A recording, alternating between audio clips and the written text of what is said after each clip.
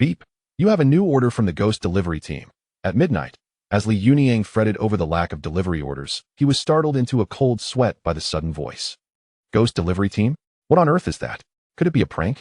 Li Yuniang murmured to himself, a sense of dread creeping into his heart. Dear courier, you have an undelivered order from the Ghost delivery team, with a time limit of 1 hour. If the order exceeds this time, you will be forcibly eliminated by the Ghost delivery platform. The mechanical voice emanated from the ancestral Bagua pendant, and concurrently, a rider order interface reminiscent of a familiar delivery platform materialized in his mind. The midnight wind was chilling, and Li Yuniang's palms were clammy with sweat as he stood frozen, his gaze fixated on the rider interface emanating from the Bagua pendant. He had anticipated another dull and uneventful night, but this sudden Ghost delivery order sent a bone-chilling sensation through him. He pinched his thigh hard, attempting to awaken himself from this bizarre situation. However, the voice from the Bagua pendant lingered in his ears like a dire warning. Dear courier, you have an undelivered order from the Ghost delivery team, with a time limit of 1 hour. If the order exceeds this time, you will be forcibly eliminated by the Ghost delivery platform. Forced elimination? Li Yuniang shivered, his mind momentarily blank, and his fingers trembled as he clicked on the rider interface in his mind.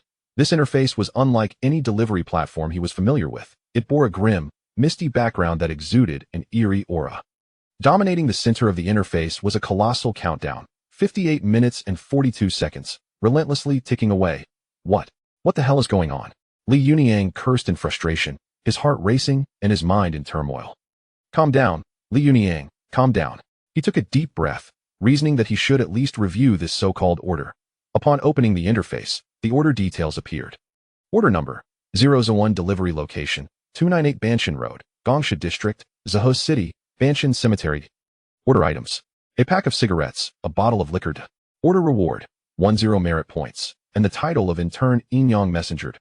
Order remarks, must be delivered within 1 hour and handed personally to the recipient. Recipient, Zhang Vucheng. Order requirements, time-sensitive delivery, otherwise elimination. Delivering cigarettes and liquor to a cemetery? And to someone named Zhang Vucheng? This must be a prank. Li Yuniang's face turned pale, his heart racing as beads of sweat broke out all over him. He pinched himself hard, desperate to confirm whether he was dreaming. However, the pain swiftly reminded him of the reality of his situation, while the countdown from the Ghost delivery team continued its merciless ticking. 57 minutes and 30 seconds. Li Yuniang stood frozen, his mind a blank canvas. An instinctual fear gripped him, and he understood that this was no jest. His grandfather had once informed him of the inexplicable connection between the ancestral Bagua pendant and the realms of Yin and Yang, but Li Yuniang had always dismissed it as mere superstition. Now, it seemed that the truth was far more terrifying than he had imagined. He inhaled deeply, forcing himself to regain composure, delivering cigarettes and liquor to his cemetery. What on earth is this ghost order? Though he felt an overwhelming reluctance, the countdown made it painfully clear that he had no choice. Otherwise, he would face elimination. Damn it, I'll just go for it. After all, I'm a delivery guy. Delivering is my job. He gritted his teeth and hurriedly rummaged through the storage box beneath his electric bike seat, retrieving a pack of cheap cigarettes and a small bottle of strong liquor. He had bought these to alleviate boredom during his shifts, never expecting they would come in handy now. After gathering the items, Li Yuniang shoved them into his delivery box, took a deep breath, and opened his phone's map, inputting 298, Banshan Road, Gongsha District, Zahos City. Banshan Cemetery. He was aware that this place was no pleasant destination, but it was evident that he had to go there tonight at midnight. The Banshan Cemetery was enveloped in silence, with only the rustling of wind through the treetops breaking the stillness. Li Yuniang arrived at the cemetery entrance on his electric bike, taking several deep breaths in an attempt to steady himself. Damn, this is really spooky, he muttered under his breath, yet his feet continued to press forward, riding deeper into the cemetery. The atmosphere was foreboding, and the surrounding tombstones appeared particularly cold under the moonlight. Li Yuniang's heart raced as he grasped the cigarettes and liquor tightly in his delivery box, repeatedly murmuring to himself, hurry and deliver, then get out of here, avoid trouble. After riding a short distance, he caught sight of a shadowy figure ahead, standing with its back to him in front of an ancient tombstone. The figure was tall and slender, clad in a long black robe that seemed particularly eerie. Is that the one? Li Yuniang suppressed his inner fear and slowly halted his bike, retrieving the cigarettes and liquor from the delivery box. Taking a deep breath, he bravely approached and asked, his voice trembling, "Excuse me, are you Zhang Vucheng?" The shadow slowly turned. Moonlight filtered through thin clouds, illuminating it. and Li Yuniang's eyes widened in shock. The person before him had no face, only a blur of darkness. Li Yuniang nearly dropped his belongings in fright, ready to turn and flee, but he knew he could not do that. The order was incomplete, and the consequence would be elimination. He fought to suppress his terror, trembling as he extended the cigarettes and liquor, his voice shaking. This is your cigarettes and liquor, please sign for it. The person remained silent, extending a cold hand to accept the cigarettes and liquor. Li Yuniang felt as though he was grasping a piece of icy metal, a chill running down his spine. Dear Courier, you have completed the order, merit points 10, current level. In turn, Inyang Messenger. The mechanical system voice echoed in Li Yuniang's ears, and the weight on his heart finally lifted. All right, can I leave now? He whispered, his feet beginning to retreat slowly. Zhang Vucheng seemed to nod slightly before gradually turning and disappearing behind the tombstone. Li Yuniang dared not linger, spinning around to rush towards his electric bike, nearly tumbling as he jumped on, accelerating away from the cemetery as fast as he could. Back in the city, Li Yuniang halted his bike, gasping for breath. The recent encounter had sent his heart racing, as if he had just walked through the gates of the underworld. What the hell was that order? He cursed, his heart still pounding. The Bagua pendant illuminated once more, the system's voice calm and mechanical. Congratulations, Courier. You have completed your first ghost delivery order and are now officially part of the underworld Inyang Messenger system. Subsequent orders will be issued in due course. Please be prepared. Li Yuniang's expression darkened considerably. He had thought that completing this order would end the nightmare, but it was clear that this was merely the beginning. What kind of ghost messenger? I don't want to be some ghost courier. He shouted in despair, trying to tear the Bagua pendant from his chest. But no matter how hard he pulled, it remained firmly attached, as if it were a part of him. Resigned, he sat on his electric bike, his mind racing with the upcoming tasks, engulfed by a profound sense of unease. What exactly was this so-called ghost delivery? Why had it chosen him? As the night wind blew, carrying a hint of chill, Li Yuniang gazed at the city shrouded in darkness, a strong premonition swelling within him. This was far from over. It was merely the beginning. Chapter 2. Errand Fee. 50,000. The sun bathed the streets in its golden light, while the bustling traffic created a cacophony of noise. However, Li Yuniang sat in his dilapidated little rental room, utterly devoid of the inclination to appreciate the scenery outside. His complexion was pale, his gaze wandering, and he appeared exceedingly fatigued. After the bizarre order from the ghostly delivery service the previous night, he had not slept a wink, his mind consumed by the terrifying scenes from that night. The graveyard, the faceless specter, the delivery of cigarettes and liquor. Despite returning to the city, he still felt a chill coursing through his body. Not to mention, he was still burdened by that dreadful ghostly delivery system, which could dispatch new life-threatening tasks at any moment. I must find a way to rid myself of this accursed system, Li Yuniang silently resolved. Though he knew there was currently no feasible way to do so, the ancestral Bagua pendant clung tightly to his chest, no matter how forcefully he tugged. It seemed as if it had fused with his skin, remaining stubbornly in place. During the day, Li Yuniang became increasingly cautious, even refraining from accepting ordinary delivery orders for fear that one might contain a task from the ghostly service. Unlike his usual days, he now felt constantly on edge, particularly before dusk, when an inexplicable sense of unease gripped his heart. To ensure his safety, Li Yuniang decided to remain indoors all day, conserving his energy to face the potential ghostly orders that might arise at night. Ding! Sure enough, at midnight, the familiar mechanical voice sounded once more. Li Yuniang instinctively jolted, immediately glancing at the Bagua pendant hanging from his chest, his heart racing uncontrollably. Dear Courier, you have a new ghostly order. Please check promptly. The grayish interface of the courier's system materialized in his mind, revealing the order details before his eyes. Order number 002, delivery location, Hoda Chinese Department, order item, a bank card with a balance of 1 million, password 201314. Recipient, Li Xiaoqing. Order requirements. Do not force the customer to accept, must be delivered within 1 day, or face annihilation. Order reward. Errand fee, 50,000. Merit points 10, eligible for a lottery reward. To verify the authenticity of the bank card, Li Yuniang made a special trip to the nearby bank.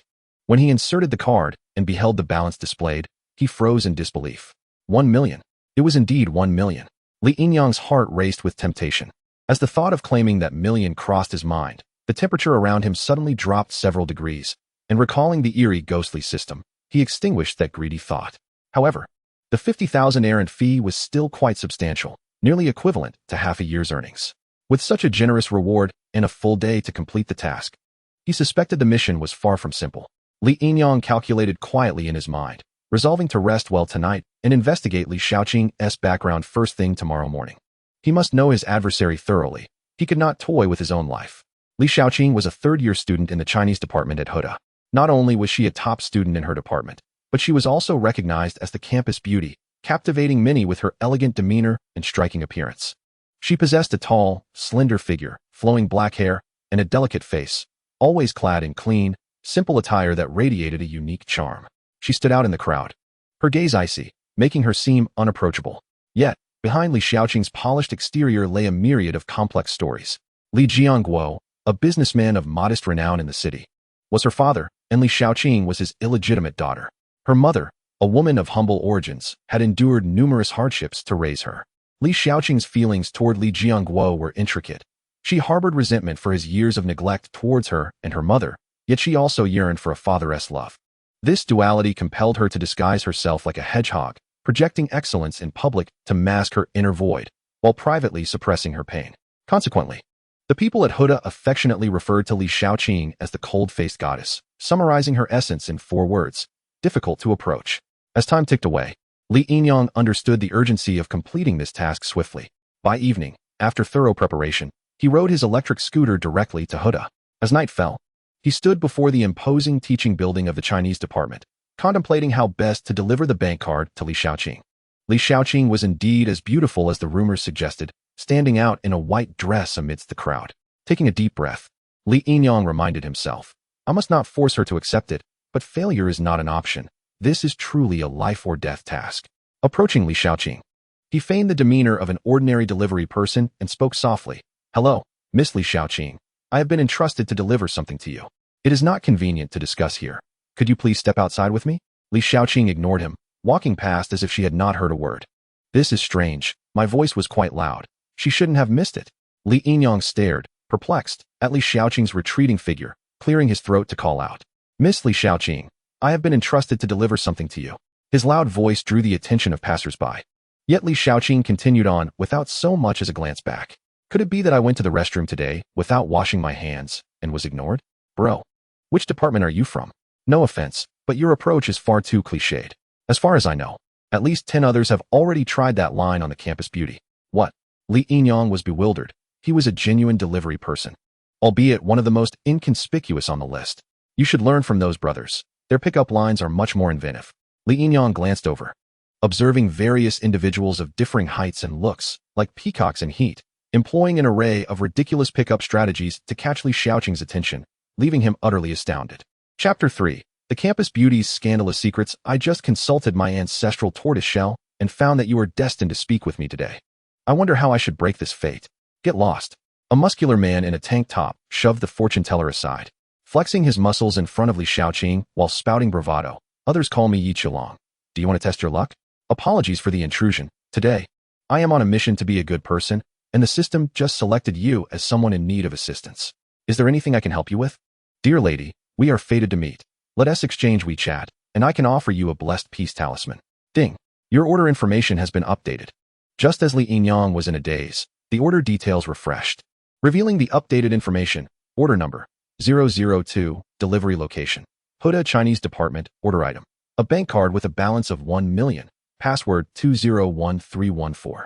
Recipient, Li Shaoqing, nicknamed Xiaodian, who was breastfed until age 5, wet the bed on her 10th birthday, and has a scar the size of a cigarette burn on her chest, along with a prominent mole in her intimate area. Order requirements. Do not force the customer to accept, must be delivered within 1 day, or face annihilation. Order reward. Errand fee, 50,000. Merit points 10, eligible for a lottery reward. The ghostly delivery system was indeed a timely boon. Li Yinyang, upon encountering these sensational tidings, was hardly concerned about her compliance. The methods of flirtation employed by you all were exceedingly pedestrian. Observe how I compel Li Shaoqing to halt her steps and seek me out of her own volition. Do not presume we are unaware of your previous charade as a delivery man, only to be disregarded by the goddess herself. Should you succeed in your advances, I shall undertake a rather ludicrous challenge. Count me in as well. Additionally, I too, Li Shaoqing, Li Yinyang exclaimed, followed by a smirk. Little Sweet was weaned at 5 and still wet the bed at 10. Li Shaoqing, walking ahead, momentarily halted, prompting Li Yinyang to continue. There exists a scar on her chest, the size of a cigarette burn, and a sizable mole in a private region. Before Li Yinyang could finish the phrase, Li Yinyang's large black mole, a soft, fragrant hand covered his mouth. "Be quiet. Follow me," she commanded. Without waiting for Li Yinyang's refusal, she tugged him away. Before departing, he cheekily winked at the crowd attempting to flirt with Li Xiaoqian, assuming the demeanor of a victor. "Speak. Who are you, and how do you know such private matters about me?" Li Yinyang was dragged into a secluded corner with no one around, save for a few dense trees shielding them from prying eyes.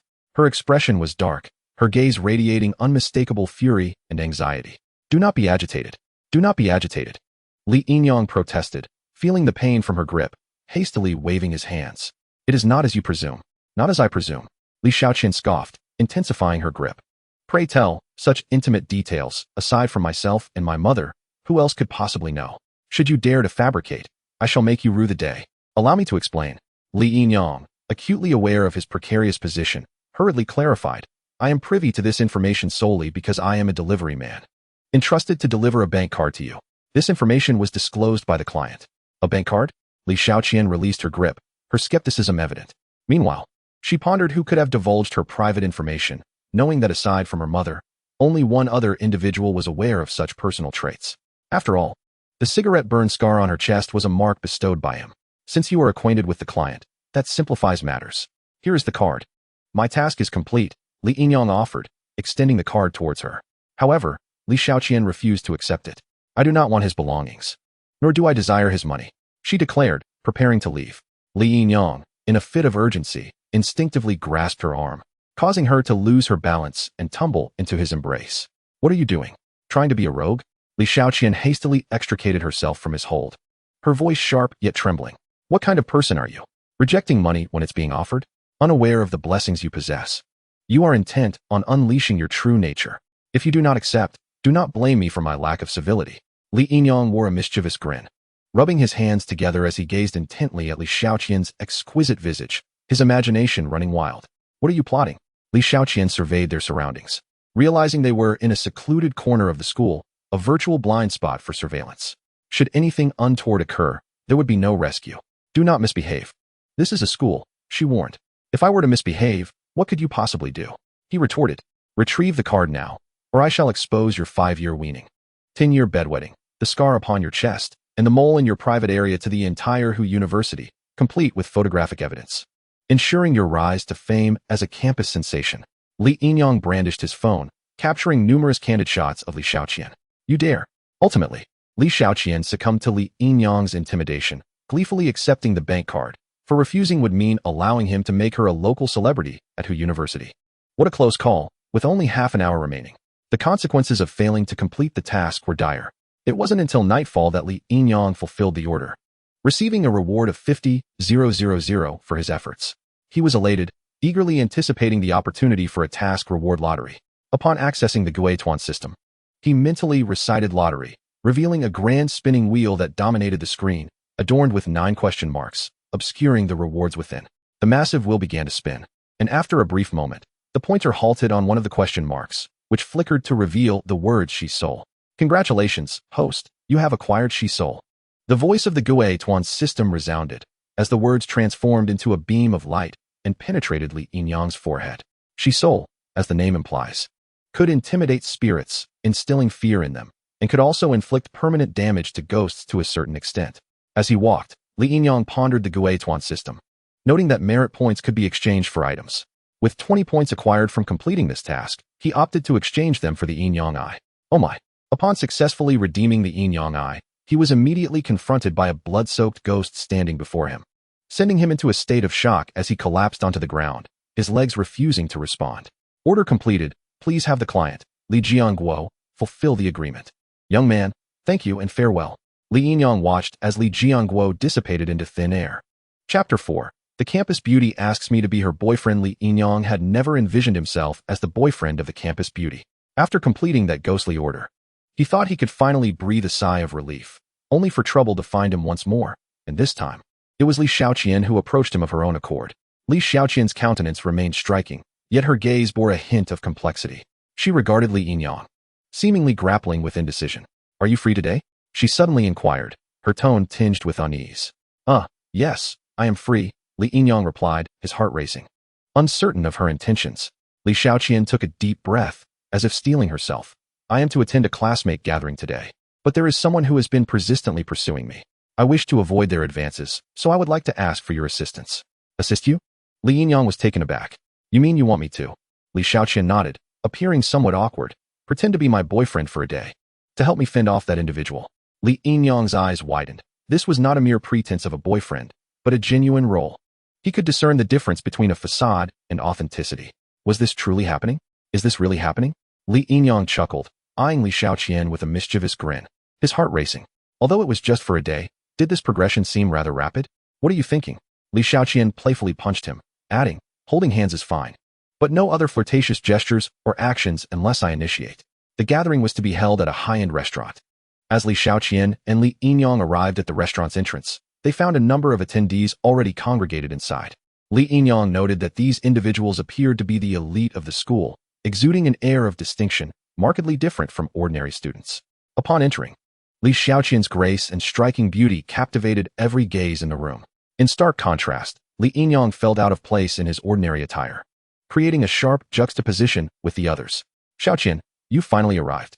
A tall and beautiful girl approached, clearly one of Li Xiaoqian's close friends. Upon noticing Li Yinyang, her eyes briefly widened in surprise, but she quickly masked it with a smile.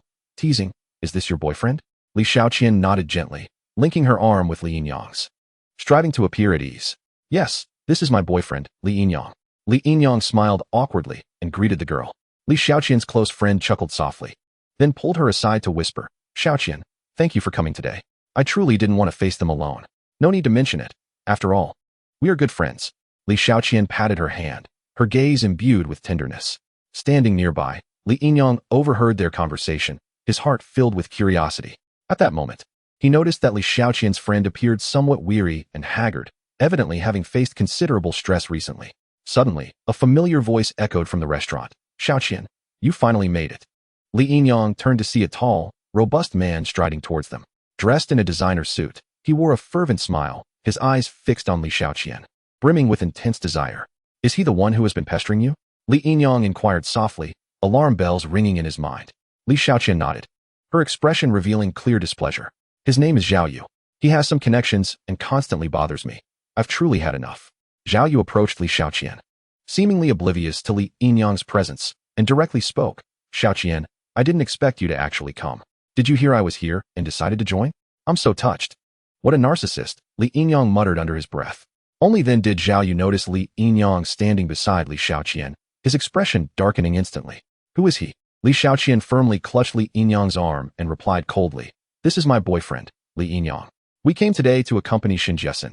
It has nothing to do with you. If it weren't for Shun Jiesin encountering some issues and wanting to get out to clear her mind, she wouldn't have bothered with this mundane gathering. Zhao Yu's face turned sullen as he scrutinized Li Yinyang, his tone dripping with sarcasm. Your boyfriend? Him, such an utterly ordinary person? Li Yinyang felt a surge of irritation at the blatant insult.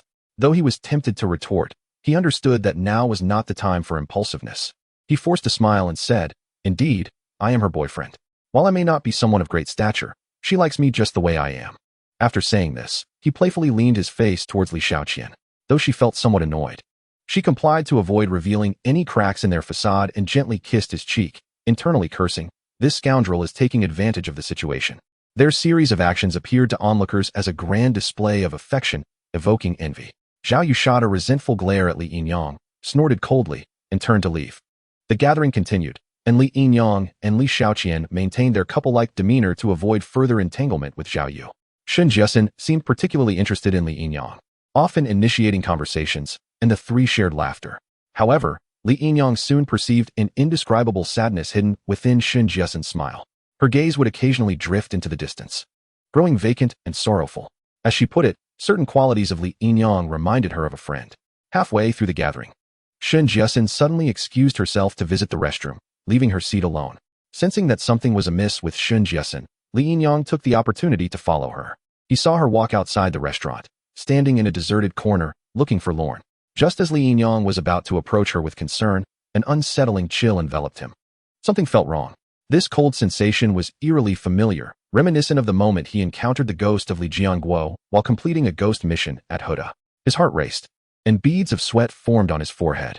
He inhaled deeply, closed his eyes, and concentrated, silently chanting, "Yin Yang I." When he opened his eyes again, the world appeared slightly blurred, yet within that haze, he could perceive what was invisible to ordinary eyes. Mother, a ghost. A pale-faced apparition loomed before Li Yinyang, startling him to the point of nearly losing his balance and collapsing onto the ground. "Can you see me?" An empty voice reached Li Yinyang's ears, its icy tone sending shivers down his spine. Who are you?" Li Yinyang stammered, his voice trembling. "I am Jiasen's boyfriend, Jin Feiyang," the apparition replied softly, returning to Shun Jiasen's side, where a hint of tenderness appeared in his hollow gaze. Shun Jiasen's deceased boyfriend had been lingering by her side in ghostly form. "You remain by her side because you cannot let her go?" Li Yinyang cautiously asked, attempting to discern the spirit's intentions. "I cannot bear to part with her. Nor my mother." Just then, the Bagua pendant on Li Yinyang's chest vibrated slightly. A sense of urgency gripped him. The ghost mission system had triggered again. Sure enough, the familiar cold, mechanical voice resonated in his mind. "Your ghost team has a new order." The familiar grayish order interface materialized in his mind. Order number 003, delivery location, where Shun Jiasen is, Jin's mother's location. Task objectives: 1. Disperse the lingering ghostly energy, restoring the target's yang energy. 2. Help Jin Feiyang visit his mother to resolve her emotional turmoil. Order explanation: due to prolonged contact with ghostly energy, Shun Jiasen's yang energy has diminished, causing her body to weaken. Target Jin's mother, unable to cope with her son's death, has fallen into despair.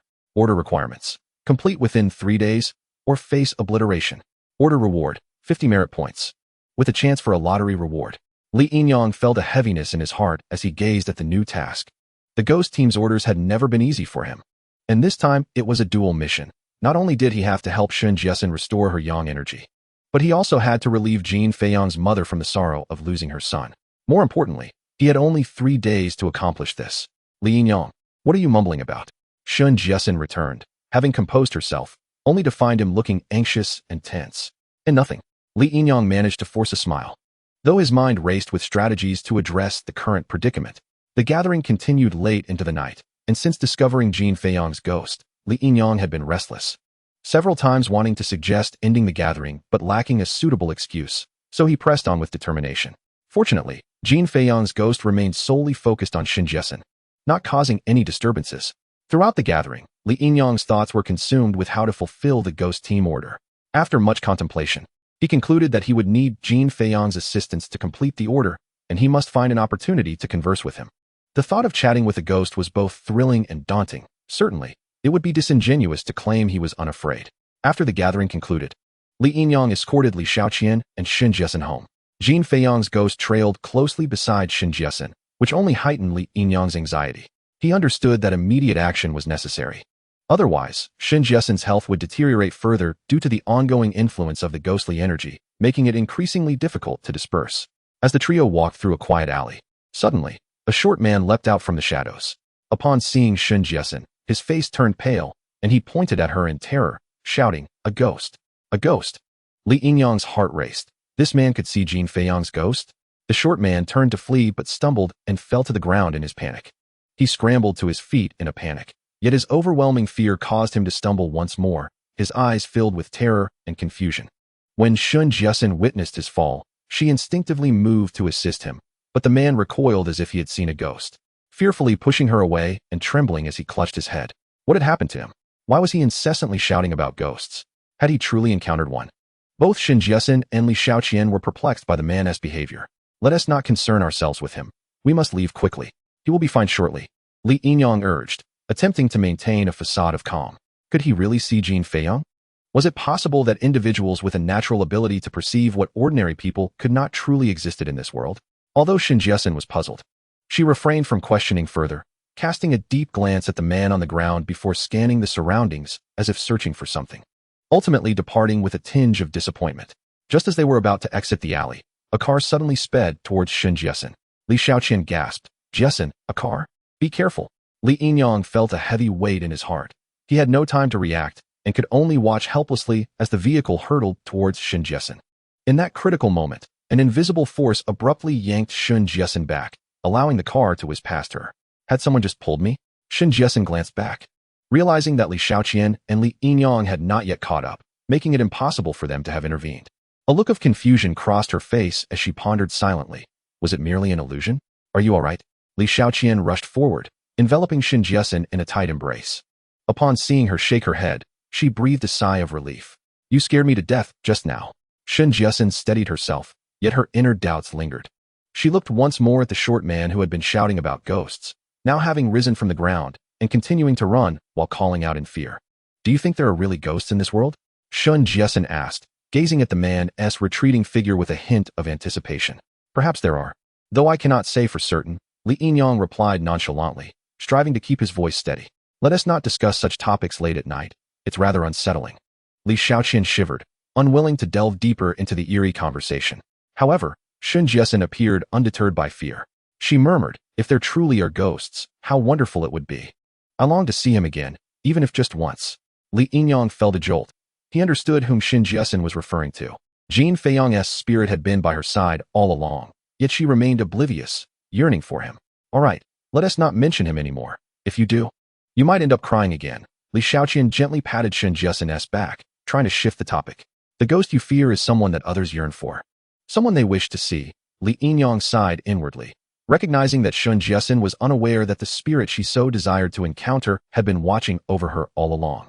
His gaze shifted to Jin Feiyong beside Shen Jiasen, noticing that his ethereal form seemed to have dimmed considerably, likely a consequence of his earlier efforts to assist Shen Jiasen. Let us converse, Li Yinyang said, making a concerted effort to suppress his fears as he addressed Shen Jiasen. Chapter 6. How to find a substitute for the water ghost. Li Yinyang knew that he needed to speak with Jin Feiyong urgently, to make him understand the peril of remaining close to Shen Jiasen. After escorting Shen Jiasen and Li Xiaoqian home, Jin Feiyong followed Li Yinyang back to his residence. Before parting ways, Li Yinyang concocted a hasty lie. Shen Jiasen, you have been feeling weak lately. Make sure to get some sun during the day. It will benefit your health. Although Shen Jiasen appeared puzzled, she nodded in agreement. Li Xiaoqian chimed in. Yes, I'll make sure she gets plenty of sunlight. Li Yinyang felt a wave of relief wash over him, though he was uncertain of how effective this advice would be. Basking in sunlight was indeed the simplest and most effective measure in the absence of immediate means to dispel negative energy. You cannot continue to stay close to Shen Jiasen, Li Yinyang said, cutting straight to the point with Jin Feiyong. Your prolonged presence has allowed your negative energy to erode her well-being. She is growing increasingly frail. Continuing down this path will only harm her. A flicker of anguish crossed Jin Feiyong's eyes. But I do not wish to leave her. I only want to protect her. Li Yinyang spoke solemnly. The best way to guard her is to allow her to live a normal life. Remaining by her side will only deepen her suffering. Her current condition is already dire. If this continues, the consequences will be unimaginable. Jin Feiyong fell silent for a moment before quietly asking, what should I do then? Li Yinyang sighed. This was a choice Jin Feiyong needed to make for himself. To gather more information about the ghostly order system, he tentatively inquired. Have you issued any special requests? Perhaps soliciting assistance from someone? Li Yinyang did not want to miss the opportunity to learn about the ghost order. Given that the principal involved, Jin Feiyong, was right in front of him. What order? Jin Feiyong asked, somewhat baffled. However, not long ago, I received a mysterious voice asking if I needed help, claiming it could assist me in fulfilling my wish. And what is your wish? That Jiasen may live well, and that my mother's heart may be unburdened, so she no longer feels sorrow, Jin Feiyong replied. It was confirmed. The ghostly order system was indeed at play. Unfortunately, Jin Feiyong was unaware of the specifics of the order or the ghostly system itself. Although he was oblivious to the existence of the ghost order system, his wish had evidently been detected by it, which manipulated him into completing tasks, though the price he would have to pay remained unclear. Did the mysterious voice indicate any form of compensation you would need to provide? Li Yinyang pressed further. Warning, warning, warning. The host is attempting to pry into client privacy, violating the rules of the ghost order system. Please cease all non-order-related communication with the client immediately or face annihilation. As soon as Li Yinyang's words fell, he was met with a warning from the ghost order system. Meanwhile, Jin Feiyong appeared oblivious to what Li Yinyang had just said. The ghost order system was indeed terrifying. The following day, as dawn broke, soft rays of light filtered through the mist, draping the earth in a layer of gentle golden gossamer. The sky gradually transitioned from deep blue to a lighter hue, with wisps of thin clouds leisurely drifting along the horizon, as if still cherishing the tranquility of night. Li Yinyang had intended to return home with Jin Feiyong, only to discover that Jin Feiyong could not venture out during the day. Yesterday, he had hidden within the necklace he had given to Shen Jiasen, and now, Devoid of his possessions from his lifetime, Li Yingyang could only wait until nightfall. As night descended, the sky was enveloped in a profound blue, stars glimmering like diamonds embedded in the night, flickering in and out of visibility. The moon hung high in the heavens, casting a silvery glow that rendered the earth hazy. Tree shadows swayed gently in the breeze, resembling dancing silhouettes. "Is this your home?" Li Yingyang inquired, as they approached Jinjiakin, a village near Shihu City, where the entire locality bore a single surname. Jin Feiyong nodded, but his expression darkened momentarily. "Why is my mother not home at this late hour? I sense an ominous presence. It seems another ghost is nearby," Jin Feiyong murmured. The two, one person and one ghost, followed the unsettling aura to the riverbank, where they beheld an elderly woman vacantly walking towards the water. "Mother!" Jin Feiyong's ghostly form let out a heart-wrenching cry, attempting to awaken his mother's consciousness, yet she seemed entirely unaware of her son's calls. Continuing her mechanical advance towards the water. At that moment, Li Yingyang's eyes caught a glimpse of a faint blue light. A water ghost was stealthily approaching, with Jin Feiyong's mother as its target. "This is bad. It's a water ghost. It seeks a substitute," Li Yingyang exclaimed in alarm, immediately recognizing the peril that Jin's mother was facing. Shui Gui is an exceedingly perilous spirit, typically perishing due to drowning and consequently unable to reincarnate. Thus, it lingers by the water's edge, attempting to entice others to leap into the depths in its stead, thereby securing an opportunity for rebirth. At this moment, the water spirit unmistakably had its sights set on Jinmu. "Seize the soul." Just as Jinmu stepped into the river, Li Yingyang bellowed, and a beam of golden light struck the water spirit, which was poised to attack her with unerring precision. The water spirit let out a chilling shriek, its malevolent energy dissipating as it fled without a trace. Concurrently, the hold it had over Jinmu vanished instantaneously. Jinmu's body jolted, as if awakening from a nightmare, and she staggered back a few steps. "Auntie, quickly leave this place." Li Yingyang hastened to support her, speaking softly. Jinmu, still in shock, gazed at him with wide eyes filled with terror. "It felt as though something was pulling me. That was merely a nightmare. All is well now." Li Yingyang reassured her gently, internally relieved that had he not arrived in time, Jinmu might have become the water spirit's substitute, leaving him to face the grim fate of a failed mission and annihilation by the ghostly order system. Li Yingyang escorted the shaken Jinmu back home and directly stated his purpose. "Auntie, I am a friend of Fei Yong, sent by him to see you." Jinmu lifted her head, her face a canvas of confusion and sorrow, struggling to believe Li Yingyang's words. "But my Fei Yong is no longer here." At that moment, Jin Fei Yong's spirit materialized beside her. Though she could not perceive her son's form, she seemed to sense his presence. "Fei Yong." Jinmu choked back tears as they streamed down her cheeks. Jin Fei Yong's spirit gazed at his mother, his eyes brimming with longing and heartache. He utilized the tea on the table to inscribe a few words upon its surface. "Ma, I am here." Jinmu looked down to see the characters gradually appearing, her body trembling as tears flowed uncontrollably down her face. She reached out, trembling, to gently caress the letters as if she could truly touch her son's hand. "Fei Yong, is that really you?" Jinmu's voice was laden with disbelief and an endless yearning. Jin Fei Yong's spirit nodded silently, though his mother could not see him. He earnestly responded, "Ma, I am here. You must not dwell in sorrow any longer, otherwise I shall depart with unease. Carry on with my spirit for your sake and mine. Let go of your pain and begin anew." Jinmu was inconsolable, her hands gripping the edge of the table as if to hold on to something tangible, whispering, "Fei Yong, I am so sorry. I miss you so much. Ma, you have not wronged me. My departure was fated, but your life must continue." Jin Fei Yong's spirit continued to inscribe words with the tea. "I hope you can let go of me and live well, so that I may leave in peace." As these words were conveyed, Jinmu's emotions gradually settled, a hint of relief mingling with her tears. She nodded gently, whispering, "Fei Yong, I understand. I will live well and not cause you worry again." Jin Fei Yong's spirit displayed a contented smile, his figure slowly becoming transparent. Though he was reluctant, he understood that the deceased can only depart peacefully if the living continue to cherish their memories. "Ma, I love you. Take care of yourself." He spoke softly before transforming into a wisp of breeze and vanishing into the ether. Jinmu's tears flowed anew, yet this time, her heart brimmed with tranquility and solace. She tenderly traced the letters on the table, sensing her son's presence. The tears fell upon the surface, blurring the words. Yet the bond between mother and son remained eternally etched in her heart. Li Yingyang stood by, silently observing the poignant scene, feeling a wave of oppression and discomfort. This was not merely a task assigned by the ghostly order system. It was a farewell and liberation between mother and son. At that moment, Li Xiaoqian unexpectedly called. Li Yinyang, how strange. Today I supervised Jiaxin to bask in the sun all day, and her complexion improved significantly. Just now, Jiaxin told me her mother sought a talisman from the temple, burned it, and gave her the water to drink. What age are we in to still believe in such things? Li Yinyang paused, astonished by the talisman's effectiveness in dispelling the negative energy within Xin Jiaxin.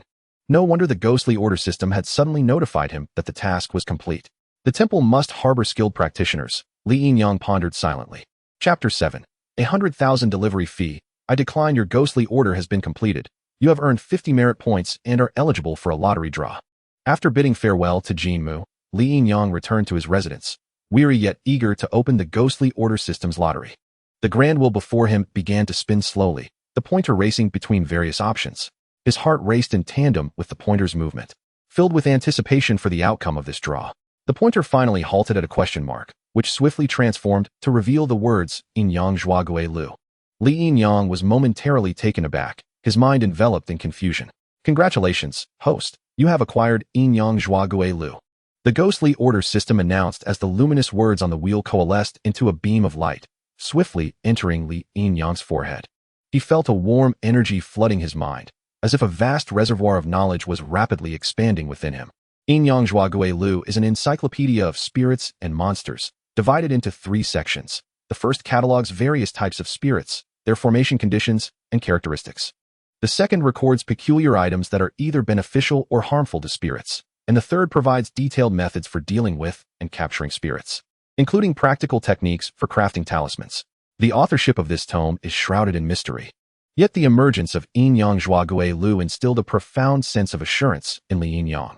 To date, he had completed 3 ghostly orders, each encountering spirits. Yet none were malevolent, except for the water spirit, which posed no threat as long as one refrained from approaching its watery domain. However, he recognized that frequenting the riverbank would inevitably lead to damp shoes, and should he encounter a malevolent spirit one day, he would not require the ghostly order system to intervene. He would likely meet his fate at the hands of that malevolent entity. With Yinyang Zhuagui Lu, he could engage in combat with even the most sinister spirits. If he mastered the knowledge within, he could confront any malevolent or ferocious spirit with confidence. No longer fearing the ghostly order's tasks or living in constant trepidation, he would merely need to be wary of overdue orders from the ghostly order system. Li Yinyang reclined on his bed, experiencing an unprecedented sense of ease and stability. He opened the ghostly order system and observed an increase in the items available for exchange with merit points, including aged black dog blood, premium red cinnabar, 50-year-old boy's urine, black donkey hooves, and more, all potent tools for exorcism. However, upon glancing at the prices, he gasped. The cheapest portion of aged black dog blood required 10 merit points. This exorbitant price weighed heavily on his heart. His 50 merit points, though seemingly substantial, would only afford him a few items in exchange for these exorcistic materials. While Li Yinyang contemplated how to accumulate more points, the ghostly order system suddenly presented a new notification. Your ghostly order has a new task. Please choose whether to accept it. What is this? Li Yinyang wondered, perplexed. The ghostly order system had never before asked him whether to accept a task. It had always enforced participation. Why now was it offering him a choice? With curiosity, he clicked to view the order details, discovering a normal yellow interface rather than the usual gray one. Order number. Delivery location. Shihu Shi Yuhang, Xiu Lu Qing Taohua Yuan. Task target. A small spirit. Order description. The small spirit raised by the client has mysteriously vanished. Retrieve it and return it to the client's home. Order requirements. Complete within 5 days, with a penalty of 50 merit points for delay. Order reward. A delivery fee of 100,000. Is the Guituan system treating me like a dog? It is one thing to deny me merit points, but to covet the 50 I have painstakingly earned is beyond reproach. Nevertheless, the allure of 100,000 cash reward is tempting, nearly equivalent to his annual income. Li Yinyang gazed at the order details, feeling a stir of interest. This time, the target was a minor ghost, specifically one raised by another. On the surface, this task appeared to be a simple retrieval and delivery order, yet it was fraught with challenges, as the order provided no clues whatsoever. The Yinyang ghost capture record mentioned that raising minor ghosts is an exceedingly perilous sorcery. It originated in Southeast Asia, particularly prevalent in regions like Thailand and Myanmar. Those who raise minor ghosts typically employ certain secret methods to capture the souls of deceased infants, sealing them within specially crafted ceramic jars or dolls, and control the minor ghosts through rituals, offering blood and food as tributes to have them perform tasks. Some exploit these minor ghosts to seek wealth, fame, or even to exact revenge on enemies.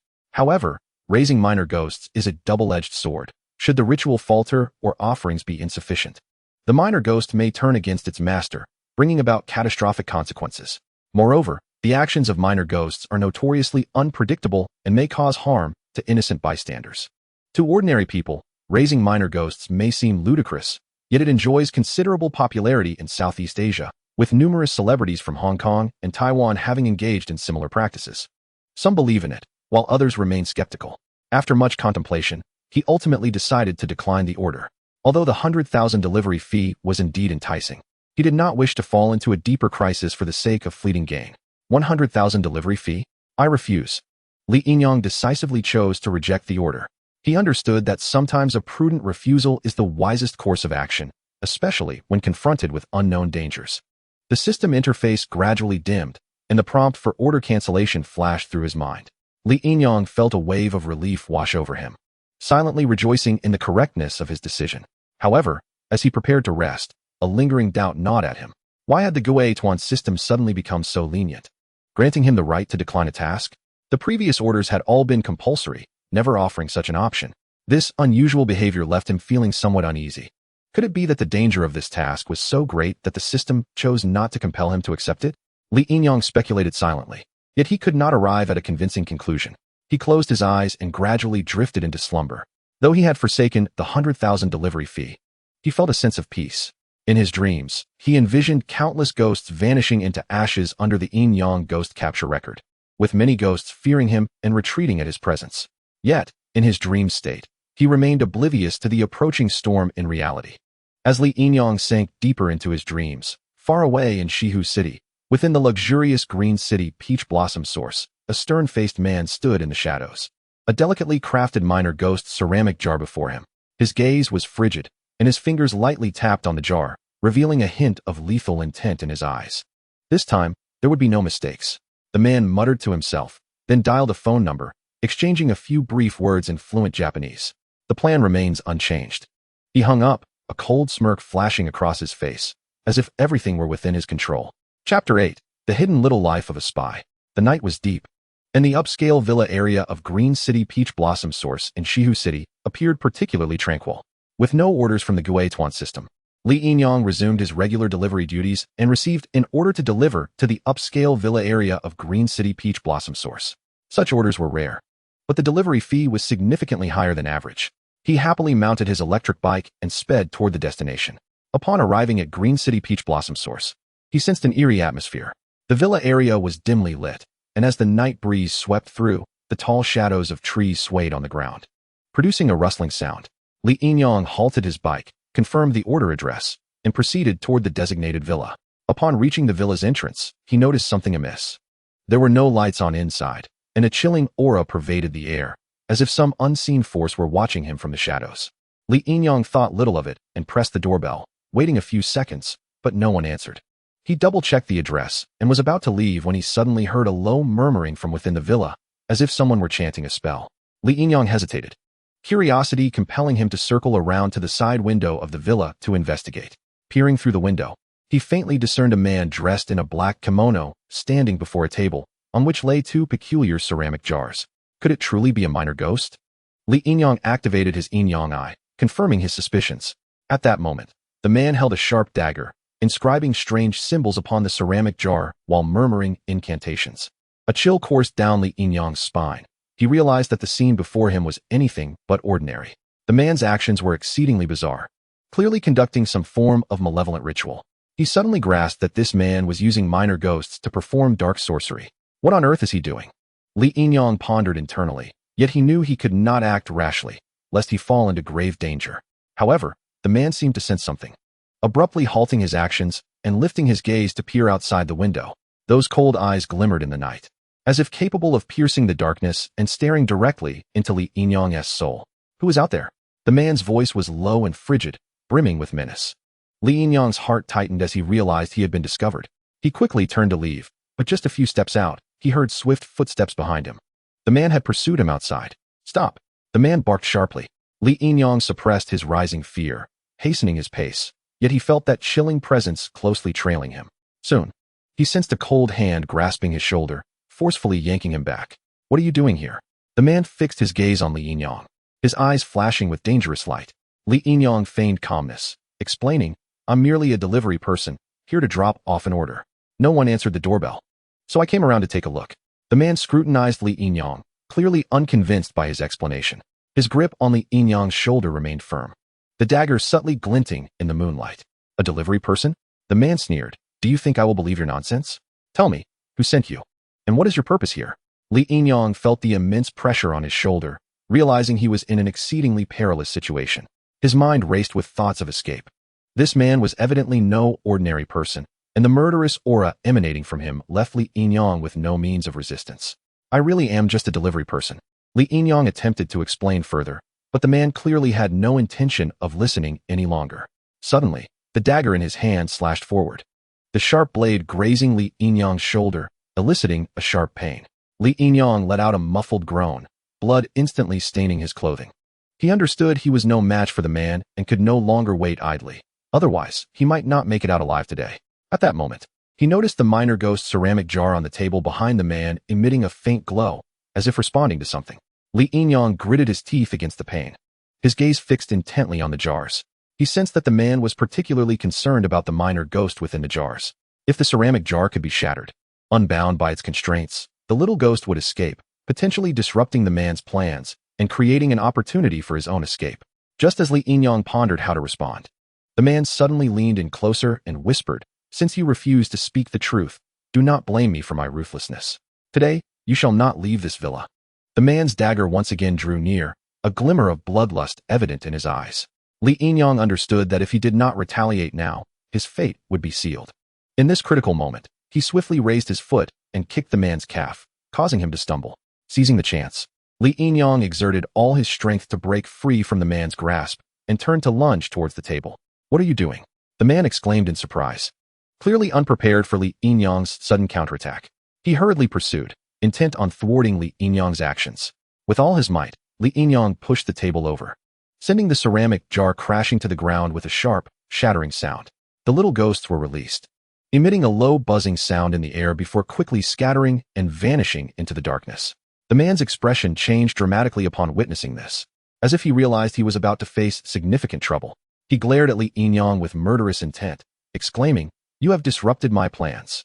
Knowing there was no retreat for him, Li Yinyang gritted his teeth, enduring the pain in his shoulder, and fixed his determined gaze on the man. Who are you? What are you really doing? Li Yinyang demanded, hoping to extract more information from him. Baka, the man shouted, You have ruined my plans. You must die today. Before he could finish his sentence, he lunged again, dagger poised to strike. This time, he had evidently lost his patience, his movements swift and brutal, emanating an aura of unstoppable lethality. Li Yinyang recognized his inability to counterattack and relied solely on agile evasion and instinctual judgment to navigate within the villa. Yet, the man relentlessly pursued him, clearly resolved to see him dead. In this life-and-death moment, an audacious thought flashed through Li Yinyang's mind. He charged towards the villa's entrance, attempting to escape outside. However, the man seemed to anticipate his intent. Just as Li Yinyang was about to open the door, the man lunged forward, pinning him to the ground. The dagger was raised high, ready to plunge down when, at that moment, a piercing siren and hurried footsteps echoed from outside.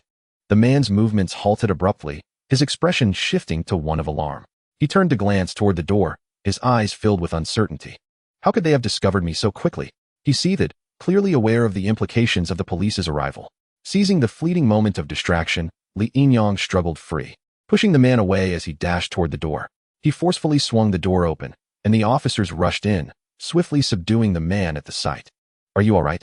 The lead officer asked, quickly supporting the breathless Li Yinyang. Li Yinyang grasped his injured shoulder and shook his head. I'm fine, just a superficial wound. Thankfully. You arrived in time. The police quickly restrained the man, pressing him to the ground and placing handcuffs on him.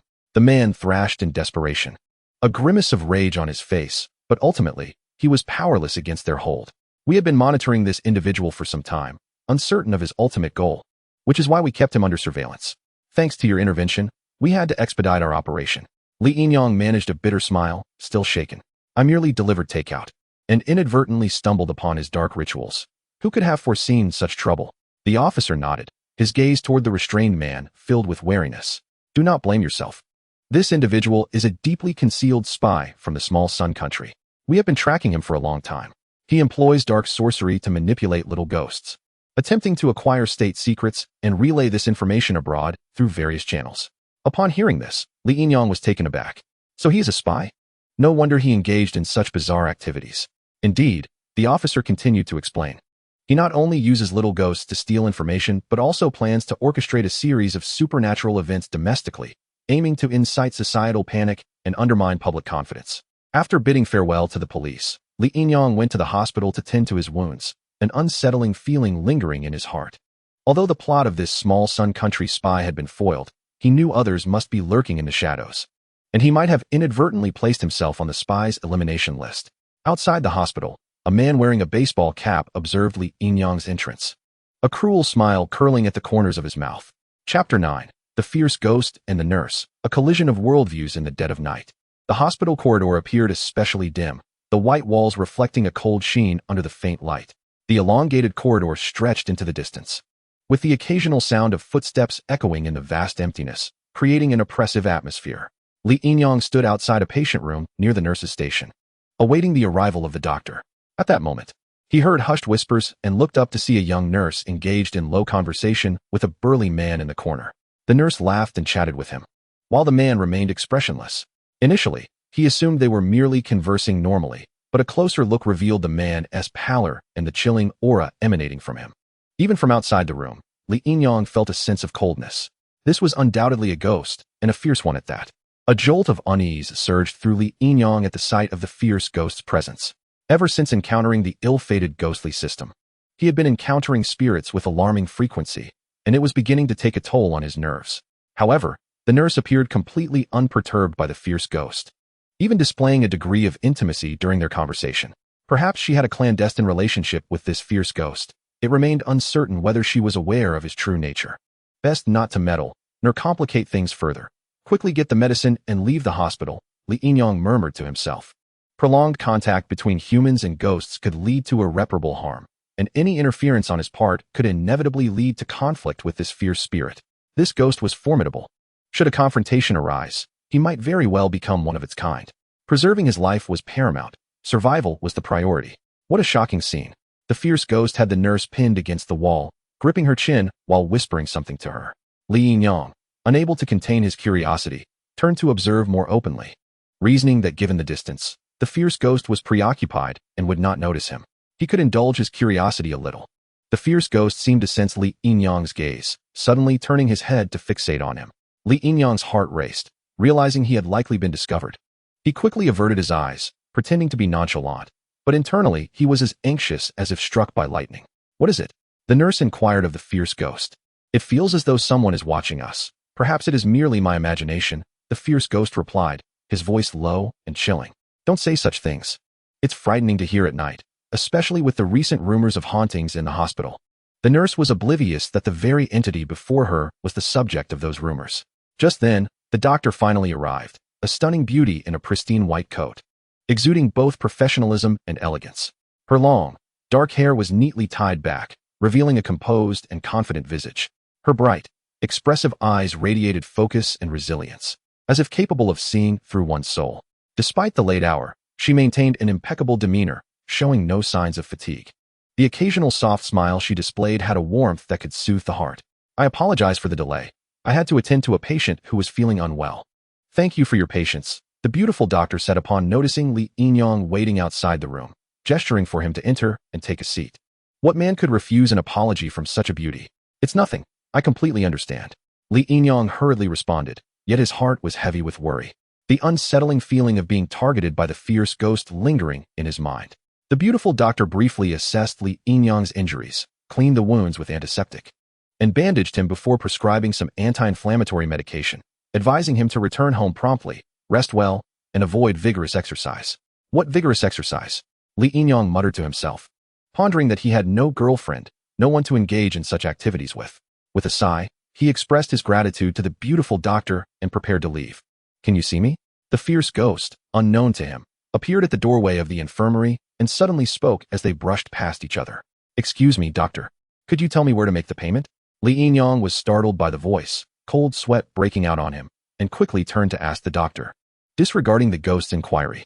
The first floor, you will see it as you go downstairs, the doctor replied, then shifted her gaze towards the ghost, instructing, come in quickly.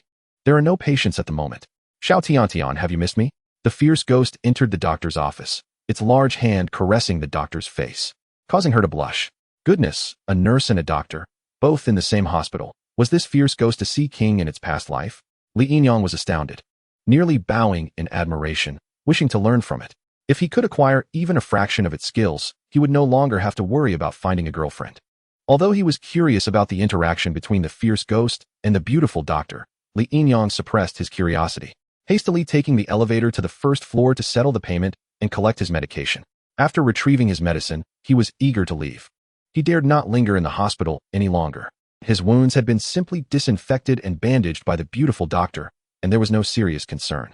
As long as he took his medication regularly and avoided strenuous activities, he would heal in a few days. Li Yinyang quietly rejoiced that, despite the bizarre events of the evening, he had escaped without significant harm. What the heck? It was all over so quickly. Just as Li Yinyang prepared to head back after collecting his medication, he suddenly saw the fierce ghost standing next to his electric bicycle. He instinctively wanted to voice a complaint, but as he began to speak, he quickly covered his mouth, realizing it was too late. You truly can see me. The fierce ghost grinned ominously, a dangerous glint in its eyes. This damned Murphy's Law. Li Yinyang understood that he would likely not leave unscathed today. The ghost seemed uninterested in immediate violence, instead observing him with keen interest, as if admiring its prey. Brother, let us talk this out, no need for violence. Li Yinyang forced a smile, striving to appear calm. The fierce ghost snorted, suddenly leaning closer to him, whispering chillingly, did you think you could evade my gaze? From the moment you spied on us, I was aware. I was merely passing by. I truly mean no harm. Li Yinyang hastily explained, but he knew this reasoning would hardly convince the fierce ghost before him. A cold smile flickered across the ghost's face. No malice? Do you think I would believe that? Anyone capable of seeing me typically meets an unfortunate fate. A chill gripped Li Yinyang's heart, a wave of dread washing over him. He began to regret his overwhelming curiosity. He could have simply seen the doctor and swiftly left this haunted place. However, the ghost's voice turned low, laced with a hint of amusement.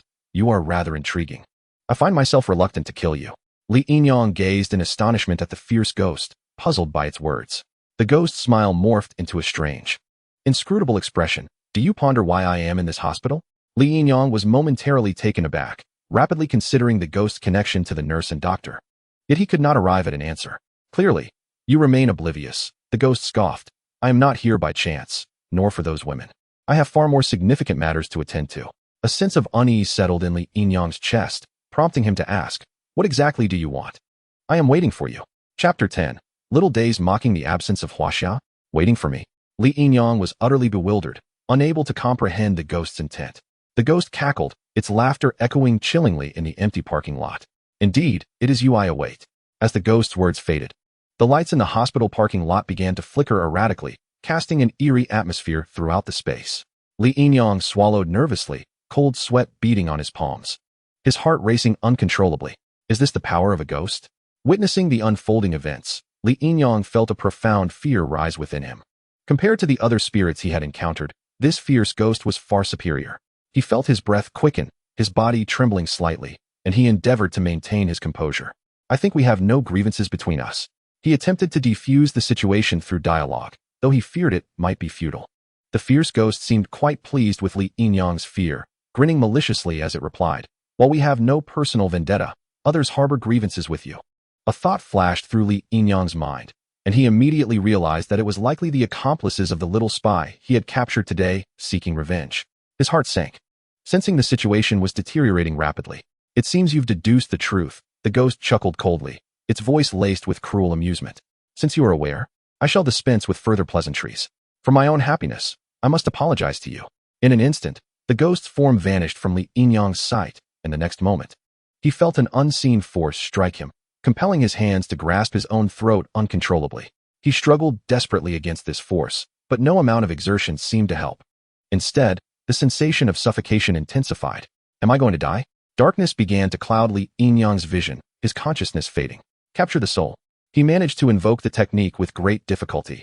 hearing the ghost's startled shriek as control returned to his hands, quickly releasing his throat and gasping for breath. Unexpectedly, "You possess some skill," the ghost's furious voice echoed all around him, yet its form remained unseen. Each time, Li Yinyang employed the technique. The effects of his Yinyang I would momentarily dissipate. Both abilities relied on his sight as a medium, and he was not yet adept enough to wield them simultaneously. "Kid, tremble. Beg for mercy." A tremendous force slammed into Li Yinyang's chest, sending him flying. Almost immediately, he was pulled back, crashing against a pillar. Li Yinyang felt dazed, his anger replacing fear as he locked onto the fierce ghost with his Yinyang eye and attempted to execute the capture the soul technique, only to miss completely. He tried repeatedly, yet each attempt failed to strike the ghost, despair creeping into his heart, though he refused to surrender. "Kid, give it up." The ghost's voice echoed ominously from all directions. "Though your technique is impressive, you are still inexperienced. As long as I am swift enough, you will not hit me. If I cannot defeat it, then I must flee." Li Yinyang used Capture the Soul once more to repel the attacking ghost, then turned to run. He knew that while he had acquired the rare tome Yinyang Ghost Capture Record, he had yet to study it deeply. Faced with this fierce ghost, he had no chance of victory. His only options were to escape or await his demise. "Do you think you can escape from me?" The ghost's voice was cold as ice, akin to whispers from the depths of hell. Li Yinyang had not fled far when the ghost caught up to him. It lunged at him with the swiftness of lightning, imbued with a force that tore through the air. Li Yinyang barely had time to react before the ghost struck him squarely in the chest, sending him flying and crashing to the ground, blood spilling from his mouth. Li Yinyang felt excruciating pain in his chest, struggling to breathe. He exerted every ounce of strength to rise, but his body felt heavy and powerless. Limbs weighed down as if filled with lead. The fierce ghost loomed over him, bending down, its pale, corpse-like hand grasping Li Yinyang's throat. As Li Yinyang felt the darkness closing in, on the verge of asphyxiation, a sudden, furious voice erupted from the shadows. "Baka, you dare to disrupt my grand plans for the Day Empire." With that furious declaration, a figure clad in dark Onmyoji robes sprang forth from the gloom, eyes ablaze with madness and animosity. He charged swiftly towards Li Yinyang, unleashing a relentless barrage of punches and kicks without the slightest hint of mercy. Li Yinyang, battered and on the brink of losing consciousness, found his mind engulfed in a void of despair. He realized he was beyond salvation, his heart heavy with profound hopelessness. Yet, at that critical moment, a fierce aura suddenly pierced the night sky, sweeping in like a tempest. Li Yinyang heard a thunderous roar beside him. "You, little brat, dare to command spirits to wreak havoc in my huaxia, thinking there are no guardians?" Accompanied by this furious outburst, a figure darted forward like lightning, positioning itself protectively in front of Li Yinyang. The newcomer was tall and imposing, draped in a black cloak that billowed dramatically in the night breeze. His gaze emanated an unparalleled authority, rendering onlookers unable to meet his eyes. Upon witnessing this, the little brat's expression darkened, followed by a scoff. "Humph, who do you think you are to meddle in our affairs? Impudent. A mere little brat dares to speak to me in such a manner." The mysterious figure, filled with rage, surged forward with lightning speed, delivering a swift kick that sent the little brat flying, unable to react in time. The brat let out a shriek of pain as the mysterious figure continued to pummel him mercilessly, ultimately bringing his foot down heavily upon the brat's chest. "Baka, that hurts. So ugly, Hong Kong foot." All this transpired in the blink of an eye, and at that moment, the malevolent spirit regained its senses. Howling as it lunged toward the mysterious figure, a mere little monster dares to act ferociously. The mysterious figure kicked the little brat aside, retrieving a bell from within his robe. As he chanted incantations, he shook the bell gently, causing the malevolent spirit to emit agonized wails. The little brat, sensing danger, attempted to flee, but the mysterious figure would not allow him to escape. He swiftly interposed himself in the brat's path, coldly stating, "To wreak havoc on my huaxia's territory. You truly seek death." With that, he unleashed a powerful strike, his fist slicing through the air with the force of thunder aimed directly at the little brat. The brat, caught off guard, clearly stood no chance against the mysterious figure, gasping for breath and in utter disarray within mere exchanges. Who are you?" Fear and defiance filled the brat's eyes. "Who I am is of no concern to you," the mysterious figure replied with a chilling laugh, then struck with the swiftness of a bolt, sending the little brat crashing into the wall, blood gushing forth. "I will not let you go." The brat clutched his chest, blood trickling from his lips, yet his eyes remained fierce. Aware of his inferiority, he turned to flee. The malevolent spirit, witnessing the brat's escape, was filled with trepidation and dared not linger, hastily retreating. The mysterious figure made no attempt to pursue. merely watching their retreating figures with a glint of coldness in his eyes. Moments later, he turned and approached the barely conscious Li Yinyang, extending a hand to help him up. "Are you all right?" His tone softened, revealing a hint of concern. Li Yinyang, enduring the pain, nodded weakly. "Thank you greatly for your rescue. Your injuries are severe. You must hurry to the hospital. I must pursue that little demon and cannot accompany you." Li Yinyang gazed at him, gratitude evident in his eyes, but before he could inquire about his name, the mysterious figure vanished into the night, as if he had never existed. Chapter 11. The last demon hunter. In this era of rapid technological advancement, the youth often no longer believe in the existence of spirits. The ancient profession of demon hunters has gradually faded from memory, seemingly submerged by the torrents of time. However, in some remote mountain villages, the legends of demon hunters endure. Renowned as a mythical vocation, these individuals possess the ability to communicate with spirits and understand the ways of yin and yang. For centuries, they have passed down their legacy, carrying the mission of battling the supernatural. Each demon hunter has a unique story, a secret journey leading to this extraordinary calling. The mysterious figure's name is Lei Fei, the 38th generation heir of the demon hunters, yet he remains unmarried and childless. As night falls, the neon lights of the city flicker, and the bustling streets conceal many dark corners unknown to the public. In this tranquil night, an unsettling aura quietly permeates the air. Nearby, Lei Fei senses a familiar chill coursing through him. This sensation is not foreign. Since becoming a demon hunter, every encounter with evil spirits has ignited the blood within him, boiling with that faint coldness. Guided by his compass, Lei Fei arrived at the hospital just as a malevolent spirit was wreaking havoc nearby, harming the innocent. While he could not concern himself with human affairs, when evil spirits inflicted harm, he felt compelled to intervene. Clutching an 8 treasures compass, he gently adjusted it, and the needle began to spin, accurately directing him toward the fleeing malevolent spirit. As he ran, myriad thoughts raced through Lei Fei's mind. Although faith in spirits has waned among the populace, he knows they still exist. They can be both benevolent and malevolent. Good spirits he will send away, while evil spirits he will vanquish, ensuring their souls scatter into nothingness. "You cannot escape," Lei Fei murmured to himself, determination flickering in his eyes. The malevolent spirit, sensing Lei Fei's presence, immediately altered its path, darting into a more concealed alley. This must come to an end, Lei Fei silently vowed, quickening his steps. In a secluded alley, he finally cornered the malevolent spirit. Its grotesque form, with a twisted visage and menacing grin, instilled terror in all who beheld it. It roared, baring its bloodied maw, seemingly intent on tearing apart anything in its path.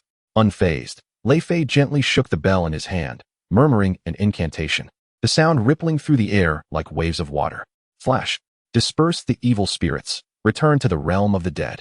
The bell's chime reverberated through the atmosphere, causing the malevolent spirit to tremble in fear. Seizing the opportunity, Lei Fei leaped forward, launching a talisman straight at the spirit's heart. Ah! The malevolent spirit emitted a heart-wrenching wail, pushed back several steps by the overwhelming force. Lei Fei showed no mercy, hurling multiple talismans that radiated light, encircling the malevolent spirit. He exhaled, relieved to have ensnared this malevolent entity. Had it mingled with the crowd, it would have been a far more arduous task. The talismans emitted a hissing sound upon contact with the spirit, akin to strong sulfuric acid corroding its target. The malevolent spirit howled, revealing its hideous, fang-filled visage. In that moment, Lei Fei unleashed 2 more talismans, affixing them to the spirit's head. Under the talisman's influence, the spirit's grotesque features blurred, as if on the verge of vanishing. Realizing he must deliver a fatal blow, he raised the bell once more, softly reciting the incantation. Return to the cycle, never to reappear. The bell continued to sway in his grasp, the talismans glowing ever brighter, gradually enveloping the malevolent spirit. The black smoke thickened, and the spirit's form began to dissipate, emitting a series of piercing cries. Ultimately, its essence transformed into a wisp of green smoke, vanishing into the night. Having dealt with the evil spirit, Lei Fei regarded the act as inconsequential. Over the years, he has dispatched numerous malevolent spirits and guided some benevolent ones to peace. His life has been spent navigating the shadows of the unseen. Notably, these spirits were not summoned by others for his aid. They were merely encountered along his journey, dealt with as he saw fit. Now, he mused, he might be the last of the demon hunters. A self-deprecating smile crossed his lips. The vocation of slaying and sending spirits has been usurped by those who understand little of the craft. They merely recite incomprehensible phrases, unaware of the true art of guiding or vanquishing spirits. By the time it reached his generation, Almost everyone was in a state of unemployment. Skilled artisans found themselves faring worse than mere dilettantes. Lei Fei stood in the night, gazing at the dissipating specters, slowly tucking away his talismans and bells. Being a ghost hunter was not a title to boast about. In fact, it had largely been forgotten by the world. Yet, he steadfastly adhered to his grandfather's teachings. A ghost hunter is not merely one who slays spirits, but also one who guides them. He murmured to himself, his thoughts drifting back to his childhood. His grandfather was one of the few ghost hunters of that era, and the villagers in many mountain hamlets held him in great reverence. Even after his passing, they continued to honor him with offerings as a sign of respect. As a child, Lei Fei often trailed behind his grandfather, secretly listening to discussions about malevolent spirits and the grievances of wandering souls. He was both terrified and intrigued. His grandfather once took him to a village plagued by evil spirits. There, he witnessed the specters tormenting their victims, causing endless illness and strange occurrences throughout the village. Yet, his grandfather resolved each issue one by one, and at that time, Lei Fei held his grandfather in the highest esteem. He vividly recalled the first time he encountered a malevolent spirit, feeling an overwhelming fear. However, his grandfather remained calm, using his talismans and compass to drive the spirit away, gently comforting the afflicted villagers and himself. His grandfather had said, "Not all ghosts deserve destruction. Some merely harbor unresolved obsessions." A ghost hunter's role is not solely to eradicate spirits, but to guide them. From that moment on, Lei Fei understood that being a ghost hunter was not a cold-blooded profession. Now, Lei Fei was in his 30s, and the legacy of his family's ghost hunting was gradually fading. In this era, matters of the supernatural were no longer believed by the majority, and ghost hunters were becoming mere legends of history. Nonetheless, he knew that no matter how times changed, malevolent spirits continued to exist. They would not vanish due to human ignorance, but would instead wreak greater havoc due to disbelief. In the gentle whisper of the wind, Lei Fei strode forward, resolutely affirming that regardless of the changes in the times, the mission and responsibility of a ghost hunter would remain unchanged. He would continue down this arduous and solitary path, steadfast in his role as a ghost hunter. As the ancient saying goes, ghost hunters are born in darkness and walk in light. Only with unwavering faith can they traverse freely between the realms of the living and the dead. Chapter 12. The eerie dreamscape. Li Yinyang emerged from the hospital late at night. The hospital building was illuminated by the neon lights, casting a kaleidoscope of colors. Yet to Li Yinyang, these bright lights seemed merely to mask the lurking darkness. He felt a lingering dread. Had it not been for the timely arrival of the mysterious figure, he might have met his end at the hands of that ferocious ghost and that treacherous Xiao Rizi. He needed to leave this place of turmoil swiftly. Just then, he noticed a shadowy figure lurking nearby, moving stealthily and suspiciously. Li Yinyang's eyes sharpened like knives, a surge of anger rising within him. "Damn you, Xiao Rizi!" Li Yinyang's voice was low and menacing. He clenched his teeth and stealthily approached Xiao Rizi. "How dare you show your face here? I will make you pay." Upon hearing Li Yinyang's voice, the figure abruptly halted and turned back. "Get lost." Li Yinyang kicked out without hesitation, fully aware of the principle of taking advantage of a foe's weakness. The ferocious ghost was being pursued by the mysterious figure. It was likely doomed. Although Xiao Rizi possessed some martial skills, his limping gait indicated he had been severely injured by the mysterious figure. "Baka, shameless Xiao people, daring to ambush me." Li Yinyang scoffed, having no intention of granting him an opportunity for retaliation. In a fit of rage, he struck out with a powerful kick, declaring, "You brought this upon yourself for trying to harm me tonight." Xiao Rizi, panicking, raised his hands to defend himself, but still stumbled back several steps from the force of the kick.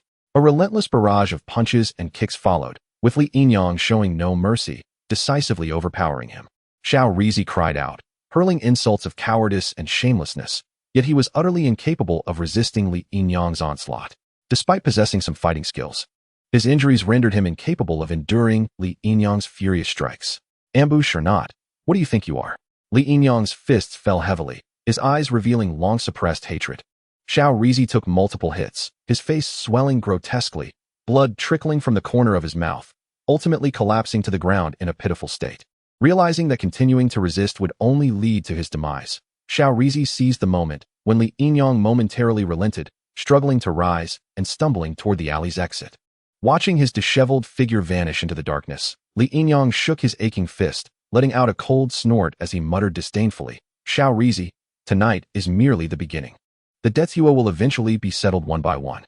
Li Yinyang exhaled a deep breath, dragging his weary body homeward. He felt an ache throughout his body, with his finger joints throbbing in pain. Though painful, There was a certain satisfaction in having dealt a thorough beating to Xiao Rizi. Not everyone had the opportunity to do so. The night breeze swept past, carrying a chill that seemed intent on dispelling the warmth of the day, causing him to shudder involuntarily. Upon returning home, Li Yinyang let out a long sigh, secured the door, tossed down his backpack, and removed his sweat-soaked outer garment. Collapsing onto the sofa, the room was unlit, with only the moonlight filtering in, casting a faint silver glow that illuminated the fatigue and slight pallor on his face. He had experienced too much that day, the danger surpassing that of Ghost Group assignments. He had merely intended to deliver a meal, but instead stumbled into Xiao Rizi's espionage and the subsequent revenge that nearly cost him his life at the hands of a ferocious ghost. As Li Yinyang pondered these events, he unknowingly drifted into slumber. A chime echoed, detecting injuries on the host that severely hindered the assignment distribution of the Ghost Group system, automatically consuming 10 merit points to heal the host. A golden light emanated from the Ghost Group system within Li Yinyang's chest, and as the light enveloped him, a miraculous scene unfolded. His injuries began to heal slowly. In his dreams, Li Yinyang emitted soft sounds of comfort, feeling an inexplicable embarrassment for the mischief he might be committing in his slumber. As the night deepened, the city's clamor gradually faded, leaving only silence and tranquility.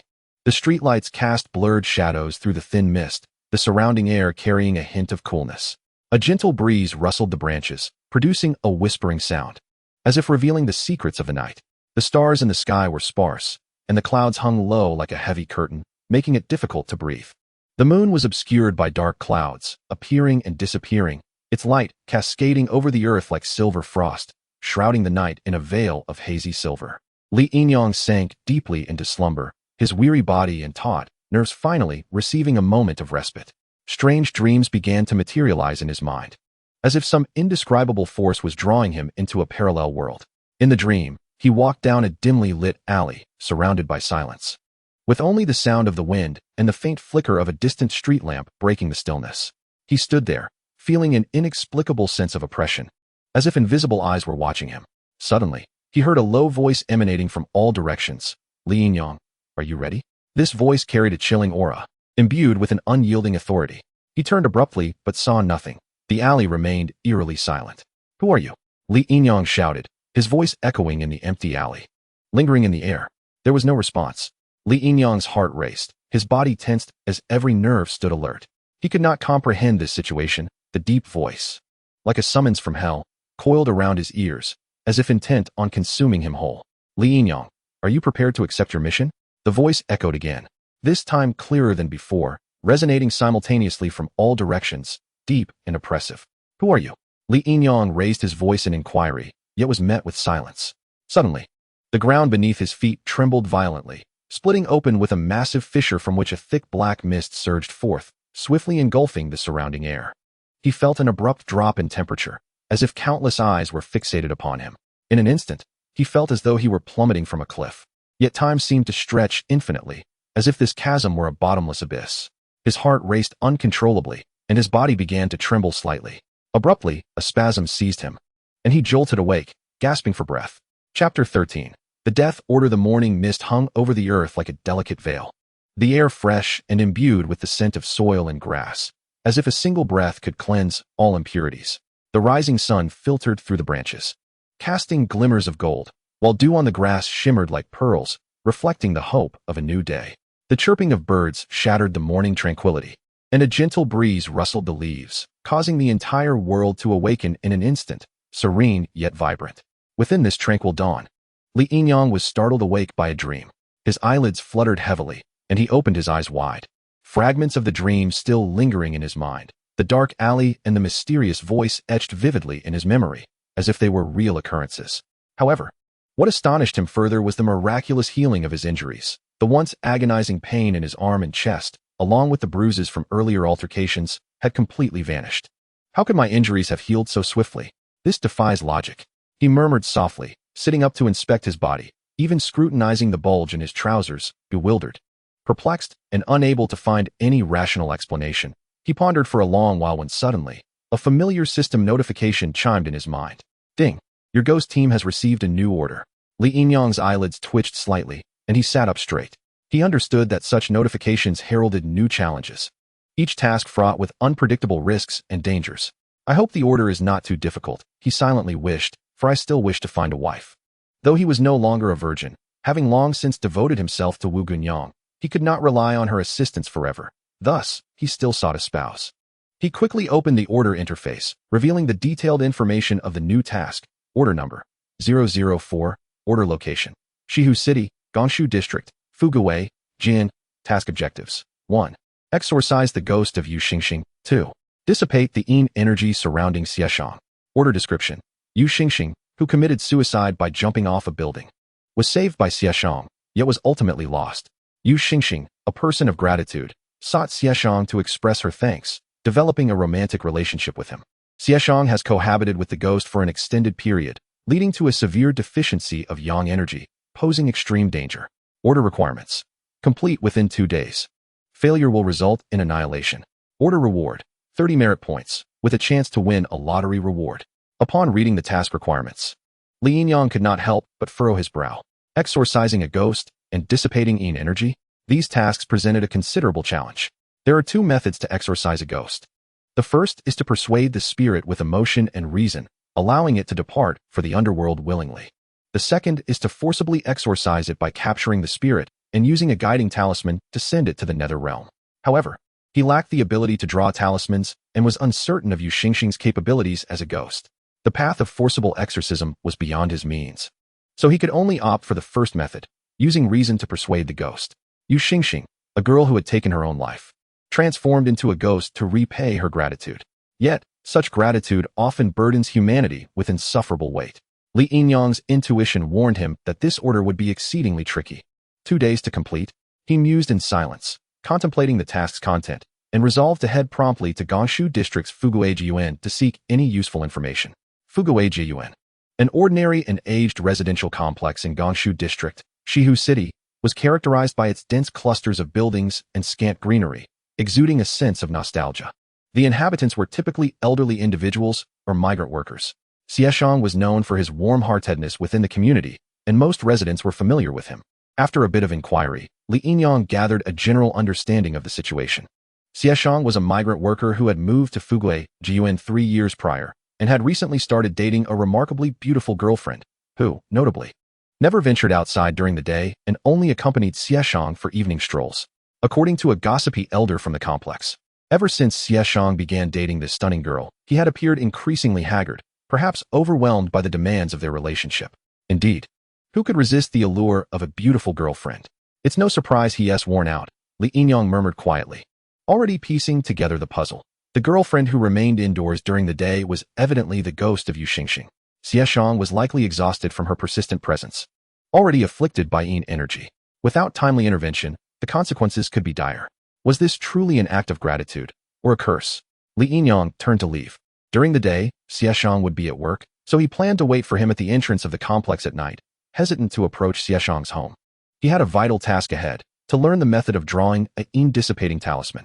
Without mastering this skill, he could not dispel the yin energy from Xieshang's body, rendering the second step of his order impossible to fulfill. Heaven had closed one window on Li Yinyang, introducing him to the life-threatening ghost team system, while simultaneously shutting another. Since returning from Fuguwei Jiyuan, he had devoted himself to studying the talisman drawing techniques recorded in the Yin-Yang Ghost Capture Chronicles. Throughout the day, he had attempted to draw hundreds of talismans without success. It became clear to him that he lacked talent in this art. With no success in drawing the yin-dissipating talisman, he decided not to waste any more time and hurried back to Fuguwei Jiyuan.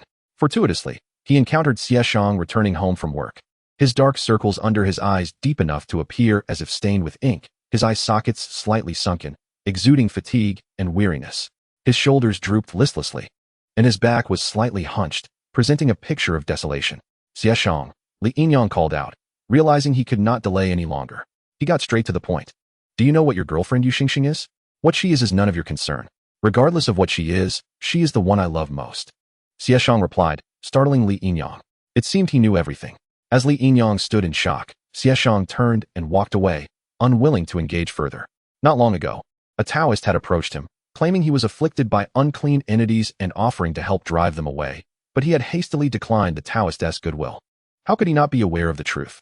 His girlfriend never ventured out during the day, her body perpetually cold, and at night, she cast no shadow under the light. Yet what could he do? He loved her, and she loved him. Their hearts were intertwined. As long as they were bold enough, even a vengeful spirit could be disregarded. Standing beneath the old residential building of Fugui Jiyuan, Li Yinyang gazed up at the dimly lit corridors, the flickering lights casting an ominous atmosphere that seemed to pulse with unseen energies. Chapter 14. The Lady in Red with no way to approach Xieshang. Li Yinyang had no choice but to confront Yu Xingxing directly, hoping she would prove to be a reasonable spirit. He pressed the doorbell of Xieshang's apartment, and after a brief moment, a woman in a red dress opened the door. The fabric of her crimson gown was as vibrant as blood, closely hugging her graceful curves. Her raven locks cascaded like a waterfall, swaying gently in the breeze, accentuating her porcelain-like skin, which was almost translucent yet possessed an unsettling quality. Occasionally, a hint of unnatural crimson flickered in her eyes, reminiscent of the madness suppressed beneath her beauty. She stood there quietly, embodying both the most exquisite scenery of the mortal realm and a messenger from the underworld, breathtaking yet instilling a profound sense of dread deep within. Clad in red, a chill gripped Li Yinyang's throat. A woman in red is the most terrifying presence, one that should not be trifled with. Are you here to see Xieshang? Yu Xingxing's voice was melodious and enchanting, yet Li Yinyang dared not meet her gaze. Come in. Upon entering Xieshang's abode, Li Yinyang's heart brimmed with caution. The aura surrounding Yu Xingxing was so palpable that he felt he could perceive her without the aid of his Yinyang eyes. Spirits possess unique magnetic fields. Typically, ordinary ghosts cannot reveal themselves to mere mortals unless special means are employed. However, some formidable and terrifying spirits can manipulate their own magnetic fields, revealing themselves to whomever they desire without assistance. As Li Yinyang stepped into Xieshang's home, a wave of coldness washed over him. As though the room had long been deprived of sunlight, enveloped in an unnatural chill. He tightened his clothing, his senses heightened to the utmost. Yu Xingxing slowly closed the door. Her movements were graceful and silent, yet each step seemed laden with an oppressive weight. She turned to face Li Yinyang, a slight smile gracing her lips, a smile that should have been captivating but appeared eerie due to her somewhat pallid eyes, sending shivers down his spine. Star baby. Who is it? Xieshang emerged from the kitchen wielding a spatula, adorned with a Totoro apron. A man who can cook possesses unparalleled charm. What are you doing here again? Upon seeing Li Yinyang, Xieshang's expression shifted abruptly. He set down the spatula and pushed Li Yinyang toward the exit.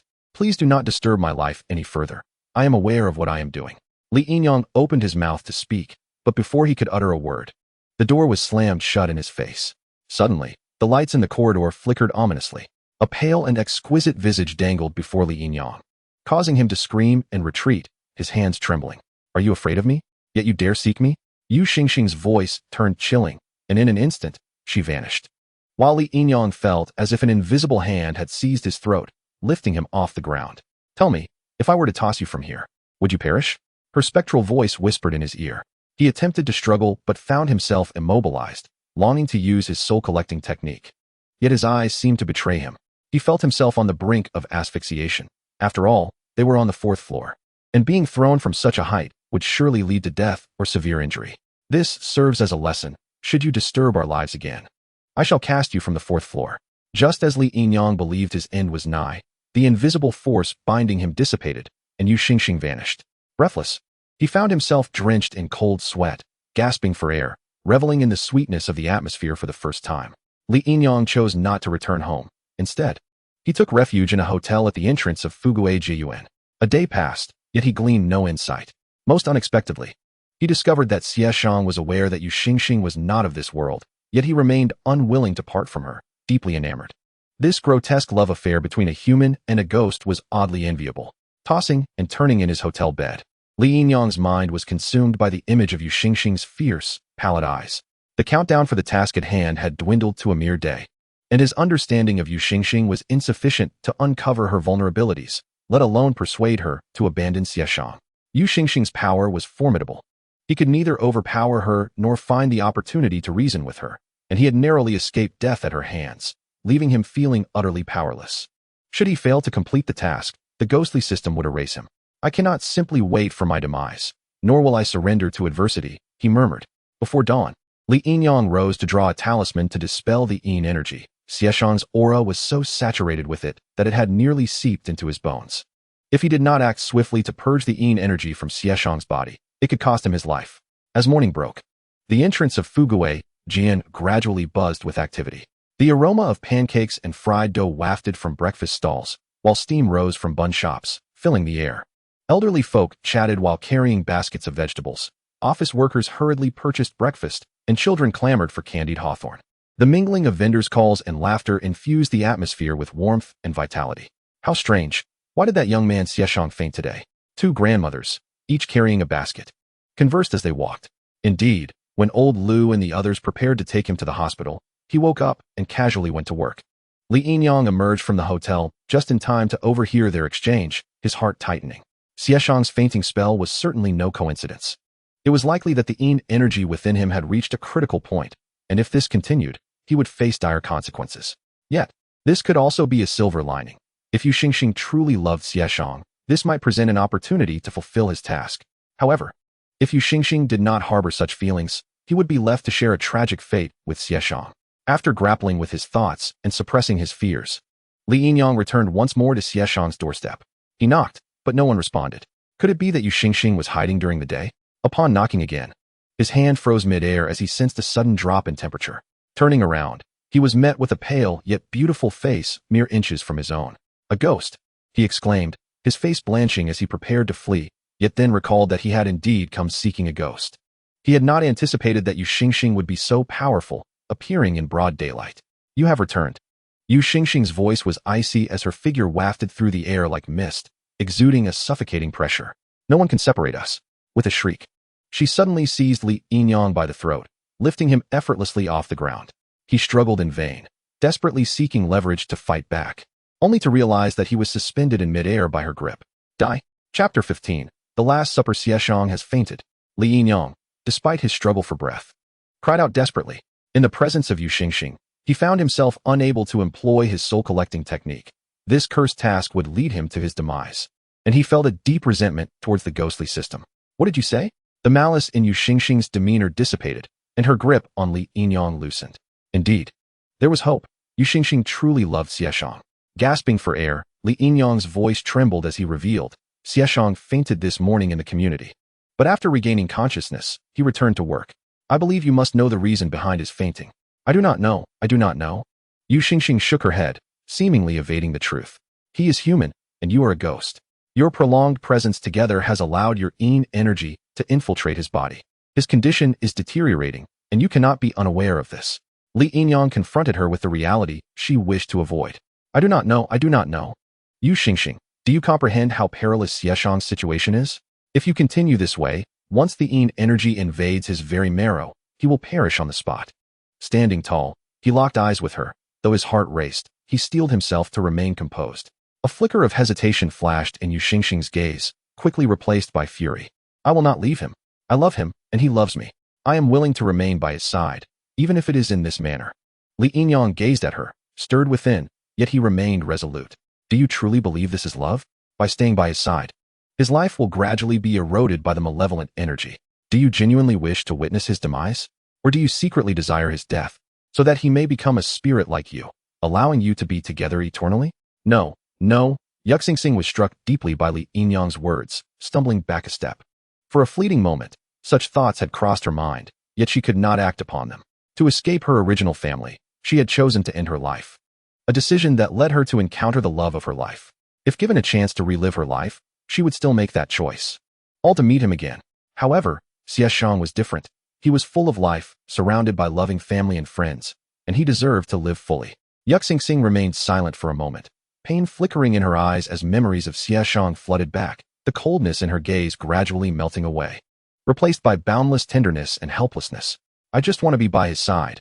I do not wish to harm him. Her voice grew soft and helpless, as if she were speaking to herself. Seizing the opportunity, Li Yinyang continued, loving someone is a beautiful thing, but it should never be a pretext for inflicting harm. If you continue to live together, without a doubt, Xieshang will perish within a month. What? Why so soon? Have you too? Yu Xingxing's pale face betrayed a hint of color as she responded with a barely audible yes. Foolish. Although Li Yinyang was curious about how a spirit and a human could engage in such intimacy, he suppressed his curiosity and admonished, you may find pleasure in it, but Xieshang's vitality will be rapidly drained by you, further hastening his demise. Could his morning fainting spell be due to your early morning activities? It was as if Li Yinyang had uncovered a momentous truth, his gaze playfully fixed on Yuxingxing, who had lowered her head in response. Xieshang is quite fortunate. After much persuasion, Yuxingxing ultimately agreed to leave Xieshang for the place she must go. Li Yinyang breathed a sigh of relief. But she wished to share one final dinner with him. This left Li Yinyang in a predicament. He took the menu Yuxingxing had written and went to the market to purchase ingredients, returning to assist in cooking. The ghostly group's errand was exceedingly burdensome, fraught with danger, and yet they were also expected to toil. As night fell, a serene quiet enveloped the Fugwijia garden. The warm, soft glow of the lights in Xieshang's home cast a subtle veil of sorrow. Have all the ingredients been purchased? Yuxingxing's voice came from behind, her complexion still pale. Yet at this moment, she appeared particularly gentle. Li Yinyang placed the bags on the kitchen counter and turned to her. Yes, all the ingredients are ready. You truly are extravagant. Such a variety of ingredients for a single meal. Li Yinyang lamented the toll on his finances. Yuxingxing smiled softly, her eyes shimmering with affection. This is our last meal together. I want to prepare it well so that he remembers the warm times we shared. Li Yinyang sighed lightly, nodding, very well. I shall assist. But you must understand that after this dinner, you must go to where you are destined. In the kitchen, Li Yinyang and Yuxingxing busied themselves. Despite being a spirit, Yuxingxing enthusiastically guided Li Yinyang in chopping and seasoning. He had to admit that her culinary skills were exceptional. Even if she could not physically prepare the dishes, her meticulousness and love for Xieshang infused each plate. You and Xieshang truly love each other. Li Yinyang remarked while cooking, it's a pity you cannot be together. Yuxingxing fell silent for a moment, softly replying, indeed, we are deeply in love. Alas, I am but a spirit, and he is still alive. Perhaps letting go is what is best for him. Li Yinyang nodded, refraining from further comment. He understood the anguish within Yuxingxing. This love affair between a spirit and a human was destined to be fleeting. Yet this dinner served as her final farewell to Xieshang, and a heartfelt release for herself. Once the meal was prepared, Li Yinyang concealed himself in another bedroom of Xieshang's home, knowing he would need to cleanse the malevolent energy from him after Yuxingxing departed. Xieshang returned, a rose in hand, as he always brought small surprises for Yuxingxing after work.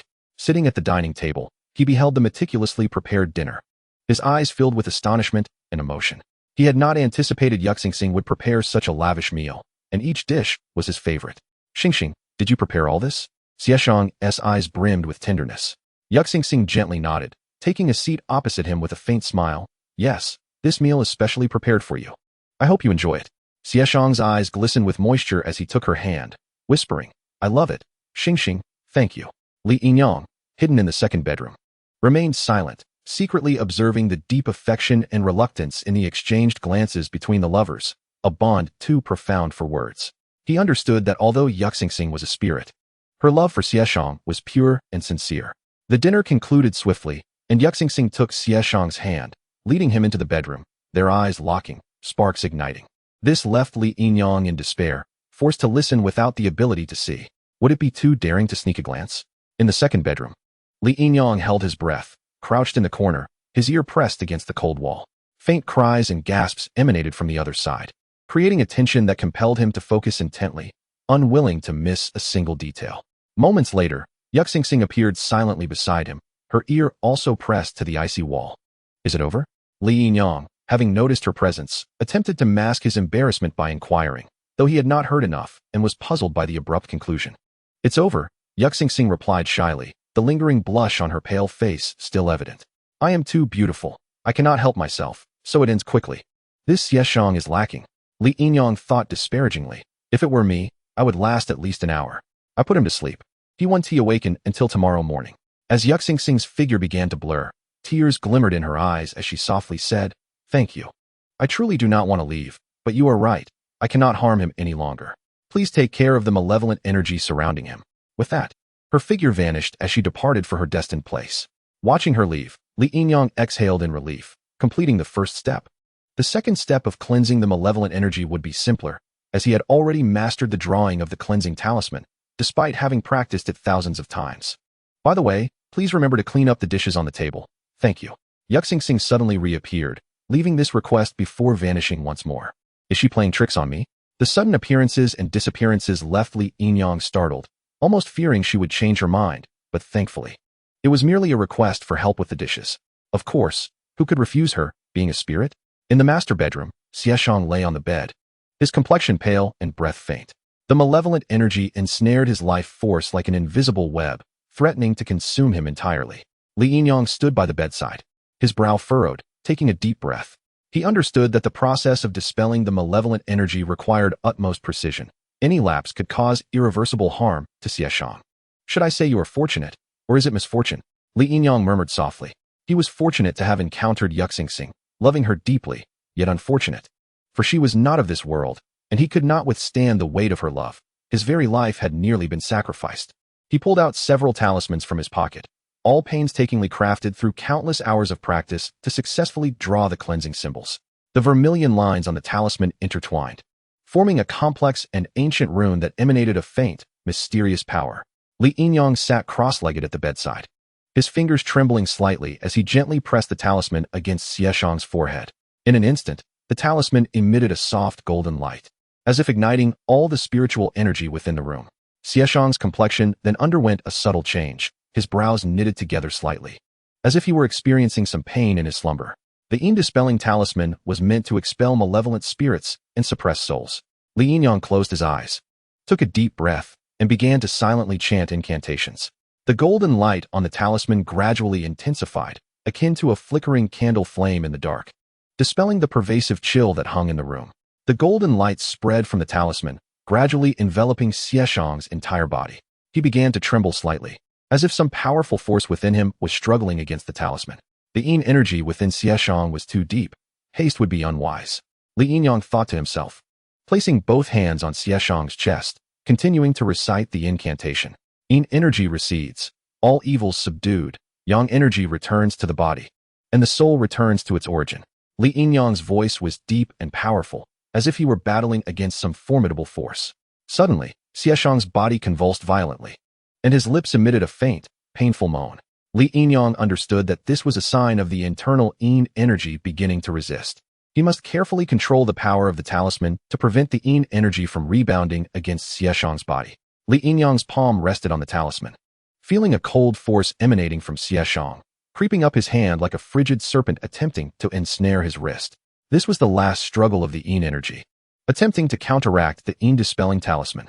Gritting his teeth, beads of sweat formed on Li Yinyang's forehead. He dared not relax in the slightest. He pressed down gently on the talisman, and the golden light suddenly intensified, instantly dispersing the chilling Yin energy. Xieshang's body trembled slightly in the golden light, then gradually calmed. His complexion was no longer as pale as before, but had regained some color, and his breathing became more stable. Li Yinyang exhaled deeply, withdrawing his hands from Xieshang's chest, and placed his palms together in front of him, silently murmuring, "May the heavens protect the lovers." He gently peeled the talisman from Xieshang's forehead, watching as the golden light gradually faded, returning to its ordinary state. Though the talisman had lost its effectiveness, it had absorbed a portion of Xieshang's Yin energy. He would find an opportunity to incinerate it completely, ensuring that the Yin energy would not rebound again. He stood up, gazing at Xieshang, who lay asleep on the bed, feeling a sense of relief. At last, it was successful. Xieshang's Yin energy had been dispelled, and all that remained was for him to rest and gradually recover. Li Yinyang walked to the window, slightly parting the curtains.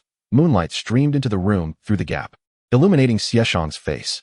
Xieshang appeared exceptionally serene, as if all his suffering had vanished with the dispersal of the Yin energy. "Yu Xingxing, rest assured. Xieshang's Yin energy has been largely eliminated, and he will gradually return to a normal life," Li Yinyang silently assured in his heart. He understood that although this tale of a love between a human and a ghost had reached its conclusion, Yu Xingxing's love would take root in Xieshang's heart, never to fade. Li Yinyang gently closed the door and exited the bedroom. In the living room, he surveyed the untidy table filled with unwashed dishes and couldn't help but chuckle. "This Yu Xingxing truly knows how to create trouble for me." He stepped forward, quietly beginning to tidy up the dishes, the sound of washing dishes echoing clearly in the stillness of the night. The night enveloped the Fu Gui Jiayuan, and the streetlights emitted a faint glow, lending an air of desolation. Li Yinyang had been busy at Xieshang's home all night, finally completing the order task, and a weight lifted from his heart. However, just as he stepped out of Fu Gui Jiayuan, he felt a pair of icy eyes fixated on him from behind, a faint chill permeating the air. Li Yinyang wished to avoid trouble and dared not look back. He quickened his pace, leaving Fu Gui Jiayuan. In a shadowy corner of Fu Gui Jiayuan, a figure stood silently. It was a stooped old man, clad in a loose, tattered coat. with the brim of his hat pulled low, nearly obscuring his face. Only a pair of eyes emerged from the shadows, glimmering eerily in the night. Like a bottomless black pool, exuding an indescribable chill. The old man stood there, his gaze fixated on Li Yinyang's departing figure, a faint, inscrutable smile playing at the corners of his mouth. Chapter 17. Possession. In the dead of night, Li Yinyang finally returned home, dragging his weary body. As soon as he sat down, a notification chimed at his neck. Ding. Congratulations to the host for completing the order. The order reward has been issued by the Guotuan system. Please verify promptly. He opened the Guotuan system and checked his merit points. What? How come there are only 70 merit points left? Shouldn't I have had 80 merit points?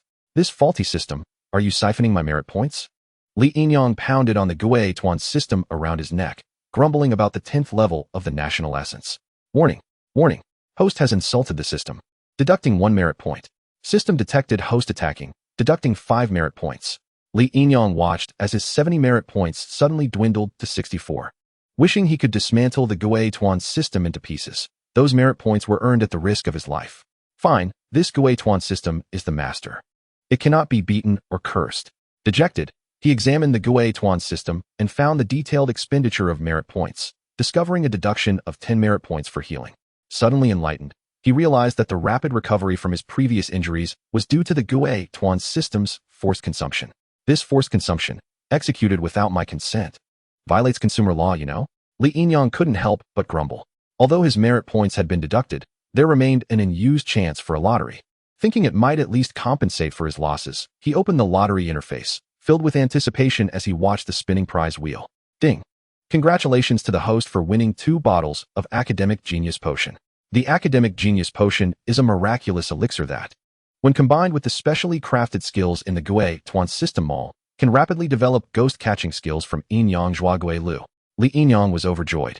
This Academic Genius Potion was simply a cheat tool for underachievers. He opened the Guotuan system mall and found a new section for skill mastery.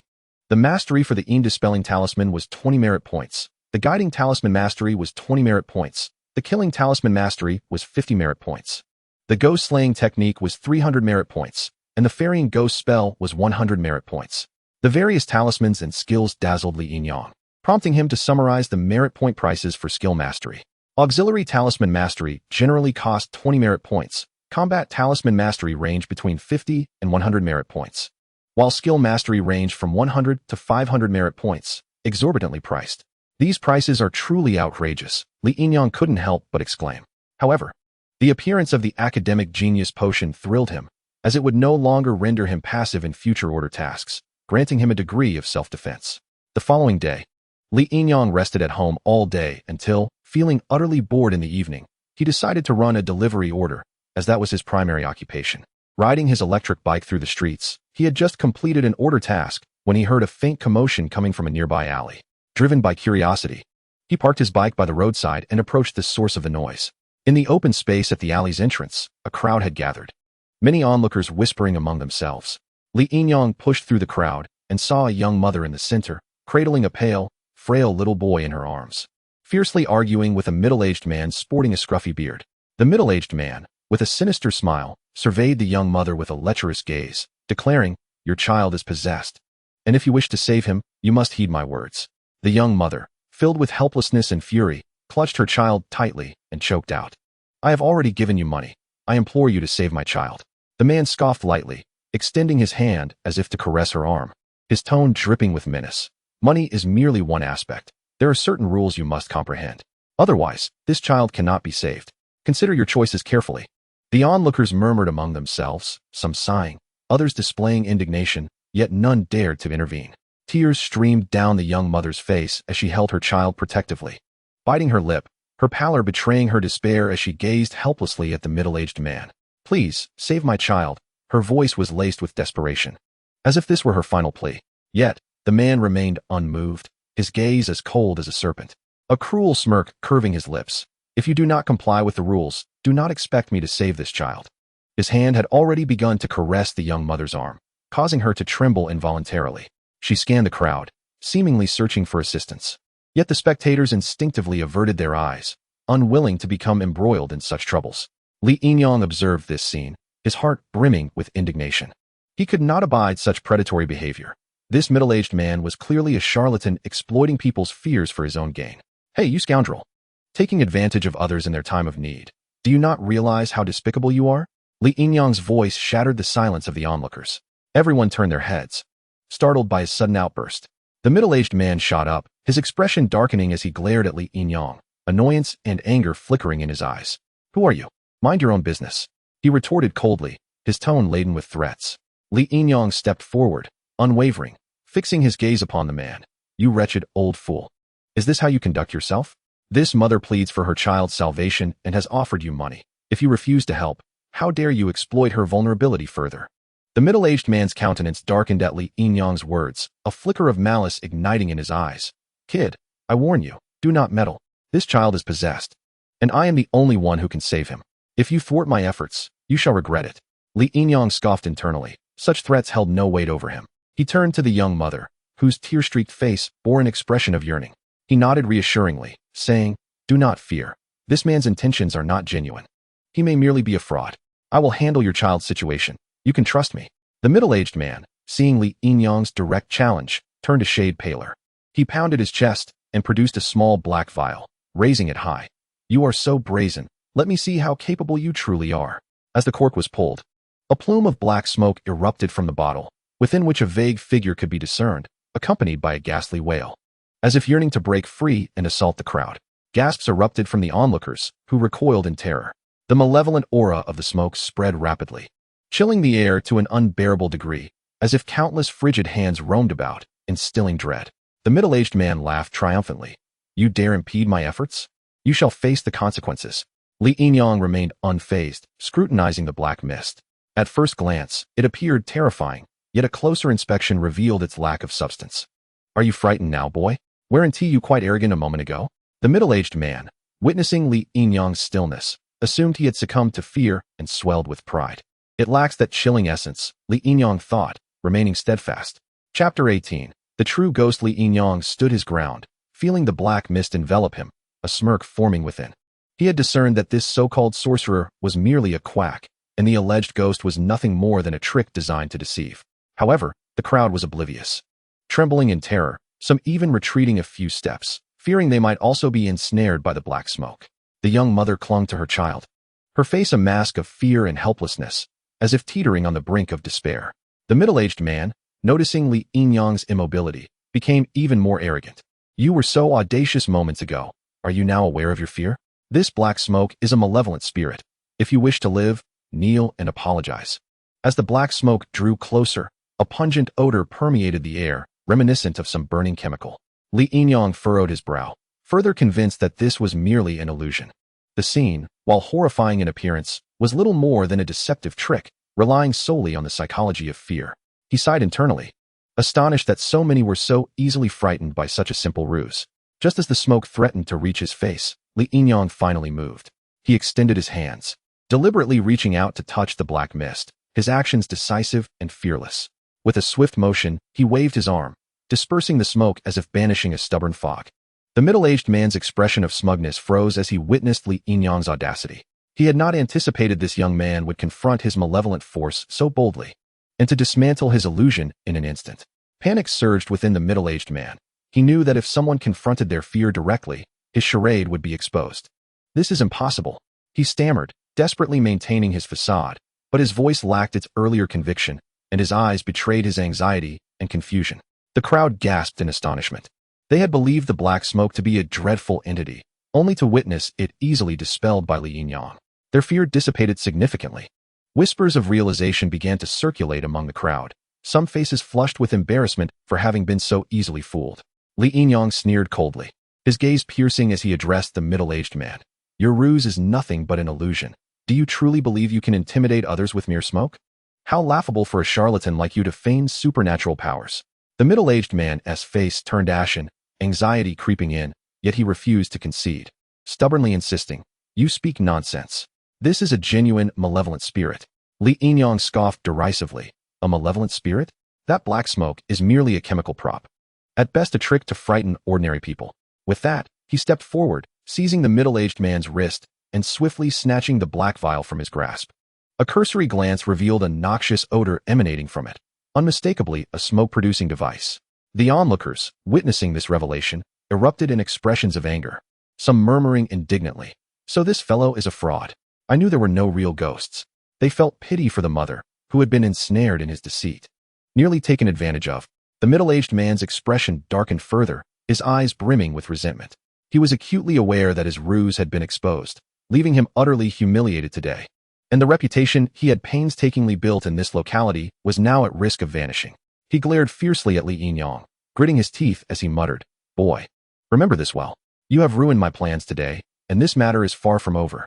With that, he hurriedly pushed through the crowd of onlookers, attempting to slip away amidst the chaos. Li Yinyang, however, did not pursue the middle-aged swindler. He understood that this individual was merely a charlatan, incapable of causing significant upheaval. What truly troubled him was the child cradled in the arms of the young mother. As the crowd gradually dispersed, many left shaking their heads in dismay. Yet a few remained, visibly anxious about the child's condition. The child remained pale, his eyes tightly shut, appearing to be trapped in a deep coma. His breathing was exceedingly shallow, as if it could cease at any moment. The mother clutched him tightly, her eyes brimming with tears, her face etched with helplessness and concern. Li Yinyang approached her gently, inquiring softly, "Sister, what is the child's condition now? Has he been like this for long?" The young mother lifted her gaze to meet Li Yinyang's, her eyes overflowing with tears and despair. "Thank you for exposing that fraud earlier. My child has been like this for several days now, suffering from high fevers every night, muttering incoherently. I thought that man could truly save him, but it turned out he was just a con artist." Li Yinyang nodded, his brow furrowing as he scrutinized the child's pallor. He noticed several dark veins faintly visible on the child's forehead, as if a sinister force were eroding him from within. "You mentioned the child was speaking nonsense?" Li Yinyang probed further. "Were you able to discern what he was saying?" The mother shook her head, weariness evident in her voice. "I couldn't make sense of it. It was like a dream, fragmented and disjointed. I consulted doctors, but they found nothing wrong. I even sought out several shamans, yet none were effective. Please, I beg you, help me save my child." Her voice was filled with desperation, tears streaming down her cheeks uncontrollably. Li Yinyang sighed, understanding that parents often resort to seeking out shamans and priests when medical technology fails to yield answers, clinging to any glimmer of hope. He sensed that this situation was likely not an ordinary ailment, but rather something unclean had latched onto the child. Witnessing the mother's profound helplessness, he realized he could not stand idly by. A chill washed over him, as if something sinister had taken notice of the child. "Yinyang, I activate." Li Yinyang inhaled deeply, whispering incantations, and a mysterious light flickered in his eyes as he focused on the child, only to recoil in fright. A ghostly presence? Chapter 19. Trouble has arrived, brother. What is it? The young mother, perceiving the sudden change in Li Yinyang's expression, was filled with concern. She clutched her child tightly, fearing unforeseen circumstances beyond her control. Li Yinyang did not respond immediately, his gaze fixed intently on the child. The icy sensation grew increasingly palpable, and he could feel a chilling aura slowly seeping outward. A vague shadow of a small ghost appeared on the child's shoulder, its eyes fixed on him with a menacing glare. The ghost bore a fierce and terrifying visage, its features twisted as if harboring countless grudges and resentments. It glared at Li Yinyang, its mouth moving as if to utter a warning. "Get lost. Don't interfere, or you will regret it." Li Yinyang's heart sank. The child was indeed possessed, and the spirit's resentment was overwhelming, clearly not an ordinary ghost. The intensity of this little ghost's fixation suggested something extraordinary was at play. Yet, why would a small ghost attach itself to this child? Li Yinyang found himself perplexed. Despite his frequent encounters with spirits, he still harbored a fear of them. Nevertheless, he was compelled to devise a strategy, realizing he had inadvertently invited trouble upon himself. Evasion was no longer an option. This little ghost was evidently a formidable adversary. He retrieved a repelling talisman from his pocket, waved his hand, and the talisman shimmered with light as it swiftly adhered to the child's shoulder. The talisman's glow enveloped the ghostly figure, seemingly diminishing its power. "Get away!" The ghost screeched, its form twisting violently, yet it did not disperse. Instead, fiercely resisting the talisman's influence. The child began to convulse violently, his expression contorted in pain, as if enduring immense torment. Seeing this, Li Yinyang furrowed his brow and applied another repelling talisman to the child. However, the spirit was far too powerful. The light from both talismans began to wane. The ghost's presence remained undeterred, while the child continued to convulse. "This is troublesome," Li Yinyang thought anxiously, aware that if this continued, the child's condition would worsen. He resolved to temporarily withdraw and reconsider his approach. He removed the talisman from the child's shoulder and instead applied a ghost-sealing talisman to the child's forehead. This talisman could temporarily seal the spirit within the child and diminish its strength, preventing it from causing further harm. The ghost-sealing talisman was a rare item that Li Yinyang had exchanged 50 merit points for, and after much contemplation, he had swiftly learned to craft it. Completing the drawing in one go, truly remarkable. The ghost-sealing talisman proved effective. The child's convulsions gradually subsided, his breathing steadied, and he appeared to drift into a state akin to unconsciousness. Li Yinyang breathed a sigh of relief, yet his gaze remained fixed on the little ghost. The ghost still lingered on the child's shoulder, but it seemed to have fallen into a slumber. Li Yinyang contemplated whether he should attempt to use a soul-absorbing technique to expel the ghost while it was asleep, yet he feared it might harm the child. Exercising caution, he ultimately abandoned that idea. At least it has stabilized for now, he murmured to himself, though internally he remained tense. They had merely suppressed the vengeful spirit temporarily, and he understood that this was not a sustainable solution. The immediate priority was to remove the child from this place and seek an alternative remedy. Seeing her child's body finally at peace, the young mother felt a measure of relief, though her face was still clouded with worry, her eyes shimmering with tears of maternal affection. "Thank you, brother, truly thank you," she choked out, her voice imbued with profound gratitude. Li Yinyang shook his head. "Sister, please refrain from expressing your gratitude just yet. The child's plight is not yet resolved. For now, he is merely at rest. But the spirit has not been entirely banished, and I cannot predict when it might resurface." He regarded the child's mother with a more serious expression. "Is your home far from here? I suggest we take the child back home, and I will find a way to completely expel this little ghost." The young mother nodded eagerly. "We live just in the nearby community. It's not far at all. Brother, would you kindly escort us home? I am truly afraid to go alone." Li Yinyang glanced at the child in her arms, recognizing that although the spirit was temporarily dormant, he could not afford to be complacent. Considering the mother's helplessness, he nodded in agreement. "Very well, let us proceed together." As night fell and the streets became increasingly deserted, Li Yinyang supported the young mother with one arm while cradling the child in the other, and the trio made their way towards the community the mother had mentioned. Before long, they arrived at an aged complex. The buildings bore the marks of time, their walls weathered, and some windows were in disrepair. The young mother led Li Yinyang up the stairs, unlocking the door to a dimly lit room, where a single feeble lamp cast a pallid glow, leaving the entire space feeling cold and dreary. Li Yinyang gently placed the child upon the sofa, while the young mother hurriedly covered the little one with a blanket. Her hand tenderly caressed the child's forehead, her eyes brimming with boundless sorrow. Standing in the living room, Li Yinyang's gaze casually swept across the room.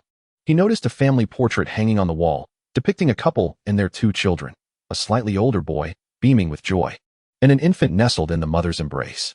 A peculiar feeling surged within Li Yinyang as he beheld the photograph. The older boy bore a striking resemblance to the little ghost.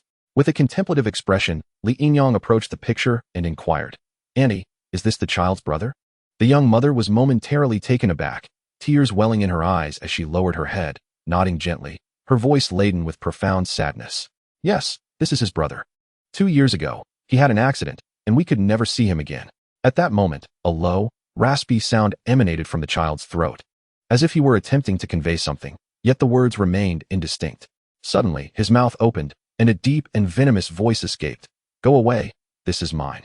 You all must die." The child's voice had transformed from a tender innocence to a hoarse, chilling tone, echoing like a soul from the depths of hell. Upon hearing this, the young mother trembled involuntarily, tears cascading down her cheeks. In Chapter 20, titled Ghost Brother, it became apparent that while the mother was covering her child with the blanket, she inadvertently dislodged the talisman meant to suppress the ghost, leading to the awakening of the little spirit. Fortunately, Li Yinyang acted swiftly, retrieving the talisman and once again placing it on the child's forehead, its luminous aura emerging anew, causing the little ghost to fall silent. "Could you elaborate?" Li Yinyang asked, observing the still, trembling young mother and letting out a gentle sigh. It seemed he began to grasp the situation. The little ghost's profound resentment and strong attachment likely stemmed from a misunderstanding regarding his mother and brother, compelling him to cling stubbornly to the latter, even to the point of threatening him. The mother's complexion turned ashen as she gently embraced her sleeping child, her voice choked with emotion. "It was a car accident. I could only save one person. I chose to save his brother. I truly had no choice, but I know I have wronged his brother." In that moment, Li Yinyang finally comprehended the source of the ghost's animosity. The child's brother had perished in the accident, and the mother was forced to choose which child to save. A decision that left the little ghost feeling abandoned and forgotten, cultivating resentment towards both his brother and mother, thus resulting in the current predicament. So that was it. Li Yinyang mused silently. The tragedy of such a family was indeed heart-wrenching. Was the spirit that clung to the younger brother truly his sibling? The young mother's voice trembled with anticipation and fear, her heart a tumult of conflicting emotions. Li Yinyang could empathize with her feelings. Any sign of a departed child still existing was a torment and solace for the soul. Li Yinyang furrowed his brow and nodded slightly. Indeed, the spirit haunting your younger son is, without a doubt, his brother. The resentment and attachment stem from emotions unfulfilled in life and misunderstandings towards both you and your younger son. This intense resentment has anchored him to the mortal realm, manifesting in his current form. The mother's tears flowed freely as she sobbed. Brother, what should I do? I do not wish to lose him. Yet I also do not want him to harm his brother. Li Yinyang pondered for a moment, his gaze shifting to the child resting on the sofa. The child's face remained pale, yet under the talisman's influence, he appeared to have quieted. The little ghost's figure was hazy, seemingly in slumber, though the resentment lingered, refusing to dissipate. Sister, this child likely remembers the days you shared in life, Li Yinyang softly spoke. His resentment runs deep, yet within it lies an attachment and love for you. This is one reason he has chosen not to depart, but rather to remain steadfast. Upon hearing this, the young mother felt tears welling up once more. He was always a good child. He loved his brother dearly. I never imagined it would come to this. Li Yinyang sighed. The paths of the living and the dead diverge. His feelings for you have been magnified by the pain and misunderstandings following his death, leading to the formation of his resentment. To untangle his bitterness, the best remedy is for you to communicate with him personally, sharing the helplessness of that moment and your love. Perhaps he will be able to let go of his fixation. The young mother gently stroked her child's forehead, hesitating for a moment before finally nodding. Brother, I am willing. As long as I can save both my children, I would do anything. Li Yinyang smiled faintly. Excellent. Next, I shall attempt to facilitate communication between you and his brother, allowing him to realize that your choice at that time was one of necessity, not a reflection of your love for him. The mother wiped her tears, her gaze now imbued with determination. Brother, as long as you can allow me to see him, I will tell him everything. I do not wish to lose another child. Li Yinyang nodded, a flicker of hope rising within him. He understood that the little ghost's resentment was rooted in his inability to comprehend the mother's helplessness at that moment, as well as his feelings of abandonment. If the misunderstandings between mother and son could be resolved, perhaps this little ghost might indeed release his fixation and return to where he belonged. Nonetheless, the present situation remained precarious. The little ghost's resentment was too potent. Although the talisman could temporarily suppress him, it was not a long-term solution. Li Yinyang knew that only by finding an opportune moment could he facilitate direct communication between the young mother and the little ghost, thereby alleviating his grievances. Sister, please take a moment to rest. I will see if there is a suitable method to awaken him without posing a threat to you or the child, Li Yinyang stated. His gaze resolute. The mother nodded, drying her tears, and sat beside her child. Meanwhile, Li Yinyang moved aside, contemplating the next steps. This was not a simple exorcism. It was a complex knot of emotions that required unraveling the misunderstandings between the living and the deceased to restore normalcy. He resolved to attempt the use of a guiding spirit talisman, a type of charm capable of drawing forth spirits and facilitating communication with the living. Through this talisman, he could temporarily manifest the little ghost and enable a face-to-face exchange with the mother. The guiding spirit talisman was a simpler auxiliary charm, which Li Yinyang managed to master after dedicating a substantial portion of his day to its study. Li Yinyang retrieved the talisman paper, meticulously inscribing the incantation, then took a deep breath, holding the guiding spirit talisman in hand as he approached the child. He turned to the mother, speaking softly, Sister, you may witness some frightful sights shortly, but please do not be afraid. Simply express your heartfelt words to him, allowing him to understand your love. The young mother nodded once more, her eyes still filled with trepidation, yet overshadowed by resolve. Li Yinyang affixed the guiding spirit talisman to the child's forehead, simultaneously reciting the incantation to summon the little ghost's essence. The talisman emitted a faint glow, and the child's body began to tremble slightly, as a chilling aura enveloped the air. Gradually, the little ghost's figure materialized from the child's shoulder, its indistinct visage radiating resentment and unwillingness. It fixed its gaze upon Li Yinyang before shifting its focus to the young mother, a glimmer of complex emotion flickering in its eyes. Why did you not save me? The little ghost's voice resonated with anger, each word piercing the young mother's heart like a dagger. Tears streamed down the young mother's face once more as she reached out, yearning to touch the little ghost's figure, yet her fingers merely passed through the ethereal form. She choked on her words, saying, "My dear child, it is not that your mother did not save you. I truly had no choice. The situation was far too perilous, and I could only save one. I am so sorry, my love. I truly adore you." A flicker of uncertainty flashed in the eyes of the little ghost, but it was quickly eclipsed by resentment. "No, you do not love me. You only love him. You abandoned me." The mother, overwhelmed with tears, shook her head vigorously. "No, I have always loved you. I think of you every day. You are my children. How could I not love you? You are the elder brother. And you used to care for your younger sibling so much. Do you remember? You always protected him. You were the closest of brothers." The little ghost's figure trembled slightly, and amidst the venomous expression, a hint of confusion and anguish emerged.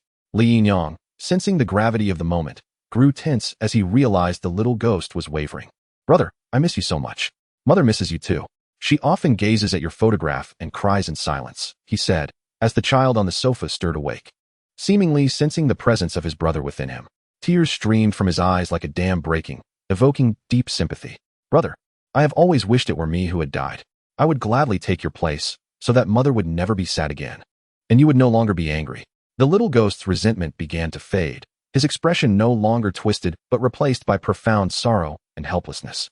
He lowered his head, gazing at the tears streaming down his younger brother's face, his once grotesque visage gradually returning to a familiar one. Reflecting the face of the child, blood is indeed thicker than water. "Mother," the little ghost's voice grew somber, filled with pain and struggle. "My child." The young mother embraced her child tightly. In that moment, unsure whether she sought to hold her still living younger son or her departed elder son. Suddenly, the little ghost let out a piercing scream, and the talisman meant to restrain him was reduced to ashes by an unseen force, causing Li Yinyang's expression to change dramatically. Chapter 21. The abandoned villa. The little ghost's scream startled Li Yinyang, who realized that should a confrontation arise, even 10 of him would not stand a chance against the little ghost. To his astonishment, the little ghost began to detach from his younger brother. At that moment, his form began to dissipate, and the once distorted face gradually softened. He looked at his mother and brother, his eyes filled with complex emotions, and finally murmured, "Mother, I am sorry. I was wrong. Brother, I must leave. You must take care." As soon as the words fell, the little ghost's figure faded into the light, completely vanishing as if he had never existed. The young mother remained kneeling on the ground, tears streaming down her face, hands covering her visage as she sobbed silently. She had finally lost the child who had been haunting her younger son, unraveling the painful knot that had bound their family. "Sister, the child has been liberated. He will no longer suffer, nor harbor resentment towards you. He only hopes you will always remember him." Li Yinyang spoke softly, his voice imbued with tenderness. The young mother nodded, her voice choked with tears. "Thank you, little brother. Truly, thank you. I will forever remember him. He will always be my child." Li Yinyang smiled faintly, feeling a swell of emotion within. Watching the mother tightly embrace her child, he understood that although the family's anguish had not fully dissipated, at least everything was moving toward a better resolution. As night deepened, the clamor of the streets gradually faded into silence, the cool breeze carrying a hint of autumn, leaving Li Yinyang feeling somewhat weary. Having just experienced the little ghost incident, though resolved perfectly, his heart remained unsettled. He had not expected to encounter such events outside of the ghost hunting orders. Today's ordeal had truly drained him. With a bitter smile, he glanced at the takeout order in his hand, prepared to deliver the last parcel and then head home for a well-deserved rest. However, upon raising his gaze towards the destination, his heart sank. It was a long-abandoned villa surrounded by overgrown weeds, with an iron gate half ajar, precariously hanging. The yard appearing desolate and sinister. What on earth? Who would order takeout to this place? Li Yinyang furrowed his brow in discontent. This location was extremely remote, scarcely frequented even during the day, let alone at night. He exited the vehicle, cautiously retrieving the takeout from the delivery box, checking the order information to confirm the address. With a sigh, he strode to the villa's entrance. Knock, knock, knock. He tapped on the door, which creaked open slightly in response, as if acknowledging his knock. Inside was shrouded in darkness and silence, with an eerie cold breeze wafting from within, sending a chill down Li Yinyang's spine. "Is anyone there? Your takeout has arrived," he called out, raising his voice slightly. Yet, the villa remained silent, only echoes reverberating in the empty hall. "Surely, no one lives here," Li Yinyang muttered, sensing an ominous aura about the villa. Just then, a faint sound of footsteps reached his ears. Alert! He looked up to see a young woman in a black leather jacket descending the staircase from the second floor. She had long, jet-black hair, an exquisite and striking visage, and an extraordinary presence. What drew attention was the smartphone she held, its screen illuminated with a live broadcast. "Did you order the takeout?" Li Yinyang asked, somewhat reproachfully. The woman stepped closer, smiling with a hint of mockery. "I can't believe someone would dare deliver takeout here in the dead of night. You have quite the courage." "Delivery boy?" Li Yinyang rolled his eyes. He had been to far scarier places. This abandoned villa, while eerie, was still within his threshold of tolerance. "Are you a streamer?" The woman nodded, a prideful smile gracing her lips. "Indeed, I am a supernatural streamer. I am here to conduct a live investigation. As this place is rumored to be haunted, many say the hauntings are quite severe, so I decided to explore and broadcast it." She raised her phone, addressing her audience. "Look everyone, this delivery boy is quite brave. He truly dares to come to such a place in the middle of the night." Li Yinyang cast a glance at her streaming phone, where comments flooded in. Some viewers expressed admiration, while others pitted the delivery boy, and yet others remarked on the ghostly atmosphere, declaring it frightening. "You are quite bold," Li Yinyang remarked, shaking his head in resignation. "Have you encountered anything strange while streaming here?" The beautiful streamer chuckled softly. "So far, so good, but earlier, some viewers claimed to have seen something in the corridor. However, I personally did not see anything. Are you scared, delivery boy?" Just as Li Yinyang was about to respond, he caught a glimpse of something moving in the corridor on the second floor. In the dim light, a vague shadow slowly emerged from the corner, becoming more distinct. His expression darkened instantly. "We need to leave. There is indeed something unclean here."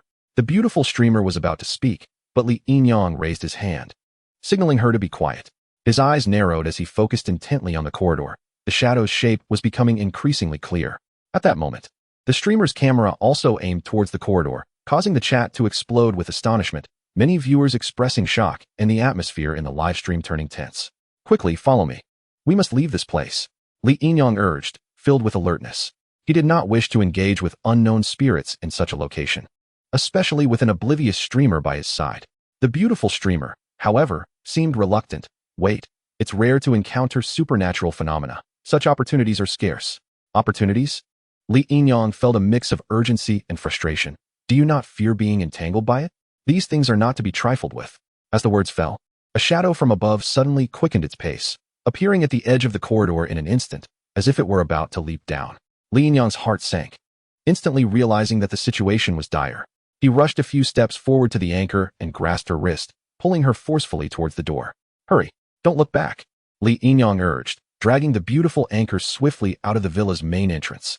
Although the anchor was filled with reluctance and curiosity, she was startled by the earlier scene and allowed Li Yinyang to pull her away, only stopping once they reached the yard outside. She turned her head to gaze at the dim entrance of the villa, still overwhelmed by a sense of disbelief. Could there truly be something unclean lurking there? Li Yinyang desired no further interaction with the beautiful anchor, considering her actions foolish. Who would choose to stream in such a place at the dead of night? As if hastening their demise? After they parted ways, a faint shadow stealthily trailed behind the beautiful anchor. Chapter 22. The weight of a ghost. Li Yinyang had not received any orders from the ghost squad system for several days, which left him perplexed. Typically, orders would come in one after another, hardly allowing him a moment's respite. Why had they suddenly ceased? Could it be that the system recognized his recent exhaustion and granted him a reprieve? He mused, though he felt a semblance of relaxation. No tasks meant he would not have to confront any spirits, providing him an opportunity to catch his breath. Despite having dealt with ghosts numerous times and no longer harboring the same dread, the sight of one would still evoke trepidation. After all, who would willingly seek out a ghost? Just as he prepared to indulge in this rare moment of tranquility, a sudden, urgent ring from his phone shattered his thoughts. Li Yinyang picked up the device, noticing an unfamiliar number flashing on the screen. "Hello?" He answered, his voice laced with caution. On the other end, a familiar female voice emerged, laced with palpable fear and helplessness. "Is this the delivery guy from that day? I am the anchor who ordered food at the abandoned villa." Li Yinyang immediately recalled the beautiful anchor from the abandoned villa. He furrowed his brow. "It's you, what happened?" The anchor's voice trembled with urgency. "Delivery guy, it seems I've become entangled with something. For the past few nights, I've struggled to breathe as if something is pressing down on me. Each time I wake, I find myself unable to move, akin to the legendary phenomenon of being pressed by a ghost. I'm truly terrified. Please help me." Days of being pressed by a ghost. Li Yinyang's heart raced with alarm. This clearly was no coincidence. It was likely that the ghost from the abandoned villa was at play. "Did you do anything unusual in the abandoned villa, or take anything with you?" he inquired, sensing that something was amiss. The reasons for a ghost attachment often related to specific items or events.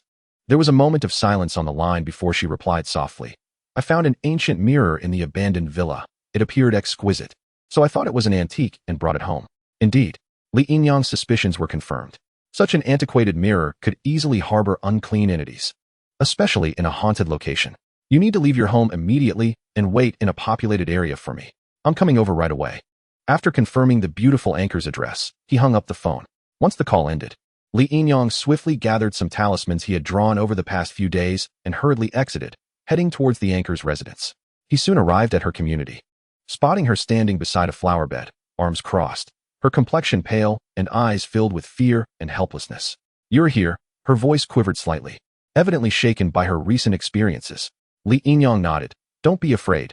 Take me to your home. I need to see that mirror. She led him upstairs into her apartment, and as they crossed the threshold, Li Yinyang was immediately enveloped by an icy chill emanating from the bedroom. The temperature throughout the house noticeably lower than usual. Where's the mirror? He asked. On the vanity in the bedroom, the anchor's voice trembled, clearly filled with dread regarding the mirror. Li Yinyang proceeded towards the bedroom, and upon opening the door, he was met with a wave of intense spiritual energy that seemed to suffocate him. The oppressive atmosphere was palpable, making it difficult to breathe. On the vanity lay a small, exquisite ancient mirror, its surface gleaming with an ominous darkness, as if whispering secrets long concealed. This must be it, Li Yinyang muttered, pulling out a guiding talisman from his pocket, aware that the mirror contained something unclean, and he intended to use the talisman to coax it away. The guiding talisman is a relatively simple type of talisman with a single purpose, to lead spirits back to the underworld.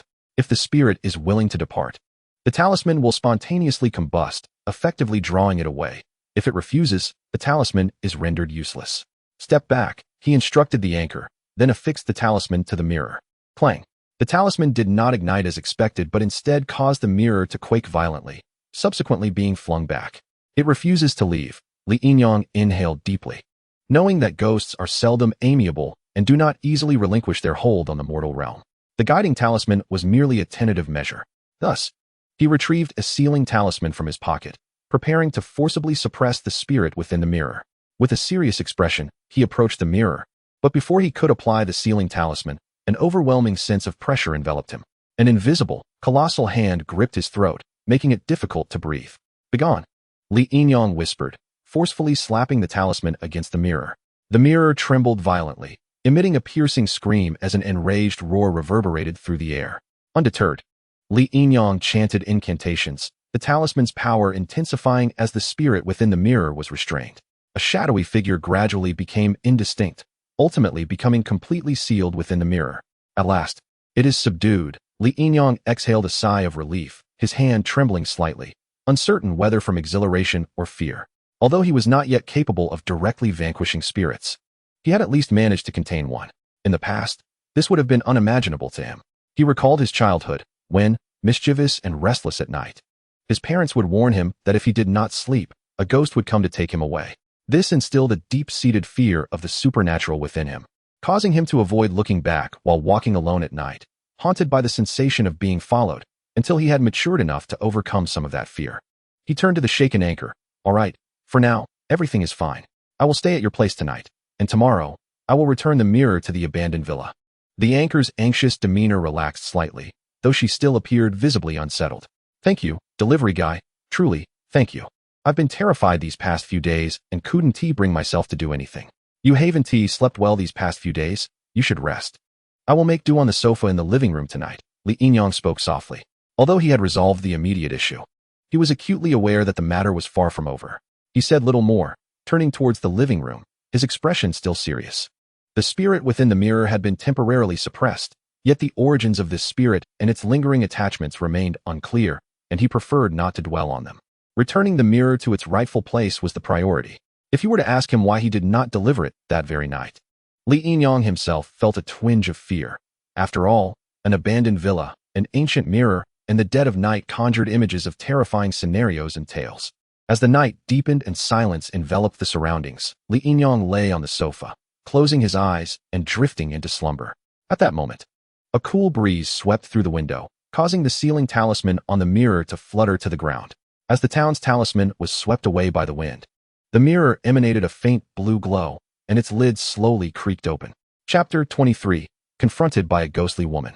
Simultaneously, the temperature in the room plummeted, and an oppressive chill enveloped the air, rendering it almost suffocating.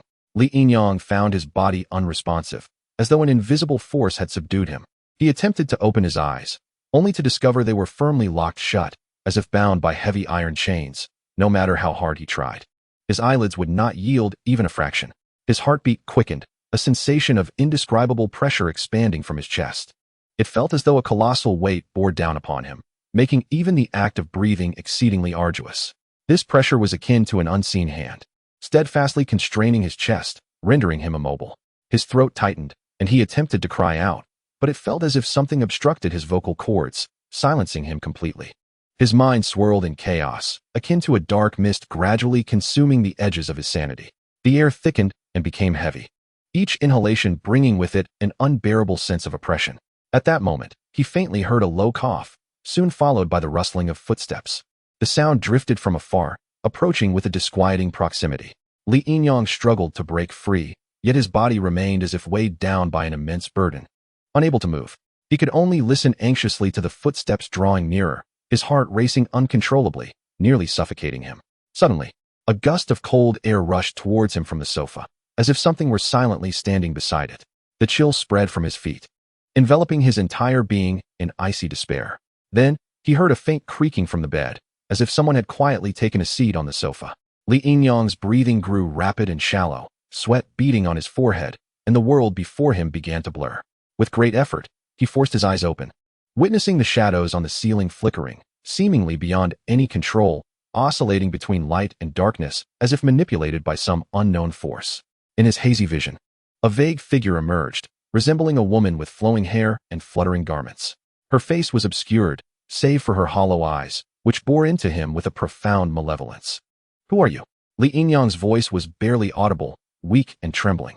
He sought to escape, but the oppressive sensation had seeped into his very bones, rendering resistance futile.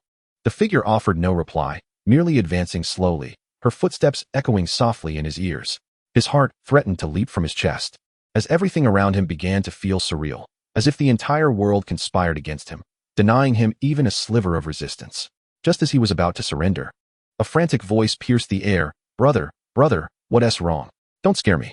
He abruptly opened his eyes, his thoughts returning to clarity. All sensations vanished, and the crushing weight dissipated. Panting heavily, Li Yinyang sat up slowly, his forehead drenched in sweat, his heartbeat still racing. A ghostly oppression. At the sound of these words, the beautiful anchor turned pale with fright. Both their gazes fell upon the ancient mirror, now devoid of the talisman affixed to it, causing Li Yinyang to spring to his feet in alarm. "This is bad." A wave of dread engulfed him as he felt an icy presence creeping closer, as if invisible hands were reaching for him. Before he could react, a chilling wind swept over him from behind. With a loud thud, Li Yinyang was forcefully thrust against the wall, the impact reverberating through him. An unseen force pinned him firmly against the wall, rendering him motionless. Was this a ghostly confrontation, or a specter of a woman? At that moment, a blurred figure materialized before him, a woman clad in a qipao, her long hair cascading like a waterfall. Yet her visage remained obscured. The woman's form drew nearer, and Li Yinyang's heart raced, as he prepared to unleash his soul-ensnaring power. "Tomorrow, please take me back." The ghostly woman spoke, her voice imbued with a profound sorrow that brooked no refusal, leaving Li Yinyang somewhat bewildered. "I did not intend to harm that girl. She took away my place of refuge without cause, so I merely sought to impose a small punishment," the ghost explained, seemingly perceiving Li Yinyang's confusion. "Why do you linger in that abandoned villa, instead of going where you belong?" The ghost fixed her gaze upon him, remaining silent for a considerable time before finally responding. "I await someone, a person who promised to return and take me away. Yet he seems to have forgotten his promise and never returned." Her voice resonated with unmasked pain and despair, as if years of resentment had crystallized into boundless sorrow. Li Yinyang discerned that her obsession stemmed from this unfulfilled promise, binding her soul within the mirror, preventing her from finding release. "Whom do you await?" Li Yinyang's curiosity was piqued. The ghost cast a glance at him, as if she had not spoken in ages, or perhaps had suppressed her story for far too long, and was now willing to share. "He is the one I love. Many years ago, we lived together in that villa. We promised that once everything was settled, he would return to take me away to a place where no one could disturb us. He said he would come back in a month. Yet I waited 1 month, 2 months, a year, 10 years. Ultimately, I waited a lifetime. The ghost's voice trembled as she recounted the agony of the past. I remained alone in that villa, waiting for him, hoping for him, yet he never appeared. Eventually, I fell gravely ill, with no one to care for me or even acknowledge my existence. I died there in solitude, greeted only by unending darkness. Her voice was imbued with profound despair and helplessness. He once promised to return and take me away. Yet he did not come back. He forgot me, abandoned me. Hearing this, Li Yinyang felt a surge of compassion. She had waited in that dilapidated villa, ultimately perishing there. And even in death, she continued to await the impossible fulfillment of a promise. So you have remained trapped within this mirror, waiting for him to return? Li Yinyang inquired, his tone unwittingly softening. The ghost nodded. I cannot leave that place. It holds all my memories and is my final hope. If I depart, I will lose even the last vestige of my longing. Her tone turned mournful, yet you people always wish to take away what does not belong to you. That mirror is merely an ordinary object to you, but to me, it is my sole attachment. At last, Li Yinyang comprehended the depth of her plight. The mirror represented her promise and longing for her beloved, and those who had taken it without permission were, in her eyes, stripping her of her last glimmer of hope. Tomorrow, I will return you to the villa. All right. As the words left his lips, her figure began to dissolve, and the chill in the room gradually receded. Li Yinyang felt the weight upon him finally lift, and he gasped for breath, nearly collapsing from exhaustion. He glanced at the still trembling, beautiful anchor and murmured, "Tomorrow, we shall return this mirror." The beautiful anchor, though still quaking, nodded in agreement. "Thank you, brother. Truly, thank you." "You're welcome," Li Yinyang replied, shaking his head. His heart a tumult of emotions. This night had unveiled the stories behind the specters, revealing the weight carried by promises. Thus, one should not make promises lightly, especially to those who love them. Chapter 24, The School Bell's Request. The following morning, the two awoke early and set off together to the abandoned villa to return the ancient mirror. Perhaps due to the unsettling presence of spirits, the beautiful host found herself unable to sleep soundly. Her demeanor bore traces of weariness and anxiety, clearly indicating that the events of the previous night had left her in a state of restlessness. The two exchanged little conversation and swiftly boarded the vehicle, embarking towards the forsaken villa. The atmosphere within the car felt rather oppressive, with the host driving while occasionally glancing at the ancient mirror resting on the back seat. A hint of tension etched on her face. "Rest assured, once we return the mirror, everything will come to a close," Li Yinyang reassured her, aware of the fear that lingered within her. After all, not everyone can maintain composure when confronted with the supernatural. "I hope so," the beautiful host murmured, her eyes still fixated on the ancient mirror, as if it might stir at any moment. Shortly thereafter, they arrived at the dilapidated villa. The vehicle came to a slow halt in the desolate clearing outside, surrounded by an eerie silence. The villa stood in a state of ruin, its windows shattered and the courtyard overrun with wild weeds, an odor of decay permeating the air. Li Yinyang and the beautiful host exited the car, and he lifted the ancient mirror, leading them toward the entrance of the villa. As their footsteps drew nearer, a chilling sensation seemed to intensify in the atmosphere, causing involuntary shivers. Pushing open the creaking, worn door, they found the villa still empty, a haze of dust and mildew pervading the space. Sunlight filtered through the broken windows, casting dim patches of light, yet these rays seemed incapable of dispelling the villa's gloom. Upon reaching the center of the living room, Li Yinyang surveyed the surroundings, contemplating where best to place the ancient mirror. This abandoned villa was certainly not a safe haven. He understood that carelessly leaving the mirror in plain sight could attract the curiosity of unwelcome explorers, potentially leading to unnecessary trouble. "We should find a concealed corner to hide the mirror, ensuring it remains undisturbed by others," Li Yinyang suggested. The beautiful host nodded in agreement, following him to one side of the villa. There, they discovered a decrepit storage room, its door ajar, cluttered with a myriad of discarded items and broken furniture.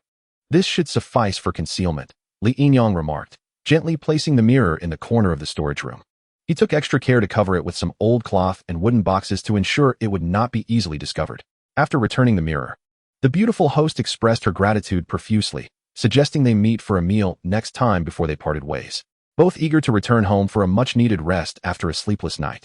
Just as he drifted into a state of semi-consciousness, his phone suddenly rang. Reluctantly, he reached for it and saw the caller ID displaying the name Li Xiaoqian, which instantly dispelled much of his drowsiness. "Hello, what can I do for you?"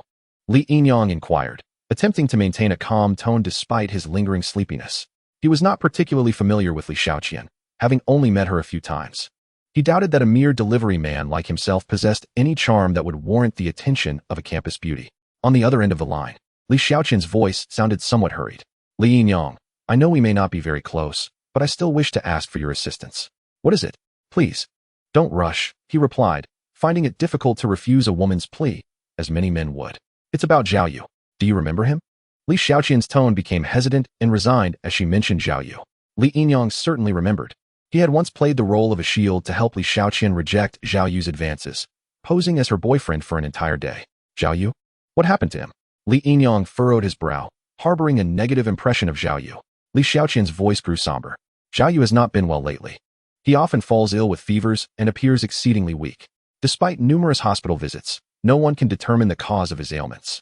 I heard he had an encounter with something unclean, and I thought you might be able to help him. What are the specifics?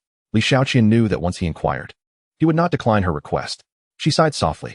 According to his family, one night he encountered a strange bus, and since then, his health has deteriorated. His family has sought help from various professionals and visited several hospitals, spending considerable sums, yet to no avail.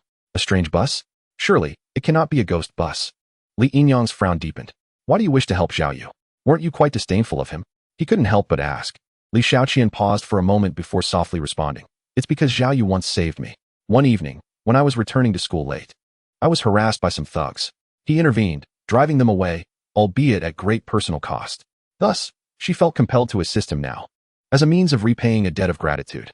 Upon hearing this, Li Yinyang sighed internally. He was reluctant to have any further dealings with Zhao Yu, yet he found it difficult to refuse Li Xiaoqian's request, especially given her status as a campus beauty. Furthermore, according to her, Zhao Yu was not inherently malevolent, merely afflicted by the flaws of a privileged upbringing. Very well, I shall see him, but I cannot guarantee that I can be of help, Li Yinyang conceded. On the other end of the line, Li Xiaoqian seemed relieved, her voice tinged with gratitude. Thank you, Li Yinyang. Zhao Yu is resting at home. I can take you to see him. All right, send me the address, and I will head over immediately. Li Yinyang ended the call, quickly preparing himself and gathering some talismans before setting off. Not long after, Li Xiaoqian sent Zhao Yu's address, and Li Yinyang hailed a cab to his residence. Throughout the journey, a whirlwind of conflicting emotions swirled within him. He did not desire to become further entangled with Zhao Yu, but this was a favor for Li Xiaoqian, and he felt compelled to press on.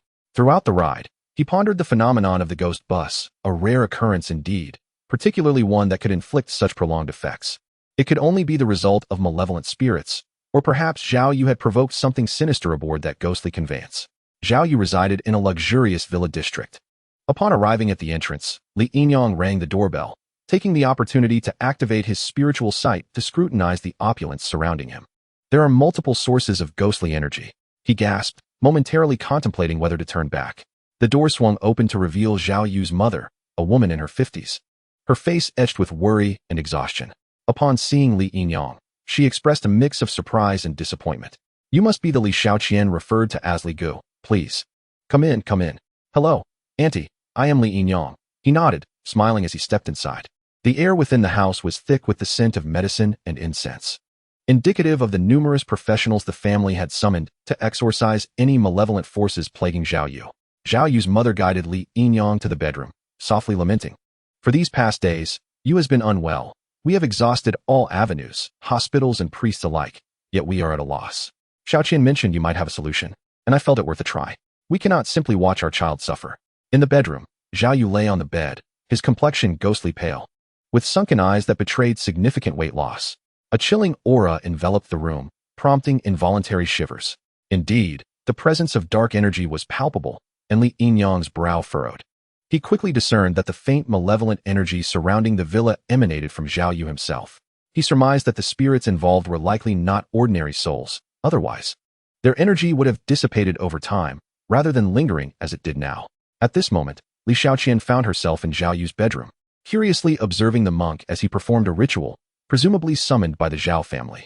When Zhao Yu's mother entered the room with Li Yinyang, they found Zhao Yu lying on the bed, his complexion pale, as if even opening his eyes was a tremendous effort. By the bedside stood a monk clad in a voluminous robe, clasping a string of prayer beads, his gaze profound and his expression solemn. This esteemed master was invited by us. He has considerable experience in exorcising malevolent spirits in the southwestern regions, Zhao Yu's mother quickly introduced. Master, this is Li Xiaoqian's friend. Li Yinyang, who has come to assist. The monk nodded slightly, his eyes scanning Li Yinyang with a lack of enthusiasm, bordering on disdain, clearly unimpressed by the young man. Li Yinyang discerned the monk's contempt, but merely chuckled softly, unfazed. After all, he was uncertain whether this monk possessed true skill, and he was eager to observe how he would address the negative energy afflicting Zhao Yu. Noticing the tension in the atmosphere, Zhao Yu's mother hastily interjected, Li Xiaoga, since you are here, could you also lend a hand to Yua? Xiaoqian mentioned that you have a method. Li Yinyang nodded, signaling for patience. He approached Zhao Yu, feigning an examination, which elicited a derisive chuckle from the monk. Young man, have you discerned the condition afflicting Zhao Shizhu? Li Yinyang remained silent, gently tracing his finger across Zhao Yu's forehead, closing his eyes to concentrate on sensing the surrounding energy. After a few moments, his brow furrowed, confronted by a spectral visitor. The negative energy has entered the body. To dispel it is quite challenging. The monk's expression shifted. He had not anticipated that Li Yinyang could encapsulate Zhao Yu's condition in just a few words after merely 1 or 2 minutes, especially since he himself had toiled for a considerable time to understand it, yet lacked the confidence to eliminate the negative energy. Dispelling negative energy, is that truly difficult? The monk's pride would not allow him to concede defeat easily, especially to a younger rival encroaching on his professional territory. Might I inquire if you possess a method to expel the negative energy? Li Yinyang did not respond directly to the monk's query, instead addressing him coolly, Master. You are the expert. You may proceed with the expulsion of the negative energy. The monk smirked disdainfully, interpreting Li Yinyang's reluctance to engage with him as a sign of his inability to dispel the negative energy, only proficient at verbal sparring. Thus, he devised a plan. Since you are capable of identifying the issues afflicting Zhao Shizhu, let us compete to see who can expel the negative energy first. Zhao Yu's mother appeared troubled, clearly not wishing to witness a dispute between the two experts, yet unsure of how to intervene. Li Yinyang nodded slightly, a hint of a smile gracing his lips. Very well, I shall indulge the master in this trial. The monk's eyes gleamed with condescension. His fingers tightened around the prayer beads as he murmured, Amitabha, good indeed. I shall demonstrate first. You may observe and learn. He placed a string of prayer beads upon Zhao Yu's chest, and the beads began to whirl gently, thickening the incense in the air and making it feel denser. The monk's movements grew more urgent, his recitation of the sutras accelerating. At that moment, Zhao Yu's complexion visibly reddened, and Zhao Yu's mother rejoiced internally. A gentle breeze swept through, and a triumphant smile crept onto the monk's face. Confident in his abilities, he believed he had successfully expelled the negative energy from Zhao Yu, unaware that it was merely suppressed, not eradicated. Take this talisman, burn it, and prepare a potion for Zhao Shizhu to drink. I assure you, the negative energy will be completely dispelled.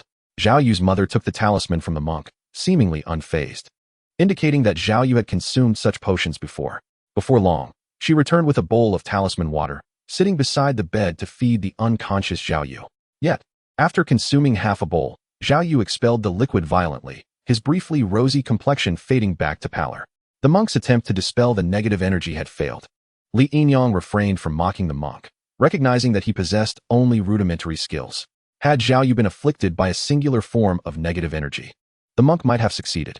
However, it was evident that Zhao Yu had attracted a multitude of spirits, each contributing different negative energies. While the monk had initially suppressed them all, when attempting to dispel the energy with the potion, he found the sheer volume overwhelming, leading to only minimal alleviation of each type. Desperate entities can retaliate when provoked. Similarly, the negative energy would not passively accept a partial removal. Consequently, Zhao Yu's previously restored complexion reverted to pallor, and he began to cough, indicating that the monk's method had not only failed to resolve the issue, but may have incited a more severe backlash from the negative energy. Li Yinyang spoke slowly, Master. Your skills are lacking. Your attempt to dispel the negative energy has only resulted in a counterattack. The monk's expression shifted slightly. Young man, cease your nonsense. If you possess any ability, demonstrate it for this humble monk to see. A smirk crossed Li Yinyang's face as he subtly moved his fingers and closed his eyes, focusing.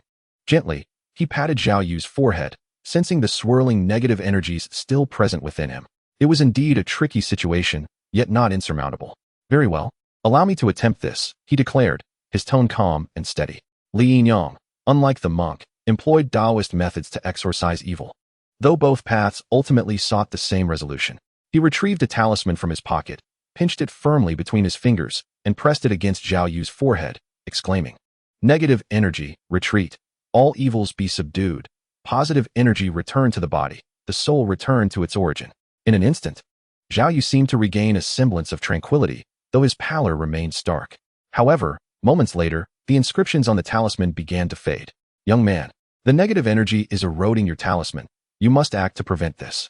Should the talisman be destroyed, Zhao Shizhu will suffer a second backlash, which will be far worse than the first. While the monk's abilities were limited, he possessed keen perception and began to feel anxious. A regular person subjected to 2 backlashes from negative energy in quick succession would likely not survive. He did not wish to bear the burden of causing a death due to his own incompetence. Li Yinyang appeared to ignore the monk's warning, revealing a more intricate talisman in his hand. He tossed it gently, and the new talisman seemed to come alive, displacing the compromised talisman and adhering to Zhao Yu's forehead. Heaven and earth are boundless. Righteousness prevails. Let the malevolent spirits be subdued. As Li Yinyang recited his incantation, the talisman on Zhao Yu's forehead pulsed gently, and his pale complexion swiftly regained its color. He awoke, albeit weak and motionless on the bed. The monk, taken aback, scrutinized the talisman affixed to Zhao Yu's forehead, eager to discern the nature of such a powerful charm. However, as the inscriptions were pressed against Zhao Yu's skin, he could not see them. Employing the ghost-suppressing talisman to subdue negative energy, while the exorcism talisman gradually dispelled it, it became evident that Zhao Yu was contending with 5 distinct forms of negative energy, indicating at least 5 spirits had come into direct contact with him. Li Yinyang recalled Zhao Yu's earlier demeanor, which had greatly irked him. In retaliation, he had prepared 5 exorcism talismans for Zhao's mother to burn into ashes for Zhao Yu to consume. In truth, Zhao Yu need not have ingested the talisman water. But Li Yinyang, harboring a grudge, wished to teach him a lesson. While the ghost-suppressing talisman was somewhat excessive for the task at hand, Li Yinyang opted for the most effective approach to resolve the situation.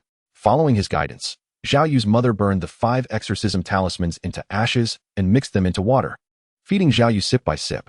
Zhao Yu's face contorted in pain as he retched repeatedly, yet Li Yinyang remained indifferent, coldly observing him. Inwardly thinking, this arrogant brat is finally facing the consequences of his actions. Li Yinyang recalled a time in his childhood when he too had consumed talisman water, a taste he could never forget and one he never wished to experience again. After downing 5 large bowls, the yin energy within Zhao Yu gradually began to dissipate. His body slowly regained warmth, his complexion becoming increasingly rosy, and he seemed to regain some vitality. Li Yinyang stood quietly by, watching Zhao Yu's transformation until he confirmed that the yin energy had been entirely expelled, then nodded and said to Zhao Yu's mother, "It is done. Let him rest now. The yin energy is gone, but his body still requires time to recuperate." Zhao Yu's mother, overwhelmed with gratitude, repeatedly thanked him, "Brotherly. I cannot express how thankful we are." She nodded earnestly, saying, "Brotherly, you have saved my son's life. Our Zhao family will never forget your kindness. This 100,000 yuan is a token of our appreciation. Please accept it." As she spoke, she retrieved a check from her bag and presented it to Li Yinyang with both hands. Li Yinyang glanced at the check, a cold smile tugging at the corners of his mouth. He did not immediately accept it, but looked at Zhao Yu, then back at his mother, and said lightly, "Aunt Zhao, there is no need for the money. I came here at Shao Qian's request. I am merely fulfilling a promise." Zhao Yu's mother was taken aback, then even more touched. "Brotherly, you have gone to such great lengths for us. We cannot let your efforts go unrewarded. This 100,000 yuan is a small token. Please accept it." Shao Qian, standing nearby, urged, "Yinyang, just accept it. Aunt Zhao means well. You have helped immensely and should accept their gratitude. It will bring them peace of mind." Seeing that he could not refuse, Li Yinyang sighed softly and took the check. "Very well. I shall accept this token of appreciation. However, let me advise you not to let Zhao Yu venture into that area again, and also, he should refrain from going out at night." Zhao Yu's mother nodded repeatedly, her expression filled with gratitude. "Certainly, we will remind him. Brotherly, if you ever need anything from us, do not hesitate to ask." Li Yinyang nodded, choosing not to elaborate further. He understood that this was merely a polite gesture from Aunt Zhao. Wealthy individuals often view interactions as transactions. He had assisted them, and they would compensate him, an uncomplicated exchange. Furthermore, he held no fondness for the Zhao family due to Zhao Yu's previous behavior. It was solely because of Li Shaoqian's request that he intervened. At that moment, a large monk approached slowly, a look of admiration on his face, and said to Li Yinyang, "Young man, may I inquire about the 2 talismans you used earlier?" Li Yinyang glanced at him and replied, "Those are the Zhengui Fu and Chuyin Fu. The former is used to suppress troublesome yin energies, while the latter gradually dispels any lingering yin." The monk was taken aback. "Zhengui Fu? That is an exceptionally profound talisman. used to subdue malevolent spirits. You utilized it to control mere Yin energy. It is akin to using a cannon to shoot a mosquito. Initially envious of Li Yin Yang's reward, the monk now felt it was well-deserved upon learning of the Zhongguo Fu. Li Yin Yang merely smiled slightly, choosing not to elaborate further. A hint of scorn flickered in his eyes. He was well aware of the limitations of these so-called masters. Many merely speak of theory, yet when faced with real situations, they cannot even perform the most basic acts of exorcism. Zhao Yu's mother, hearing the monk's exclamation, felt even more thankful for Li Yin Yang's assistance, promptly saying, "Brother Li is so young yet possesses such remarkable skills. His future is limitless." Li Yin Yang shook his head gently. "Auntie, the situation has been resolved. I have some matters to attend to and cannot linger. Zhao Yu requires peace and quiet for recovery. He must rest well in the coming days." Zhao Yu's mother nodded repeatedly, expressing her gratitude once more as she escorted him out of the villa. As Li Yin Yang stepped through the villa's gate, he quietly sighed.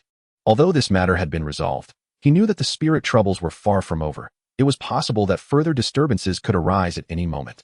He felt inclined to address the issue, yet he feared that venturing into the bus situation could lead to dire consequences, as there were at least 5 spirits present, if not more, and he was uncertain of their ferocity. He did not wish to walk into a trap. At that moment, Zhao Yu stood by the window, gazing at the receding figure of Li Yin Yang, his expression complex. After a long moment, he seemed to reach a decision, a glimmer of determination shining in his weary eyes. Chapter 27. The young admirer Zhao Yu's body gradually recovered. Days of rest had restored his vitality. Although he appeared to be in good health, his heart remained restless. The memories of that day haunted him. The pale faces on the bus, the vacant eyes, and the chilling voices. All of these evoked a sense of dread within him. He realized that his escape from the clutches of the spirits was entirely due to Li Yin Yang. The very individual he had once looked down upon had not only dispelled the Yin energy from him, but had also shown him what true power meant. From that moment, Zhao Yu resolved to become Li Yin Yang's disciple, aspiring to learn the skills that could protect him and banish malevolent spirits. Thus, Zhao Yu began to diligently inquire about Li Yin Yang through Li Shaoqian, who remained tight-lipped, only stating that he was quite formidable. Previously, Zhao Yu had heard of exorcists like Li Yin Yang, dismissing them as charlatans, for at that time, he was an avowed skeptic. It was only after his own encounter with spirits, which shattered his previous beliefs, that he recognized the strength and mysterious abilities possessed by Li Yin Yang. This newfound understanding ignited a fervent desire within him, and he vowed to become Li Yin Yang's apprentice and learn from him. Finally, on a bright and sunny morning, Zhao Yu, filled with gratitude and sincerity, made his way to Li Yin Yang's residence.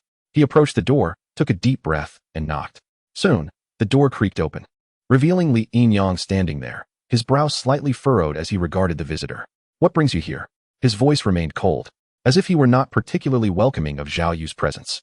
Feeling somewhat anxious, Zhao Yu steadied himself and, holding out a gift, respectfully said, "Brother Li, I have come to express my gratitude for saving my life. Please accept this small token of appreciation." He presented a carefully prepared gift. Li Yin Yang glanced at the offering and coldly replied, "My assistance was due to Shao Qian's request. There is no need for gifts." As he spoke, he turned to close the door. Zhao Yu quickly interjected, "Brother Li, please allow me to say a few more words. I have a request."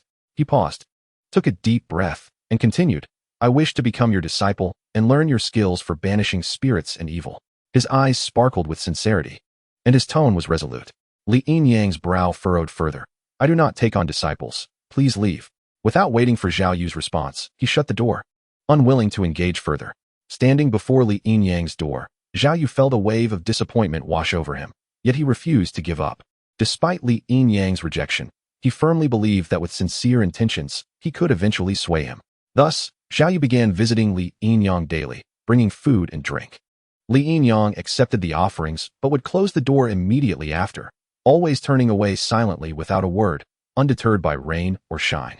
Although Li Yin Yang's days were uneventful, each time he saw Zhao Yu's persistent visits, a flicker of annoyance surged within him. In fact, to get closer to Li Yin Yang, Zhao Yu even began delivering takeout for a certain group, greeting him each time they crossed paths and offering him a bottle of water, truly a testament to the perseverance of this privileged young man. On this day, Zhao Yu, as per his usual custom, knocked on Li Yin Yang's door while carrying a meticulously arranged fruit basket. Li Yin Yang, preoccupied with negative reviews from some online forum, felt a twinge of irritation. Upon opening the door and seeing Zhao Yu, he merely muttered a curse before shutting the door. neglecting even to accept the fruit basket this time. Zhao Yu placed the basket at the threshold, lowered his head, and walked away, his face a portrait of despondency. However, as Zhao Yu reached the street corner, Li Yinyang, standing by the window, inadvertently caught sight of him assisting an elderly lady across the road. The old woman, her gait unsteady and reliant on a cane, struggled immensely, yet Zhao Yu carefully supported her, engaging her in light-hearted conversation. His demeanor bore no hint of disdain. Instead, it radiated warmth and patience, as if this were an everyday obligation for him. This scene momentarily stunned Li Yinyang. He observed how Zhao Yu patiently guided the elderly lady, ensuring her safe passage before bidding her farewell. It was noteworthy that he himself would hesitate to assist a stranger for fear of complications. Zhao Yu, despite appearing somewhat arrogant and self-assured, possessed an inherent kindness and compassion. In that instant, Li Yinyang felt as though he were seeing Zhao Yu anew. Perhaps he should not remain so aloof. Initially, he had found the young man's obstinacy irksome, dismissing him as merely a wealthy scion driven by curiosity. Yet witnessing Zhao Yu's careful assistance of the elderly lady sparked a subtle shift within him. Perhaps I have misunderstood him, Li Yinyang murmured softly, his gaze lingering on Zhao Yu's retreating figure, suddenly struck by a resolute decision. When Zhao Yu appeared once more at Li Yinyang's doorstep, his expression remained calm, a small box in his hands. Li Yinyang, noticing him standing outside with a mix of anticipation and apprehension, felt his earlier impatience resurface. However, this time he did not hastily shut the door. Instead, with a gentle sigh, he opened it. "You're back?" Li Yinyang's tone remained frosty. Yet his internal disposition had shifted. Zhao Yu bowed respectfully, holding the box with both hands, and softly stated, "Li Go, these are some tea leaves gifted to me by others. I heard they are delightful, so I thought to share some with you." Li Yinyang accepted the box, his gaze sweeping over Zhao Yu's countenance. He refrained from closing the door immediately, instead observing him in silence for a moment before finally speaking. "You may come in." Hearing those words felt like a melody to Zhao Yu. He realized that his persistence and sincerity had borne fruit. Li Yinyang regarded him, a hint of a smile gracing his features. Despite Zhao Yu's tendencies of a privileged youth, his genuine heart and kindness were undeniable. Li Yinyang believed his choice was sound. "Yesterday, I witnessed you assisting an elderly lady across the road. I hope you will always maintain such a kind heart." Li Yinyang revealed the truth. "I will never forget your teachings, Li Go." Zhao Yu solemnly nodded, comprehending why he was welcomed into Li Yinyang's home today. While secretly vowing to help 99 more elderly ladies across the road, he could not let down Li Gu's expectations of him. "I will teach you some basic talismanic techniques. They should suffice for dealing with common ghostly issues. However, I will not formally take you as my disciple." Zhao Yu, upon hearing this, was nearly overwhelmed with excitement, bowing deeply. "Thank you, Li Go. I will dedicate myself to learning." Little did Li Yinyang anticipate that by merely accepting an anonymous disciple, he would embroil himself in considerable trouble, nearly losing his life. Chapter 28. The 7-Eleven ghost bus. The night was deep, with the city's neon lights flickering like countless silent eyes observing every corner of the metropolis. Despite the unceasing clamor of the city, within certain shadows of the night lingered an inexplicable chill and eeriness. On the periphery of this bustling urban landscape, a bus without a destination glided silently through the darkness. Meanwhile, on the opposite side of the city, a figure clad in a black trench coat walked along the quiet street, gripping a compass whose needle trembled restlessly, evidently detecting a heavy presence of negative energy.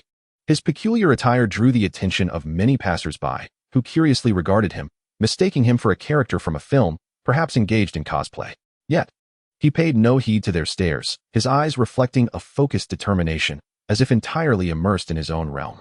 In a secluded corner on the city's edge, dense fog enveloped the area, seemingly isolating it from the rest of the world. This mist coiled like a living entity, continuously consuming everything within its grasp. At that moment, an old bus, its yellow lights dim, slowly entered the district. The view through its windows was chilling. Inside the nearly empty cabin, pale-faced passengers occupied nearly every seat, their eyes vacant and expressions dazed, as if devoid of souls. Zhao Yu sat at the rear of the bus, his body trembling slightly, cold sweat trickling down his forehead.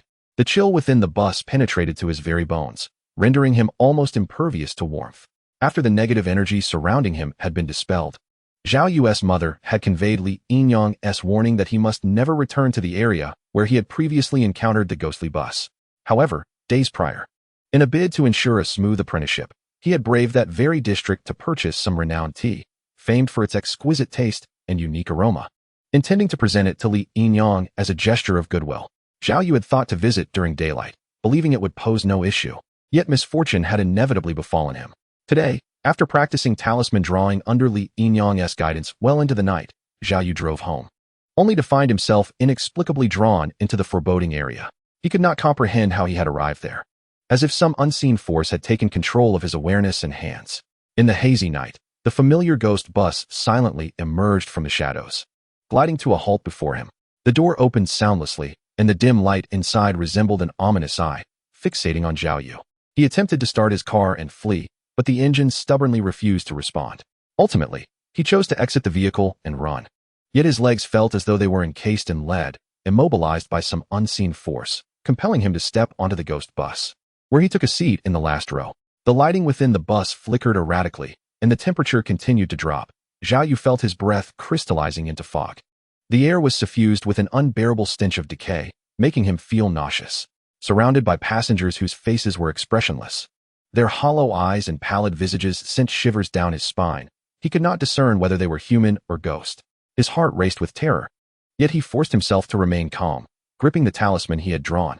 A dispelling charm that Li Yinyang had informed him could not only eliminate negative energy, but also harm spirits. It was his only means of survival at that moment. Yet his confidence was waning. According to Li Yinyang's estimates, there were at least 5 spirits aboard the ghost bus, yet the bus appeared fully occupied, raising the possibility that all the passengers were indeed spirits. "Welcome, young man. You've kept us waiting." The driver, suddenly turning his head with a low, raspy voice, sent a jolt of horror through Zhao Yu. He was paralyzed with fear as he realized the driver's body remained still, while his head twisted a full 180 degrees. Locking eyes with Zhao Yu, the eerie smile, the grotesquely contorted neck, and those hollow, sinister eyes plunged Zhao Yu into a chilling abyss. His muscles tensed. A shiver coursed down his spine, and his heart raced violently, threatening to burst from his chest. Desperately clutching the talisman meant to dispel the sinister presence, he still felt an overwhelming sense of helplessness. "Young man, just sit tight," the driver said with a sinister grin, maintaining that bizarre posture. "You are our most important passenger tonight. Ha ha ha ha." That unsettling laughter pierced through Zhao Yu's mind like needles. The other passengers all lifted their heads in unison, their vacant, apathetic gazes fixed upon him. Zhao Yu sensed the atmosphere within the bus becoming increasingly ominous, the chill on his back intensifying, sweat soaking his clothes. He knew he had to take action. He could not simply sit idly by. Otherwise, he feared he would never have the chance to leave this bus alive. He fought to regain his composure, inhaled deeply, and softly recited an incantation, forming hand seals as he forcefully pressed the talisman onto the seat. The charm emitted a faint glow, and Zhao Yu hoped it would temporarily suppress the malevolent energy within the bus. However, he soon realized that the light had no effect on the sinister presence. The passengers continued to stare at him expressionlessly, their eyes devoid of emotion, seemingly unaffected by the talisman. Suddenly, the entire bus jolted violently, the lights flickering erratically. Zhao Yu felt as though the compartment had descended into another layer of darkness.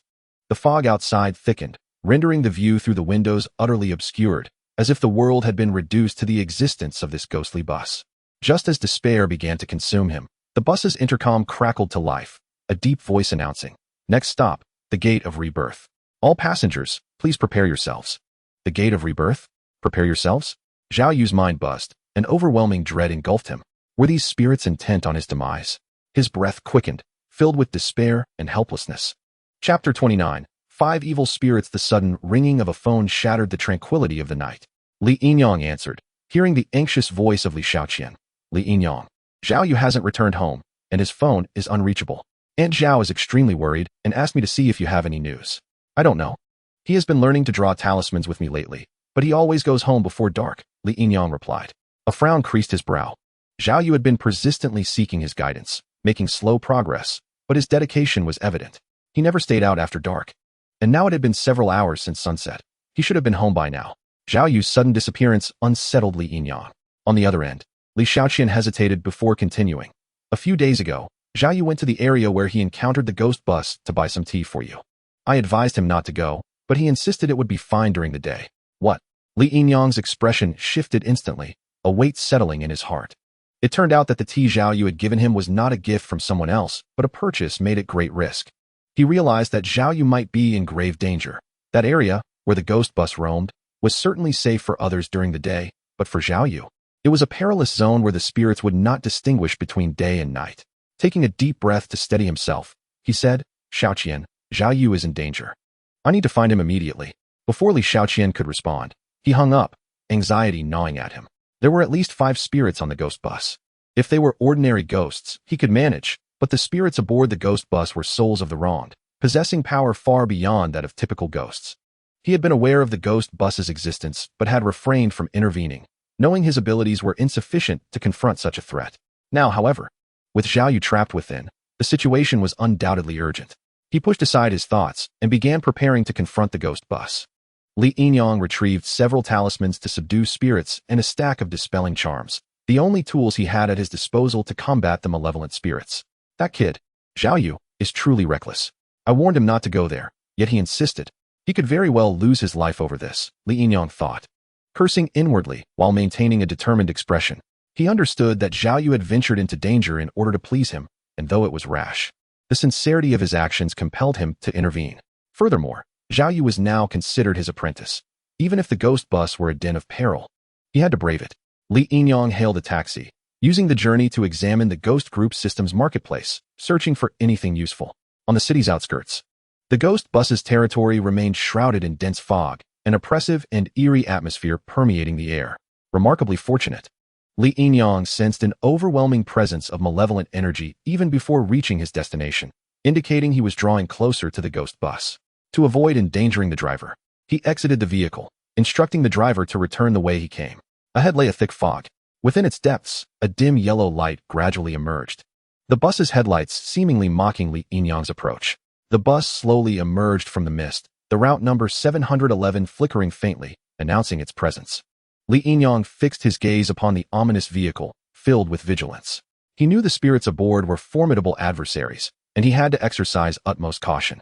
He produced 2 talismans to subdue spirits, swiftly approaching the bus doors, placing one on the front door and the other on the rear. The ghost bus came to a gradual halt. Meanwhile, an eerie voice echoed from within, arrived. The offerings are prepared. Today we shall finally be liberated. Zhao Yu, hurry and get off. Upon spotting Li Yinyang, Zhao Yu felt as though he had found a lifeline, struggling to rise from his seat in an attempt to escape the ghost bus. However, it was not so simple. Several spirits also took notice of Li Yinyang. Yet, as they attempted to rush towards him, they were repelled by an overwhelming force the moment they neared the door, rendering them unable to exit. After several fruitless attempts, the spirits realized they were temporarily trapped within the ghost bus, unable to escape. This was the site of the ghost bus's tragic accident. Even in death, they could not venture beyond 10 meters of the bus. A year ago, a mysterious figure had informed them that if they gathered 12 individuals born under different zodiac signs and at different times to perform a life sacrifice at the accident site, they would break free from their shackles and no longer be bound to the ghost bus, free to roam wherever they pleased. The sacrificial ceremony required taking place outside the bus, but now they were confined within, their fury mounting. If you wish to save someone, then you shall not succeed. Enraged, the 5 spirits seized control of the 12 passengers, suspending them in midair within the ghost bus. Each person seemed to have a ghostly hand tightening around their neck, and witnessing their torment left Li Yinyang in a state of urgent distress. At that moment, the bus doors slowly creaked open, and a chilling laughter filled the air. Li Yinyang had no choice. He stepped onto the bus, and the doors closed silently behind him, isolating him from the outside world. The interior still reeked of decay. Under the dim lights, the 5 spirits, sensing Li Yinyang's presence, coordinated their attack. The 12 suspended individuals, released from the spirit's control, plummeted onto the bus floor. Some fortunate souls lost consciousness, while 2 others awakened in pain, trembling in a corner upon witnessing Li Yinyang battling the spirits. As 5 malevolent spirits launched their assault, Li Yinyang exhibited no hesitation. With a swift motion, he formed a hand seal and murmured an incantation, casting the ghost-restraining talisman into the air. The talisman emitted a faint glow amidst the darkness, dispersing a portion of the malevolent energy and illuminating the compartment. Suddenly, a resounding crash echoed as the 5 spirits retaliated. Hurling the talisman back, its intricate patterns began to fade, and the carriage trembled violently. Li Yinyang took a deep breath, fully aware that the ensuing battle would be exceedingly arduous. A coin known as Wudi Qian materialized in his hand, striking the nearest evil spirit with precision. The spirit let out a piercing shriek, its form quivering violently under the impact of the Wudi Qian, which then vanished, leaving the spirit collapsed and devoid of combat capability. The Wudi Qian, a consumable item, had been exchanged by Li Yinyang in the ghostly marketplace. There exist both genuine and counterfeit versions, each differing in potency. A true Wudi Qian costs 20 merit points, while a counterfeit requires only 5. Li Yinyang had procured 2 counterfeit coins, which surprisingly proved to be quite formidable. A notification chimed, signaling a new order in the ghostly marketplace. Order No. 005, task location, near Baiyun Road, Qingxi Street, Linen District, Shihu City. Task objective, 5 malevolent spirits trapped in a ghost bus. The order detailed that these spirits were once robbers, having hijacked a bus filled with people, only to meet their demise in a police chase, resulting in numerous casualties among the hostages. The reward for completing this order included 100 merit points, the formal designation of a junior Yinyang envoy, and 2 lottery draws. However, the order stipulated that the mysterious ritual of the malevolent spirits must be thwarted, and all 5 spirits eliminated within a day or face annihilation. Li Yinyang cursed under his breath, realizing the difficulty of the task. The generous reward seemed to mock him, offering no assistance whatsoever. He pondered the impossibility of success, especially since he possessed only 3 talismans. To prevent the 5 spirits from escaping, he had affixed 2 talismans to the bus to suppress them.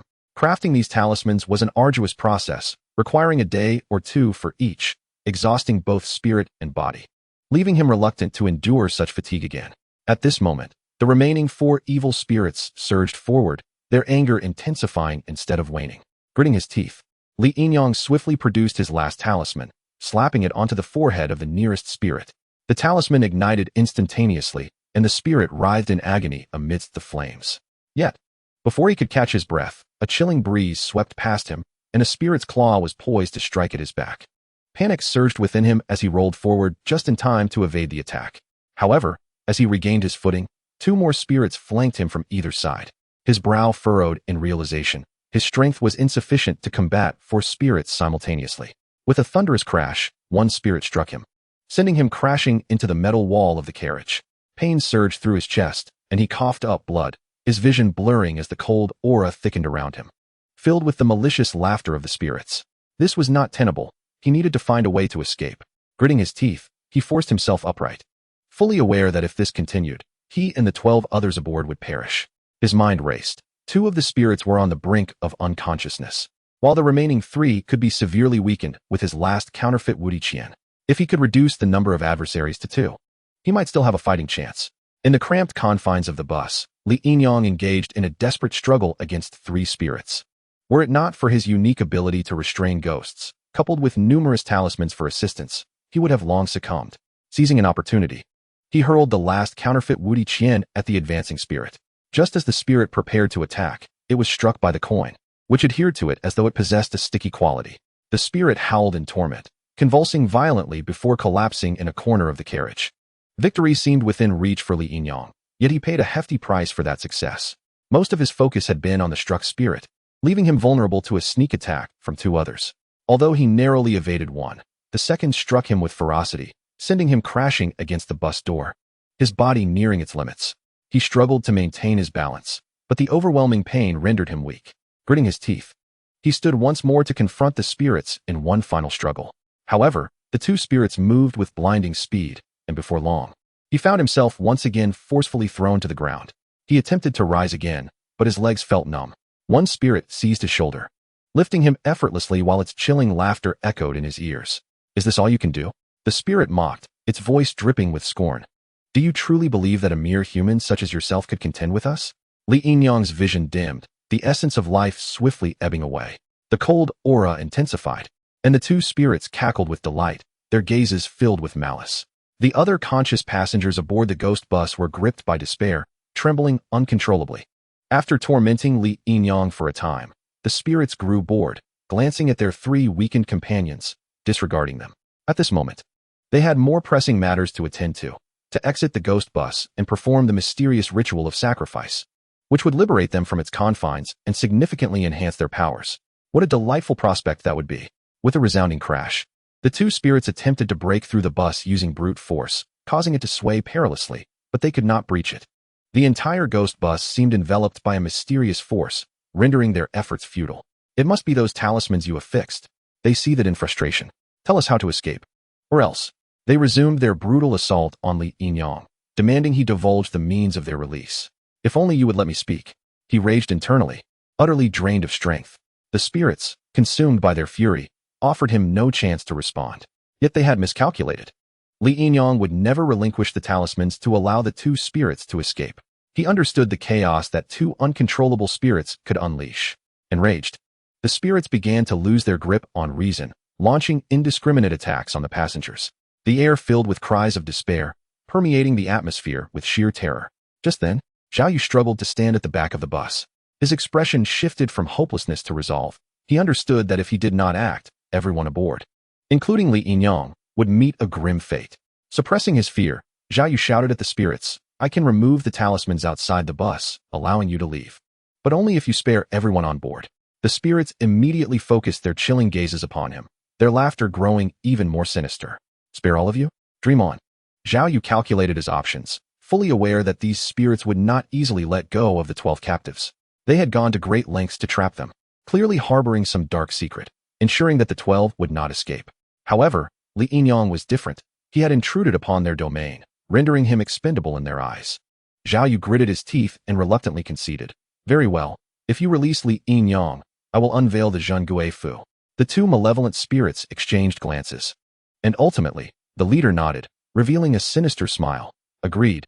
We shall release him." Chapter 31. A life-hanging dilemma. Zhao Yu inhaled deeply, trudging toward the bus door, which slowly opened before him. As he stepped out, the inside of the bus felt like an entirely different realm from the outside. He understood that once the Zhengui Fu was revealed, these malevolent spirits would escape the ghostly bus and regain their freedom, leaving him to face eternal damnation. Li Yinyang, weak and frail, gazed at Zhao Yu, struggling to shout, "Zhao Yu, don't be foolish. Hurry and leave. Collaborating with ghosts harms both yourself and others. As long as the Zhengui Fu remains intact, they cannot exit the bus." Zhao Yu did not turn back, merely smiling faintly. "Brotherly, I will not abandon you." As he approached the exterior of the bus, he spotted the Zhengui Fu affixed to the door, emanating a faint glow that suppressed the dense Yin energy within. Closing his eyes, he took a deep breath and abruptly tore off the talisman. In an instant, the Yin energy erupted, thick fog swiftly engulfing the entire street. The two malevolent spirits lunged from the bus, their newfound freedom rendering them even more fearsome in the shadows. The leader of the spirits grinned coldly.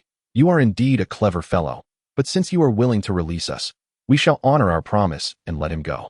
The spirits discarded the feeble Li Yinyang onto the ground, where he collapsed, gasping in agony. His eyes locked onto Zhao Yu, filled with both anger and complex emotions. He understood that Zhao Yu had acted to save him, but the cost was insurmountable. Zhao Yu rushed forward to help Li Yinyang up, urgently saying, "Brotherly, you must flee." However, before they could take more than a few steps, a chilling gust swept in from behind, and the two malevolent spirits reappeared before them. The leader sneered, "I said to release him, but I never stated that we wouldn't capture him again. You think you can escape so easily?" Zhao Yu's face paled instantly. He realized he had been deceived. Indeed, collaborating with spirits leads to harm for oneself and others. But now, faced with the encirclement of the two malevolent beings, they had no capacity for resistance. "Brotherly, these spirits must be scheming something. Their target is not you. They are merely enraged by your injury and seek revenge. You must run quickly. If you get far enough away, they will not pursue you." Li Yinyang shook his head, gritting his teeth and using every ounce of strength to position himself in front of Zhao Yu, shielding him. "If you do not abandon me, I shall protect you with my life. I vow not to forsake you. Zhao Yu, listen to me. If an opportunity arises, you must flee without concern for me." Li Yinyang's voice, though weak, held steadfast resolve. Zhao Yu was moved. Li Yinyang had placed himself in danger to save him, and even now, he refused to surrender. A glimmer of tears welled in his eyes as he shook his head and urged, "Brotherly, I cannot leave. They have gone through great lengths to bring me here. I must hold significant value to them. Therefore, I cannot escape their grasp. We will run in different directions. I will distract one of the malevolent spirits, and you take the chance to flee." "Flee? Where can we run to?" The two malevolent spirits seemed to have discerned their intent, instantly materializing before them, their claws lunging toward them. "Dodge!" Li Yinyang expended his last reserves of strength to push Zhao Yu aside, rolling to the side just in time to narrowly evade the spirit's attack. However, before he could catch his breath, another spirit appeared behind him, its claws slicing through the air, conjuring a chilling wind. Bang! Li Yinyang was struck by the spirit's powerful blow, crashing heavily to the ground, pain coursing through his body. He tasted blood in his throat as he gasped. Zhao Yu's eyes blazed with fury. He charged at the spirit, attempting to strike it with his fists. Yet, with a mere flick of its hand, the spirit sent Zhao Yu tumbling to the ground, writhing in agony. You two still seek death? The spirit sneered, grasping Zhao Yu by the throat and lifting him off the ground. Li Yinyang struggled to rise, but his strength was utterly depleted. He could no longer stand and was merely holding on by a thread, unwilling to succumb to unconsciousness. Enough, do not harm our offering. Prepare for the sacrificial ritual. The leader of the spirits said coldly. With a chilling laugh, the other 11 individuals within the bus were dragged out by the two malevolent spirits. Their faces a mask of terror, utterly incapable of resisting. The spirits bound them to the ground and began to arrange a bizarre ritual, established upon a grand formation with 12 focal points, eerily intricate. Li Yinyang watched in despair as his consciousness began to fade, the scene before him growing increasingly indistinct. Zhao Yu was cast aside, struggling to rise but pinned to the ground by one of the spirits. The formation completed. Zhao Yu and the 11 others were treated like discarded carcasses, thrown onto the focal points, each one illuminated by a dark crimson glow that enveloped them. While the two malevolent spirits cackled triumphantly, the atmosphere of the ritual thickened, a chilling presence wrapping around the entire street. The spirits muttered incantations, causing the complexion of the 11 passengers and Zhao Yu to gradually pale, as if their life force was being relentlessly siphoned away. Li Yinyang's expression shifted drastically upon realizing the ritual's completion. He recalled a passage from the Yinyang Zhuague Lu, the 12 Shaoling formation. Supplemented by a mysterious Western ritual, could unleash spirits from their shackles, augmenting their strength and causing untold disaster. He struggled to rise and intervene, but his injuries were too severe. He understood that his will was futile. He could only helplessly watch as Zhao Yu and the others were sacrificed, utterly powerless to intervene. Suddenly, amidst the dense fog, something approached rapidly. A faint yet resolute light pierced through the darkness, igniting hope within all. Who is it? The two malevolent spirits sensed the power, their expressions shifting as they felt a twinge of trepidation, but more so, they were enraged that yet another fool dared to thwart their plans. Li Yinyang turned toward the source of the light, a flicker of hope igniting within him. What was approaching? Who had intruded at this critical moment? Would they be rescued? In the darkness, the light drew nearer, seemingly poised to pull them from the brink of despair. Just then, a low voice resonated through the fog. Stop. The voice thundered like a clap of thunder, shaking the entire street. The fog was abruptly torn apart, revealing a figure before everyone. Chapter 32. The soul lost it is him. Li Yinyang recognized him, his face lighting up with joy. The figure wore a black trench coat and wielded a seemingly ordinary peachwood sword. His gaze was cold and resolute, exuding an undeniable aura of strength. The newcomer was the ghost hunter Lei Fei, who approached the malevolent spirits step by step. His voice icy and sharp. You vile spirits dare to employ such wicked formations to take lives. You shall not be spared today. The two spirits regarded Lei Fei, a flicker of apprehension crossing their eyes, acutely aware of the threat he posed. The leader of the spirits sneered, signaling the other spirit to attack Lei Fei while he retreated a step to guard the center of the ritual, hoping to complete the remaining sacrifice. With a cold huff, Lei Fei fearlessly met the advancing spirit. He wielded his peachwood sword with swift precision, unleashing arcs of eerie blue light that sliced through the night, striking toward the spirit with lightning speed. The spirit was forced to retreat, attempting to evade the blade, but Lei Fei's movements were too rapid. In a flash, the spirit was cleaved in two, dissipating into a cloud of black smoke.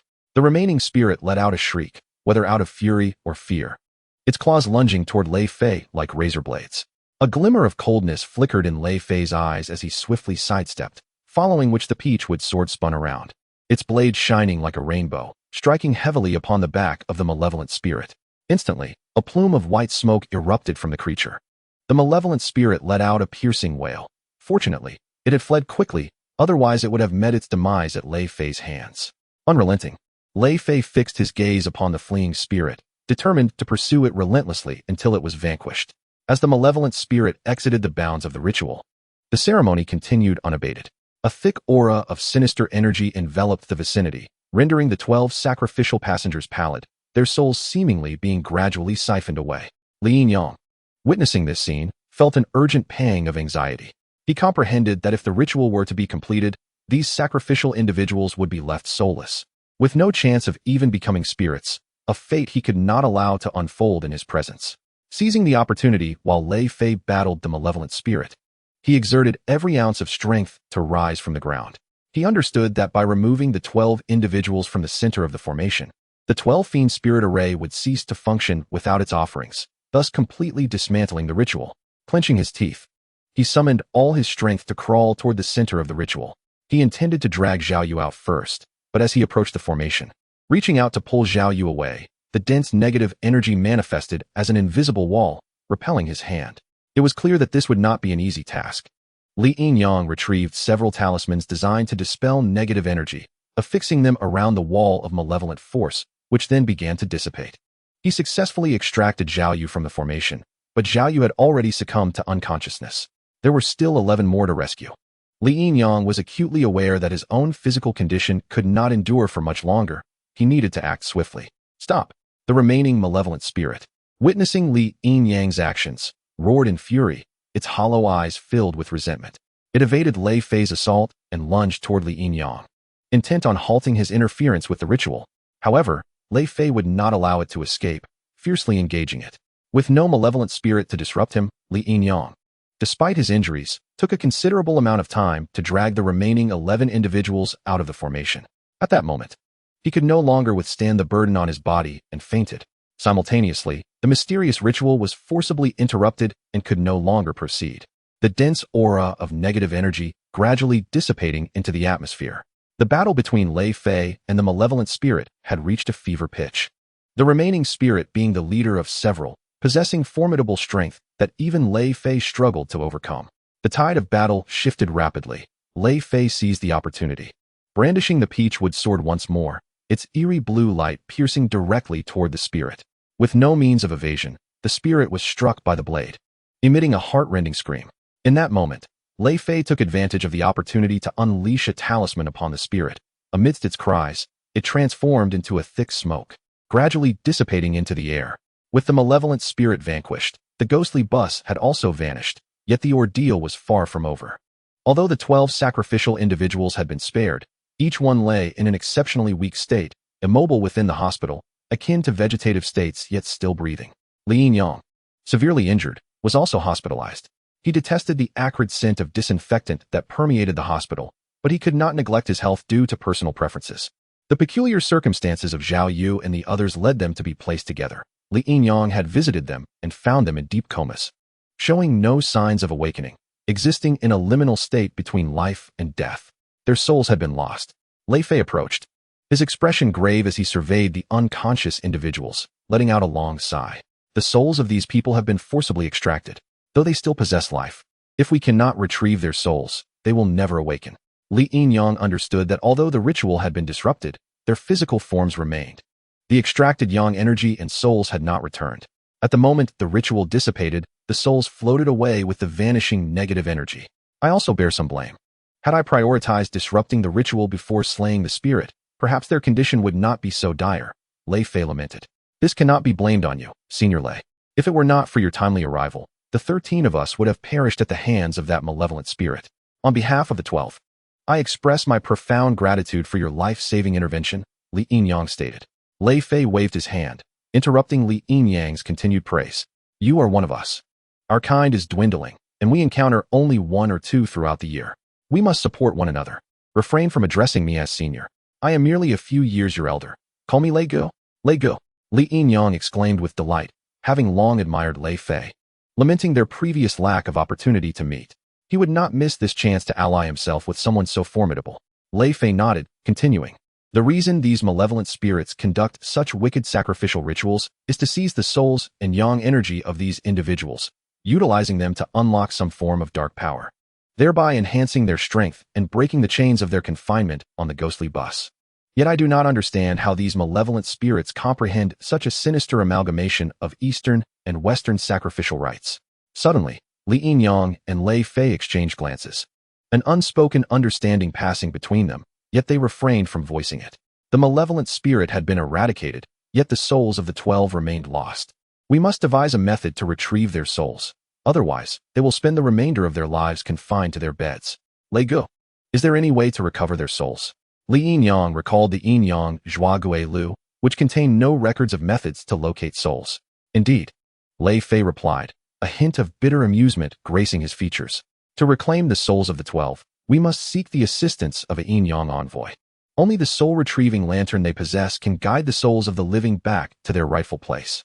The Yin Yang envoy? Li Yin-yang suddenly recalled that upon completing his first task, the system had granted him the title of an apprentice Yin Yang envoy. Yet he did not possess a soul-retrieving lantern. Is the soul-retrieving lantern an exclusive item of the Yin Yang envoy? Indeed, the lantern symbolizes the identity of the Yin Yang envoy, Lei Fei mused. I once heard my grandfather say that Yin Yang envoys act as agents of the underworld in the realm of the living, exceedingly rare and difficult for ordinary people to encounter. The soul-retrieving lantern is their talisman, immensely powerful. It can calm souls, slay spirits, and also locate souls. It is said that by finding the entrance to the underworld, one can traverse between the realms of the living and the dead with the aid of the Yin Yang lantern. Zhao Yu listened in astonishment. Such individuals exist in this world. How can we locate the Yin Yang envoy? He pondered that, likely due to his status as an apprentice Yin Yang envoy, he lacked a soul-retrieving lantern, and he was unsure if he would receive one upon attaining full status. Why has the reward for this task not been distributed? If it had been, I could become a Yin Yang envoy and possess a soul-retrieving lantern, thereby negating the need to search for another Yin Yang envoy. Speak of the devil, and he shall appear. Ding. Your task reward has been delivered. Li Yin-yang's eyes lit up with joy as he opened the reward interface. Noting a task completion rate of 70, granting him 70 merit points, a chance for a lottery reward, and the title of a junior Yin Yang envoy, albeit without a talisman. Li Yin-yang was incensed, nearly cursing aloud. I accept the 70 task completion rate and the corresponding reward. But if you grant me the title of a junior Yin Yang envoy, why not provide the soul-retrieving lantern? Cursed system. Ding. System detected host's internal cursing towards the system, deducting 1 merit point. At that moment, the mechanical voice of the system echoed in Li Yin-yang's mind. Ding. The Ghost Group system has issued a special order. Task content. Conceal the identity of the Yin Yang envoy. Exposure is prohibited. Task hint. Should the host reveal their identity as a Yin Yang envoy, they will be plunged into grave danger, with a mortality rate as high as 90. Special reward. If the identity is successfully concealed, the system will reward merit points upon its satisfaction. Ding. Congratulations to the host for not revealing their identity. The system is pleased, granting 1 merit point. Li Yin-yang found himself at a loss with the system, which exhibited an utterly whimsical demeanor, oscillating between solemnity and casualness, confirming his suspicion that it was indeed a capricious entity. Though he bore the title of Yin Yang envoy, he lacked the symbolic guiding lantern, compelling him to seek out another envoy. Brother Lei, where shall we search for the Yin Yang envoy? He inquired. I suspect that an old friend of mine may very well be the envoy, though I have yet to verify it. Lei Fei sighed, seemingly reluctant to mention this individual. Oh, Li Yin-yang's interest piqued, his eyes gleaming with curiosity. However, Lei Fei disclosed that he had not dared to contact his old friend for many years. When Li Yin-yang pressed for an explanation, Lei Fei hesitated, evading the question. Could this old friend of yours be your former love? Li Yin-yang remarked, feigning understanding. What former love? Lei Fei shot him an incredulous glare, his face flushing. We are merely old friends. I am a normal man, while he is the one who is abnormal. Li Yin-yang was taken aback, as if he had stumbled upon a momentous revelation, his mind brimming with inquisitiveness. He continued to pry. What normal man in his 40s remains unmarried? Lei Fei exhaled deeply. What is the point of marriage? I lack both wealth and a home, and my profession is perilous. Rather than inflict misfortune upon others, it is better to remain single.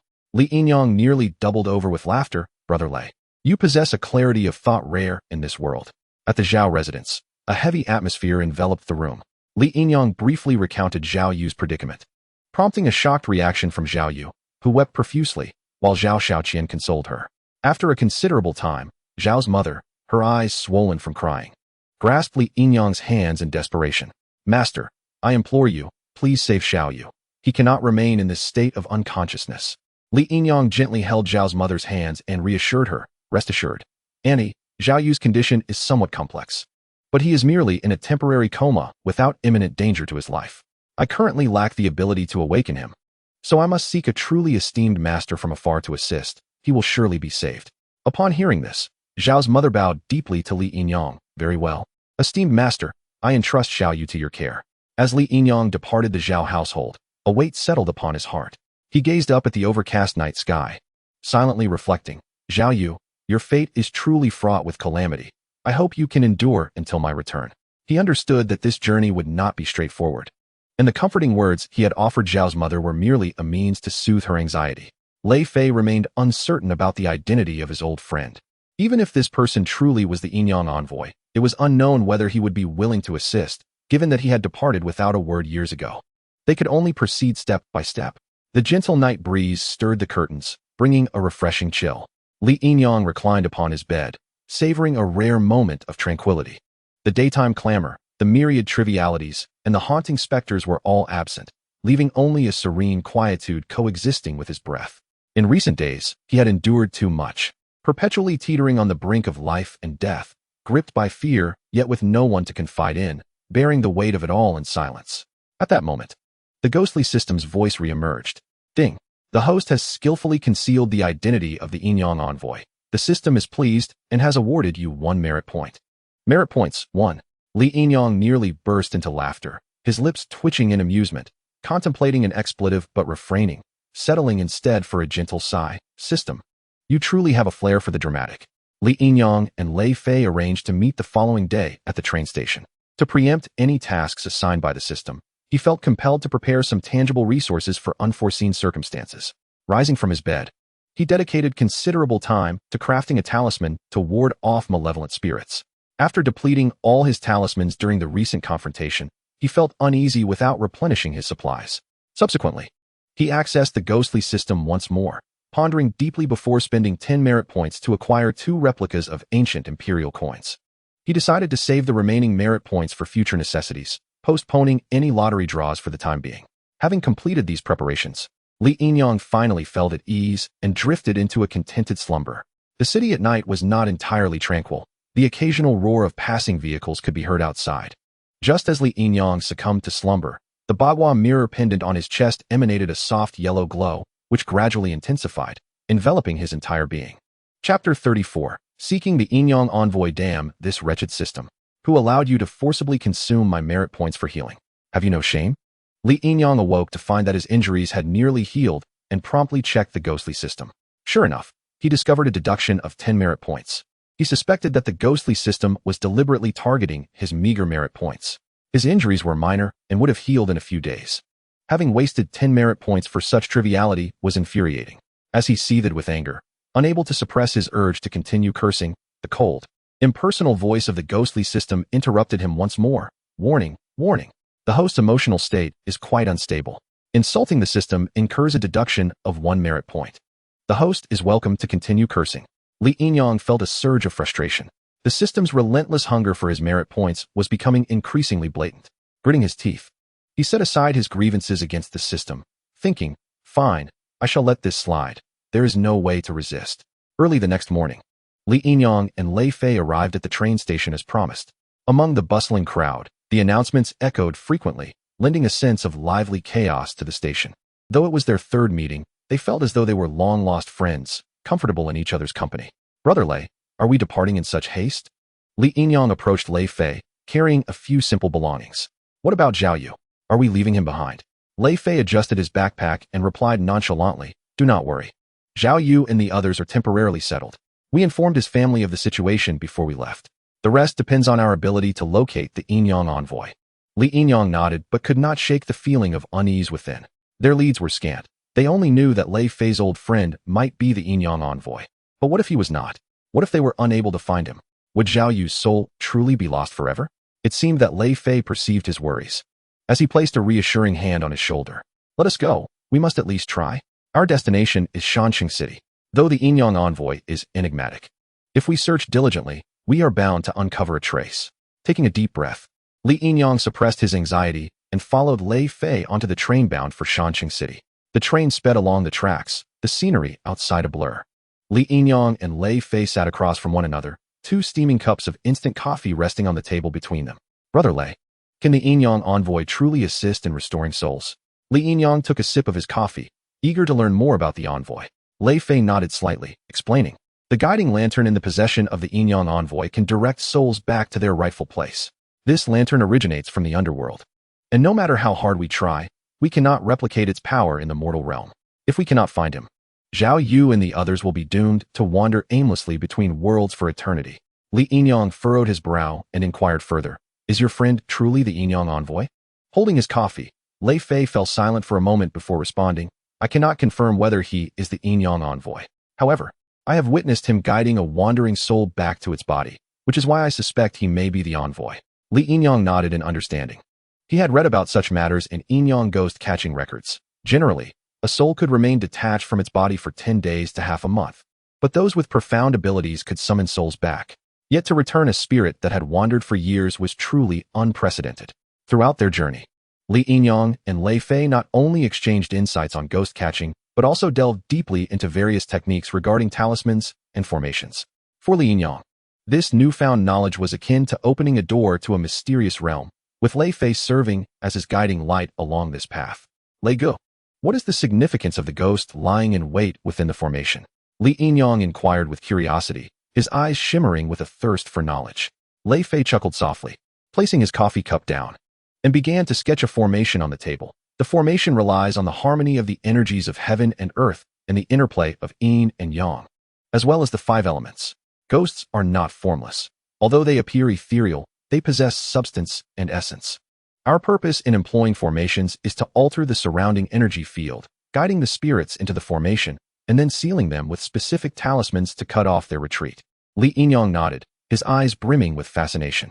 His previous methods of ghost hunting involved using talismans to temporarily suppress spirits or simple spells for exorcism. But this technique of trapping ghosts within formations seemed profoundly more intricate and sophisticated. For instance, this formation. Lei Fei drew an octagonal shape on the paper, annotating the various orientations. This is the Bagua sealing formation, suitable for ordinary vengeful spirits or weaker malevolent entities. It creates a closed energy field through the flow of the 5 elemental energies, confining the spirit within. The essence of the formation lies in the energy and positions within. Each segment influences the spirit's movements. Li Yinyang scrutinized Lei Fei's diagram, his brow furrowed in confusion. Observing his perplexity, Lei Fei smiled gently and pointed to the central point of the diagram. This energy is crucial. Typically, spirits have free pathways to move. We block their escape routes through the formation. Look at the composition of the 5 elements and Bagua. Within the formation, there exists life, restraint, control, and transformation, thus limiting the spirit's activity to a confined space, rendering escape impossible. If I employ this formation, Li Yinyang pondered aloud, could it be used to trap 5 malevolent spirits? Lei Fei's gaze sharpened, his expression turning earnest. This formation can indeed ensnare numerous malevolent spirits, but not all. For instance, the 5 spirits you encountered previously transcend ordinary vengeful ghosts. Their powers may surpass conventional talismans and formations. To trap them with the Bagua sealing formation, you would need to complement it with more potent talismans. Oh, Li Yinyang's eyes sparkled with interest. More powerful talismans? Lei Gu, could you teach me? Lei Fei smiled. The art of talismans is vast and profound. It is not merely a matter of sketching symbols. The key lies in harmonizing the talisman's power with the energy field to maximize its effectiveness. He then retrieved several sheets of talisman paper from his backpack and handed them to Li Yinyang. This is the soul-locking talisman, capable of momentarily sealing a ghost's consciousness, rendering it unable to resist. Take a look. Li Yinyang examined the talisman closely, noticing a complex symbol at its center, a crisscrossed cross surrounded by a multitude of intricate characters, as if enveloped by an unseen force. I have never seen such a talisman, Li Yinyang murmured. Lei Fei nodded. This talisman requires significant mastery to utilize. It can completely seal a ghost's power for a brief period. However, it cannot be used for extended durations. Prolonged sealing would lead to a backlash from the ghost's power, ultimately breaking the seal. Thus, it serves merely to buy us time for preparation. I understand. Li Yinyang exclaimed, suddenly enlightened. You mean to seal the ghost with the soul-locking talisman, and then trap it with the formation to safely deal with it? Lei Fei nodded in approval. Precisely. I am glad you grasped the concept. In fact, the soul-locking talisman has another purpose. You can place it at the center of the formation to amplify the talisman's power using the formation's energy. Fascinating. Li Yinyang clutched the talisman tightly, excitement radiating from him. Lei Gu, I will find an opportunity to test it. Lei Fei nodded and retrieved a small bronze plaque from his bag. This is the foundational plate for the exorcism talisman, not intended for you to craft talismans. However, you may observe, its patterns differ from those of ordinary talismans. The power of the exorcism talisman derives from bronze, possessing a unique absorbent quality that can draw in the negative energies of spirits. Li Yinyang scrutinized the small talisman plate, noting the strange symbols etched upon it, its metallic sheen lending it an air of mystery. What is the purpose of this plaque? He inquired. Lei Fei explained with a smile. The exorcism talisman is employed against formidable spirits, capable of swiftly diminishing a ghost's power, particularly those with malice. In our ghost hunting endeavors, not all spirits can be directly expelled with talismans. Their strength may be too great for ordinary talismans to effect. The exorcism talisman aids us in quickly weakening a spirit's power, paving the way for eventual subjugation. Li Yinyang contemplated these talismans, feeling as though a new door had opened in his mind. Previously, his methods were limited, primarily relying on ghost suppression and expulsion talismans to deal with weaker spirits. His tactics were insufficient against powerful malevolent entities or large numbers of ghosts. Now, the integration of talismans and formations expanded his horizons. He had not anticipated their potential synergy, which proved far more potent than mere addition. Li Yinyang, not withholding, shared 2 formations and talismans from the Yinyang ghost capture record, reciting them despite his unfamiliarity with their application, which greatly benefited Lei Fei. Their exchange fostered a camaraderie of both teacher and friend, deepening Li Yinyang's admiration for Lei Fei. He realized that Lei Fei was not only experienced and skilled, but also possessed a set of personal principles that made him a worthy companion. Several hours later, the train gradually approached the platform of Shanxing City. Lei Fei hoisted his bag and disembarked first, with Li Yinyang following closely behind. Lei Gu, where shall we find your friend next? Li Yinyang inquired. Lei Fei stood on the platform, gazing thoughtfully into the distance. He is in Fengdu County, a place rich with ancient temples, ideal for quiet cultivation. Li Yinyang nodded, a flicker of anticipation igniting within him. He understood that this journey was merely the beginning, fraught with unknowns and challenges ahead. Not far from the station, several enigmatic figures observed the direction in which Li Yinyang and Lei Fei had vanished. The leader of the group bore a faint smile, murmuring, "I hope you do not disappoint me." Chapter 35. The beautiful streamer harasses me. Outside the train station of Shanxing City, Li Yinyang and Lei Fei strolled leisurely along the bustling street leading from the station. The surrounding scenery exuded a unique vivacity, with passers-by bustling about, infused with the essence of life. "Let us find a place to stay," Lei Fei suggested, "and we shall depart for Fengdu County tomorrow." Li Yinyang nodded, lowering his gaze to fiddle with his phone's map, attempting to locate a reasonably priced inn. At that moment, a flurry of footsteps approached, accompanied by an anxious shout. "Please help me catch it. Don't let it escape." Instinctively, Li Yinyang glanced up to see a small black cat darting through the crowd, racing towards him.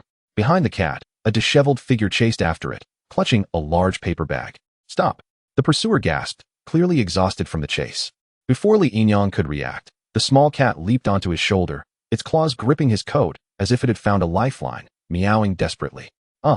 Li Yinyang felt momentarily bewildered, reaching out to gently remove the cat. However, before he could do so, the pursuing figure collided with him, tumbling forward. Thud!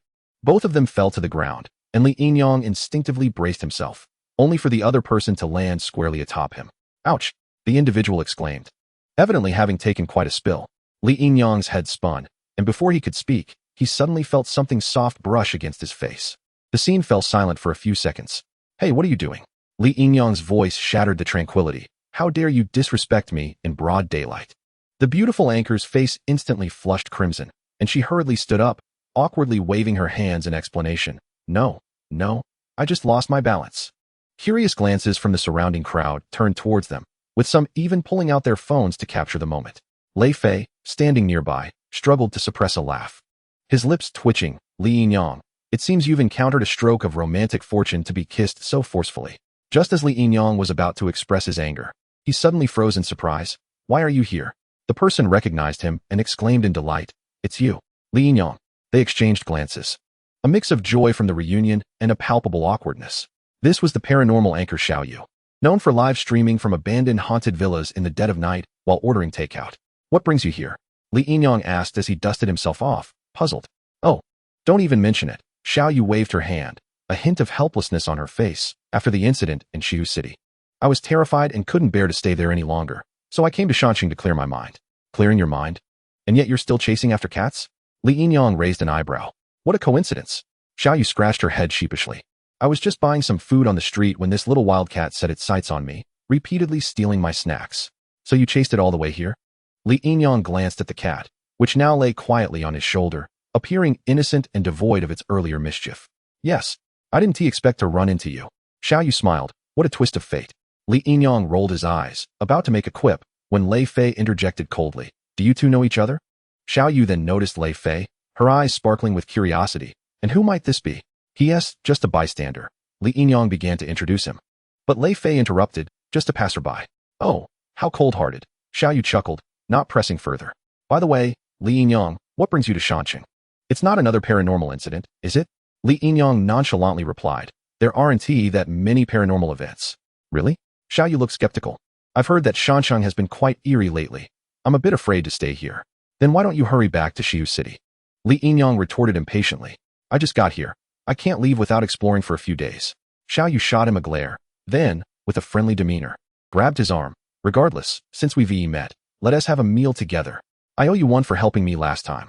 Just as Li Yinyang was about to decline, Lei Fei coolly stated, a meal sounds good, but it must be delicious. Lei Fei transformed into a different person at the mention of food, as his sole passion revolved around cuisine. Xiao Yu excitedly clapped her hands. Great. Follow me. I know a particularly authentic snack shop nearby. Lead the way, Li Yinyang said, unable to dampen Xiao Yu's enthusiasm and Lei Fei's anticipation. The little cat meowed as if bidding farewell before jumping down and disappearing into the crowd. Xiao Yu guided Li Yinyang and Lei Fei to a small snack shop nestled deep within an alley. Though modest in size, it was brimming with the rich flavors of Shanqing. The mingling scents of charcoal and spicy seasonings awakened their appetites. How did I know this place would be good? Xiao Yu beamed with pride. I stumbled upon this treasure shop in Shanqing. Li Yinyang nodded. It truly does smell delightful. He casually ordered a few signature dishes while Lei Fei silently observed from the side. Soon, the dishes began to arrive at the table. Spicy beef tripe, sour and spicy noodles, mala hot pot, and a plate of spicy crayfish, each dish a feast for the senses.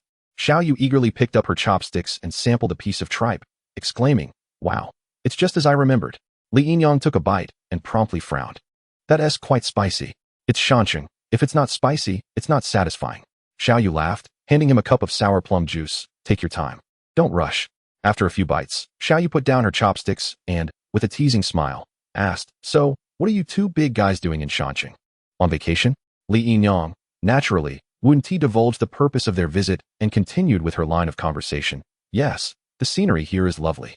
We just wanted to take a look around. Oh, Xiao Yu elongated her tone meaningfully. Where are you staying? Do you have plans for sightseeing? Just as Li Yinyang was about to respond, Lei Fei interrupted. We haven't decided where to stay yet. We're just browsing, not sure where we'll go.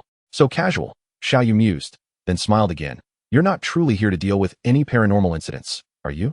Li Yinyang chuckled. Not at all. Stop dwelling on those ghostly matters. Aren't you afraid of encountering spirits again? Xiao Yu blinked. It's precisely because I fear encountering ghosts that I want to inquire ahead of time. What if something truly eerie occurs? I need to steer clear. Li Yinyang found himself at a loss for words and returned to his meal. Throughout the meal, Xiao Yu persistently probed, asking where they planned to go and how long they intended to stay, even casually mentioning some bizarre rumors about Shanqing. Recently, many people have claimed to see things that shouldn't exist in certain places, Xiao Yu whispered, and some have heard strange crying sounds at midnight, supposedly coming from fissures in the ground. Li Yinyang chuckled awkwardly. Isn't this just another one of your paranormal streaming gimmicks? No, this time I really heard about it. Xiao Yu's frustration surfaced as she noticed Li Yinyang's disbelief. Before I met you, I was quite scared hearing these rumors. I even considered returning to Xiu City. So do you want to join us? Li Yinyang spoke her thoughts aloud. Xiao Yu nodded eagerly, her eyes filled with hope. In the end, it was Lei Fei who decisively agreed to let Xiao Yu accompany them, and she promised Lei Fei several meals featuring Shanqing's local delicacies, which most outsiders were unaware of. With her wish fulfilled, Xiao Yu looked at Li Yinyang and Lei Fei, enjoying the local cuisine, her face betraying a hint of an enigmatic smile. Chapter 36. The Mysterious Man in Black. In a dimly lit room, 3 individuals sat around an old wooden table. The only source of light was a yellowing desk lamp, casting a weak glow over a small area, while the rest was swallowed by deep shadows.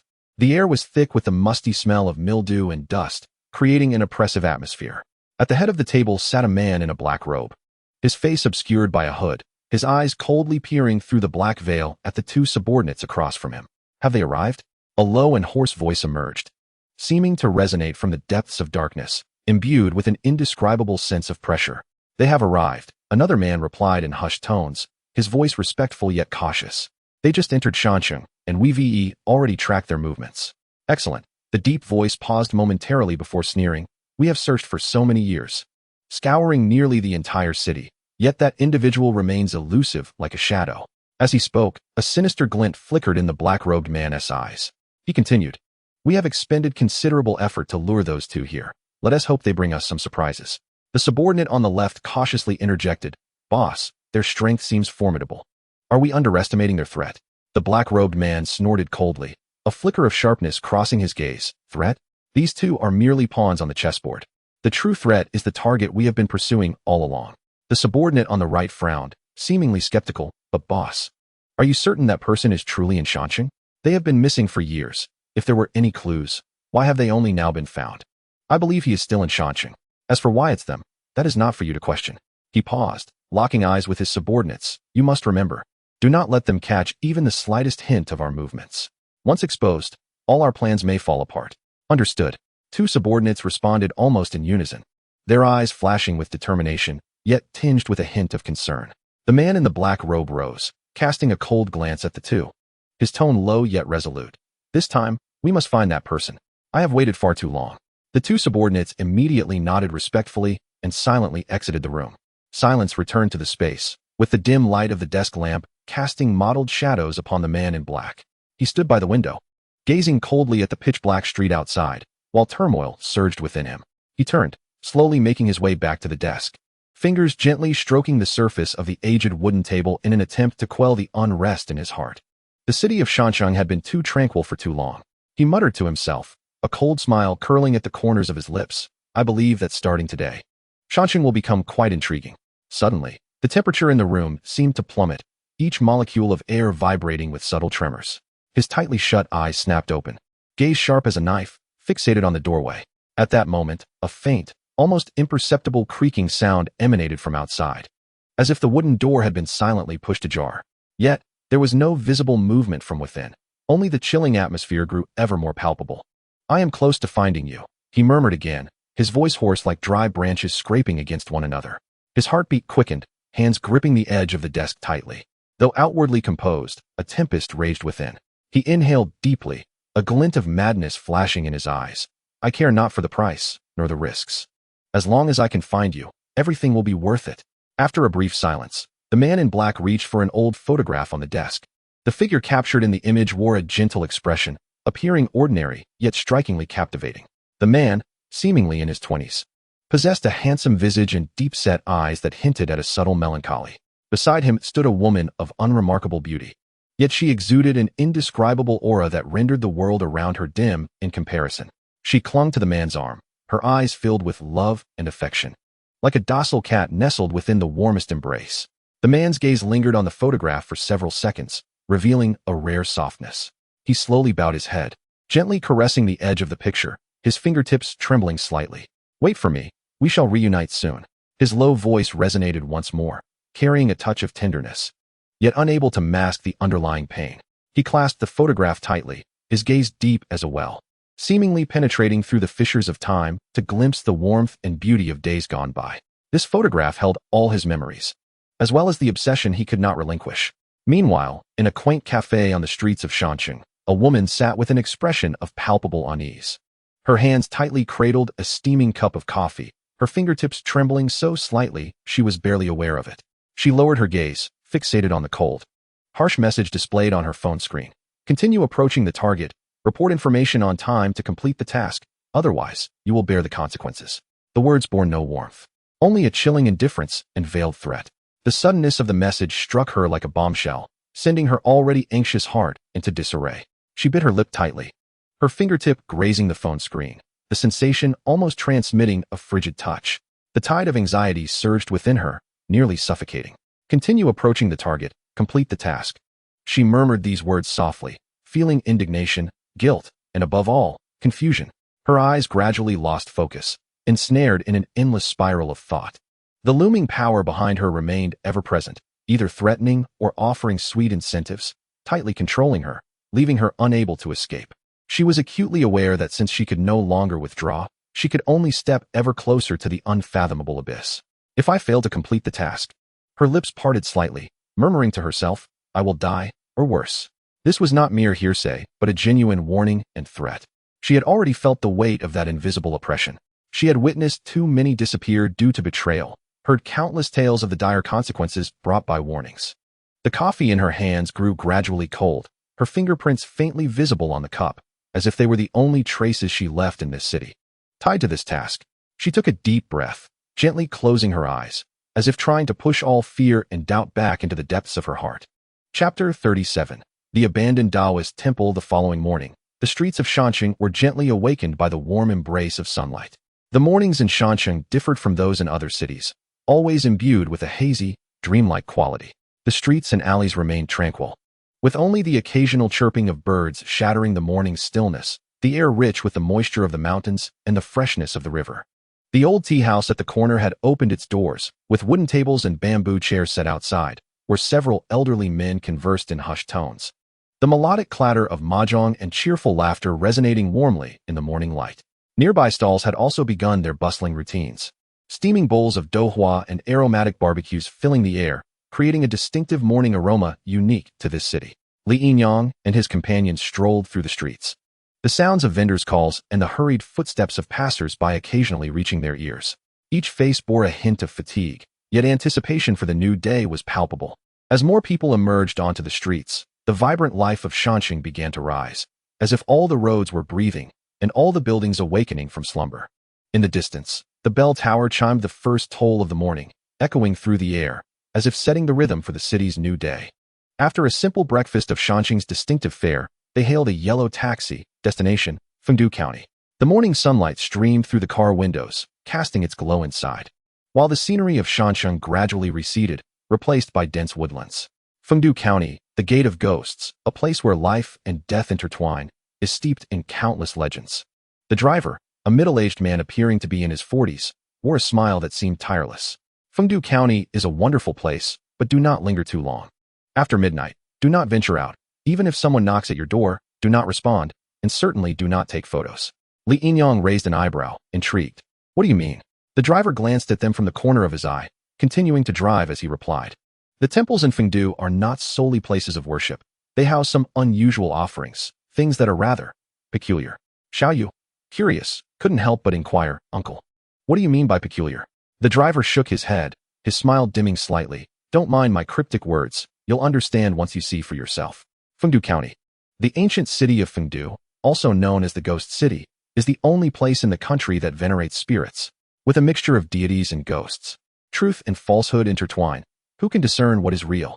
Even some shocking occurrences would not be considered exaggerated. After more than 2 hours of travel, the vehicle finally came to a halt. They had arrived in Fengdu County. Lei Fei looked around, furrowing his brow slightly. The once ancient and mysterious Fengdu County had now been enveloped by modern architecture. Neatly arranged shops lined the streets, neon lights flashing vibrantly, and the lively atmosphere nearly made one forget this was a ghost city. Tall buildings loomed nearby, seeming entirely out of place in this once enigmatic and ancient locale.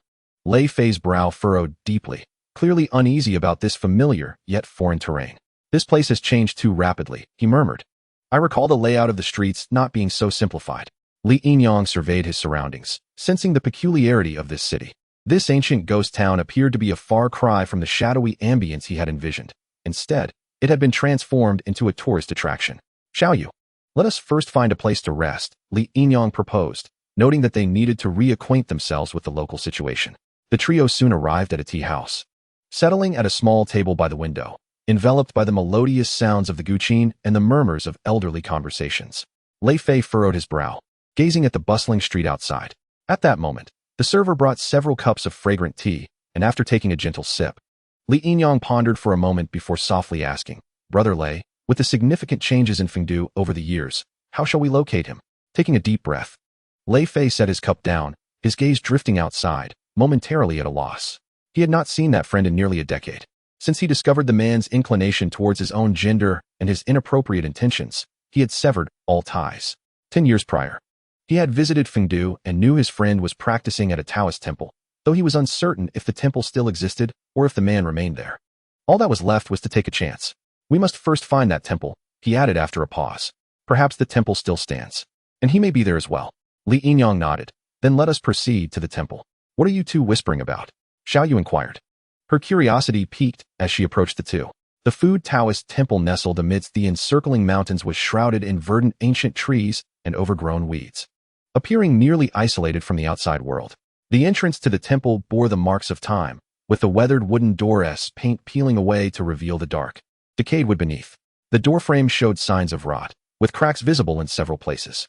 Above the entrance, the once exquisitely carved characters of Fu Taoist temple had become indistinct, as if eroded by countless years of wind and rain, each character uneven, exuding an indescribable weight of history. The temple's exterior walls were grayish-white, with the ravages of time revealing cracks and peeling spots. Portions of the wall had even collapsed, leaving only a few crooked stone pillars to support the dilapidated roof. The originally golden dragon and phoenix sculptures on the eaves had become mottled, their feathers and scales indistinct, as if time had stolen their luster and vitality. Within the courtyard, the stone slabs were overrun with weeds, suggesting an utter lack of maintenance.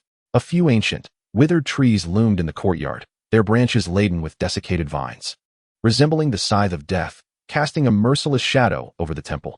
Occasionally, a breeze would rustle the branches, creating a sound as if something were moving silently. The incense burner had long ceased to emit smoke. Only a few remnants of ash, scattered by the wind, quietly accumulated around the mouth of the burner in silence. Along the path leading to the main hall, several clay sculptures of deities lay haphazardly, like forgotten toys, their eyes hollow and faces blurred, as if silently narrating the temple's former glory and its present desolation. Nevertheless, the temple still emanated an inexplicable aura, as if despite its decay, it possessed some unknown power that beckoned the curious. The air was heavy and damp, as though every inch of ground was cloaked in some shadow, provoking an unbidden sense of fear. Outside the temple, Xiaoyu hesitated, her steps uncertain. She tightly clasped her arms, feeling the cold, rigid sensation emanating from them. Even the slightest breeze felt like a frigid blade against her skin, sending chills through her. Gazing at the weathered structure before her, the mottled walls and broken eaves radiated a sense of antiquity and mystery, filling her heart with conflicting emotions and dread. We have business at the temple. If you are afraid, you can wait for us outside. We will seek you out once we are finished, Li Yinyang offered, noticing her trepidation. Xiaoyu shook her head. The thought of being left alone outside terrified her even more. The penetrating cold seemed to remind her that being solitary in the wilderness was perilous, and she mustered her courage, saying, let us go in together. Li Yinyang nodded. All right, do take care. Li Yinyang and Lei Fei led the way, their movements brisk and decisive, seemingly unfazed by the dilapidated surroundings. Xiaoyu, having steeled her resolve, followed closely, stepping over the already broken steps, feeling the rough and irregular texture underfoot as they entered the enigmatic Fu Taoist temple. Upon entering the courtyard, the air felt so heavy it seemed to press down upon her very soul, and Xiaoyu felt her entire body tense. She could almost hear the pounding of her heart echoing in her ears, the sound loud and clear, as if beating against her fragile nerves. Li Yinyang and Lei Fei proceeded cautiously, observing their surroundings. The interior of the temple was dim and dilapidated, the creaking wooden doors emitting a sharp sound, as if some unwilling force resisted the intrusion from the outside world. The ground was littered with dust and debris, the air thick with a musty odor, and remnants of burnt incense paper hung on the walls, creating an eerie atmosphere that instilled a sense of dread. Suddenly, a chilling laugh echoed from the front hall, sharp and grating, piercing the air like needles and sending shivers down their spines. Xiaoyu felt an inexplicable weight pressing down on her, instinctively grasping Li Yinyang's sleeve, seeking solace in his presence. In the center of the main hall, they discerned a hunched, shadowy figure, its features obscured. The silhouette appeared particularly eerie in the darkness, merging with the shadows, while the sinister laughter resonated with an unsettling clarity, reverberating in the confined space with a chilling echo. It seemed that several ghostly figures were also lurking about, their eyes glinting with greed and malice, emanating a palpable aura of fear that felt as cold as ice. A ghost tamer? Lei Fei, well-versed in such matters, immediately recognized the essence of the shadow. He slowly spoke. Li Yinyang, use your skills to subdue these creatures. Li Yinyang took a deep breath and nodded, aware that Lei Fei was offering guidance. His gestures flowed smoothly, as if he had forged a pact with some mysterious force. In an instant, a brilliant golden light enveloped him, radiating like the sun breaking through clouds, piercing the darkness around them. As the malevolent spirits approached the golden light, they recoiled as if struck by lightning, letting out piercing wails that echoed hauntingly in the silent temple, seemingly attempting to penetrate the eardrums of all present. Yet, these spirits appeared bound by the ghost tamer's command. Heedless of the danger, they continued to charge forward. A slight smile graced Li Yinyang's lips. His hands swiftly formed intricate seals, each movement as fleeting as a mirage. leaving behind mysterious symbols that shimmered faintly in the air. Then, with a powerful shout, he proclaimed, "Ghost-slaying talisman, break." Behold, the talisman that flew from his hand instantly transformed into countless golden chains, akin to ethereal serpents, slicing through the air with a soft whistle, accurately ensnaring the spirits. Before tightening forcefully, producing a metallic clinking sound as the chains constricted, the spirits writhed in their bonds, unable to escape, and with a flash of dazzling light, they dissipated into thin air like wisps of smoke. The ghost tamer's expression changed dramatically upon witnessing this, shock giving way to madness. "I never expected that my superior talisman, the ghost-slaying talisman, would be seized by you." Ha! Accompanied by the ghost tamer's maniacal laughter, more apparitions surged forth from all directions. The newly emerged phantoms are far more ferocious than their predecessors, shrouded in a thick veil of dark energy. Their howls resonate like the roars from the depths of hell, causing Li Yinyang's eardrums to throb painfully. The sound is deep and oppressive, as if it seeks to force one's very soul from its corporeal vessel. Encountering such a multitude of malevolent spirits for the first time, Li Yinyang feels a surge of anxiety within him. He hastily retrieves 2 talismans designed for exorcising spirits, which hover in the air, emanating a brilliant golden light under the incantation's influence. Meanwhile, Lei Fei stands calmly nearby, his gaze fixed intently on the spirit keeper, ever ready to provide assistance. His hand instinctively rests on the hilt of the wooden sword at his waist, its solid and chilling grip offering him a reassuring sense of security, a habit forged over many years of traversing the martial world. He is acutely aware of the cunning and treachery that characterize these spirit keepers. As the tide of ghosts surges forth, Li Yinyang realizes that while the exorcising talismans can vanquish these spirits, their sheer numbers, paired with their cunning, make it impossible to fend them all off, as they skillfully evade the talismans by hiding behind their companions. To his side, Ai Xiaoyu has collapsed to the ground, her pale face frozen in an expression of sheer terror, her brows furrowed tightly. Lei Fei, too, displays a fearful countenance, yet internally remains unperturbed. Death is inevitable. Deep within the temple, a shadow bellows. "Having slain so many of my sons, I shall have you perish, and then transform you into my sons, to serve and torment me for eternity." The shadow harbors an intense hatred for Li Yinyang and his companions. Each ghost is a product of his painstaking cultivation, akin to his own offspring, and their demise pains him greatly. He never anticipated that within such a brief period, a seemingly ordinary young man would manage to exterminate several of them. Fortunately, this young man possesses the exorcising talismans, a superior form of talisman that he could never acquire through treachery.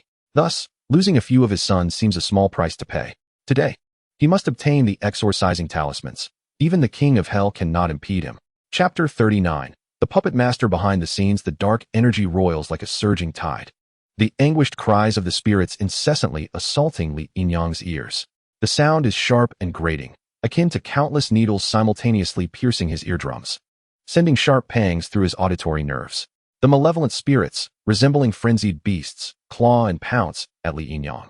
His Yinyang eye, finely honed, detects a rapidly approaching shadow, moving at an astonishing speed, generating a gale-like wind that rushes toward him. Li Yinyang can only rely on instinct to evade. Feeling the icy currents that the spirits stir as they brush past him, the chill penetrating his clothing and pricking his skin, sending shivers down his spine. He brandishes the exorcising talismans, only to discover their effects on the spirits are negligible, akin to striking a pillow with a fist, soft and ineffective. The talismans, which had previously displayed formidable power, now seem impotent, leaving Li Yinyang perplexed. The efficacy of a talisman is contingent upon the artist's understanding of it. The deeper the comprehension, the stronger the talisman. The earlier talismans he used, crafted by Lei Fei, were immensely powerful, while the ones he drew himself lacked potency. Lei Fei's voice reaches him, devoid of intent to intervene, his face betraying terror, his body trembling. Li Yinyang realizes, likening talismans to gaming skills. To fully master a talisman is akin to acquiring a skill, yet at present, his skill points are merely at 1. To strengthen this skill, he must accumulate points through practice and understanding. The spirit system is indeed formidable, Li Yinyang muses, observing that the talismans directly exchanged within the spirit system seem to possess immense strength, at least at the minor completion stage. Boundless universe, righteous chi of heaven and earth, eternally subduing the malevolent spirits. Li Yinyang shouts, sending forth a talisman radiating with golden light, which subdues the surrounding malevolent spirits. A figure emerges slowly from the darkness, his voice trembling with excitement. Clad in a black robe that seems to meld with the shadows, he is nearly imperceptible, save for the slight disturbance in the air he creates, which hints at his presence. The Spirit Keeper's face bears a chilling smile, appearing particularly eerie in the darkness, like cold moonlight spilling upon him. His eyes glimmer with avarice, resembling two cold stars, sending a shiver through Li Yinyang. Another superior talisman? It seems you possess quite a few treasures. The Spirit Keeper's voice is low and raspy, reminiscent of a serpent's hiss, sending a chill down Li Yinyang's spine, as if coarse sandpaper were rubbing against his heart, evoking discomfort. Li Yinyang's heart sinks. He finally comprehends the adage, a man without guilt may still suffer for his treasures. He watches the Spirit Keeper warily, not daring to blink, his heart racing with fear. Had he encountered such a sinister figure under normal circumstances, he would have long since chosen to avoid him. Who are you? Li Yinyang stammers. The Spirit Keeper scoffs. You need not know who I am. You only need to understand that I desire everything you possess. Before he finishes speaking, a black dagger materializes in his hand, emanating a chilling aura that seems almost tangible. Li Yinyang perceives tendrils of white cold air swirling around the dagger, the frigid presence washing over him, prompting an involuntary shiver. In a flash, the Spirit Keeper appears before Li Yinyang like a wraith, his speed so rapid that Li Yinyang barely perceives a shadow passing by, followed immediately by the dagger thrusting toward his heart. Li Yinyang swiftly sidesteps, feeling the dagger graze his chest. In that fleeting moment, his clothing is torn, and a sharp pain radiates from his chest, a faint crimson line appearing on his skin. He can almost hear the delicate sound of the dagger slicing through flesh, akin to a razor gliding across paper. A wave of terror washes over him, realizing the Spirit Keeper's speed is astonishingly swift. He now understands that the malevolence of the human heart surpasses that of spirits. Seeing that the ghosts cannot harm him, the Spirit Keeper resorts to personal action. The strength of the spirits is finite, yet the depths of human malice are boundless. Unperturbed by his initial failure, the Spirit Keeper recognizes the young man's lack of martial skills and resumes his fierce assault with the dagger. Each swing of the dagger sends a howling wind past Li Yinyang's ears, leaving his head ringing. Li Yinyang finds himself in a precarious situation, evading the Spirit Keeper's relentless strikes while desperately searching for an opportunity to counterattack. He knows that if he cannot extricate himself from this predicament swiftly, and with Lei Fei showing no intent to intervene, he may very well meet his end here. As he dodges, he feels his body brushing against the surrounding air, his clothes soaked with sweat, clinging uncomfortably to him. You possess impressive talismans, but alas, you lack the ability to wield them, the Spirit Keeper taunts amid his assault. Perhaps it would be wise to surrender them. I could grant you a quick end. His words drip with disdain and amusement, like icy raindrops striking Li Yinyang's heart. Gritting his teeth, Li Yinyang disregards the Spirit Keeper's provocation, inhaling deeply and summoning all his strength to evade the onslaught. His body was forced to retreat step by step, his back against the cold, hard stone wall. He could feel the rigid surface pressing against him, the chilling sensation causing his body to tremble slightly, leaving him with no escape. Suddenly, the ghost tamer let out a prolonged laugh, a sound that reverberated through the darkness, as eerie and terrifying as the call of an owl. The glint of the dagger in his hand burst forth like lightning, piercing Li Yinyang's vision with its blinding brilliance, akin to someone suddenly shining a bright light directly into his eyes. In that instant, he lost all awareness of his surroundings, managing only to raise his hand in a desperate attempt to block the impending strike. The dagger struck fiercely against his arm, sending a wave of tremendous impact coursing through him. The searing pain radiated through his limb, akin to flames penetrating his very marrow, igniting his nerves with an agonizing burn that compelled him to gasp for breath. Your struggles are in vain, echoed the ghost tamer's voice in his ears, dripping with disdain and amusement. With each successive strike from the ghost tamer, Li Yinyang finally collapsed in fury, his body crashing heavily to the ground. Every inch of him aching and powerless, as if he had been mercilessly pummeled. He could only stare up at the ghost tamer, who loomed over him. A smug expression plastered across his face. Behold, the ghost tamer sneered, looking down upon him with the arrogance of a victor. What use are your ghost-catching techniques? No matter how refined. What significance do your talismans hold? His words pierced through Li Yinyang's consciousness like icy needles, striking at the very core of his being. The ghost tamer raised his dagger high, laughing triumphantly. Child, it is time for you to perish. Chapter 40. Women feed ghosts. Men warm beds, my goodness. They're going to kill, shouted Lei Fei suddenly, his voice sharp as if someone had grasped his throat. This exclamation startled the ghost tamer, providing Li Yinyang with a fleeting opportunity. He rolled over and sprang to his feet, his head colliding forcefully with the ghost tamer's chest. Bang! The ghost tamer staggered back from the impact, the dagger slipping from his grasp, glinting in the air before clattering to the ground nearby. Li Yinyang felt a fiery pain in his forehead, but he could not afford to linger on it. Seizing the moment while the ghost tamer was still unsteady, he delivered a sweeping kick. Alas, the ghost tamer reacted swiftly, leaping back to evade the blow.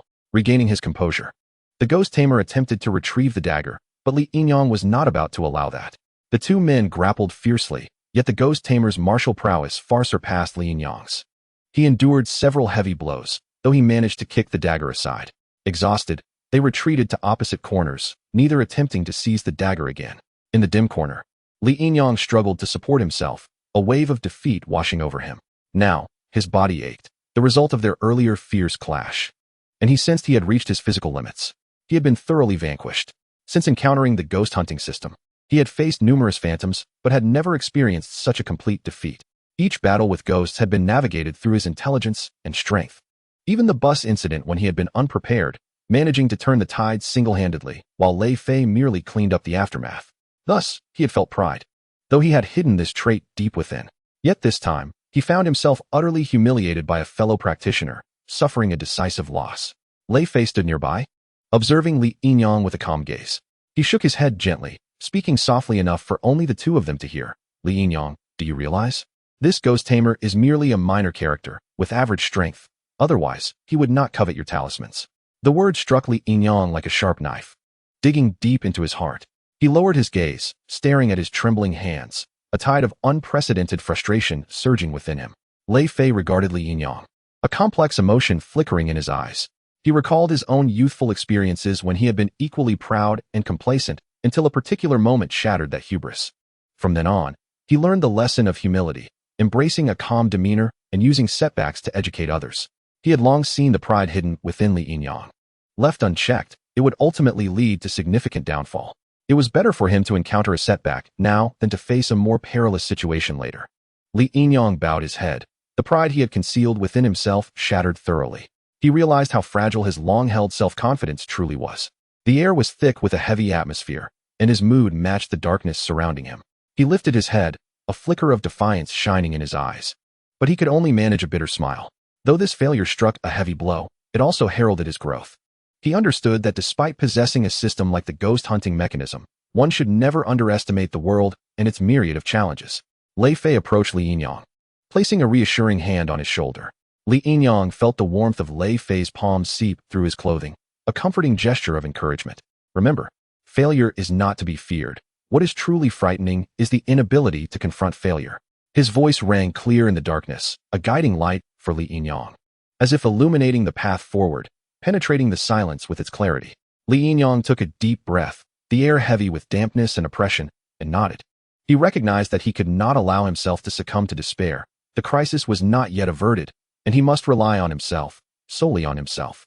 Just then, a low, sinister laugh echoed from afar, as if emerging from some distant abyss, oppressive and suffocating, shattering the stillness of the night. Li Yinyang raised his head, his gaze resolutely fixed on the source of the sound, a renewed determination igniting within him. I must grow stronger, he murmured to himself. Hearing his own voice softly reverberate in the stillness, his eyes gleaming with an indomitable spirit. At that moment, the low, ominous laughter resounded again, reminiscent of the depths of hell, sending shivers down his spine. The chilling laughter echoed through the vastness, imbued with a disconcerting rhythm. Following the sound, Li Yinyang beheld the ghost tamer lurking in a shadowy corner, a sinister smile etched upon his face. You have indeed reached your limit. How pathetic. The ghost tamer taunted, his voice grating like nails on glass. In the shadows, the ghost tamer seemed to confirm Li Yinyang's weakened state, arrogantly exuding his newfound bravado. He relished in the resistance of his prey. If they offered no struggle, his interest waned, and he would transform them into his progeny at the first opportunity. The more fiercely his prey resisted, the more exhilarated he became, reveling in the pursuit and the slow enjoyment of the hunt. Li Yinyang observed the ghost tamer's emaciated figure becoming clearer, his face cold and his eyes filled with a disquieting fervor, akin to a frigid serpent lurking in the dark, watching its quarry with predatory intent. Soon, women will feed ghosts, and men will warm beds. This thrilling spectacle is only just beginning. The ghost tamer licked his lips, his voice dripping with nauseating excitement, his eyes filled with contempt and arrogance, as if he had already ensnared everyone in his grasp. His words lingered in the air like a vile poison, an unpleasant presence that clung stubbornly, reminiscent of sticky spider silk ensnaring one's ears. Hearing this, Lei Fei felt as if he had swallowed a fly, revolted. He frowned discreetly, scrutinizing the ghost tamer, whose frail form exuded an allure tinged with malevolence, reminiscent of someone who had left a profound mark on his life. This individual bears an equally loathsome demeanor, one he believed he had cast aside, yet at this moment, those shadows surged forth like an overwhelming tide. Recalling his past declarations of never returning to this city, nor wishing to encounter him again, fate plays its cruel hand. For after a decade, he finds himself in this very city, and indeed, specifically seeking him out. Chapter 41. He has perished. The sky looms dark and heavy, with ominous clouds pressing down, as the Fu Daoguan is enveloped in a chilling atmosphere, intermittent gusts of wind bringing a slight chill. Li Yinyang stands alongside Lei Fei. The surrounding silence is haunting, with only the sound of his own heartbeat echoing dully within his chest, a reminder of his current tension. Lei Fei observes the meticulous gaze of the ghost keeper, whose avaricious and malevolent eyes send a shiver down his spine, unearthing long-buried memories, a familiar place, a familiar gaze. Yet the individuals have changed. He no longer wishes to wear a mask. With a countenance as inscrutable as water, Lei Fei's eyes glint with a chilling light. He parts his lips to utter coldly, "Merely a buffoon. Let this end here." These concise words seem to harbor boundless pressure and strength, akin to a voice of judgment emanating from the depths of the netherworld. The tone is piercingly frigid, reminiscent of the biting winds that howl through the winter. At that moment, the ghost keeper suddenly erupts into laughter, his voice reverberating through the silent temple, grating against the ears. "Do you think you can contend with me?" As he speaks, he makes various provocative gestures, his hands waving in the air as if summoning spirits to pounce at any moment. Lei Fei's expression sharpens. He forms intricate hand seals, and Li Yinyang witnesses his hands moving swiftly, leaving traces in the air. A beam of light shoots forth from his hands, dazzling in its brilliance, forcing Li Yinyang to squint as the light rushes directly towards the ghost keeper. In an instant, light begins to coalesce around Lei Fei, transforming into a radiance as sharp as a sword, his entire being resembling a brilliant flash as he strikes with incredible swiftness. Simultaneously, mysterious runes flicker in the darkness, appearing almost alive as they dart about, accompanied by a roar reminiscent of a tempest sweeping through a valley, the sound so overwhelming it threatens to deafen. His power erupts in a blinding flash. The intensity rivals that of the sun exploding before one's eyes, causing the spirits surrounding the ghost keeper to dissipate instantaneously. As if swept away by a hurricane, the ghost keeper is hurled far away by this tremendous force, akin to a rag doll, crashing heavily to the ground. Lei Fei can even hear the dull thud of his body impacting the earth, a sound that sends a jolt through one's heart. The entire sequence unfolds with astonishing rapidity, yet it is imbued with unparalleled might. The ghost keeper stands dazed, unable to fathom that the seemingly inconspicuous Lei Fei is, in fact, a formidable figure. In a single encounter, his spirits have all vanished, and he himself is gravely wounded. The terror of it all is staggering. His knees buckle, collapsing to the ground, his body quickly bowing low. Under the moonlight, his terrified and contorted face appears particularly pale, and Li Yinyang can clearly see beads of sweat the size of mung beans glistening on his forehead. "Spare me. I had no idea there was such a powerful figure here." The ghost keeper's voice trembles, repeatedly bowing in supplication, his tone akin to the unsettling sound of dripping water seeping through the cracks of silence, striking against Li Yinyang's nerves.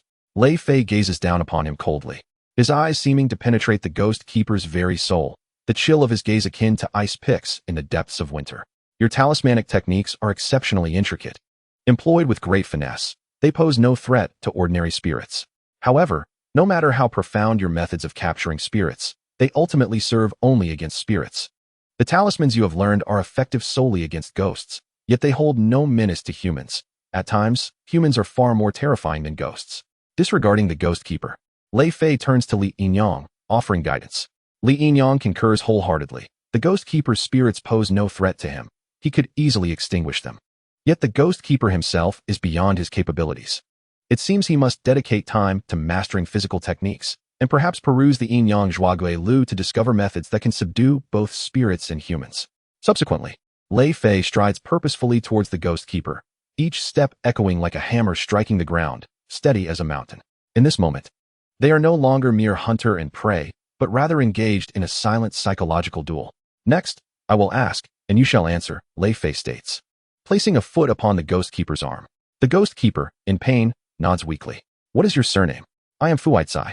With a forceful step upon the ghost keeper's other arm, a pained scream escapes him. I inquired about your surname, not your name. Is this the Fu Daoguan? Indeed. The name Fu Daoguan has remained unchanged for decades. As Lei Fei steps upon the ghost keeper's thigh, he states nonchalantly, you need only respond with yes or no. Refrain from unnecessary words. The ghost keeper's face turns ashen, his eyes filled with dread and despair. Li Yinyang observes his lips quivering slightly, eyes brimming with the fear of death. What happened to the abbot of Fu Daoguan over a decade ago? Moonlight bathes Lei Fei's resolute visage, casting a stern shadow as he crouches, his eyes glinting with icy light as he addresses the ghost keeper. He was my master. He has passed away. Your master? Tell me, how did he die? Lei Fei's voice is low and powerful, akin to a sharp blade piercing the ghost keeper's heart, the sound buzzing in his ears. The ghost keeper trembles violently, hesitating before responding. He was tormented to death by my little ghosts. Not merely by the little ghosts, but his voice dwindles, his body beginning to tremble slightly. Lei Fei senses the turmoil within him. Lei Fei furrows his brow, his features knitting together like two hills converging. The ghost keeper's body shakes violently, as if ensnared in a memory he wishes to avoid. Gritting his teeth, he stammers. He was also defiled by a female ghost. At that time, my master thought he loved me, yet unexpectedly he later fell for a man. I was consumed by jealousy, rage burning within me like fire. I loved him so deeply. How could he love another? Yet I could not bear to lose him. My heart was in turmoil. Every time I saw him with that person, it felt as though 1,000 needles were piercing my heart simultaneously. The pain was nearly unbearable. In a moment of intimacy, when he was unguarded, at this point, a look of anguish and distortion crosses the ghost keeper's face. Lei Fei can see tears welling in his eyes. A complex emotion of love and hate. Lei Fei's brow tightens further as he slowly rises, coldly fixing his gaze upon the ghost keeper. Truly a man and a man? Could it truly be him? Yet, how could he have perished so easily? Lei Fei furrows his brow, perplexed. Chapter 42. The tumultuous mountain city. The sky over Fengdu County is ominously dark, the leaden clouds hanging low, as if one could reach out and touch them. Within the Fu Daoguan, Li Yinyang furrows his brow. He detects a faint trace of incense, a scent that should not linger in a temple long abandoned. The interior of the temple is far more expansive than anticipated. The courtyard before the main hall is overgrown with weeds, and the bluestone slabs are riddled with cracks. Several crows perch upon the eaves of the main hall, remaining still at the sight of newcomers, their blood-red eyes fixated upon them. The temple walls are weathered and dilapidated. The dried dark red stains resembling desiccated blood, exuding an indescribable eeriness, evidently bearing witness to undisclosed horrific events. The unconscious Ai Xiaoyu has been roused, yet intriguingly, upon awakening. She exhibits little fear as she enters the main hall alongside Li Yinyang. Upon entering the main hall of the Taoist temple, a chilling aura enveloped us. The dim light revealed only a few dilapidated statues of ghostly deities, leaving little else to behold. Let us venture to the backyard, Lei Fei suggested. Having rendered the ghost keeper unconscious in his quest for evidence to ensure that he would spend a lifetime enjoying free meals in a place he truly deserved. As anticipated, amidst a pile of clutter in the temple's backyard, they discovered several notebooks with faded covers. Lei Fei opened one to find records of unspeakable transactions and the names of those who had been transformed into spirits, the youngest of whom was merely 7 years old. At that moment, a flash of fury ignited in his eyes, illuminating the surroundings like a bolt of lightning against the night sky, causing the very air to tremble with his wrath. That ghost keeper deserves to perish. Lei Fei instructed Li Yinyang before stepping outside to make a call, leaving no attention for Ai Xiaoyu, and proceeded to search the temple.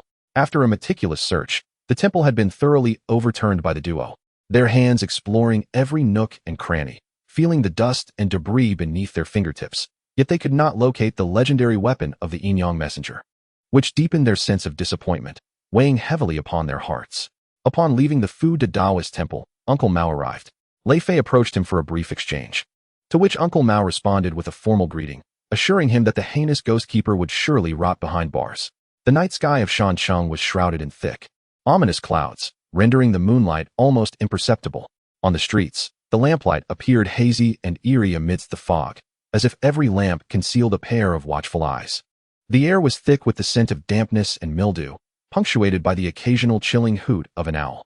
Li Yinyang stood atop an old residential building, gripping a chain that glimmered with an ethereal light. the other end coiled around a struggling, malevolent spirit. The spirit's visage twisted with malice, its eyes filled with venom. Emitting a shrill, piercing wail, Li Yinyang furrowed his brow, tightening the chain with a flick of his wrist, instantly obliterating the spirit's form into a wisp of black smoke that dissipated into the air. This marked the seventh spirit he had vanquished that night. Li Yinyang muttered to himself, fatigue lacing his tone. He gazed into the distance, where the streets of Shancheng were still enveloped in dense malevolence, as if the entire city were cloaked beneath an invisible shroud. After departing from the Fu De Daoist temple, rumors swirled through the streets of Fengdu County about the haunting occurrences in broad daylight in Shancheng, with several locations afflicted, instilling fear in many. Thus, the trio hastily returned to Shancheng, arriving just as darkness fell. It seemed the situation was more dire than they had anticipated. These spirits appeared to have been deliberately unleashed, rather than arising from natural supernatural phenomena. Could it be that the Ghost Keeper had accomplices?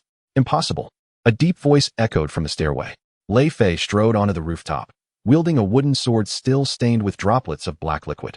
He coldly stated, "The Ghost Keeper has been dealt with. He is now confined in custody. The emergence of these spirits undoubtedly indicates the involvement of others." Li Yinyang exchanged a glance with Lei Fei, nodding in agreement. "I concur. The concentration of these spirits and their peculiar behaviors suggest they are being manipulated by an unseen force." Lei Fei let out a derisive laugh, expressing his suspicion that they might have been ensnared in a trap. Li Yinyang fell silent for a moment, recalling their prior experience at the Fu De Daoist temple in Fengdu County.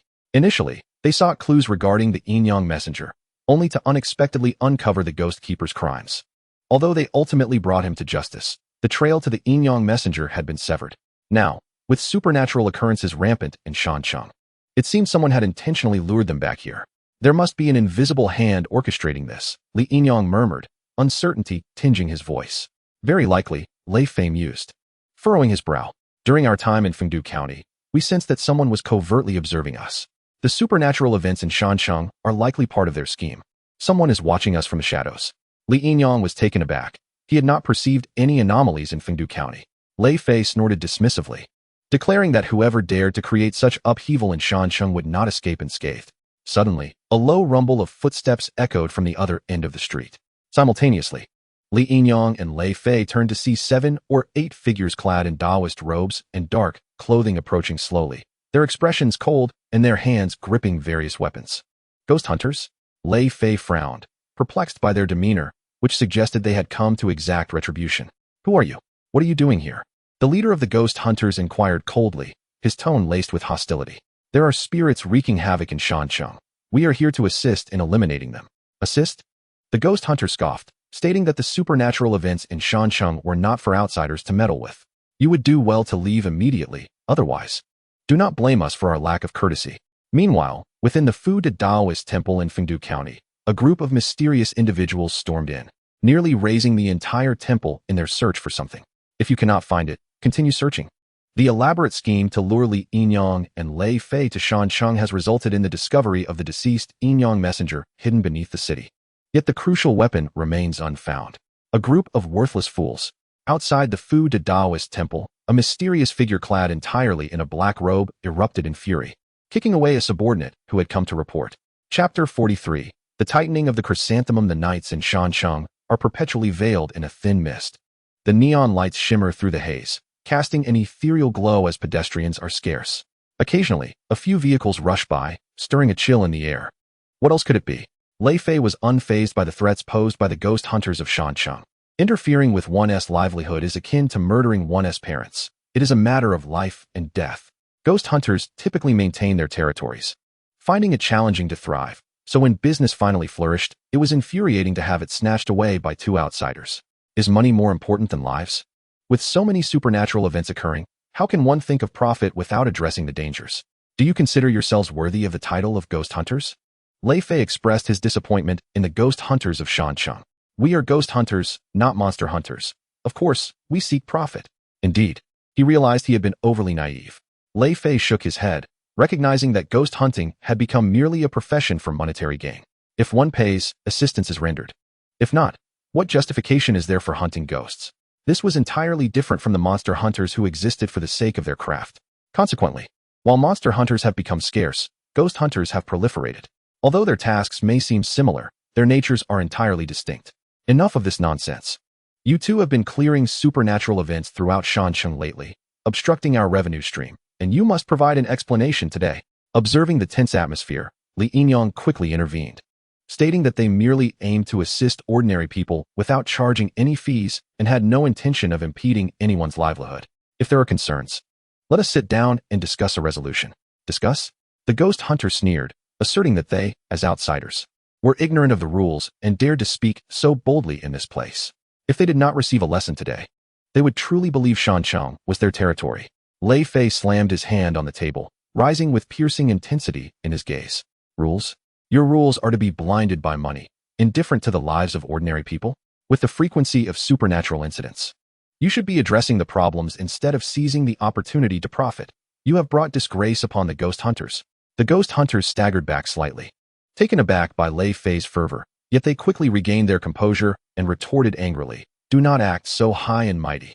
We rely on our abilities to make a living. It is not for you to point fingers." Lei Fei scoffed coldly, striding towards the middle-aged man and looking down at him from a superior height. Abilities?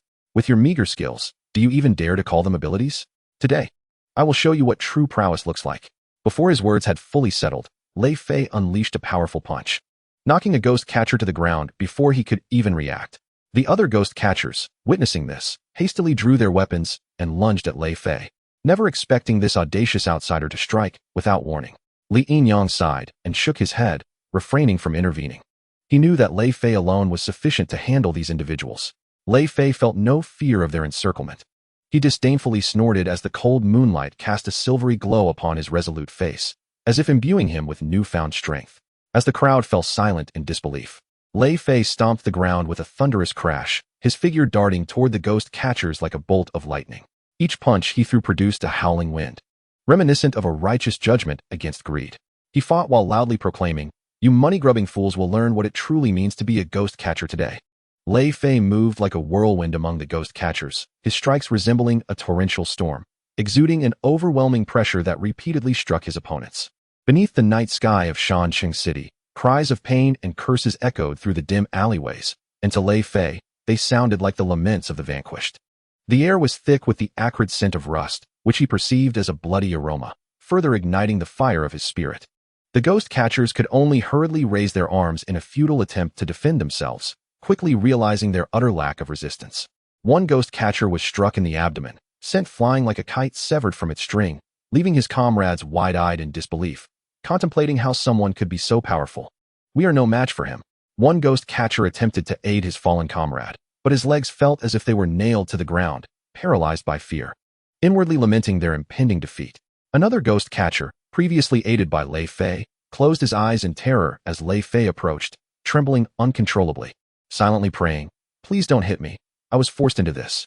In the midst of battle, with every movement, Lei Fei left behind a faint luminous trail, akin to a meteor streaking across the night sky. When his fists and feet collided with the ghost catchers, a ghostly blue light emanated from them, as if their inner greed was being confronted by Lei Fei's righteous power. The streetlights flickered in response to his onslaught, as if cheering for this clash between justice and greed. At that moment, his eyes burned with fury, and a cold smile crept upon his lips. Indeed, Lei Fei was like a tiger among sheep, his strikes accompanied by a fierce wind. Though the ghost catchers possessed some skill, they appeared as mere children before him, easily dispatched. In less than 5 minutes, 7 or 8 of them lay sprawled on the ground, their wails echoing in the air. Lei Fei stood amidst them, clapping his hands, coldly surveying the defeated. "With such meager abilities, you dared to seek trouble? Truly unaware of your own mortality." The leader of the ghost catchers, clutching his abdomen, struggled to rise, pointing at Lei Fei and gritting his teeth. "Don't get too proud. Shancheng City is not a place for you to run rampant." With a swift kick, Lei Fei sent him tumbling, stepping on his chest without a care for his disheveled state, gazing down upon them with icy disdain. Those ghost catchers, when met with his gaze, instinctively lowered their heads. "Listen well. From this day forth, we shall oversee the supernatural occurrences in Shancheng City. Should you dare to exploit this opportunity for profit again, I shall strike you down at every encounter. Do you understand?" The ghost catchers trembled under Lei Fei's imposing aura, nodding vigorously in compliance. "We understand." Though the leader of the ghost catchers acquiesced verbally, a cold sneer formed in his heart. "Tomorrow, I shall seek out the renowned ghost catchers of Shancheng City, and this humiliation shall be avenged." Yet, the thought of that esteemed figure caused a tightening in his chest, a mix of anxiety and a hint of anticipation. Chapter 44. Cohabitation. The night was as dark as ink, the shadows hanging heavily like a thick curtain. The air was infused with a faint metallic scent of blood mingled with dust, as if the rusty aroma was threading its way into their nostrils, while the dry dust scratched at their throats. The ghost catchers, rendered powerless by Lei Fei's intimidation, lay scattered on the ground like leaves swept away by autumn winds. Their bodies thudded heavily against the ground, producing a dull thump, resembling marionettes stripped of their strings. They exchanged glances, the arrogance they once wielded long vanished. Now resembling lost dogs, unable to utter a single harsh word. Only their heavy breaths could be heard, like an old bellows in distress. Until Lei Fei and Li Yinyang departed, allowing them to speak again. I cannot swallow this humiliation. Among the crowd, a battered ghost catcher croaked, his voice rough as if sanded down, blood still staining his lips, appearing as a dark crimson in the shadows. But we cannot defeat him. Another quavered, his eyes darting nervously, reflecting fear and resentment, akin to a frightened creature. If we cannot defeat him, we shall find someone stronger. The leader of the ghost catchers growled. Shan Sheng is filled with hidden talents. I refuse to believe we cannot find someone capable of dealing with them. His words emerged through clenched teeth, imbued with fierce determination. After a brief silence, the group seemed to reach a consensus. They supported one another, fingers tightly gripping their clothing, limping away from the devastated sight. The sound of their shoes scraping against the ground resonated sharply in the stillness of the night. The following day, the leader of the ghost catchers cleaned himself up and, filled with hope, headed toward a small Taoist temple within Shancheng City. The temple was nearly devoid of visitors, and the ghost catchers remained inside for a full 2 hours, emerging with an uneasy demeanor, as if they had committed some misdeed. As night fell once more, the mountain winds howled, their cries akin to wails of lost souls, stinging their cheeks like countless tiny needles. The ghost catchers encircled a middle-aged man clad in a coarse Taoist robe, blocking Lei Fei and Li Yinyang once again. The robe, rough to the touch, seemed to carry an air of the ethereal. He exuded an aura of otherworldliness, holding a whisk whose bristles were somewhat stiff, swaying gently with his movements, embodying the essence of a recluse. His eyes narrowed, exuding a detached calmness as he surveyed the surroundings, ultimately settling his gaze upon Lei Fei. Lei Fei stood firm, tall as a pine tree, reminiscent of an indomitable mountain. Upon recognizing the middle-aged man's visage, his expression shifted dramatically, akin to seeing a ghost, his complexion draining of color. How can it be him? It truly is him, Lei Fei murmured, his voice trembling like a leaf fluttering in the wind, as if he had glimpsed something dreadfully terrifying. At that moment, the much-anticipated recluse also slowly raised his head. His gaze was filled with a melancholic complexity, fixed intently upon Lei Fei, as if his eyes were tangible threads, seeking to ensnare him, attempting to see through him. The recluse spoke slowly, his voice low and hoarse, reminiscent of an ancient door creaking open, imbued with boundless emotion. Li Yinyang finally understood. They had found the person they were searching for. Moreover, observing Lei Fei's reaction, it appears that he harbors a hidden past, shrouded from the eyes of others. The words of the reclusive master echoed like thunder in the stillness of the night, reverberating in the ears of those present.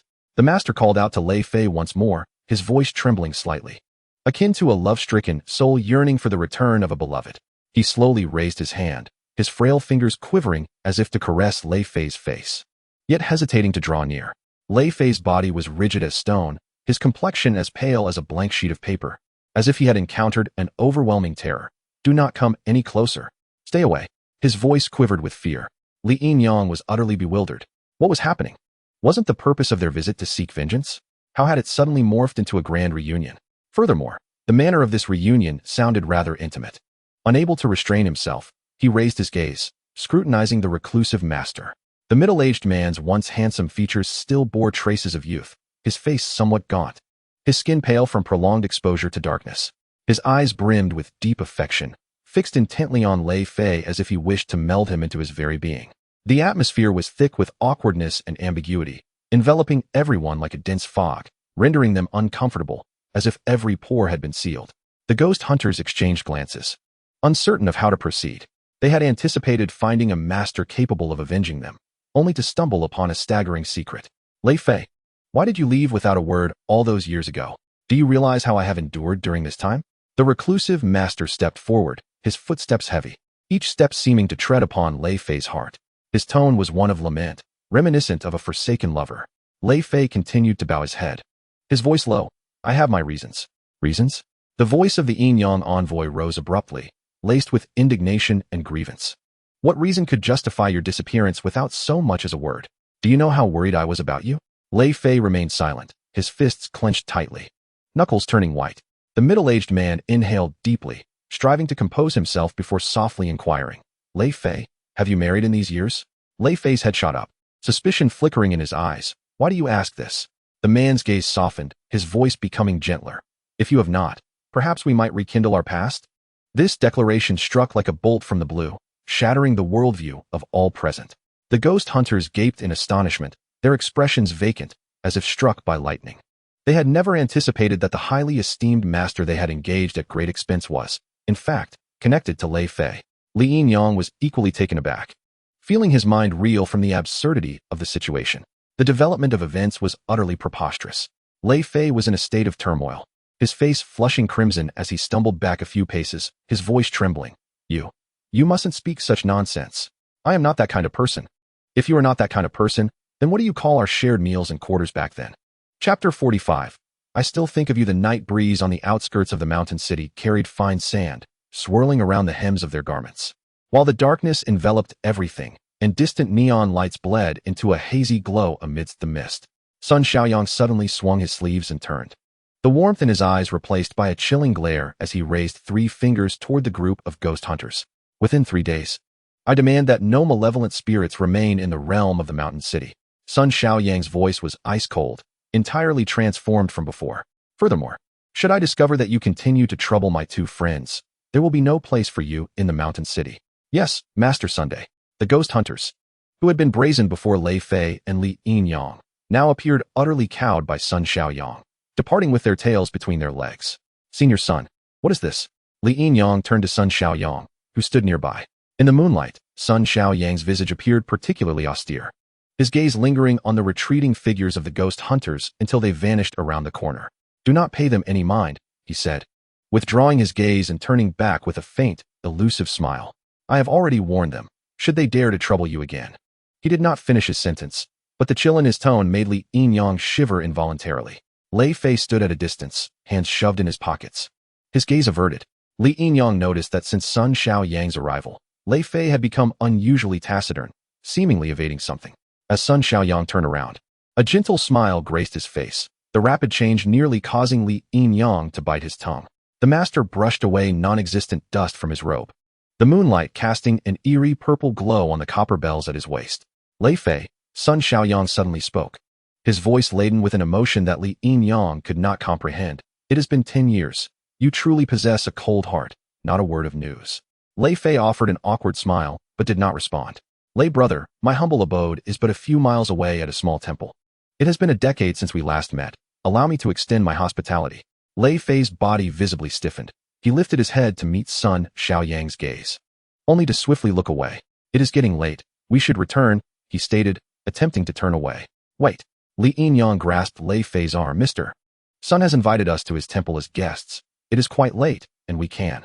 I will not go, Lei Fei interrupted, his tone resolute. Sun Xiaoyang chuckled lightly. What? Do you fear I might consume you? His gaze lingered on Lei Fei's face, tinged with teasing. Or perhaps you fear I might invade your room at night.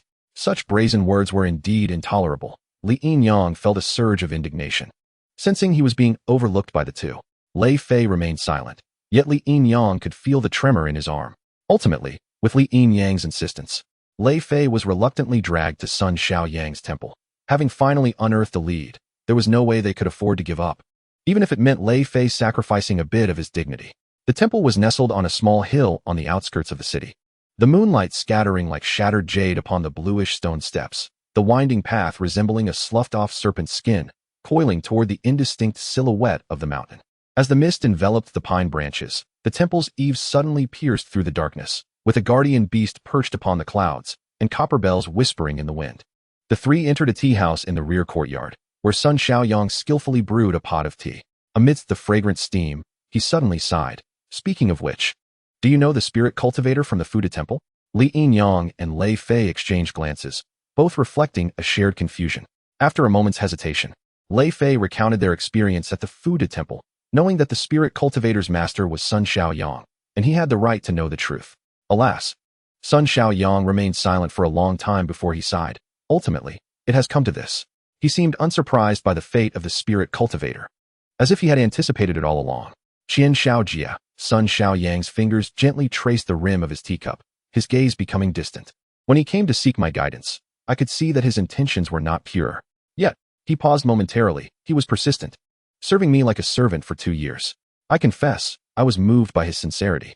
Sun Xiaoyang's voice grew softer. But I only taught him some basic ghost-catching skills. After all, he chuckled ruefully, I always felt that his heart was not in the right place. As clouds obscured the moonlight, the illumination within the tea house dimmed, casting Sun Xiaoyang's face into shadow, leaving only his eyes glimmering faintly in the darkness. He was much like me, and barely conformed to my aesthetic standards. Sun Xiaoyang's voice suddenly turned hoarse. We shared a tumultuous bond. Li Yinyang stole a glance at Lei Fei, only to find his expression devoid of emotion. However, it was not long before I grew weary. Sun Xiaoyang continued, for my thoughts were persistently occupied by another. As he uttered these words, his gaze was fixed intently upon Lei Fei. Lei Fei abruptly stood, the chair screeching against the floor. Enough. I do not wish to hear this. Just consider it a tale. Sun Xiaoyang gestured for Lei Fei to sit down and spoke languidly. During our daily interactions, Qian Xiaojia discerned my affections. He despised me, resenting my refusal to teach him profound spells, loathing that my heart belonged to another. Subsequently, he sought to take my life. Sun Xiaoyang's voice escalated suddenly, tinged with a hint of anger. During a moment of intimacy, he turned against me. Yet, he wore a peculiar smile. I had long seen through his intentions. I played dead to escape and arrived in Shansheng. The tea room fell into a profound silence. Only Sun Xiaoyang's voice echoed. I knew he would eventually stray from the path, but I did not anticipate it would occur so soon. Do you have any idea of the malevolent deeds your apprentice and paramour has committed in Fengdu County? Lei Fei articulated each word with disappointment towards Sun Xiaoyang. Initially, the bond between them was forged not only due to their equal prowess, but also their shared disdain for evil. I understand, Sun Xiaoyang nodded, seemingly chastising himself internally. Yet I could not bring myself to act. After all, he has been with me for so long. Thus, to atone for my sins, I toiled diligently in Shansheng for many years, addressing countless supernatural incidents, all to atone for my wayward disciples' transgressions. Humph. Lei Fei snorted coldly, recognizing from the respectful demeanor of the ghost catchers in Shansheng towards Sun Xiaoyang that he spoke the truth. His purpose for coming to Shansheng was to seek his assistance, so he chose not to dwell on this matter. Since you have visited the Fu de Daoguan, I presume you have come to find me? Sun Xiaoyang suddenly recalled something, his fervent gaze making Lei Fei feel uncomfortable. Chapter 46. Testing and choices. The sandalwood incense in the temple had long since burned out, the remaining ash coiling like a serpentine shadow within the bronze cauldron. The candles upon the offering table had transformed into an eerie blue flame, flickering like the fingers of a vengeful spirit, twisting and licking at the cracked wood of the table's edge. Moonlight penetrated the cobwebbed window, fragmenting Sun Xiaoyang's visage into a mosaic of light and shadow. Have you come to rekindle our past? Lei Fei's fingers tightened around the celadone teacup, the remnants of tea creating delicate ripples, as he suppressed his discomfort. I am indeed seeking you. Yet how can we rekindle something that was never truly ours? He felt compelled to clarify, lest Sun Xiaoyang persist in his unrelenting desires. The thought of his lascivious intentions made him feel nauseous as he recalled their previous meals together. Sun Xiaoyang, a decade ago I regarded you as a friend, and still do, but you seem to covet my body, and I am a man, a straight man. If this continues, we cannot even maintain a normal friendship. Sun Xiaoyang was momentarily taken aback, comprehending why Lei Fei had abruptly left a decade prior. He had perceived their relationship as a platonic friendship, yet the allure of his body had driven him to vanish. Lei Fei, precisely why have you come to Shansheng? Sun Xiaoyang raised his head, a complex emotion flickering in his eyes, his voice low and tentative. Lei Fei did not respond directly, but slowly articulated. I have come to Shansheng to seek a Yinyang envoy. Upon uttering those words, Sun Xiaoyang's expression shifted momentarily, though fleeting. Both Lei Fei and Li Yinyang noticed this subtle alteration. Sun Xiaoyang swiftly regained his composure, taking a sip from his cup to mask his emotions. The Yinyang envoy? What do you seek him for? Sun Xiaoyang inquired casually. Lei Fei locked eyes with him, stating slowly. There are matters that only the Yinyang envoy can resolve for me. Sun Xiaoyang's fingers gently tapped the table's surface, seemingly pondering something. His gaze inadvertently flicked across Lei Fei's face before quickly averting, as if avoiding something. Li Yinyang, standing outside the window, contemplated quietly. Sun Xiaoyang's reaction had sufficiently indicated his identity as the Yin Yang envoy. Lei Fei's probing had evidently borne fruit, yet Sun Xiaoyang was not easily fooled. Clearly sensing Lei Fei's intentions. Lei Fei, have you come here specifically for me? Sun Xiaoyang suddenly inquired, a hint of chill in his tone. Lei Fei did not deny it, responding coolly, if you are indeed the Yin Yang envoy, then I have come specifically for you. Sun Xiaoyang scoffed, quite so. You are indeed straightforward. Lei Fei remained silent, continuing to stare intently at him, an air of pressure emanating from his gaze. After a brief silence, Sun Xiaoyang spread his hands. Very well, since you are already aware, I shall not pretend any longer. Indeed, I am the Yin Yang envoy. A flicker of joy flashed in Lei Fei's eyes, quickly concealed. He slowly stated, if that is the case, I shall not beat around the bush. I require your weapon for a time. Sun Xiaoyang raised an eyebrow. My weapon? Do you know what it is? Lei Fei nodded. Of course I do. The weapon of the Yin Yang envoy is not something just anyone can wield. Sun Xiaoyang chuckled lightly. Since you are aware, you should also understand that my weapon is not lent casually. Lei Fei frowned. What conditions do you seek? Sun Xiaoyang's gaze lingered on Lei Fei's face for a moment before he spoke slowly. The conditions are quite simple. Rekindle our past. Lei Fei's expression instantly darkened, a flicker of anger crossing his eyes. Are you jesting? Sun Xiaoyang shrugged. I am not jesting. If you wish to borrow my weapon, you must agree to my terms. Lei Fei suddenly rose, his fists clenched, clearly enraged. Observing this, Li Yinyang approached and gently patted his shoulder, signaling him to remain calm. Lei Fei took a deep breath, suppressing his fury, and sat back down. He glanced at Li Yinyang, and then turned to Sun Xiaoyang. Very well, I agree. A glimmer of surprise crossed Sun Xiaoyang's eyes, soon replaced by a grimace. Lei Fei, you would forsake your own desires for a mere boy. Is this truly you? Sun Xiaoyang seemed disappointed, as if the Lei Fei before him was no longer the same one he had known a decade ago. However, knowing Lei Fei as he did, he suspected there was an underlying truth he was unaware of. Lei Fei's face darkened at these words, yet he restrained his anger, believing that enduring a modicum of humiliation was a small price to pay to save another. At that moment, Sun Xiaoyang shook his head with a smile. Alas, I have changed my mind. Lei Fei sprang to his feet, his fists cracking ominously. Are you toying with me? Sun Xiaoyang shrugged, his tone laced with mockery. What of it? Did you truly think I would believe you? Lei Fei could no longer contain himself, delivering a punch towards Sun Xiaoyang. Sun Xiaoyang had anticipated this, effortlessly evading and retaliating with a palm strike to Lei Fei's chest. Lei Fei staggered back a few steps, his expression growing even more grim. A decade prior, he and Sun Xiaoyang were evenly matched. A decade later, Sun Xiaoyang's strength remained formidable. His earlier anger had not been out of embarrassment, but rather a calculated test of Sun Xiaoyang's growth, contemplating a forcible acquisition should negotiations fail. No need for further testing. Over these 10 years, both our strengths have undoubtedly grown. I presume, should negotiations falter, you would resort to coercion. Sun Xiaoyang understood Lei Fei well, grasping his thoughts with clarity. Lei Fei dropped the pretense, stating slowly, you know me well. I am determined to borrow your weapon, even if it means resorting to force. I wish to know the purpose for which you require my weapon. Sun Xiaoyang was aware of Lei Fei's temperament, but he too had his limits. Otherwise, he would not have become the Yin Yang envoy. Lei Fei recounted the events in Shihu Shi in detail and once again implored Sun Xiaoyang to lend him the weapons of the Yin Yang messenger for a single use. Should there be any reservations, Sun Xiaoyang could accompany him to Shihu Shi while bearing his own arms. I assure you, the fact that you are a Yin Yang messenger will remain a secret known to no third party, and you may continue to conceal your identity and reside here without concern.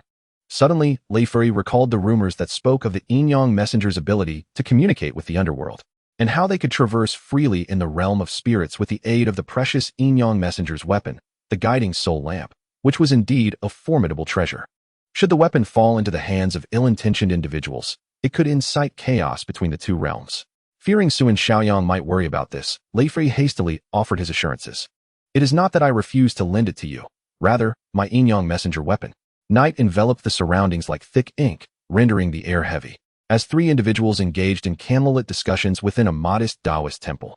My guiding soul lamp is damaged and currently rendered unusable. Sun Xiaoyang's voice resonated with a hint of resignation. Although his expression remained composed, a subtle sorrow lingered in his eyes. Should the secret be revealed, the present Yin Yang messenger, devoid of protection, would become as desirable as a fragrant morsel, tempting all who possess even a modicum of power.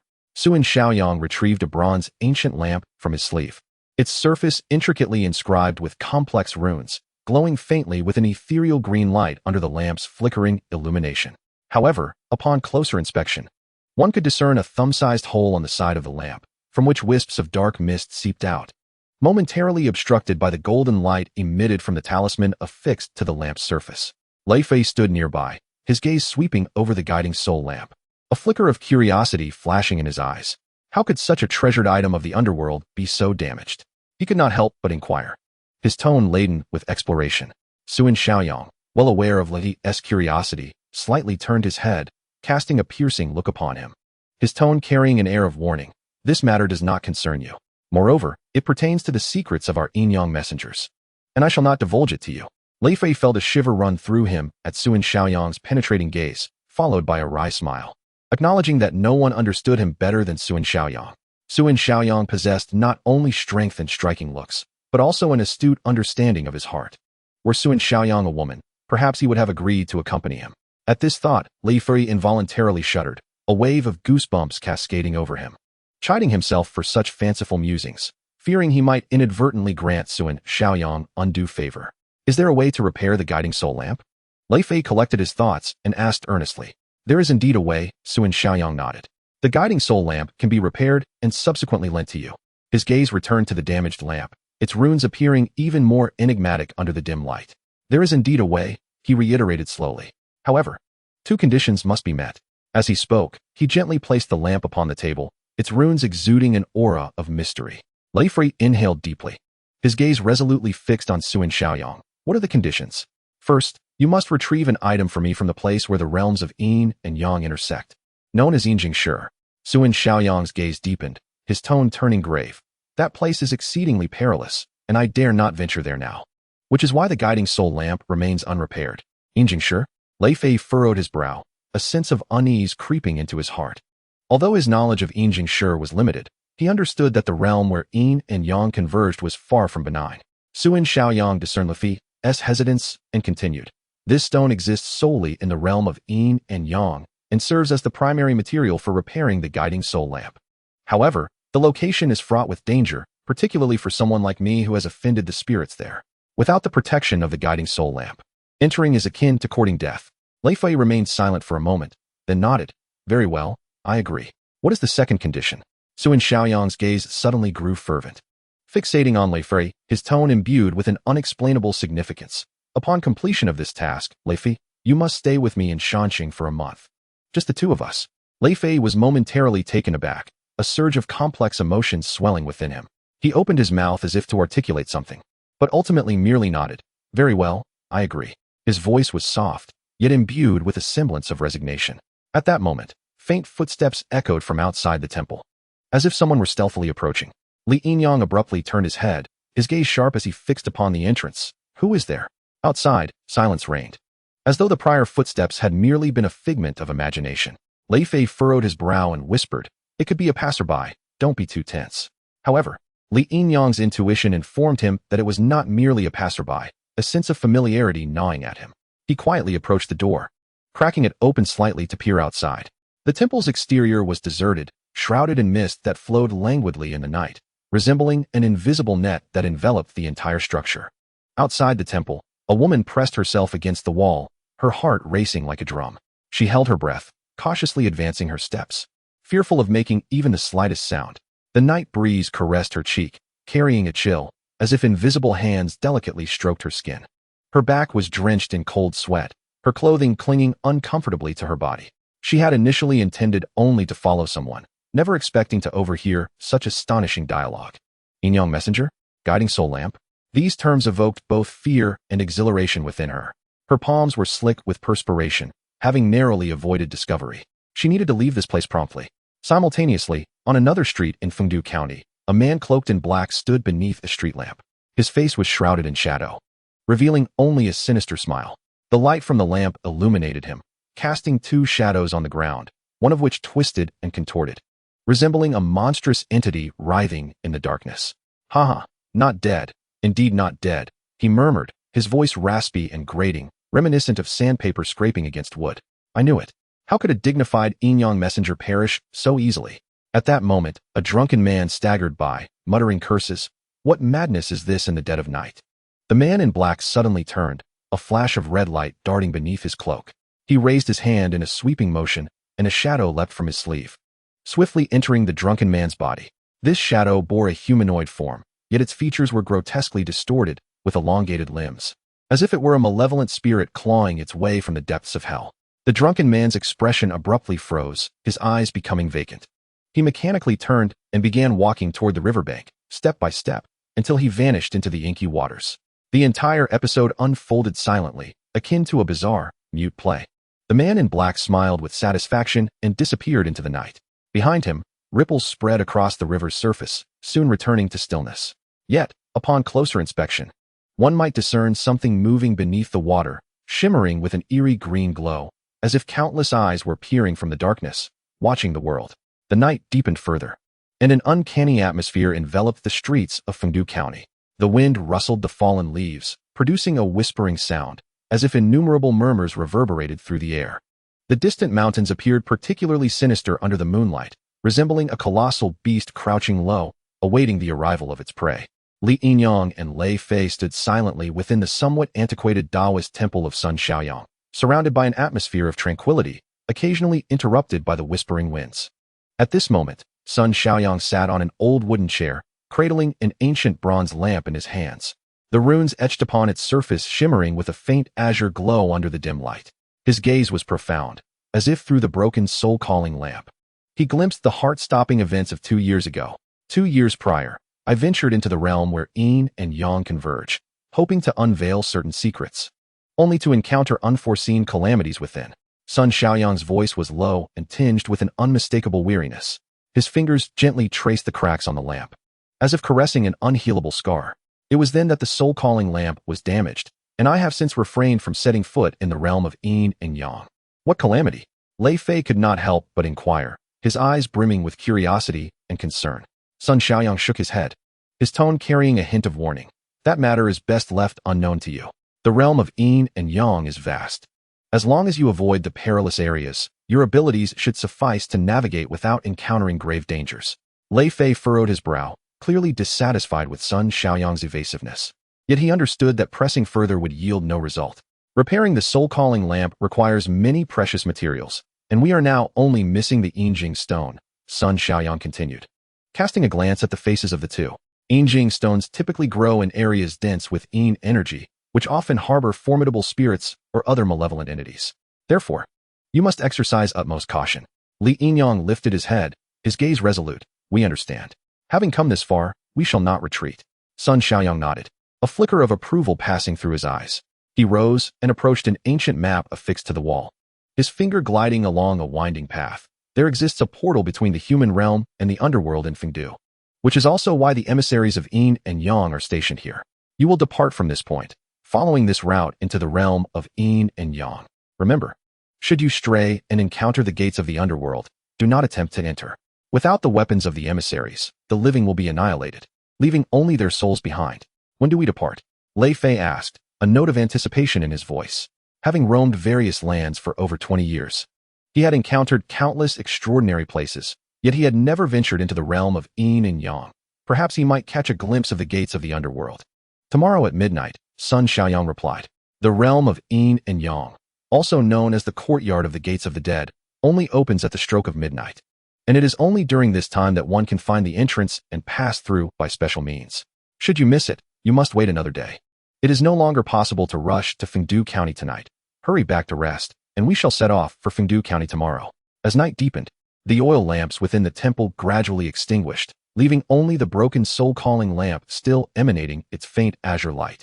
Li Yinyang and Lei Fei returned to their hotel to recuperate, readying themselves for a stroll around the courtyard of the gates of the dead. However, unbeknownst to them, a man cloaked in black stood silently in the shadows outside the temple, his cold gaze fixated upon them. The following morning, a thin mist enveloped the streets of Shanxing City, the air carrying a hint of damp chill. As Li Yinyang and Lei Fei prepared to set off for Fengdu County, they were intercepted by AI Xiaoyu at the entrance. You are heading to Fengdu again? I want to come along, AI Xiaoyu declared, hands on her hips, her eyes sparkling with excitement. Last time in Fengdu County, my followers increased by several thousand. This time, if I don't gain tens of thousands more, I want to return. Li Yinyang frowned, his tone serious. This trip to Fengdu is for a crucial matter and poses great danger. You cannot come. Danger? You said it was dangerous last time, yet you still allowed me to accompany you. Besides, you and Lei Fei are here to protect me. What is there to fear? Lei Fei chuckled at AI Xiaoyu's playful demeanor. Xiaoyu, you are quite bold, but this time it truly cannot be. AI Xiaoyu shot Lei Fei a glare, then turned to Li Yinyang, a glimmer of pleading in her eyes. Li Yinyang, please let me go. I promise not to slow you down. In return, I will cover all your expenses in Shanxing City and Fengdu County. Li Yinyang and Lei Fei exchanged glances. Silence hanging in the air for a moment before Li Yinyang finally sighed. Very well, but you must adhere to our instructions and not wander off. AI Xiaoyu immediately beamed, nodding vigorously. Don't worry, I will be obedient. As the three stepped outside, they were taken aback to find that the taxi driver waiting at the roadside was the same one from last time. Upon seeing them, the driver grinned. Oh, it's you again. Where to this time? Fengdu County, Li Yinyang replied tersely, though a sense of unease stirred within him.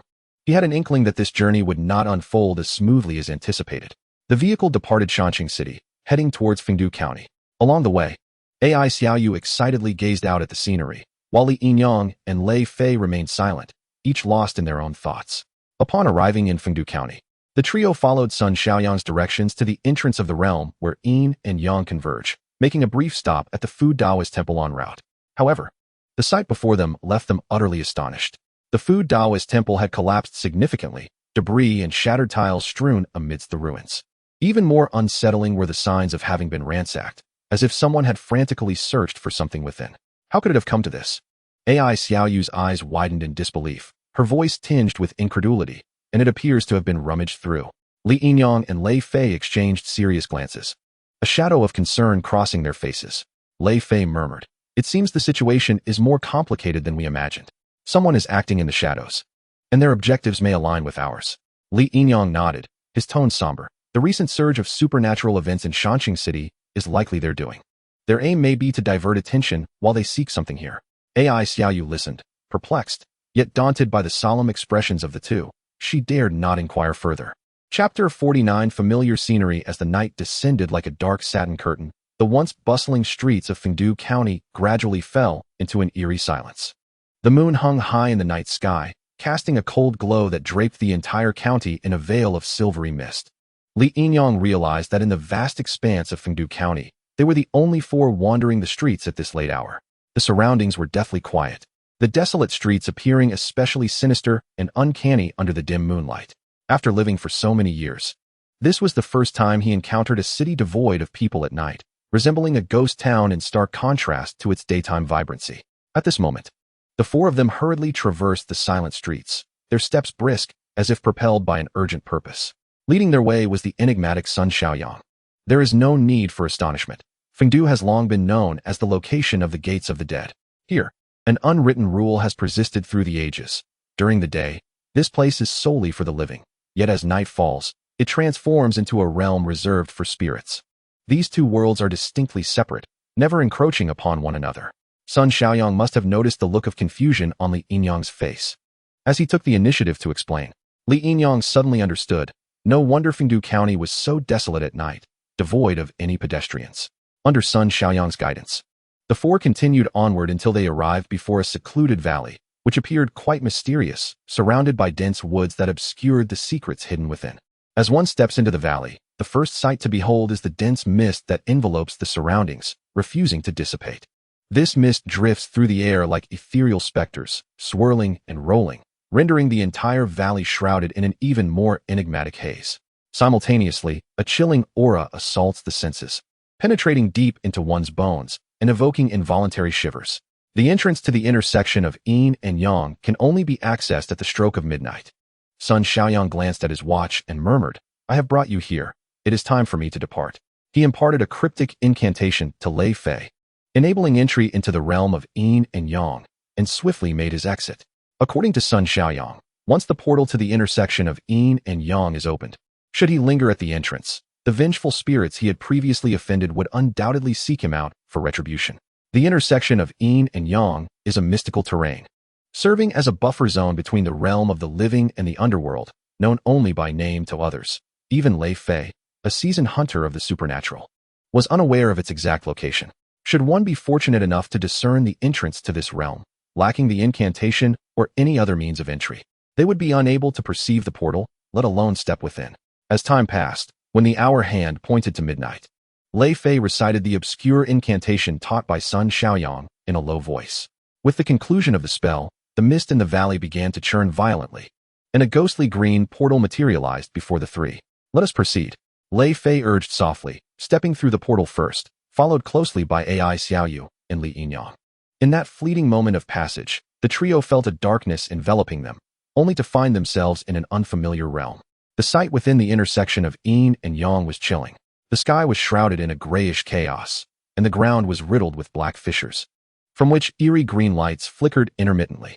In the distance, vague shadows could be seen drifting about, resembling lost souls without masters. Li Yinyang stood still, his brow furrowed, a flicker of recognition in his gaze. He felt an unsettling familiarity with this place, as if he had encountered it in a dream or perhaps had been here before. What troubles you? Lei Fei inquired, noticing Li Yinyang's unusual demeanor. Li Yinyang shook his head, uncertainty lacing his voice. It is nothing, merely a sense of familiarity. Ai Xiaoyu trailed closely behind them, her complexion pale, trembling slightly as she spoke. This place is terrifying. The three advanced cautiously, the ground beneath them cracking with every step, as if it might collapse at any moment. Suddenly, Ai Xiaoyu slipped, inadvertently knocking against a black stone tablet at the roadside. The tablet was inscribed with strange runes, and upon her touch, the runes blazed with a ghostly green luminescence. This is bad, Li Yinyang exclaimed, his expression shifting as he quickly grasped Ai Xiaoyu's arm. Run. Yet. It was too late. The ground trembled violently around them as countless shadowy figures surged from the earth, charging towards the trio. These figures resembled humans but bore twisted features and elongated limbs, their eyes glowing red as they emitted shrill, piercing wails. What are these things? Ai Xiaoyu shrieked in terror, clutching Li Yinyang's arm tightly. They are Yin entities. Lei Fei unsheathed his short blade, his gaze resolute. You must go ahead. I will hold them off. Li Yinyang gritted his teeth, pulling Ai Xiaoyu back swiftly. However, the sheer number of Yin entities was overwhelming, and Lei Fei soon found himself encircled. He brandished his blade, slicing through several of the Yin entities, but more kept pouring forth. Li Yinyang, you must leave now. Wait for me at the rendezvous point Sun Xiaoyang mentioned. Lei Fei shouted, his voice steadfast and unyielding. Li Yinyang hesitated but eventually nodded. Be careful. He urged Ai Xiaoyu to flee, the shrieks of the pursuers fading into the distance. As they ran, Ai Xiaoyu glanced back, worry etched in her eyes. Will Lei Fei be all right? Li Yinyang offered no response, quickening his pace. He understood that this was not the time for doubt. Meanwhile, at the entrance to the intersection of yin and yang, a group of individuals clad in black appeared silently. The leader, a mysterious figure draped in a dark cloak, concealed their face in shadows, revealing only a sinister smile. The entrance has closed, one of the subordinates whispered. The mysterious leader chuckled coldly. No matter, we have ample time. Search the area for any clues. The subordinates quickly dispersed to scour their surroundings. Before long, one of them returned, holding a seemingly ordinary smartphone. Boss, I found this. The leader slowly extended a hand, accepting the phone that bore no password, as if it awaited someone to unlock its hidden secrets. Fixating on the screen, the leader noted only two applications, one for live streaming and another for recording. Gaga, I have arrived at the gate of the underworld. The mysterious leader cackled, their laughter echoing through the still air, imbued with an eerie excitement. I have awaited this moment for far too long. Chapter 50. The gate of the underworld. At the entrance to the intersection of yin and yang, mist swirled, and an icy aura pervaded the air. The leader of the mysterious group stood before the glowing portal, clutching the smartphone, which played back a recording. Within the recording, Lei Fei's deep voice recited the cryptic incantation, the very key to unlocking the intersection of yin and yang. Ha ha ha, this has come without effort. The leader's voice rasped, reminiscent of sandpaper, sending chills down the spine. With a wave of his hand, he commanded his subordinates, recite the incantation from the recording to open the entrance. One of the subordinates stepped forward, whispering the incantation. As the spell concluded, the mist roiled violently, and the ghostly green portal reappeared. A glimmer of desire flashed in the leader's eyes as he stepped through first, followed closely by the other black-clad figures. Upon entering the intersection of yin and yang, the leader appeared remarkably familiar with the terrain. Without hesitation, he led his subordinates in a swift dash towards a specific direction, their objective clear: the underworld portal, the gate of the underworld. Boss, why are we headed to the gate of the underworld? One subordinate could not help but inquire. The leader chuckled darkly, excitement tinging his voice. The gate of the underworld is the crucial link between the realms of Yin and Yang. Once we pass through, we can, his words trailed off, and his subordinates dared not press further. Meanwhile, Li Yinyang, Lei Fei, and Ai Xiaoyu scattered in their escape through the intersection of Yin and Yang. Shielded by Lei Fei, Li Yinyang and Ai Xiaoyu fled first, but unexpectedly encountered another wave of Yin entities. Li Yinyang struggled to fend them off, while also ensuring Ai Xiaoyu's safety, ultimately urging her to escape ahead while he held the entities at bay. Drawing upon his extensive experience and agility, Lei Fei swiftly reached the rendezvous point designated by Sun Xiaoyang. He stood beside a massive black stone tablet, vigilantly scanning the area as he awaited Li Yinyang and Ai Xiaoyu's arrival. After a considerable wait, Li Yinyang's figure emerged in the distance. His clothing was tattered, and his arms bore several wounds, clearly a testament to fierce battles endured. He approached Lei Fei, panting, and whispered, "I encountered a few Yin entities along the way, which delayed me." Lei Fei nodded, concern evident in his gaze. "As long as you are unharmed. Where is Ai Xiaoyu?" "We were attacked by Yin entities. I held them off and let her escape first. I do not know if she is safe." Lei Fei nodded, about to speak when a faint sound of footsteps reached their ears. They turned simultaneously, and there, emerging from the thick mist, was Ai Xiaoyu, advancing slowly. Her attire was pristine and fresh, and a hint of a relaxed smile graced her face, as if she had merely returned from a leisurely stroll. "Are you all right?" Li Yinyang inquired, a note of surprise evident in his voice. Ai Xiaoyu smiled lightly, her tone carefree. "I'm fine. I ran all the way here without encountering anything at all." Li Yinyang and Lei Fei exchanged glances, a flicker of perplexity passing between them. In the realm where Yin and Yang intersect, dangers lurked at every corner. How could Ai Xiaoyu, an ordinary person, emerge unscathed? Yet, neither pressed further, silently burying their doubts deep within. "Now that everyone is here, let us hasten to find the Yin Essence Stone." Lei Fei broke the silence, his voice tinged with urgency. Following Sun Xiaoyang's guidance, the trio commenced their search in the designated area. Before long, they stumbled upon the Yin Essence Stone nestled within a secluded valley. Several dark stones lay quietly on the ground, their surfaces adorned with intricate patterns, emanating a faint glow. However, as they moved to retrieve the stones, a colossal Yin entity suddenly erupted from the ground, positioning itself before them. The creature resembled a gigantic wolf, its body cloaked in dark scales, eyes gleaming with a crimson light, and it emitted a low, menacing growl. "Roar!" The entity threatened, charging towards the trio when they did not retreat. "Be careful!" Li Yinyang shouted, swiftly forming seals with his hands, sending forth a beam of golden light that struck the creature in the chest.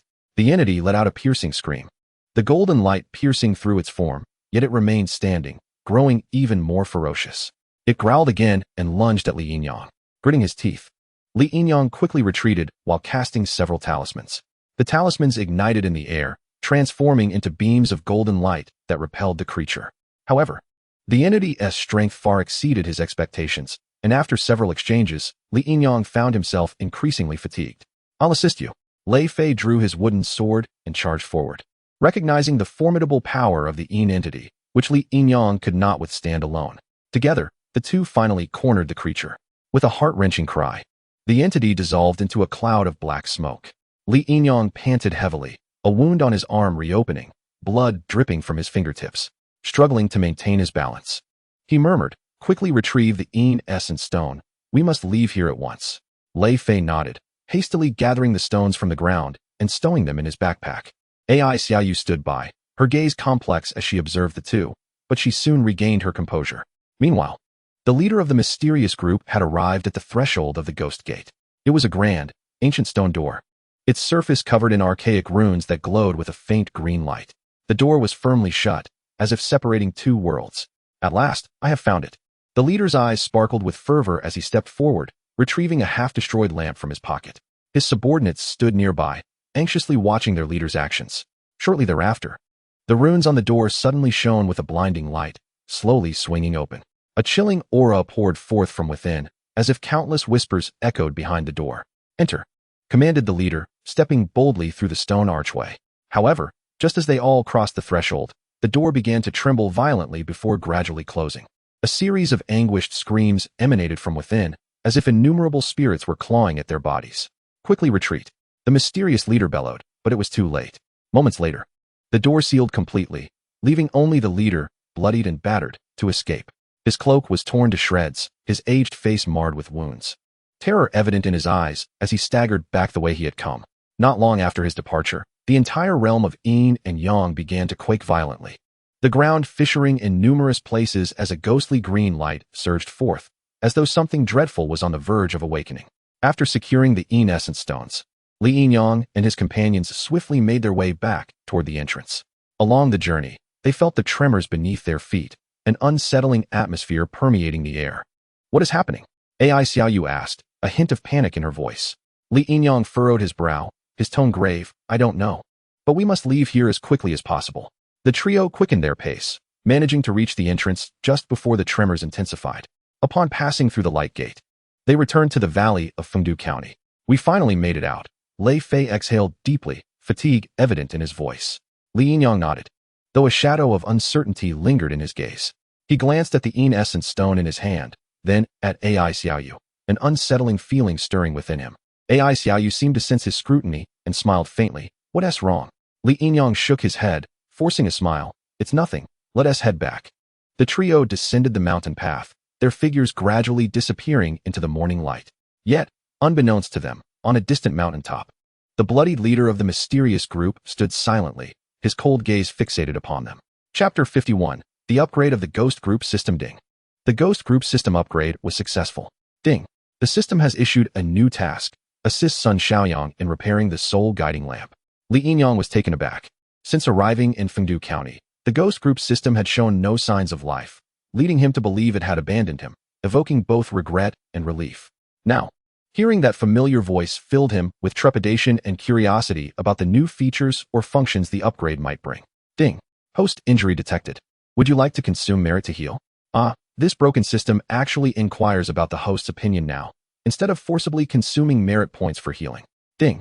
Host remains silent for 3 seconds without response. The system assumes consent to consume merit points for healing. 10 merit points have been deducted for the host's healing. To avoid detection, the healing will occur at midnight. Curse you, you celestial board. Li Yinyang cursed inwardly, feeling the system had not changed its ways at all. Ding. System detected host cursing, deducting 1 merit point. Li Yinyang was incensed, his face turning a shade of anger, while Lei Fei noticed his unusual demeanor, mistaking it for the severity of his injuries. "How is your injury? Should we go to the hospital later?" Li Yinyang shook his head, remaining silent, fearing that speaking would provoke him to curse again. As night fell, a thin mist enveloped the streets of the mountain city. Li Yinyang, Lei Fei, and AI Xiaoyu, weary from their ordeal, finally returned to the mountain city, their backpacks laden with 3 glowing Yin Essence Stones. "We're finally back." AI Xiaoyu sighed in relief, a faint smile gracing her features. Li Yinyang nodded, though the ache from his wounds still lingered, the completion of their task bringing him a measure of relief. Subsequently, Lei Fei retrieved one of the Yin Essence Stones from his backpack and handed it to Li Yinyang. "We only need one to repair the soul guiding lamp. The rest we can each keep." Li Yinyang accepted the stone, a glimmer of joy crossing his face. He had been pondering how to ask Lei Fei for a piece, and this alleviated his dilemma. AI Xiaoyu stood by, her gaze shifting between the two, seemingly dissatisfied. "What about me?" Li Yinyang and Lei Fei chose to ignore AI Xiaoyu, their silence a mutual understanding. AI Xiaoyu pouted, but said nothing further, a complex expression flashing in her eyes. The following morning, Li Yinyang's injuries had mostly healed thanks to the system's intervention. The trio quickly tidied themselves up before heading to Sun Xiaoyang's Taoist temple. Inside the temple, Sun Xiaoyang sat on an old wooden chair, cradling a bronze, ancient lamp, its runes glowing softly in the morning light. Upon noticing their arrival, he looked up with a faint smile. "You're back?" Lei Fei nodded, presenting the Yin Essence Stone to Sun Xiaoyang. "We fulfilled our mission and brought back the item." Sun Xiaoyang accepted the Yin Essence Stone, a flicker of delight crossing his gaze. "Well done, you have worked hard." Lei Fei hesitated for a moment before speaking. "Sun Xiaoyang, during our recent visit to Fengdu, we discovered that the Fu de Daoguan had been destroyed, with signs of a thorough search evident everywhere. I suspect an unknown force is targeting us." Upon hearing this, Sun Xiaoyang merely smiled indifferently. "I have also inspected the situation at Fu de Daoguan. My disciple has committed numerous misdeeds and is bound to encounter formidable challenges. It is understandable that his residence was destroyed in his absence. There is no need for excessive concern." Lei Fei frowned, clearly unconvinced by Sun Xiaoyang's words. He intended to voice his thoughts, but, upon seeing Sun Xiaoyang's calm demeanor, ultimately swallowed his words. Sun Xiaoyang rose from his seat, carrying the Yinjing stone and other materials for repair, and made his way to the secret chamber deep within the temple. Repairing the Yin Soul lamp will be quite troublesome and time-consuming. You may make yourselves comfortable in the temple. The door to the secret chamber slowly closed, and Li Yinyang, along with 3 others, sat quietly in the temple's hall, waiting. Inside the secret chamber, Sun Xiaoyang placed the Yinjing stone on the table and began the intricate process of repairing the Yin Soul lamp. However, the restoration did not proceed smoothly. The extent of the damage to the lamp exceeded his expectations, and several attempts nearly ended in failure. If this continues, the Yin Soul lamp will be completely ruined. Sun Xiaoyang gritted his teeth, a glimmer of resolve flashing in his eyes. He quickly formed a seal and recited a spell. A beam of golden light emanating from his hand and striking the Yin Soul lamp. By the span of my life, I shall reverse the heavens, Sun Xiaoyang exclaimed, his face instantly paling. His body trembled slightly, and beads of sweat formed on his forehead. Finally, the runes on the Yin Soul lamp reignited, and the cracks on the lamp gradually healed. Sun Xiaoyang let out a long sigh, leaning weakly against the chair, as if he had aged several years in an instant. Time ticked by, and as night descended, the door to the secret chamber opened once more. Sun Xiaoyang emerged, his complexion pale, with perspiration still beading on his forehead. He appeared significantly older than before, as if years had been added to his visage overnight. I have not failed my mission. His voice was hoarse, tinged with fatigue. Lei Fei observed Sun Xiaoyang's appearance, a pang of guilt rising within him. Are you all right? Sun Xiaoyang waved his hand, forcing a smile. I am fine. Merely a bit tired. Suddenly, a voice echoed in Li Yinyang's mind. Ding. The task to repair the Yin Soul lamp is complete. You have received a reward of 20 merit points and the crafting blueprint for the Yin Soul lamp. Ding. Congratulations, host. You have unlocked the special function of artifact forging. Ding. Side quest initiated. Forge your own Yin Soul lamp. Li Yinyang opened the artifact forging interface in his mind, noting the main materials required to create the Yin Soul lamp. Yinjing stone, 100 merit fragments. Auxiliary materials, grandmother copper or 20 merit fragments. Soul essence stone, 20 merit fragments. Qingshi stone, 10 merit fragments. Obsidian, 10 merit fragments. Li Yinyang inwardly lamented, though his face remained impassive. He cast a glance at Sun Xiaoyang, silently resolving to gather the materials swiftly and forge his own Yin Soul lamp. Sun Xiaoyang handed the repaired Yin Soul lamp to Lei Fei, his tone serious. The Yin Soul lamp has been restored. Take it and use it wisely.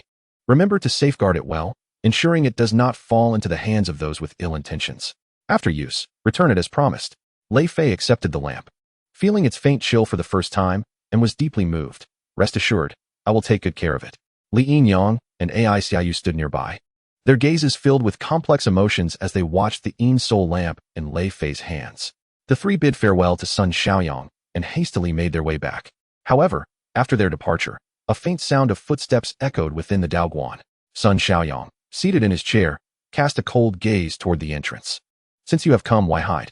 He remarked, his tone laced with a hint of mockery. As soon as he spoke, a group of figures in black emerged from the shadows, led by a mysterious figure cloaked in black, their face obscured. Sun Xiaoyang, reveal the secret of the Yinyang messenger, and we may spare your life, the leader of the black-clad figures said coldly. Sun Xiaoyang was taken aback at the mysterious figure's words. Recalling Lei Fei's earlier warnings, he realized he had been careless. With a disdainful smirk, he replied, Do you think you are worthy? Before he could finish his sentence, the temple was suddenly filled with the sounds of fierce clashes and anguished cries. Sun Xiaoyang moved through the darkness, his talismans transforming into beams of golden light, forcing the black-clad figures to retreat. After an hour, the temple regained its tranquility. The black figures, injured, fled, while Sun Xiaoyang stood at the entrance, wounded yet wearing a wicked smile. Chapter 52. Ambush. The night unfolded like thick ink, gradually enveloping the entire sky and shrouding the streets of Shihu City in profound darkness. A thin mist, reminiscent of gossamer rising from the lake's surface, floated gently in the air, imparting an aura of mystery to the city. Li Yinyang, Lei Fei, and Ai Xiaoyu hurriedly returned to Shihu City, their backpacks filled with the restored Yin Soul lamp. At last, we are back, Lei Fei exclaimed, patting his backpack with a sense of relief. With the Yin Soul lamp, we can save lives. Li Yinyang nodded, his gaze fixed on the backpack as he murmured, I hope everything goes smoothly. However, just as they entered the urban area of Shihu City, a chilling wind swept through, and 7 or 8 ghostly figures sprang from the shadows, lunging toward the trio. Be careful, Lei Fei shouted, swiftly drawing his wooden sword and positioning it in front of Li Yinyang and Ai Xiaoyu with a serious expression. This is quite a formidable setup. We are facing a group of malevolent spirits, including a powerful, vengeful ghost. Li Yinyang quickly formed a seal, reciting a spell as a beam of golden light shot forth to strike the advancing specters. Yet, the ghost seemed prepared, swiftly evading the attack and encircling the three. Hand over the Yin soul lamp, and we may spare your lives. Behind the ghostly figures, three mysterious individuals cloaked in black emerged, their tone dripping with menace. Li Yinyang and Lei Fei exchanged glances, both puzzled. They had only just acquired the Yin soul lamp. How could anyone know so quickly? Who are you? Lei Fei demanded coldly, his wooden sword gleaming ominously. The black-clad figures merely laughed derisively, offering no answer as they gestured for the ghosts to attack. In an instant, several specters surged toward them, and battle commenced. Li Yinyang and Lei Fei stood back to back, confronting the surrounding spirits and the hidden adversaries. Anxiety creeping into their hearts. Given his strength, Li Yinyang could manage only 2 or 3 malevolent spirits at most. He had heard Lei Fei mention that their current abilities were on par with those of malevolent ghosts, and the situation appeared grim. Li Yinyang rapidly formed seals, unleashing golden beams from his hands to repel the attacking spirits. Meanwhile, Lei Fei swung his wooden sword with finesse, cleaving one malevolent spirit in two, dispersing it into a wisp of smoke. However, the sheer number of evil spirits was overwhelming, and with 3 mysterious individuals providing support from the shadows, Li Yinyang began to feel the strain. A fresh wound opened on Li Yinyang's arm, blood trickling down his fingertips.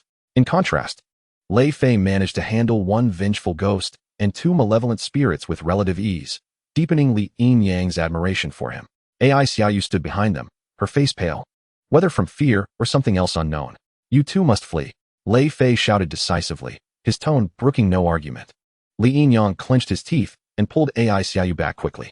However, the overwhelming number of spirits soon surrounded Lei Fei.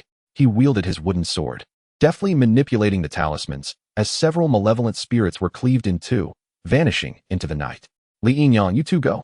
Find a safe place and wait for me, Lei Fei shouted with an undeniable firmness in his tone.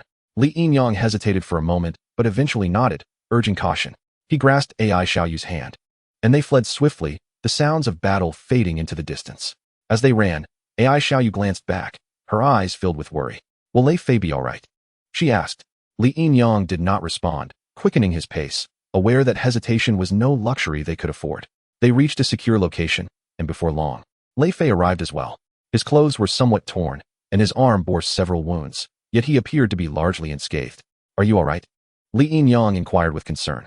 Lei Fei shook his head, fatigue evident in his voice. I'm fine. I've dealt with those ghosts, but unfortunately, the 3 mysterious figures escaped quickly. Not a single one was captured. Li Yinyang nodded, his gaze falling on Lei Fei's arm. We should prioritize rescuing others. We can address everything else later. The trio hurried to the hospital, where Li Yinyang retrieved the soul-guiding lamp.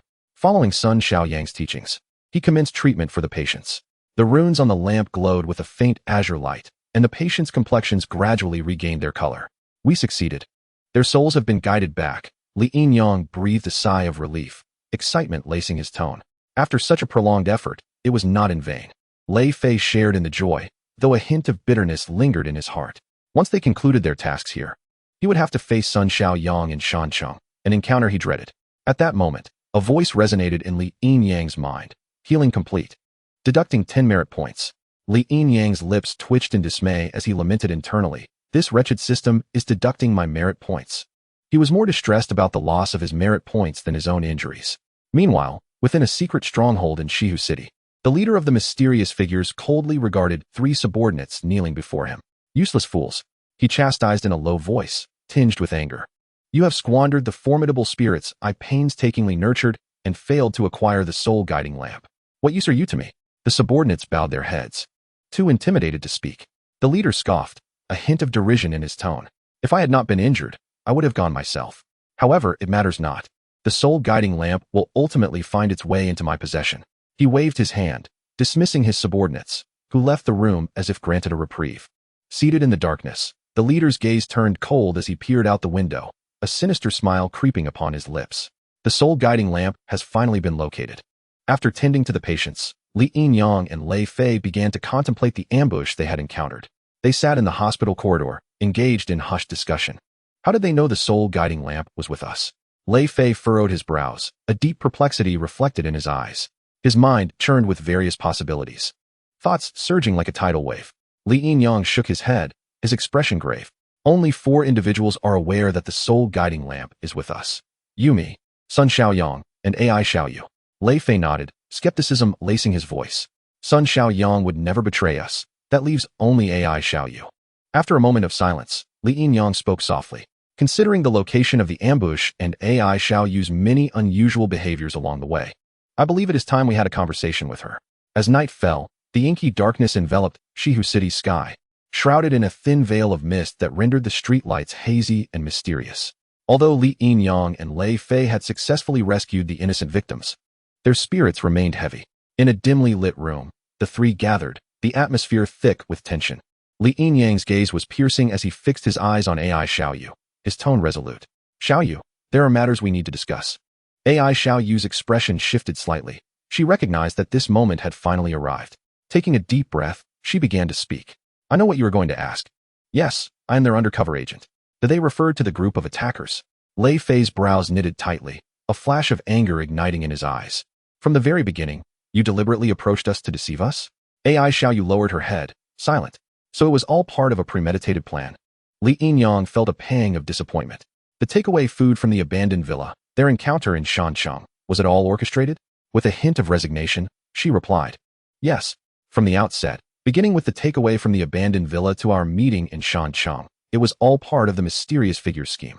They instructed me to get close to you, to become your ally, and to report your whereabouts at any moment. Conflicted emotions flickered in Li Yinyang's eyes.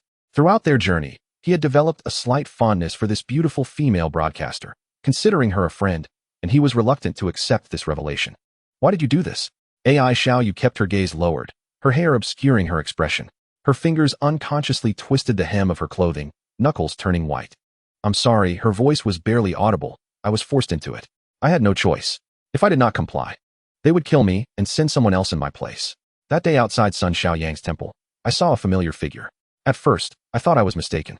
Was that Xiaoyu? Li Yinyang suddenly recalled and inquired.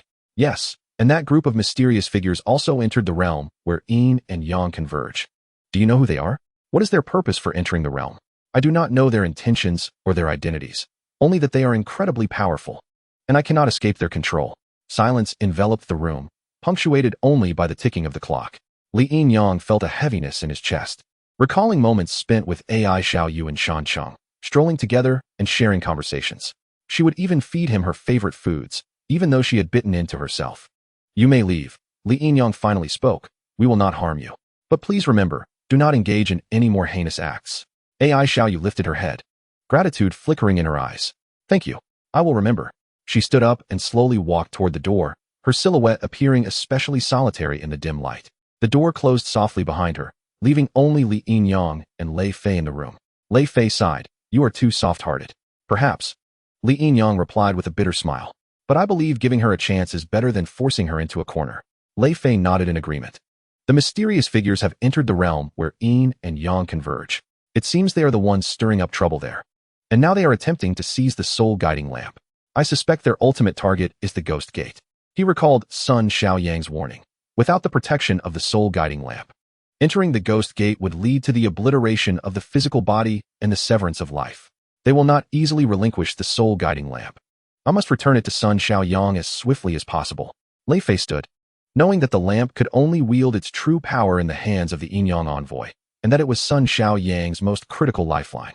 Li Yinyang nodded. I will accompany you. Lei Fei shook his head. No, your strength is insufficient. It would be too dangerous for you to join me. I can operate more nimbly alone, and should danger arise, I can retreat unscathed.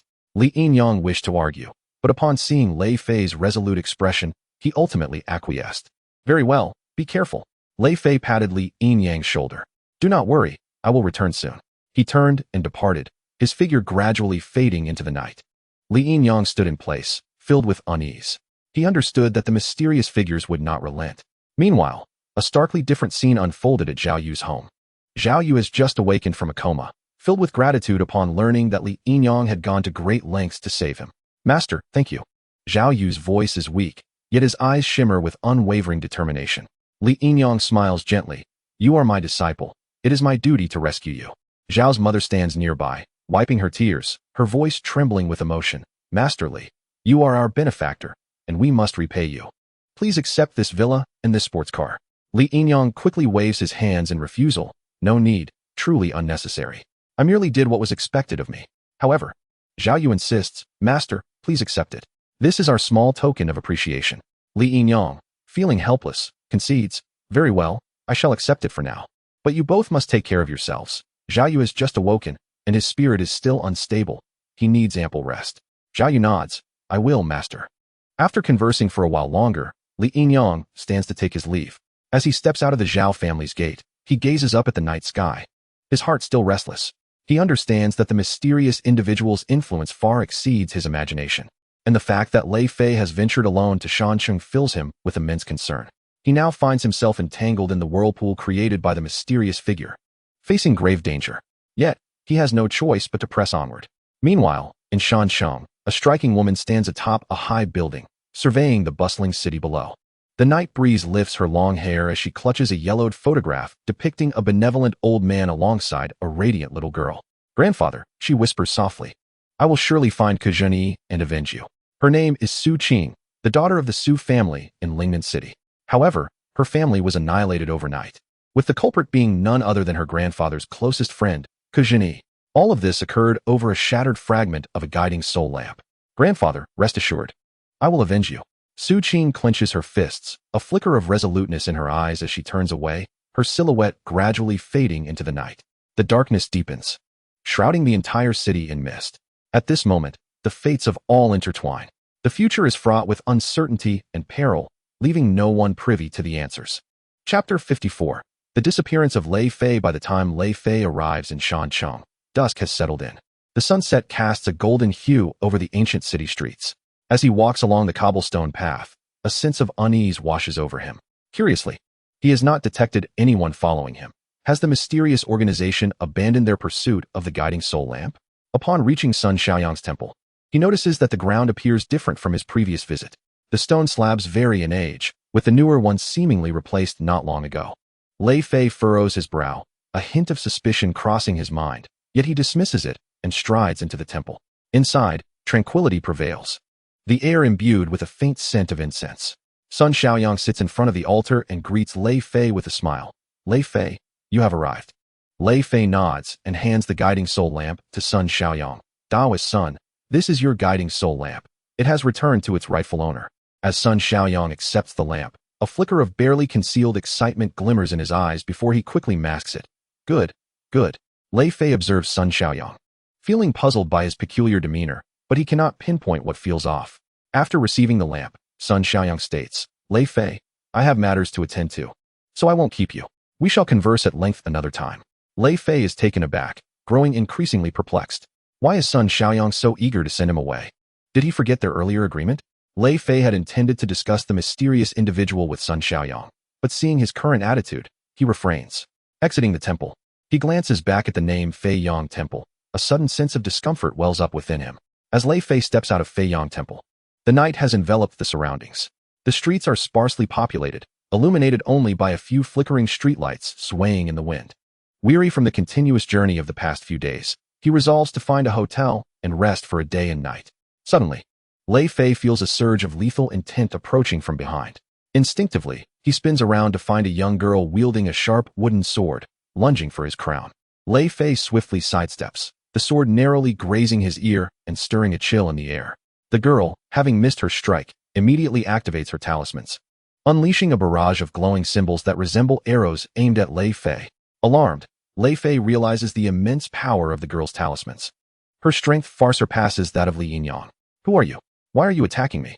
Lei Fei demands, dodging her onslaught. You are a minion of Ke Zhenyi. Prepare to die. The girl glares at him, her eyes burning with hatred as she swings her wooden sword again, accompanied by a flurry of formidable talismans, relentlessly pursuing Lei Fei. I will kill you, then go to Fei Yang Temple to slay Ke Zhenyi. Fei Yang Temple? Ke Zhenyi? Lei Fei is momentarily stunned, and then his expression shifts as he comprehends the situation. He recalls Sun Xiaoyang's odd behavior in the temple and the varying ages of the ground. It is highly likely that a battle had transpired there. A sense of foreboding washes over him, and a chill creeps into his heart. You are mistaken. I am not a minion of Kujini, Lei Fei hastily explains, but the girl pays him no heed, her assault intensifying. With urgency mounting, Lei Fei steels himself. I am sorry. Lei Fei's heart sinks, a flicker of resolve igniting in his eyes. He no longer holds back. His talismans erupt with power, sending a wave of potent spiritual energy toward the girl. Clearly unprepared for Lei Fei's sudden display of strength, she is caught off guard and struck by his talismans, spitting blood as she staggers backward. You, how could you? The girl clutches her chest, shock and defiance etched in her expression. Gritting her teeth, she ultimately turns and flees the scene. Lei Fei does not pursue her. He understands that his priority now is to ascertain Sun Xiaoyang's situation. He hastily returns to Fei Yang Temple, and upon pushing open the door, the scene before him ignites a furious blaze within him. In the temple's main hall, an elderly man stands at the center, holding a guiding soul lamp, his face alight with unrestrained joy. In his other hand, he clutches a human skin mask, one that bears Sun Xiaoyang's visage. Daoist son, Lei Fei roars, his eyes filled with murderous intent. Suddenly, everything falls into place. Sun Xiaoyang may have met a grim fate, and this old man could very well be affiliated with the mysterious organization. Who are you? Why are you impersonating Sun Xiaoyang? Lei Fei demands, his voice sharp. The old man slowly turns to face Lei Fei, a mocking smile gracing his lips. Oh, I did not expect you to notice the anomaly. Well done. Your arrival is fortuitous, as it allows me to test the power of the guiding soul lamp. You seek death. Lei Fei wastes no time, unleashing his talismans toward the old man. The old man sneers, and the guiding soul lamp in his hand suddenly emanates an eerie glow. In an instant, Lei Fei's talismans are effortlessly dispelled upon contact with that light. Alarmed, Lei Fei realizes the immense power of the guiding soul lamp. You think with your meager abilities you can contend with me? The old man taunts, reigniting the guiding soul lamp, sending a surge of powerful spiritual energy straight at Lei Fei. Lei Fei swiftly dodges, but the old man's onslaught is relentless, leaving him unable to close the distance. To make matters worse, several figures clad in black suddenly surround him, encircling him completely. You, Lei Fei grits his teeth, understanding that the old man's strength is formidable, especially with the guiding soul lamp's enhancement. He is utterly outmatched, realizing he has fallen into a dire predicament. The old man chuckles coldly. Lei Fei, you are indeed a promising talent, but unfortunately, you will not serve my purposes. Today, you shall remain here. As his voice fades, the guiding soul lamp in the old man's hand ignites once more, unleashing a torrent of powerful spiritual energy aimed directly at Lei Fei. Lei Fei exerted every ounce of strength to resist, yet was still overwhelmed by the force, causing him to spew blood and stagger backward. Panic gripped his heart. If this continued, he would undoubtedly perish. A flicker of resolve flashed in his eyes as he realized there was no retreat. If that was the case, he would gamble everything. Biting his tongue until it bled, he unleashed a mouthful of essence blood and swiftly formed an incantation with intricate hand gestures. At the cost of 10 years of my life, I shall render you to ashes. The forbidden spell, Tian Lei Pe, Lei Fei roared, and the talisman in his hand erupted with a powerful surge of spiritual energy, hurtling towards the elder. The elder, caught off guard by Lei Fei's sudden outburst of formidable power, paled instantly. He hastily waved the soul-guiding lamp to counteract the attack. The clash of the lightning and the lamp unleashed a tremendous wave of energy, shattering the furnishings within the Daoist temple and fracturing the walls. Uffed. The elder coughed up blood, shock evident in his eyes. Seizing the opportunity, Lei Fei fled the temple. However, the price of the forbidden spell was steep. His body grew exceedingly frail, and his hair turned snow white in an instant. He exerted all his might to escape the temple's confines, ultimately vanishing into the vastness of the night. The night in Shansheng City remained eerily silent.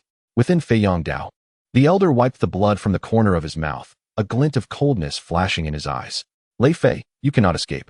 Chapter 55. Changes in the underworld. In the realm of the underworld, beneath a murky sky, flickering ghostly flames danced as chilling winds howled.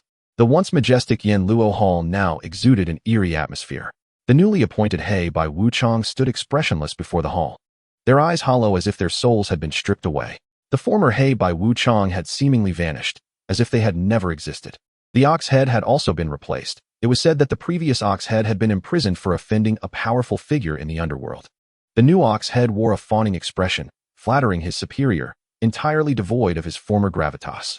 The horse face had also become slick and cunning, smiling at everyone as if he had mastered the ways of the mortal realm overnight. The upper echelons of the underworld had been almost entirely replaced. The former authorities had either disappeared or been imprisoned for their misdeeds. A significant upheaval had swept through the underworld, and the order of the realm seemed to have crumbled overnight. The souls trembled, uncertain of what fate this sudden upheaval would bring them. What is happening? A ghostly envoy whispered, his voice laced with fear. Do not ask too much. Be wary of bringing trouble upon yourself, another envoy warned, his gaze filled with trepidation. Su Qing stood on the streets of Shancheng City, her eyes icy. She bore wounds that had yet to heal. But these pains were trivial compared to the hatred festering in her heart. She had relentlessly pursued the trail of her enemy and finally arrived in this unfamiliar city. Kuzhen-yi, Su Qing murmured the name, a glimmer of murderous intent flashing in her eyes. A day prior, she had attacked Kuzhen-yi's subordinates and learned from them that the person she had attacked was not one of Kuzhen-yi's men, but a formidable individual named Lei Fei, who had even clashed with Kuzhen-yi at Feiyangdao. Su Qing recalled hearing her grandfather mention Lei Fei, describing him as a pure ghost catcher, driven not by fame or fortune but solely for the sake of others. The enemy of my enemy is my friend, Su Qing thought, deciding to seek out Lei Fei, hopeful that they could join forces against their common foe. After days of searching, Su Qing finally discovered Lei Fei's trail. However, when she arrived, he was already gravely injured and had fled the scene. Following the trail of blood, she ultimately found herself in a remote countryside. Lei Fei. Su Qing whispered the name, a complex expression crossing her face. She resolved to find Lei Fei and ally with him to confront Kuzhen-yi. Lei Fei dashed through the alleys of Shancheng City, his body marred with wounds, blood dripping from his arms. His breaths came in ragged gasps, his steps faltering, clearly at his limit. I cannot go to the hospital. I cannot go to the hospital, Lei Fei muttered softly, aware that if he entered a hospital, Kuzhen-yi's men would soon locate him. He was unsure how long he had been running until darkness enveloped him, collapsing onto the ground. Before losing consciousness, he glimpsed a humble rural couple, their faces etched with panic as they looked upon him. Please, do not take me to the hospital. Lei Fei summoned his last strength to plead, then succumbed to the void. The couple hesitated but ultimately brought him back to their home. They tended to his wounds and offered him medicinal soup. In his stupor, Lei Fei vaguely sensed a warmth enveloping him. As night descended, the rural cottage was shrouded in darkness. Lei Fei lay upon the bed, his breath faint. His injuries were too severe for him to move. Suddenly, a chilling wind swept through the room, causing the window to creak ominously. Lei Fei's eyes snapped open. His instincts warned him that danger approached. Not good. He struggled to rise, but his body disobeyed his commands. Outside, a shadow crept closer, belonging to a group of mysterious figures sent to claim Lei Fei's life. How fortunate I am to have found you.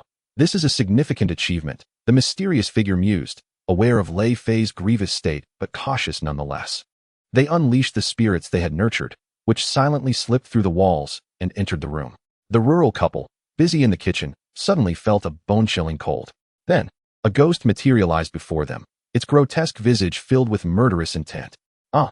The couple screamed, their cries abruptly silenced. Lei Fei lay in bed, listening to the horrific sounds outside, his heart swelling with rage. He knew that their demise was a consequence of his own predicament. Finally found you. A chilling voice echoed in Lei Fei's ear. He looked up to see a man in a black robe standing before him, wielding a gleaming dagger. Come, kill me. Lei Fei closed his eyes, awaiting the arrival of death. Just as the black-robed man raised the dagger, a ray of cold light suddenly shot in from the window, aiming for his throat. The black-robed man reacted swiftly, evading the strike, yet the dagger fell from his grasp. Who? The black-robed man barked. Your great aunt. Su Qing coldly replied, her form leaping through the window like a specter, her wooden sword aimed at the black-robed man. A flicker of surprise crossed the black-robed man's face, but he quickly regained his composure. With a sneer, he summoned several spirits to charge at Su Qing. Unfazed, Su Qing wielded her sword, inscribed with talismans, cutting through the spirits effortlessly. Her swordsmanship was exceptionally fierce, each strike targeting a vital point. The black-robed man, witnessing this, paled, clearly unprepared for Su Qing's formidable prowess. I will return, he growled, fleeing without a backward glance. Lei Fei opened his eyes to see Su Qing's figure, a swirl of complex emotions rushing through him. He had not expected his savior to be the very person who had sought to end his life just the day before. Why did you save me? Lei Fei weakly inquired. Su Qing glanced at him, her voice icy. The enemy of my enemy is my friend. Meanwhile, deep within the underworld, a mysterious figure clad in black stood before a colossal black palace. A cold smile graced his lips, his gaze filled with treachery. The underworld is fundamentally within my grasp. Next, it shall be the mortal realm, the mysterious figure murmured, then turned to enter the palace. Within, the new He by Wu Chang, ox head, and horse face knelt on the ground, awaiting the mysterious figure's command with utmost respect. How progresses the plan? The mysterious figure inquired coldly. Reporting to you. All is proceeding smoothly, the new He by Wu Chang answered in unison. The mysterious figure nodded, a flicker of satisfaction crossing his eyes. Excellent. Continue to act according to the plan. The mortal realm shall soon be ours. Chapter 56. AI Xiao Yu. In a desperate situation, the night was deep, and the village was permeated with the stench of blood. Su Qing and Lei Fei stood before the remains of the elderly couple, enveloped in silence. They died because of me, Lei Fei murmured, his eyes brimming with guilt. Su Qing cast him a glance and coldly replied, guilt is futile. Only by eliminating Ke Zhenyi and those treacherous lackeys can we avenge them. Lei Fei clenched his fists and nodded in agreement. You are right. The two quickly tidied up and departed from the village, aware that Ke Zhenyi's subordinates would soon be in pursuit, necessitating their swift exit. As they journeyed, Su Qing and Lei Fei exchanged intelligence. The identity of the enigmatic figure finally came to light. The leader of the mysterious group was named Ke Zhenyi, who hailed from Lingnan and was of the same era as Su Qing's grandfather. Ke Zhenyi had been a disciple of a renowned elder from Lingnan, who, according to Su Qing's grandfather, had lived for at least 150 years. The elder was known for his integrity, yet he had produced a disciple who committed heinous acts. Several years ago, Ke Zhenyi learned of a tattered soul lamp belonging to the Su family and sought it with great fervor. This lamp was a relic passed down through generations, and the Su family would never relinquish it. In truth, it was more apt to refer to it as a fragment of a lamp, possessing minimal utility. Regardless of the Su family's assertions, Ke Zhenyi remained unconvinced, believing they were hoarding this treasure. Consequently, he clandestinely plotted and annihilated the Su family, leaving only Su Qing, who was away studying, to escape the massacre. Lei Fei informed Su Qing that the soul lamp was a weapon of the emissaries of Yin and Yang, a treasure from the underworld with immense power. If we were to obtain such an artifact, it would enable us to crush opponents of equal standing. No wonder Ke Zhenyi would go to such extremes for the soul lamp. Su Qing's realization dawned upon her, though her heart was filled more with hatred for Ke Zhenyi. The soul lamp's purpose was far beyond merely augmenting strength. It surely held functions we were unaware of. Lei Fei recalled that Ke Zhenyi had previously followed them into the realm of Yin and Yang, and he fell into contemplation. Perhaps we should visit Shihu City to seek out AI Xiao Yu, and see if we can extract any information to clarify Ke Zhenyi's intentions, enabling us to take appropriate action. The chilling winds howled as the night in Shanxing City enveloped the metropolis in a dark shroud.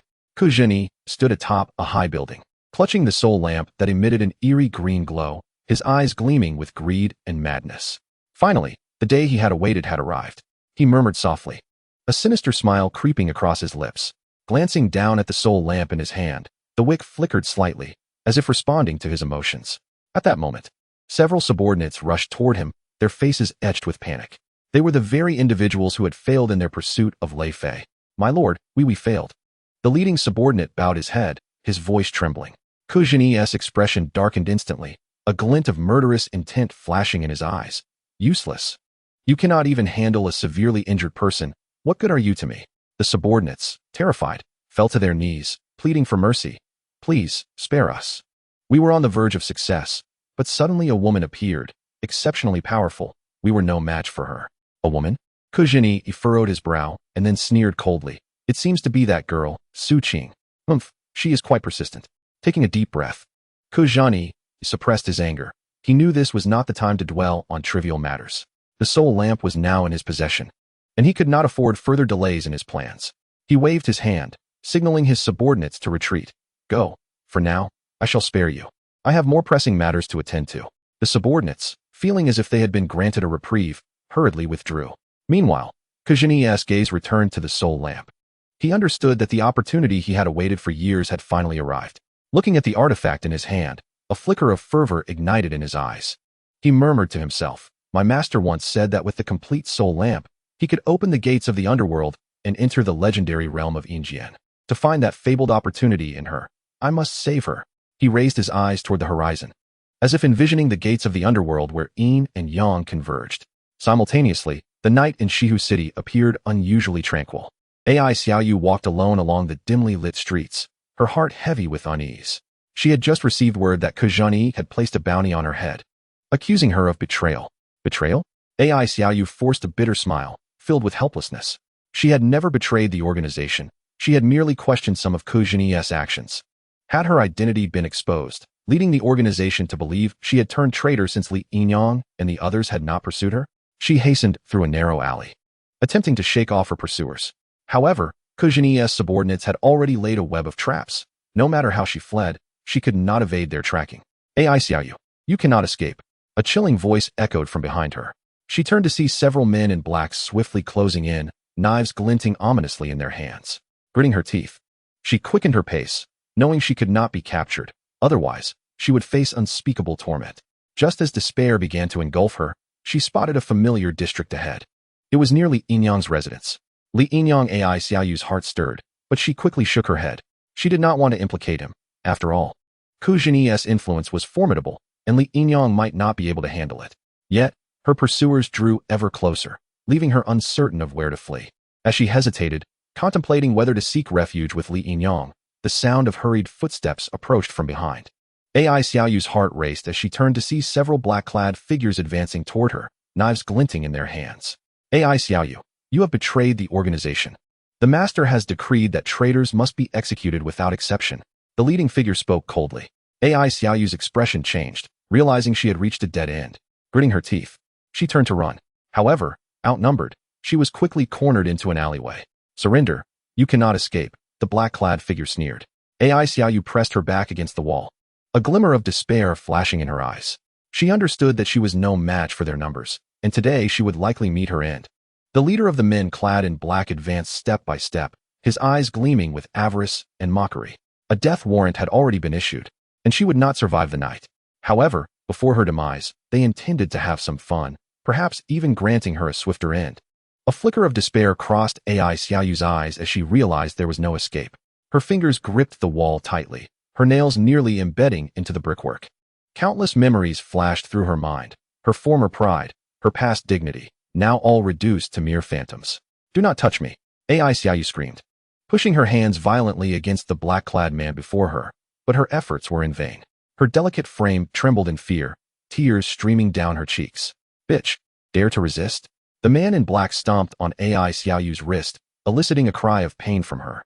Two others closed in, beginning to tear at her clothing. "No. Please, spare me."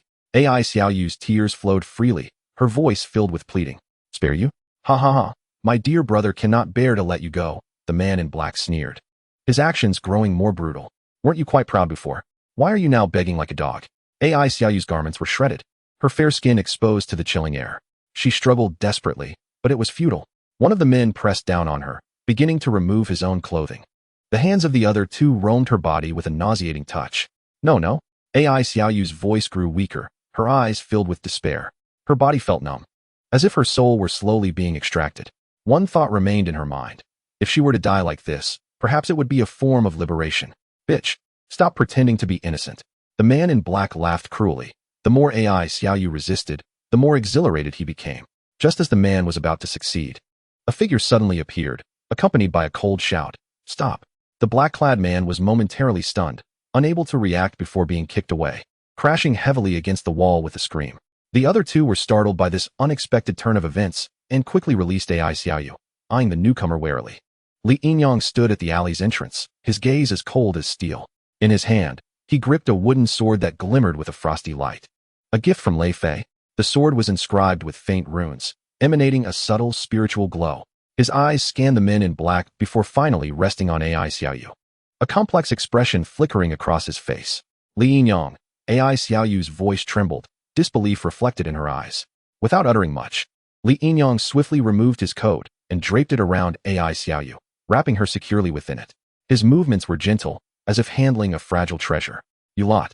Seeking death, Li Yinyang's voice was icy, laced with a hint of murderous intent.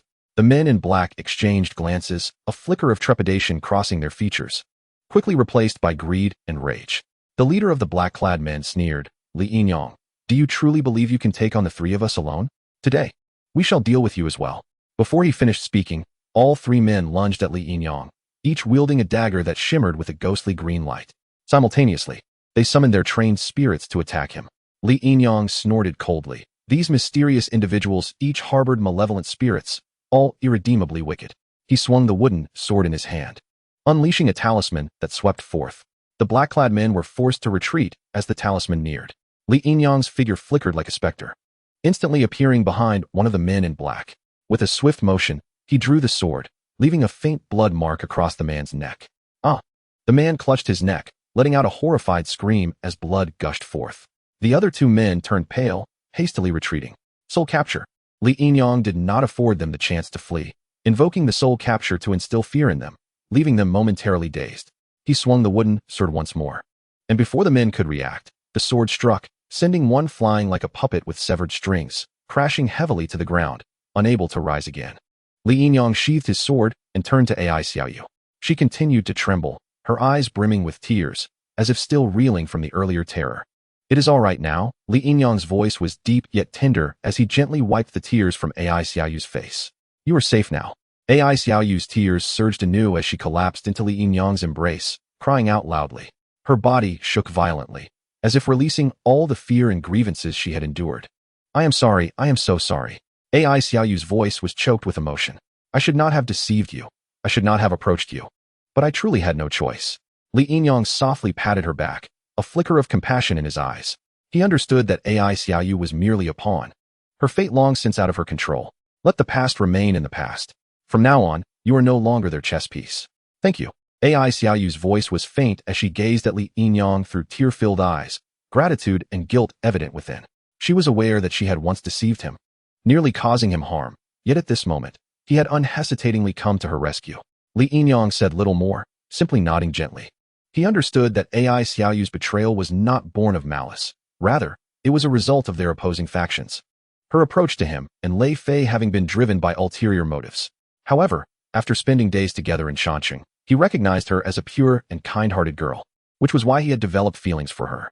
Let us leave this place first. We shall discuss the rest later. He reached out to help Ai Xiaoyu to her feet, but she recoiled.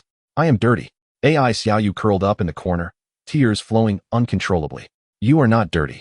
You are very pure. Chapter 58. Returning to the gates of hell. The night was thick and impenetrable, enveloping the entire world in a shroud of darkness. The endless blackness seemed to possess the power to consume all, instilling an inexplicable sense of dread and oppression. At this moment, gusts of chilling wind howled past, producing a sharp, piercing wail, reminiscent of specters shrieking in one's ear or vengeful spirits lamenting their grievances. This frigid wind swept through the mountains and fields, rustling the leaves and sending chills down spines. It carried with it an air of mystery, provoking shivers as if something unseen lurked in the depths of the night, observing every move of the living. Ku Zhenyi stood at the entrance of the intersection of yin and yang, the soul-calling lantern in his hand emanating a ghostly blue light, casting illumination upon his stern visage. Behind him, a dozen subordinates stood at the ready, their faces etched with tension and unease. Sir, is everything truly all right this time? One subordinate whispered, his voice trembling slightly. He was aware that during Ku Zhenyi's previous expedition to the intersection of yin and yang, he had returned alone in a state of disarray. Ku Zhen, he let out a cold laugh, his gaze sharp as a blade, with the soul-calling lantern in hand. What is there to fear? If you are afraid, then go back. Do not hinder us here. The subordinate quickly lowered his head, not daring to speak further. If he truly attempted to flee, Ku Zhenyi would undoubtedly kill him on the spot. Ignoring them, Ku Zhenyi took a deep breath and stepped into the intersection of yin and yang. However, the moment he entered, he sensed something was amiss. The once tranquil intersection now radiated an aura of coldness and oppression. The air was thick with ghostly energy, and the surrounding scenery became indistinct, as if he were trapped in a distorted realm. What is happening? One subordinate exclaimed in shock. Ku Zhenyi furrowed his brow, an uneasy feeling brewing within him. The last time he entered the intersection, it had been desolate, populated only by a few wandering spirits. Now, it appeared to have transformed into a small realm of shadows, filled with ghostly energy and chilling winds. Be cautious, something is not right here, Ku Zhenyi warned softly, as the words lingered in the air.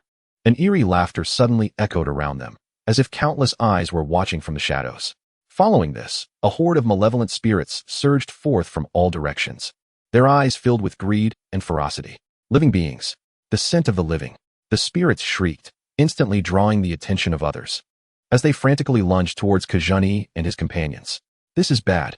Retreat quickly. Ku Zhenyi's expression shifted dramatically as he issued a hasty command. Yet, it was already too late. Countless spirits surged like a tidal wave, encircling the group. They clawed and gnashed their teeth, their eyes glistening with hunger, as if they intended to devour the very essence of life from these mortals. Kill! Kujani roared, and the soul-drawing lantern in his hand erupted with a fierce azure light, pushing back the encroaching spirits. His subordinates quickly summoned their magical artifacts, engaging in a fierce battle with the undead. However, the sheer number of spirits was overwhelming, and soon several of his men were knocked down, their screams piercing the night. Their life essence was rapidly drained, their bodies visibly withering until they succumbed to the state of desiccated corpses. My lord, save me. One subordinate, ensnared by multiple spirits, struggled desperately, but to no avail. The battle was extraordinarily brutal. The spirits lunged at the living, biting and scratching, even burrowing into their bodies to consume their life force. One by one, Kujini's men fell, their cries echoing in succession. Kujini's countenance darkened, his mind racing with curses. He had not anticipated that the convergence of realms would manifest in such a horrific manner, nor that these spirits would exhibit such madness. While he wielded the soul-drawing lantern to fend off the spirits, he urged his remaining 2 trusted aides to dash towards the gates of the underworld. After a fierce bloodbath, Kujani finally broke free from the encirclement with his 2 loyal subordinates. They were battered and weary, their breath shallow. Yet, the gates of the underworld loomed ahead. The massive stone door standing tall, exuding an aura of ancient mystery. We have finally arrived. Kujani laughed maniacally, his eyes glinting with madness and greed. He raised the soul-drawing lantern, aiming it at the gates of the underworld. Towering into the clouds, the gates were inscribed with ancient runes, radiating a chilling pressure. Kujani lifted the lantern, chanting, with the lantern as the guide, and the souls as the key, let the gates of the underworld open. With a thunderous voice, Kujani commanded, and the azure light of the soul-drawing lantern surged forth, striking the gates. The brilliance intensified, illuminating the entrance to the underworld. The doors began to tremble slightly, emitting a low rumble, as if responding to the lantern's call. Joy surged on Kujani's face. It is finally happening. However, the gates remained immobile, only vibrating slightly with no further response. What is happening? Kujani's expression turned grim as he urged the lantern again, the azure light flaring brightly. Yet the gates showed no signs of opening. My lord, the soul-drawing lantern seems to be cracking. One aide, terrified, pointed at the lantern, where a fine crack had appeared. Kujani's face turned ashen, his teeth grinding in rage. Impossible. I have gone to great lengths to obtain the lantern. How could it fail to open the gates? Reluctant to accept defeat, he forced the lantern to activate once more. The lantern trembled violently, the crack widening until, with a sharp snap, it threatened to shatter completely. At that moment, a narrow gap finally opened in the gates of the underworld. Countless wandering spirits, seeing this, rushed towards the opening, eager to slip inside. Get away! Kujani bellowed, kicking a nearby spirit away. He shouted to his 2 aides, stop them. If I cannot enter, then neither shall they. The 2 aides immediately wielded their artifacts, slaying the spirits attempting to breach the gates. However, the sheer number of spirits was overwhelming, and they quickly found themselves outmatched. My lord, we cannot hold on. One aide was knocked down by several spirits, his cries echoing as his life essence was swiftly drained. Kujani's expression darkened with dread. He had meticulously laid traps and obtained the lantern, reaching this critical moment, only to watch his hopes fade away. He fixed his gaze on the narrow opening of the gates, his eyes slowly losing their light. Just as he was about to surrender, a commanding voice suddenly resonated in his mind. Become my dog, and I can grant you everything you desire. Kujani jolted, looking up at the gates. The voice seemed to emanate from the depths of the underworld, laden with endless temptation and pressure. Chapter 59. You will become my dog. Who are you? How can you speak in my mind? Kujani inquired softly, a hint of wariness in his tone. At this moment, the soul-drawing lantern in his hand emitted a ghostly green light, casting a spectral glow on his sullen, aged visage, rendering him somewhat fearsome. The voice, deep and authoritative, echoed from the depths of the abyss. Who I am is of no concern to you, nor does it matter. What matters is that I can fulfill your desires. But only if you agree to become my dog. Kujani's expression darkened instantly, a flicker of anger igniting in his eyes. Why should I? I could easily kill you. The voice responded coldly and mercilessly. I have no interest in a multitude of stronger beings and spirits wishing to become my dogs. I can offer you everything you seek, including a longer lifespan and her soul. Kujani's pupils constricted suddenly, a tempest of emotions swirling within him. A longer lifespan, her soul? These were precisely the goals he had pursued his entire life. Yet, How could this mysterious voice know his secrets? How do you know? Kujini's voice trembled slightly. I know far more than you can imagine. The voice carried a hint of mockery. And all I require from you is a single task. Gather the 3 soul-drawing lanterns from the mortal realm, open the gates of the underworld, and reconnect the realms of Yin and Yang. Kujini's heart quaked at the mention of the 3 soul-drawing lanterns. He glanced at the lantern in his hand, a glimmer of greed flickering in his eyes. Can 3 soul-drawing lanterns truly unlock the gates of the underworld? And how shall I seek out the remaining 2 lanterns? The gates of the underworld are sealed, 3 lanterns converge, and passage to the mortal realm shall be opened. The voice responded slowly. As for how to find them, that is your concern. Before the words had fully faded, the gap in the gates of the underworld began to close slowly, the voice growing fainter until it vanished entirely. Kujani stood motionless, his heart tumultuous. He understood that this was a once-in-a-lifetime opportunity, yet it could also be a colossal trap. However, the allure of a longer lifespan was simply too compelling for him to resist. He lifted his gaze to the gates, a cold smile creeping onto his lips. A dog? Heh, as long as it achieves my goals, what does it matter to be a dog? Just then, a surge of dark energy drifted silently from the gap in the gates of the underworld, seamlessly entering Kujani's body. He shuddered, feeling a chilling power spreading within him. This is Kujani. He closed his eyes, attuning himself to the changes within. A practitioner can sense their impending demise at 86 years old. He had 2 years left to live. Yet, upon the entry of this dark energy, he distinctly felt his vitality intensifying, potentially granting him an additional year or 2. Ha! Kujani suddenly erupted in laughter, his eyes gleaming with ecstasy. This is precisely the opportunity one had been desperately seeking. His master had inadvertently stumbled into the underworld, encountering immense fortune, living for over 300 years. Now, it seemed he had encountered a similar fortuitous event, while an increase in lifespan was merely the beginning. If he followed the voice's guidance, perhaps immortality was not merely a dream. Let us go. Kujani suppressed his laughter and turned to his remaining 2 aides, declaring, We have more important matters to attend to. Deep within the gates of the underworld, a low voice echoed. The pieces have been set, and the game has begun. The following day, news spread rapidly among the ghost hunters. Almost every ghost hunter heard the proclamation. The gates of the underworld are sealed. The realm of the dead can no longer be accessed. A representative of the underworld, a Yin-Yang envoy, is required to oversee the order of souls in the mortal realm. In a tranquil little mountain village, an elderly man clad in simple farmer's attire sat in his courtyard, gripping a dry tobacco pipe, his brow furrowed in deep thought. His face, etched with the marks of time, bore a pair of eyes that still sparkled with vitality. The sealing of the Gui Mingguan? He murmured softly. Worry etched across his features. This is no trivial matter. He understood that the sealing of the Gui Mingguan signified a disruption in the delicate balance between the realms of the living and the dead, leaving the souls of the departed without refuge and inevitably leading to chaos. As one of the emissaries of Yin and Yang, he could not remain idle. It seems I must journey to Fengdu myself, he resolved, rising to dust off his clothes, a flicker of an inexplicable emotion crossing his gaze. I must verify the truth of these rumors. However, before departing, he felt compelled to seek an audience with a certain individual. Fengdu, the threshold where Yin and Yang converge. Kujani stood at the entrance, his gaze coldly fixed ahead. Behind him, 2 subordinates stood vigilant, clutching their talismans, ready for action at a moment's notice. My lord, do you truly believe they will come? One of the subordinates whispered cautiously. They certainly will, Kujani replied with a chilling laugh. The emissaries of Yin and Yang will not turn a blind eye to the sealing of the Gui Mingguan. Once he appears, we shall seize his soul lantern. Just then, a frail figure emerged quietly at the entrance to the convergence of Yin and Yang, the very elderly man, one of the emissaries. Standing at the threshold, the old man peered deeply into the distance. He could sense the pervasive Yin energy surrounding him, denser than ever before, as though the entire world was shrouded in a veil of darkness. Indeed, something is amiss with the Gui Mingguan, he murmured, subsequently reciting an incantation, causing the entrance to slowly unfurl. He stepped forward without hesitation. The fish has truly appeared. Kujani's eyes gleamed with avarice. Follow him, but tread lightly to avoid alarming the prey. Unbeknownst to the elder, he was being tailed, as he confidently ventured into the domain where Yin and Yang intersect. His steps were steady, and his gaze unwavering, clearly familiar with this place.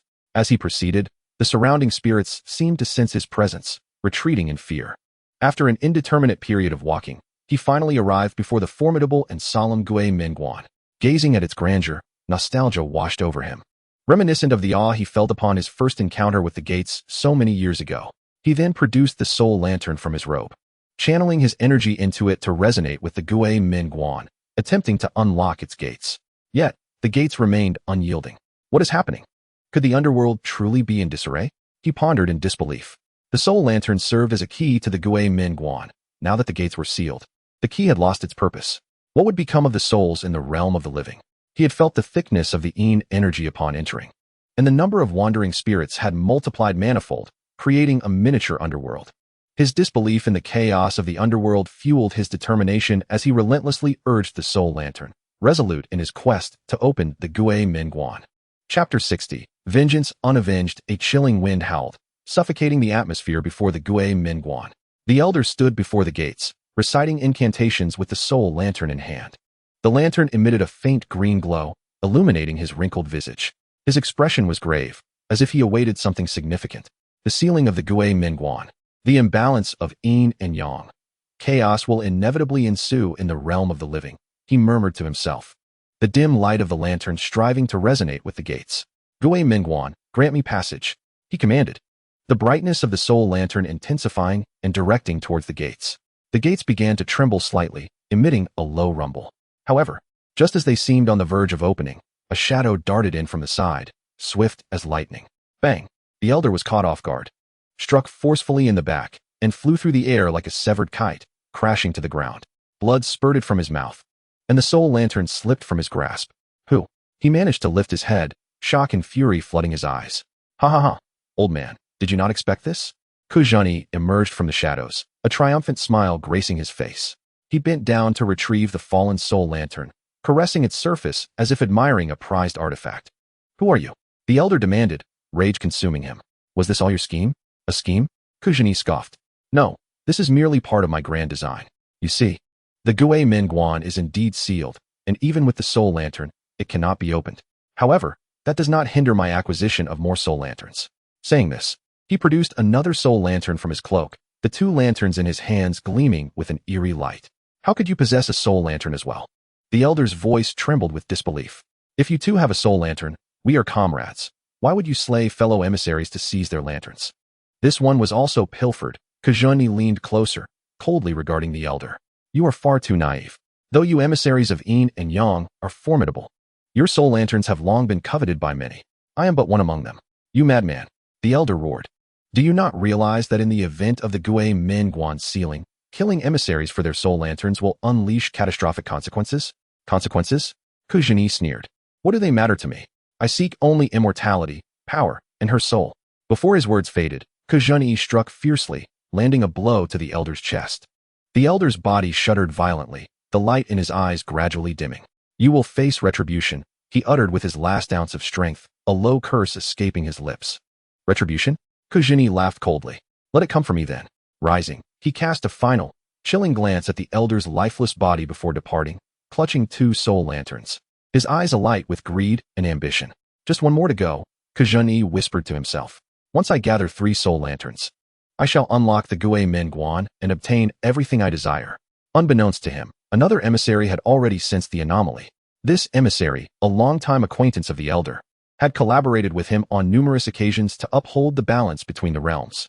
Prior to his departure, the elder had sought him out to discuss their course of action, agreeing that the elder would investigate the situation at the Gui Min Guan first. If he did not return within the stipulated time, it would signal that something had gone awry. What has happened to that old fool? The other emissary pondered, standing by the window with a furrowed brow. He knew that the elder would not simply vanish without reason. The only explanation was that he was in trouble. The likelihood of an incident at the Gui Min Guan was slim, but if someone was targeting them, it must be for the soul lanterns. The emissary murmured to himself, concern flickering in his eyes. He longed to rush to the Gui Min Guan to investigate, but the elder's warning restrained his impulse. He understood that exposing himself could lead to a fate similar to that of his friend. Cautious vigilance was paramount. He inhaled deeply. Meanwhile, in Shihu City, Li Yinyang sat in his living room, cradling a cup of hot tea, a frown etched across his face. Ever since Lei Fei had departed for Shanxing City, an unsettling feeling had taken root in his heart, as if a great calamity were on the horizon. Just then, hurried footsteps echoed from outside the door. Li Yinyang looked up to see Lei Fei entering, accompanied by a strange woman. Lei Fei's complexion was pale, his body wrapped in bandages, clearly bearing severe injuries. Lei Fei, what has happened to you? Li Yinyang exclaimed, rising abruptly, shock reflecting in his eyes. Whoever could inflict such harm on Lei Fei must possess terrifying strength. Li Yinyang, a grave matter has arisen. Lei Fei's voice was weak, yet his tone grave. Sun Xiaoyang may already be dead, and the Soul Lantern has been deceived from us by Ke Zhenyi. I, too, was wounded by him. Had it not been for Su Qing, I might have perished. Ke Zhenyi? A glint of cold light flickered in Li Yinyang's eyes. Was it not the same group of enigmatic assassins clad in black that had previously attacked us? Indeed. Lei Fei nodded. After my confrontation with Ke Zhenyi, I was injured and fled, only to be rescued by a couple. He sent people to kill the couple who sheltered me and pursued me relentlessly. I vow to avenge this grievance. This is Su Qing, Lei Fei introduced. Had it not been for her, I might have met my demise. Li Yinyang finally noticed Su Qing. She was adorned in a simple yet elegant dress. Her visage strikingly beautiful, her gaze imbued with a hint of frostiness. Her unique aura resembled that of a plum blossom blooming in the cold wind, resilient yet exquisite. Li Yinyang's heart raced unexpectedly. A sensation he had never experienced before surged within him. He hastily averted his gaze, internally berating himself. Li Yinyang, you truly are a scoundrel. So swiftly swayed by another's charm? He stepped forward and extended his hand to Su Qing. Greetings, I am Li Yinyang. Su Qing offered a slight smile and nodded. Greetings. I am Su Qing. Their hands clasped, and Li Yinyang astonishingly forgot to release his grip. A fleeting moment of awkwardness crossed Su Qing's face as she gently withdrew her hand. Observing this, Lei Fei could not suppress a cough, shattering the uncomfortable silence. Li Yinyang.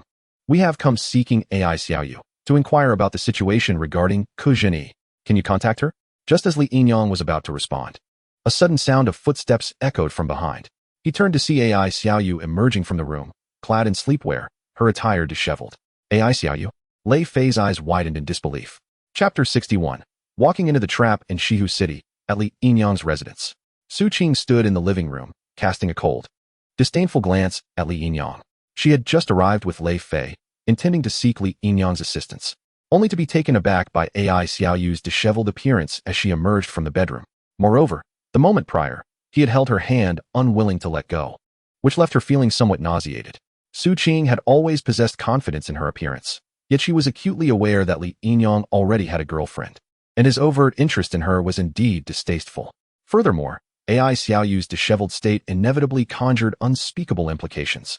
This man is truly a scoundrel, Su Qing thought, a sense of disappointment creeping into her heart. After spending some time with Lei Fei, Su Qing could not deny that he was indeed a remarkable individual. His demeanor and ability to handle matters exuded a unique charm and charisma. Thus, when she learned that Lei Fei required assistance from others, she instinctively believed that anyone regarded as a friend by him must also be extraordinary. However, it now seemed that she had perhaps overestimated the situation. Your friend certainly knows how to enjoy himself, Su Qing remarked coldly to Lei Fei, her tone laced with sarcasm. Li Yinyang was taken aback, quickly realizing Su Qing had misunderstood, and he hastily explained. Miss Su, you are mistaken. It is not as you perceive. Misunderstanding? Su Qing scoffed, choosing silence thereafter. AI Xiaoyu, sensing the tension, quickly interjected. Miss Su, you are truly mistaken. Yesterday, I was chased by Ke Zhenyi's subordinates and was nearly captured. But it was Li Yinyang who saved me.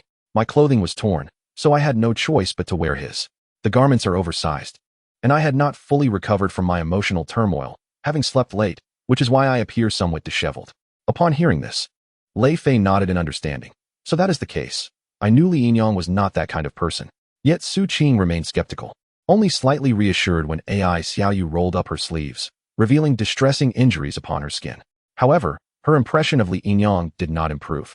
She continued to sense an indescribable air of danger surrounding him. Let it be, none of this is of consequence. Su Qing stated coldly, we have serious matters to discuss. Lei Fei nodded, delving directly into the topic. Li Yinyang, we have come to seek AI Xiaoyu's assistance in gathering information on Ke Zhenyi, to explore potential methods of confronting him. Moreover, you must have heard the rumors surrounding the Ghost Gate. I suspect he is the one spreading them. Li Yinyang's brow furrowed tightly. Ke Zhenyi? What could he possibly be plotting? At the mention of Ke Zhenyi, AI Xiaoyu's fragile form trembled involuntarily, as if struck by an unexpected chill. A flicker of undeniable fear flashed across her once clear eyes, akin to a bolt of lightning streaking across the night sky, brief, yet brilliant.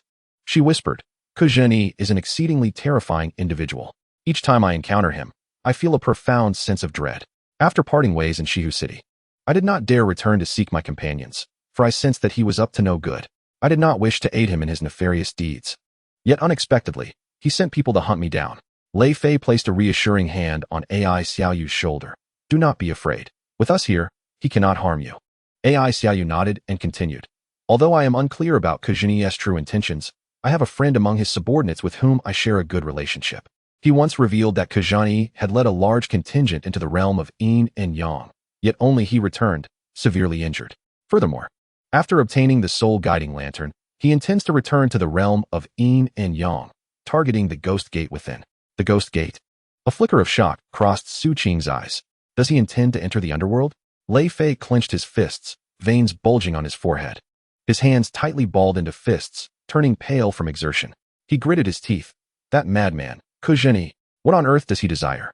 AI Xiaoyu shook her head. I, too, am uncertain.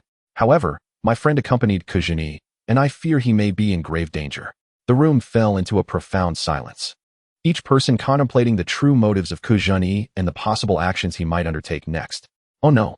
Li Yinyang suddenly exclaimed, startling everyone. What are you so startled about? Su Qing shot him a disapproving glance. Do you think there may be more than one Yinyang messenger? Li Yinyang disregarded Su Qing's remark. His thoughts racing as he recalled that he was also a Yinyang messenger, and he quickly inquired. Asking such a foolish question, of course there are multiple. Lei Fei nodded. Typically there would be about 3 Yinyang messengers appointed to monitor the human realm, not just one. The reasoning is simple, akin to a large corporation. A singular individual cannot fulfill such a pivotal role. If that individual were to encounter an accident or illness, the operations would be hindered. You mean to say that Ke Zhenyi has visited the Ghost Gate, but did not enter? Now that the Ghost Gate is closed, it implies that a single soul guiding lantern cannot unlock it?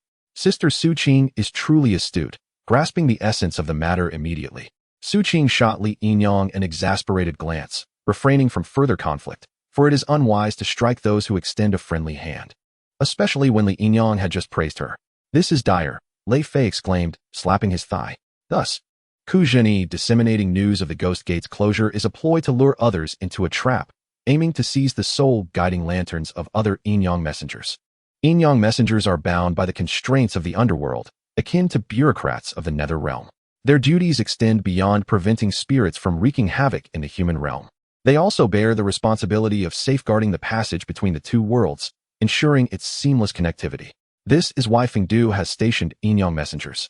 And it also explains the damage to Sun Xiaoyang's soul-guiding lantern. We must hasten our return to Shanxing. We cannot allow Ke Zhenyi to inflict harm upon other Yinyang messengers. Lei Fei greeted the 3 individuals, expressing a desire to return to Shanxing. Li Yinyang, however, wore a face of despair, pondering the formidable strength of Ke Zhenyi. Wasn't his journey to Shanxing akin to walking into the lion's den? Chapter 62. The appearance of the Yinyang messenger as night enveloped Shihu City. The entire metropolis appeared shrouded in a heavy veil of darkness. Silence reigned, interrupted only by the occasional chirp of insects and the distant sound of vehicles traversing the streets. Li Yinyang stood quietly by the window, his piercing and profound gaze sweeping across the glass towards the distant direction of Shanxing. The night sky was devoid of stars, cloaked in an inky blackness that did not hinder his vision. A slight furrow formed on his brow as an uneasy feeling stirred within him. He had expended all his merit points to have the Gui Tuan system forge a soul-guiding lamp, fully aware that to confront Ke Zhenyi, the lamp was indispensable. Without it, no one stood a chance against him. Venturing to Shanxing would merely lead to his demise. Li Yinyang, it is time for us to depart. Lei Fei's voice broke through his reverie. Li Yinyang turned to see Lei Fei and Su Qing already prepared for their journey. Su Qing's expression remained stern, yet her eyes gleamed with determination. AI Xiaoyu stood to the side, visibly anxious, clearly filled with trepidation regarding their imminent arrival at the junction of Yin and Yang. After a grueling journey lasting several hours, the 4 finally reached the entrance to the convergence of Yin and Yang, yet they bore no signs of fatigue. Exchanging glances, they proceeded inside. Something feels amiss, he murmured, observing the oppressive Yin energy, which was at least 10-fold more potent than during their previous visit. Lei Fei tightened his grip on the peachwood sword, the inscribed talismans glowing faintly amidst the Yin energy. Su Qing stood beside him, her white garments fluttering in the chilling wind, clutching a string of prayer beads, each bead etched with ancient Sanskrit. As they stepped into the convergence, the sight before them drew gasps of astonishment. The once serene boundary between yin and yang had transformed into a hellish battleground. Countless spirits clashed in the air, their anguished wails echoing. Some were torn to shreds, dissipating into specks of phosphorescent fire. Others consumed their brethren, growing monstrous in size, their faces contorted with rage. These spirits are devouring one another, Lei Fei stated solemnly. They are vying for the position of Ghost King. Su Qing's expression grew grave. If they succeed in birthing a Ghost King, this convergence will no longer contain them. Be cautious, a powerful resentment is approaching. Before the warning could fully escape his lips, a dark figure swept overhead. It was a colossal, malevolent spirit, towering at least 10 feet tall, wreathed in swirling shadows of resentment. It opened its gaping maw and lunged towards the trio. Li Yin-yang swiftly formed a hand seal, sending a copper coin shooting forth like a beam of golden light towards the spirit. The light penetrated the spirit's form, causing it to momentarily stagger. Observing this, Lei Fei immediately brandished the peachwood sword, the talismans glowing with blinding brilliance. With a swift slash, he cleaved the spirit in two. However, instead of dissipating, the severed spirit morphed into two slightly smaller ones, continuing their assault. Retreat, Li Yin-yang commanded, and the four hastily withdrew. He discovered a yellow talisman in his hand, inscribed with intricate runes. He tossed it into the air, chanting incantations. The talisman ignited mid-air, transforming into a golden barrier that repelled the spirits. The spirits collided with the barrier, emitting piercing shrieks. This is not a sustainable solution, Lei Fei remarked, his brow furrowed. These malevolent spirits are multiplying. Li Yin-yang nodded. We must not linger. Our goal is not to purge the spirits here, but to assess the situation at the Ghost Gate. We must head directly to the Ghost Gate. Meanwhile, in a luxurious villa located in Fengdu County, Ke Zhan-yi lounged on the sofa, toying with two soul-guiding lamps in hand. A smug smile adorned his face, as if everything were under his control. My lord, Li Yin-yang and his companions have entered the convergence, a subordinate reported hastily. Ke Zhan-yi chuckled coldly. Let them be. Without the soul-guiding lamp, they are no match for me. Once they secure the last lamp, I shall ensnare them all. The subordinate nodded, then added, there is one more matter. We have detected a suspicious figure outside the convergence, seemingly searching for something. A glimmer of excitement sparkled in Ke Zhan-yi's eyes. Oh, finally, a catch. He rose, gesturing for his subordinate to lead the way. Let us go meet this guest. Deep within the convergence, a man clad in black robes advanced cautiously, clutching a copper lamp that emitted a faint glow, his demeanor alert as if evading something. Suddenly, countless shadows surged from the surrounding darkness, encircling him. Ke Zhan-yi emerged from the shadows, a sinister grin on his face. At long last, I have found you. Yin-yang messenger. The black-robed man was taken aback, retreating hastily, his oil lamp flaring brightly. Who are you? He cursed himself for his recklessness. Realizing he should not have ventured to the convergence so soon, he ought to have waited for the storm to pass. Now, he had truly fallen into a trap set by others. Ke Zhan-yi sneered. Who I am is of little consequence. What matters is that I desire the soul-guiding lamp in your possession. So your true objective is the soul-guiding lamp. The black-robed man comprehended, confirming that Lao Xie had met a grim fate. Yet he still wished to hear it directly. Is Lao Xie dead? You refer to that old man who arrived recently, correct? Before Ke Zhan-yi could respond, his subordinate interjected. We have already seized the old man's soul-guiding lamp. He was killed in a struggle. You wretches shall pay for your crimes. The black-robed man glared at Ke Zhan-yi and his men, wishing to rend them limb from limb. Silence. Did I permit you to speak? Ke Zhan-yi retorted, twisting the soul-guiding lamp in his hand. A mysterious force radiated from the lamp, enveloping the talkative subordinate. With a shriek, the man collapsed, lifeless. Seize the soul-guiding lamp. Ke Zhan-yi commanded, and the shadows lunged at the black-robed man. The black-robed man swiftly wielded his lamp, the radiance forming a barrier that repelled the shadows. You shall not take my soul-guiding lamp, he shouted defiantly. Engaging in fierce combat with Ke Zhan-yi's subordinates. The battle raged intensely, the black-robed man's agility evident in each powerful strike. However, outnumbered and with Ke Zhan-yi intervening and occasionally activating the soul-guiding lamp, the black-robed man's strength began to wane. Die! Ke Zhan-yi suddenly appeared behind the black-robed man, striking his back with a palm. Caught off guard, the black-robed man staggered, spitting blood as his lamp fell to the ground. Ke Zhan-yi swiftly retrieved the lamp, a triumphant smile spreading across his face. At last, the final soul-guiding lamp is in my grasp, he declared with a cold smile, motioning for his men. Eliminate him to prevent future troubles. Chapter 63. The Ghost Gate opens. Die. Ke Zhan-yi's voice resonated like a malevolent specter from the depths of hell, chilling to the bone. The soul-guiding lamp in his hand emitted an eerie green light as he aimed to strike at the fallen Yin-Yang messenger. In that moment of impending doom, Li Yin-Yang, Lei Fei, and Su Qing burst forth from the depths of the convergence. "Stop!" Li Yin-Yang bellowed, unleashing his imitation of the 5 emperor coins as a beam of golden light shot toward Ku Zhenyi's wrist. Ku Zhenyi scoffed, effortlessly dodging, and countered with a palm strike that sent Li Yin-Yang staggering back several paces. Seizing the opportunity, Lei Fei and Su Qing helped the Yin-Yang messenger to his feet and swiftly retreated. Ku Zhenyi smirked wickedly, his eyes filled with derision. "With just the likes of you, do you think you can thwart me?" Li Yin-Yang gritted his teeth, realizing that a direct confrontation would be tantamount to suicide. "Fall back," he urged, and the 5 swiftly fled, vanishing into the mist surrounding the convergence. Watching their retreating figures, Ku Zhenyi chuckled coldly. "The monk may escape, but the temple will remain. Once I open the ghost gate, none of you shall survive." Li Yin-Yang and his companions sprinted frantically until they finally escaped the realm where Yin and Yang converged, allowing them a moment of respite. With the 3 soul guide lanterns now in his possession, "Our current strength is utterly inadequate to oppose him," Lei Fei remarked gravely.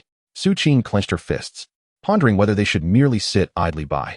After a brief silence, Li Yin-Yang replied, "Let us first seek a secure location to recuperate, and then devise a long-term strategy." The group managed to flee and took refuge in a secluded courtyard within Fengdu County, a place historically known as the convergence of Yin and Yang, rich in Yin energy, making it an ideal hiding spot. Meanwhile, Ku Zhenyi stood before the ghost gate, with the 3 soul guide lanterns hovering in the air, radiating a blinding luminescence. He formed hand seals and chanted incantations, causing the light from the lanterns to intensify, ultimately coalescing into a radiant beam that surged towards the ghost gate. The ghost gate trembled violently, and the heavy stone door slowly creaked open, releasing a chilling aura that seemed poised to engulf the entire world. A look of ecstatic triumph spread across Ku Zhenyi's face as he exclaimed, "At last, it is opened. My long-held ambition is finally within reach." As the portal widened, deep growls echoed from within, as if countless malevolent spirits lurked just beyond the threshold. Standing before the gate, Ku Zhenyi's eyes gleamed with greed and madness, whispering to himself, "Once the ghost gate is fully opened, I shall uncover the secret to immortality and never again fear the ravages of age or illness." In the realm where Yin and Yang meet, Ku Zhenyi stood before the ghost gate, the 3 soul guide lanterns casting their dazzling glow. The intertwining lights transformed into a colossal beam soaring skyward. The ghost gate continued to shudder, its heavy stone door resonating with deep, ominous rumbles, reminiscent of hellish roars. Filled with exhilaration, Ku Zhenyi laughed maniacally. It has finally opened. With the gradual opening of the ghost gate, a terrifying presence swept across the realm where Yin and Yang converged. The howling winds of the underworld surged forth, and countless spirits poured through the cracks of the gate. Emitting anguished wails, Ku Zhenyi, standing resolutely at the entrance, felt a surge of immense power, his heart brimming with satisfaction. He understood that by assisting the enigmatic figure behind the voice in their plan, he would secure the secret of eternal life and never again need to dread the inevitability of death. At long last, the day has come, he cackled, his laughter echoing with madness. Just as Ku Zhenyi reveled in his triumph, a commanding and icy voice resonated from the depths of the ghost gate. "My loyal servant, you have indeed gathered the 3 soul guide lanterns and unlocked the ghost gate.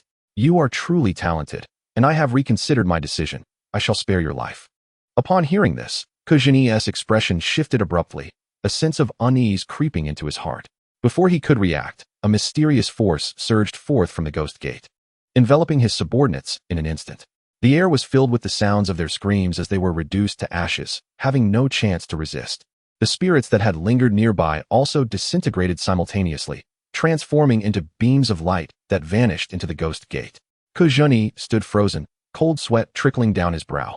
He had never anticipated finding himself in such a horrifying predicament. "My loyal servant, the ghost gate is bound by restrictions, and I cannot cross over at this moment. Capture more living souls and spirits to present as sacrifices at the ghost gate, or you shall face dire consequences." The authoritative voice echoed once more. Ku Zhenyi's face turned ashen. He had believed that by opening the ghost gate, he would attain everything he desired, only to discover he had become a pawn in someone else's game. "Why yes," he stammered, fear and regret flooding his mind.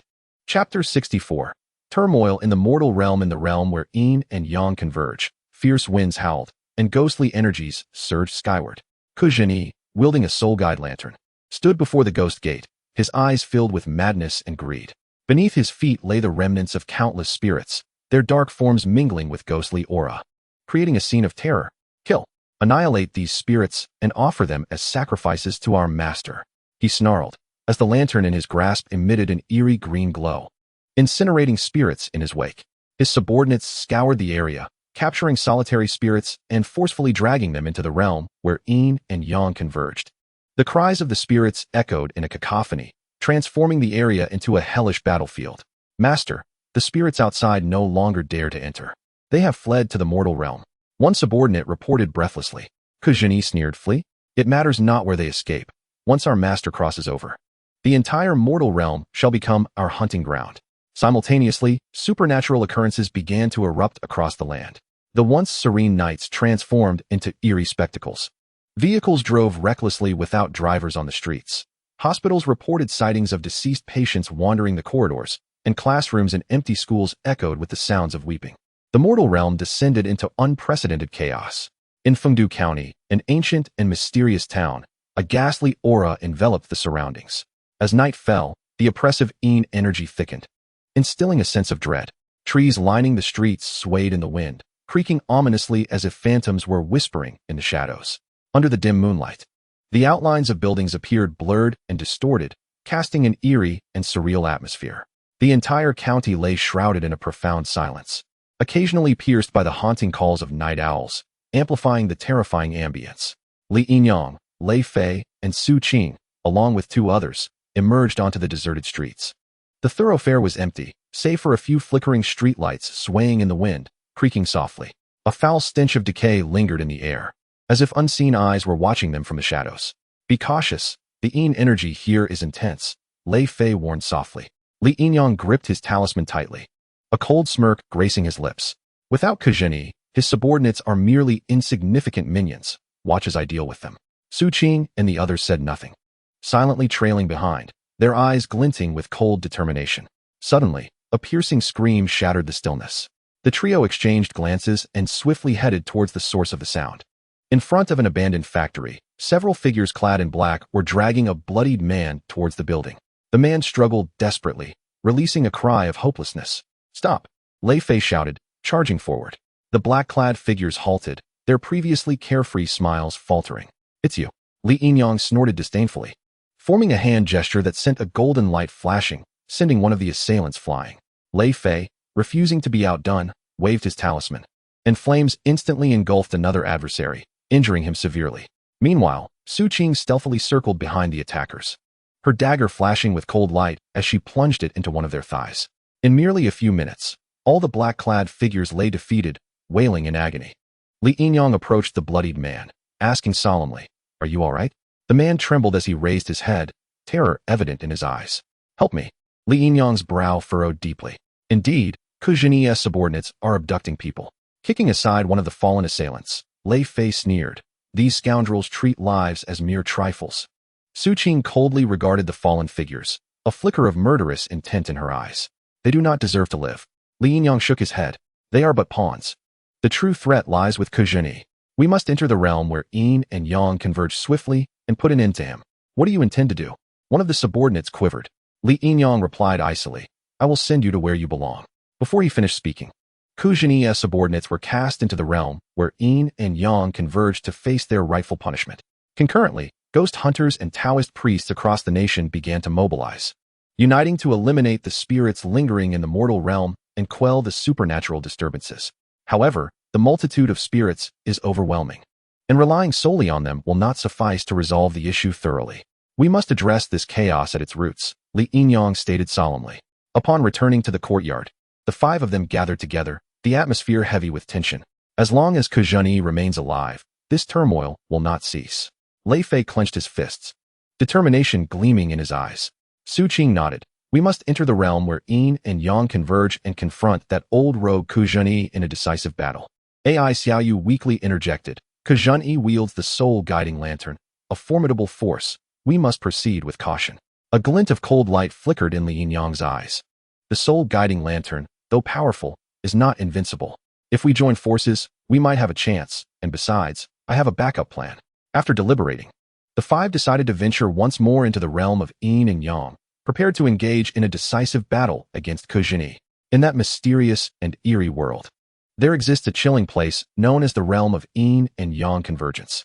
This is the juncture between life and death, as well as the necessary path to the gates of the underworld. The area is perpetually shrouded in a layer of sinister mist, rendering everything around it vague and indistinct. Within this chaos, strange lights flicker intermittently, as if phantoms from another dimension are wandering about. The Ghost Gate stands tall and imposing at the end of this realm, resembling an insurmountable fortress. The immense gates remain tightly shut, adorned with various grotesque and terrifying faces and inscriptions, emanating a chilling aura. In front of the gates, two massive stone lions stand guard, baring their fangs and glaring ferociously, poised to pounce on any living souls daring to approach. At this moment, Kujini stood before the Ghost Gate, clutching three soul-guiding lanterns, a maniacal grin on his face. Beneath him, countless spirits were trapped within a formation, wailing and struggling, yet unable to escape. Soon, once the final batch of souls is sacrificed, the master behind the Ghost Gate will be able to cross over. Kujini muttered to himself, his eyes glinting with greed. He waved the soul-guiding lanterns, and an invisible force pulled the spirits towards the Ghost Gate. However, just as the spirits were about to be sacrificed, Kujini frowned, sensing a strange power devouring some of the spirits' energy. What is happening? A shock ran through him, but he quickly regained his composure. He dared not question or ponder further, focusing instead on his task, fearing the dissatisfaction of the master behind the gate. Regardless of who absorbed the power, as long as the master could emerge, my objective will be achieved. Kujini sneered, waving his hand as another batch of spirits was ensnared before the Ghost Gate, their mournful cries echoing throughout the realm of Yin and Yang. Meanwhile, in the netherworld, outside the Hall of Yama, the wind howled, and ghostly figures loomed. The once solemn Hall of Yama was now enveloped in an eerie atmosphere. The spirits of the underworld whispered among themselves, their rumors spreading like a plague. Have you heard? The current Yama is a fake. The true Yama has vanished, perhaps even killed by the impostor. Hush, keep your voice down. Are you trying to get yourself killed? Another ghostly messenger quickly covered his mouth, glancing around warily. How dare you speak such things? Are you not afraid of being caught and having your soul scattered? Yet the recent upheaval among the higher-ups in the underworld. Many have either been captured or gone missing. Is that not evidence? The reluctant ghost messenger replied. Evidence? What use is evidence? Do you dare to question the Hall of Yama? Those who have gone there have all vanished without a trace. Another ghost messenger scoffed. The few ghost messengers exchanged glances, ultimately falling silent. The change of rulers in the netherworld does not significantly impact them. They seek only self-preservation and dare not meddle in affairs beyond their concern. At the realm of Yin and Yang convergence, before the Ghost Gate, Li Yinyang, Lei Fei, Su Qing, Ai Xiaoyu, and the last Yinyang envoy Fan Wujiao arrived quietly.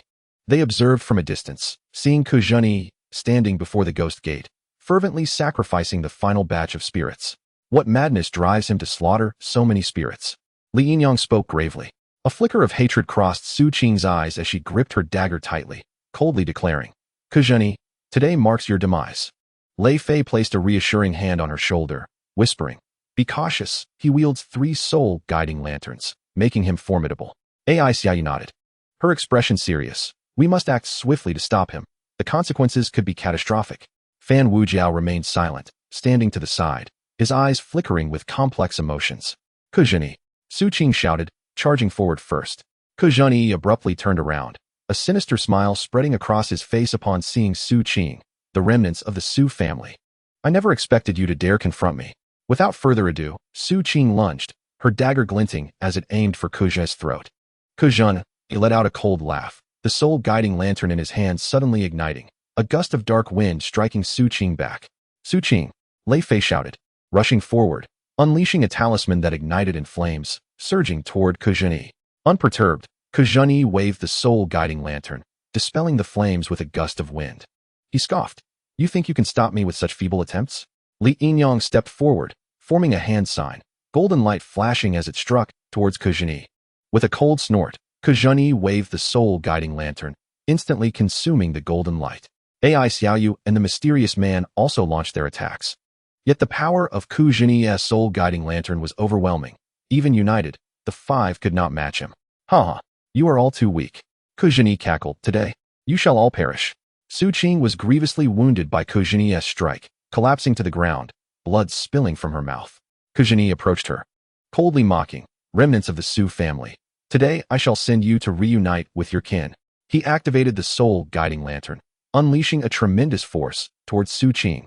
And should she be struck, she would surely meet her ancestors.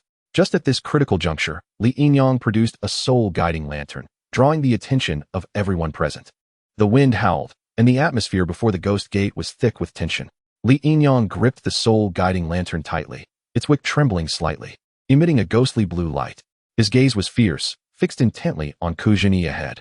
Kujini sneered, the 3 soul guiding lanterns in his possession flickering with an eerie red glow, as if mocking Li Yinyang's audacity. "You think you can stand in my way with such meager skills?" Kujini's voice was hoarse and chilling, resonating as if from the depths of hell. Li Yinyang did not respond. He knew he was no match for Kujini, but retreat was not an option. Su Qing stood behind him, her eyes filled with hatred and unwillingness. She could not perish here without avenging her great grievance. "Lei Fei, catch the lantern," Li Yinyang shouted, tossing the soul guiding lantern to Lei Fei. Lei Fei caught it steadily, and the wick erupted with blinding light.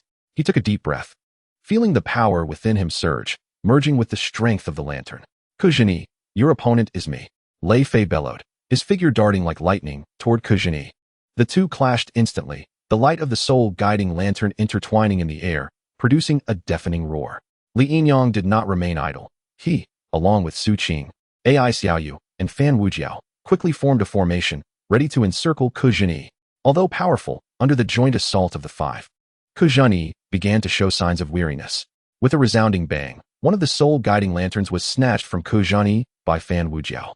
Kujini's expression changed dramatically as he roared, "You seek death." However, his fury did not alter the tide of battle. With 2 soul guiding lanterns in their possession, Li Yinyang's side surged in strength. Kujini retreated step by step, ultimately suffering a severe blow from Lei Fei, and the remaining 2 soul guiding lanterns were seized. A glint of ruthlessness flashed in Su Qing's eyes as she tightened her grip on her dagger, preparing to deliver the final blow to Kujini. However, just as she was about to take action, a suffocating aura of authority emanated from the depths of the ghost gate. To strike a dog, one must first look to its master. "Injuring my dog shall lead to death." A chilling voice echoed from the abyss, as if it were a whisper from the netherworld. The gates of the ghost gate swung open with a thunderous roar, revealing a man clad in a black dragon robe and adorned with an imperial crown. His visage bore a resemblance to Kujini, yet was imbued with a more sinister malevolence. His gaze, sharp as a blade, swept across Li Yinyang and his companions, as though they were mere insects. "Yama." A tremor ran through Li Yinyang's heart. He understood that the true peril had arrived. The false Yama raised a hand, and an invisible force instantaneously hurled the 5 of them away. Li Yinyang felt a sharp pain in his chest. A mouthful of blood erupted forth as he crashed heavily to the ground.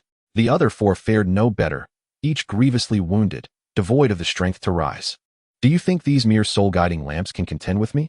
The false Yama scoffed, his voice dripping with disdain. Gritting his teeth, Li Yinyang realized that Yama's strength far surpassed their imagination. Even united, their chances of victory were non-existent. Yet, just as Yama prepared to strike, 3 soul-guiding lamps suddenly levitated in midair, radiating brilliant light. Yama furrowed his brow, evidently caught off guard by this turn of events. The lamp's luminescence intensified, as if resisting Yama's oppressive aura. Yama's countenance darkened, and with a cold snort, he waved his hand, unleashing an even more formidable force towards the lamps. However, the lamps did not shatter but rather erupted with a more intense brilliance. The ancestral Bagua mirror upon Li Yinyang's chest suddenly emitted a dazzling light, and a figure identical to the false Yama gradually materialized. "It's you.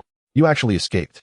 The false Yama's voice was laced with shock and fury. Li Yinyang looked up to see that the apparition mirrored Yama's form, yet exuded an entirely different aura. While Yama was cold and wicked, this figure possessed an ethereal grace. "My young friend, we finally meet." The true Yama's voice was gentle yet resolute, imbued with boundless strength. Li Yinyang felt a jolt in his heart. He perceived that this being was the genuine Yama, while the sinister figure seemed more akin to a devil of unspeakable evil. "My malevolence, false Yama. Are you still obstinately attempting to subvert the realm of mortals?" The false Yama's expression darkened, his gaze fixed upon the true Yama, brimming with murderous intent. "My affairs are none of your concern, but do you truly believe you can contend with me in your current state?" The true Yama smiled slightly, raising a hand. The 3 soul-guiding lamps soared into his grasp. With a gentle squeeze, the lamp's light surged, as if to illuminate the entire Ghost Gate. Let us see if you can. The true Yama's voice resonated like a great bell, causing the false Yama to retreat in alarm. With a furious roar, the false Yama unleashed a torrent of dark energy. The black mist enveloping the entirety of the Ghost Gate, as if to consume all. He waved his hand, and a black energy wave surged towards the true Yama. Unperturbed, the true Yama shook the lamp in his hand, sending forth a golden beam to meet it. The two forces collided midair, resulting in a cataclysmic explosion that shook the very foundations of the Ghost Gate, threatening to collapse it entirely. Li Yinyang and his companions were thrust back by the sheer force, unable to draw near. They could only witness the awe-inspiring clash between the true and false Yama unfold before their eyes. The false Yama's attacks grew increasingly frenzied, the black energy waves crashing towards the true Yama like a relentless tide. Yet, the true Yama remained composed, wielding the soul-guiding lamp as if it possessed infinite power, neutralizing each of the false Yama's assaults. False Yama, you must realize that malevolence cannot ultimately triumph over righteousness. The true Yama's voice was like celestial music, imbued with immeasurable strength. His malevolence had never been his true opponent. It merely seized an opportunity to ambush and injure him, sealing him away. He had broken the seal using the power of good deeds, and with the influx of ghostly energy from the Ghost Gate, his strength had nearly returned. Chapter 67. The final chapter awaits your demise. The true Yama turned, his gaze warm yet profound, seemingly penetrating all. He gently raised his hand, and the Bagua mirror on Li Yinyang's chest detached, floating in midair and emanating a soft golden glow. Young friend, this Bagua mirror is not merely your weapon, but also a fragment of my essence left in the mortal realm long ago. The true Yama's voice resounded like a great bell, sending tremors through Li Yinyang's heart and mind. What? You have been following me all along. Li Yinyang stammered in shock, images flashing through his mind. From childhood to adulthood, this Bagua mirror had never left his side. It turned out to be the true Yama's fragment. The true Yama smiled slightly and nodded. Indeed. Years ago, I was ambushed and gravely injured by the false Yama, imprisoned in the depths of the Ghost Gate. To restore my strength, I entrusted a fragment of my soul to this Bagua mirror, relying on your assistance to gather the power of good deeds, thereafter absorbing the ghostly energies offered at the Ghost Gate. Now, my injuries have healed, and it is time to conclude this matter.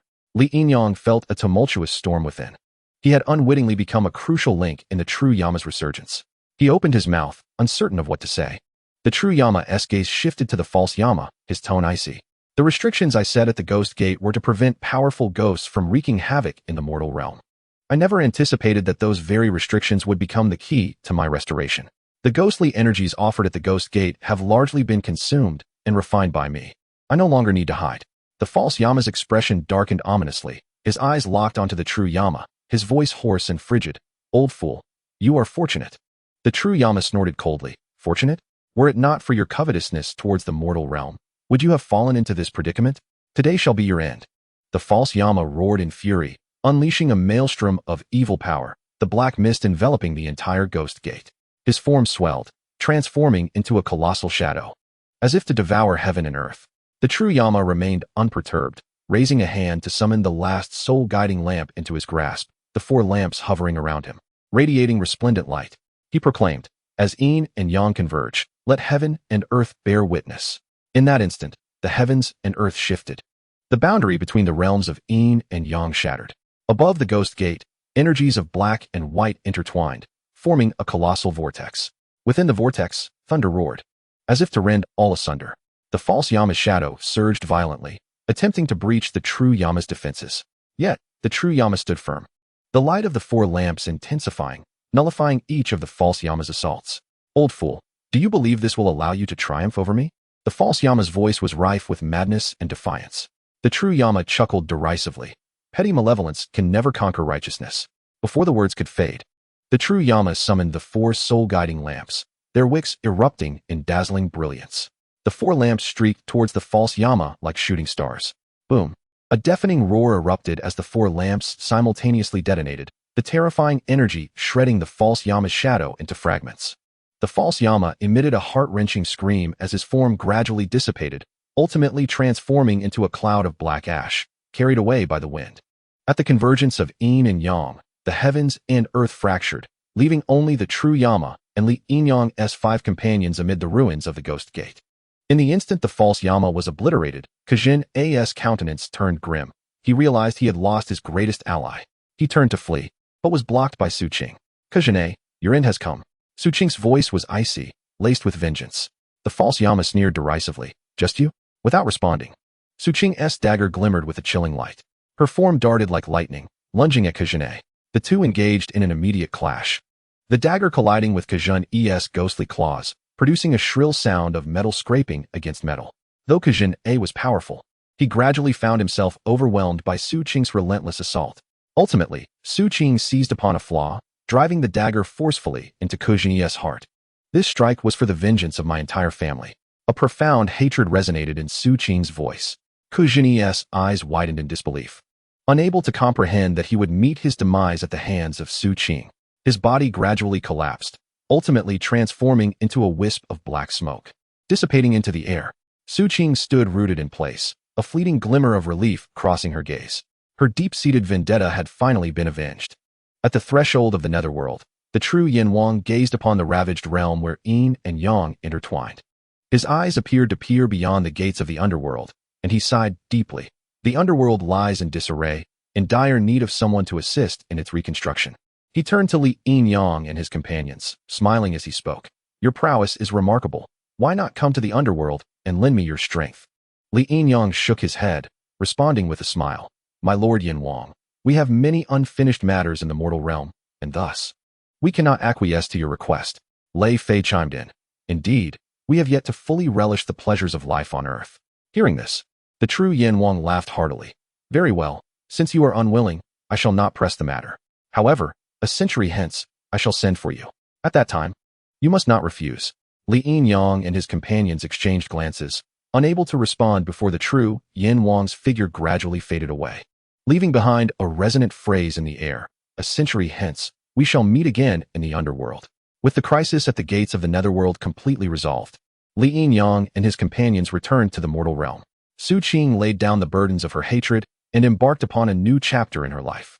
Lei Fei and Ai Xiaoyu traveled together, exploring various corners of the nation, while Fan Wujiu retreated to Fengdu, continuing to fulfill his duties as a messenger between the worlds. Li Yin-yang returned to his rented abode, resuming a tranquil existence. The Bagua mirror on his chest, uncertain of when it had returned to him, occasionally emitted a warm glow, as if reminding him that a promise awaited him a century hence. A century hence, he mused, gazing out at the sunset beyond his window, a slight smile gracing his lips. Let us speak of it then.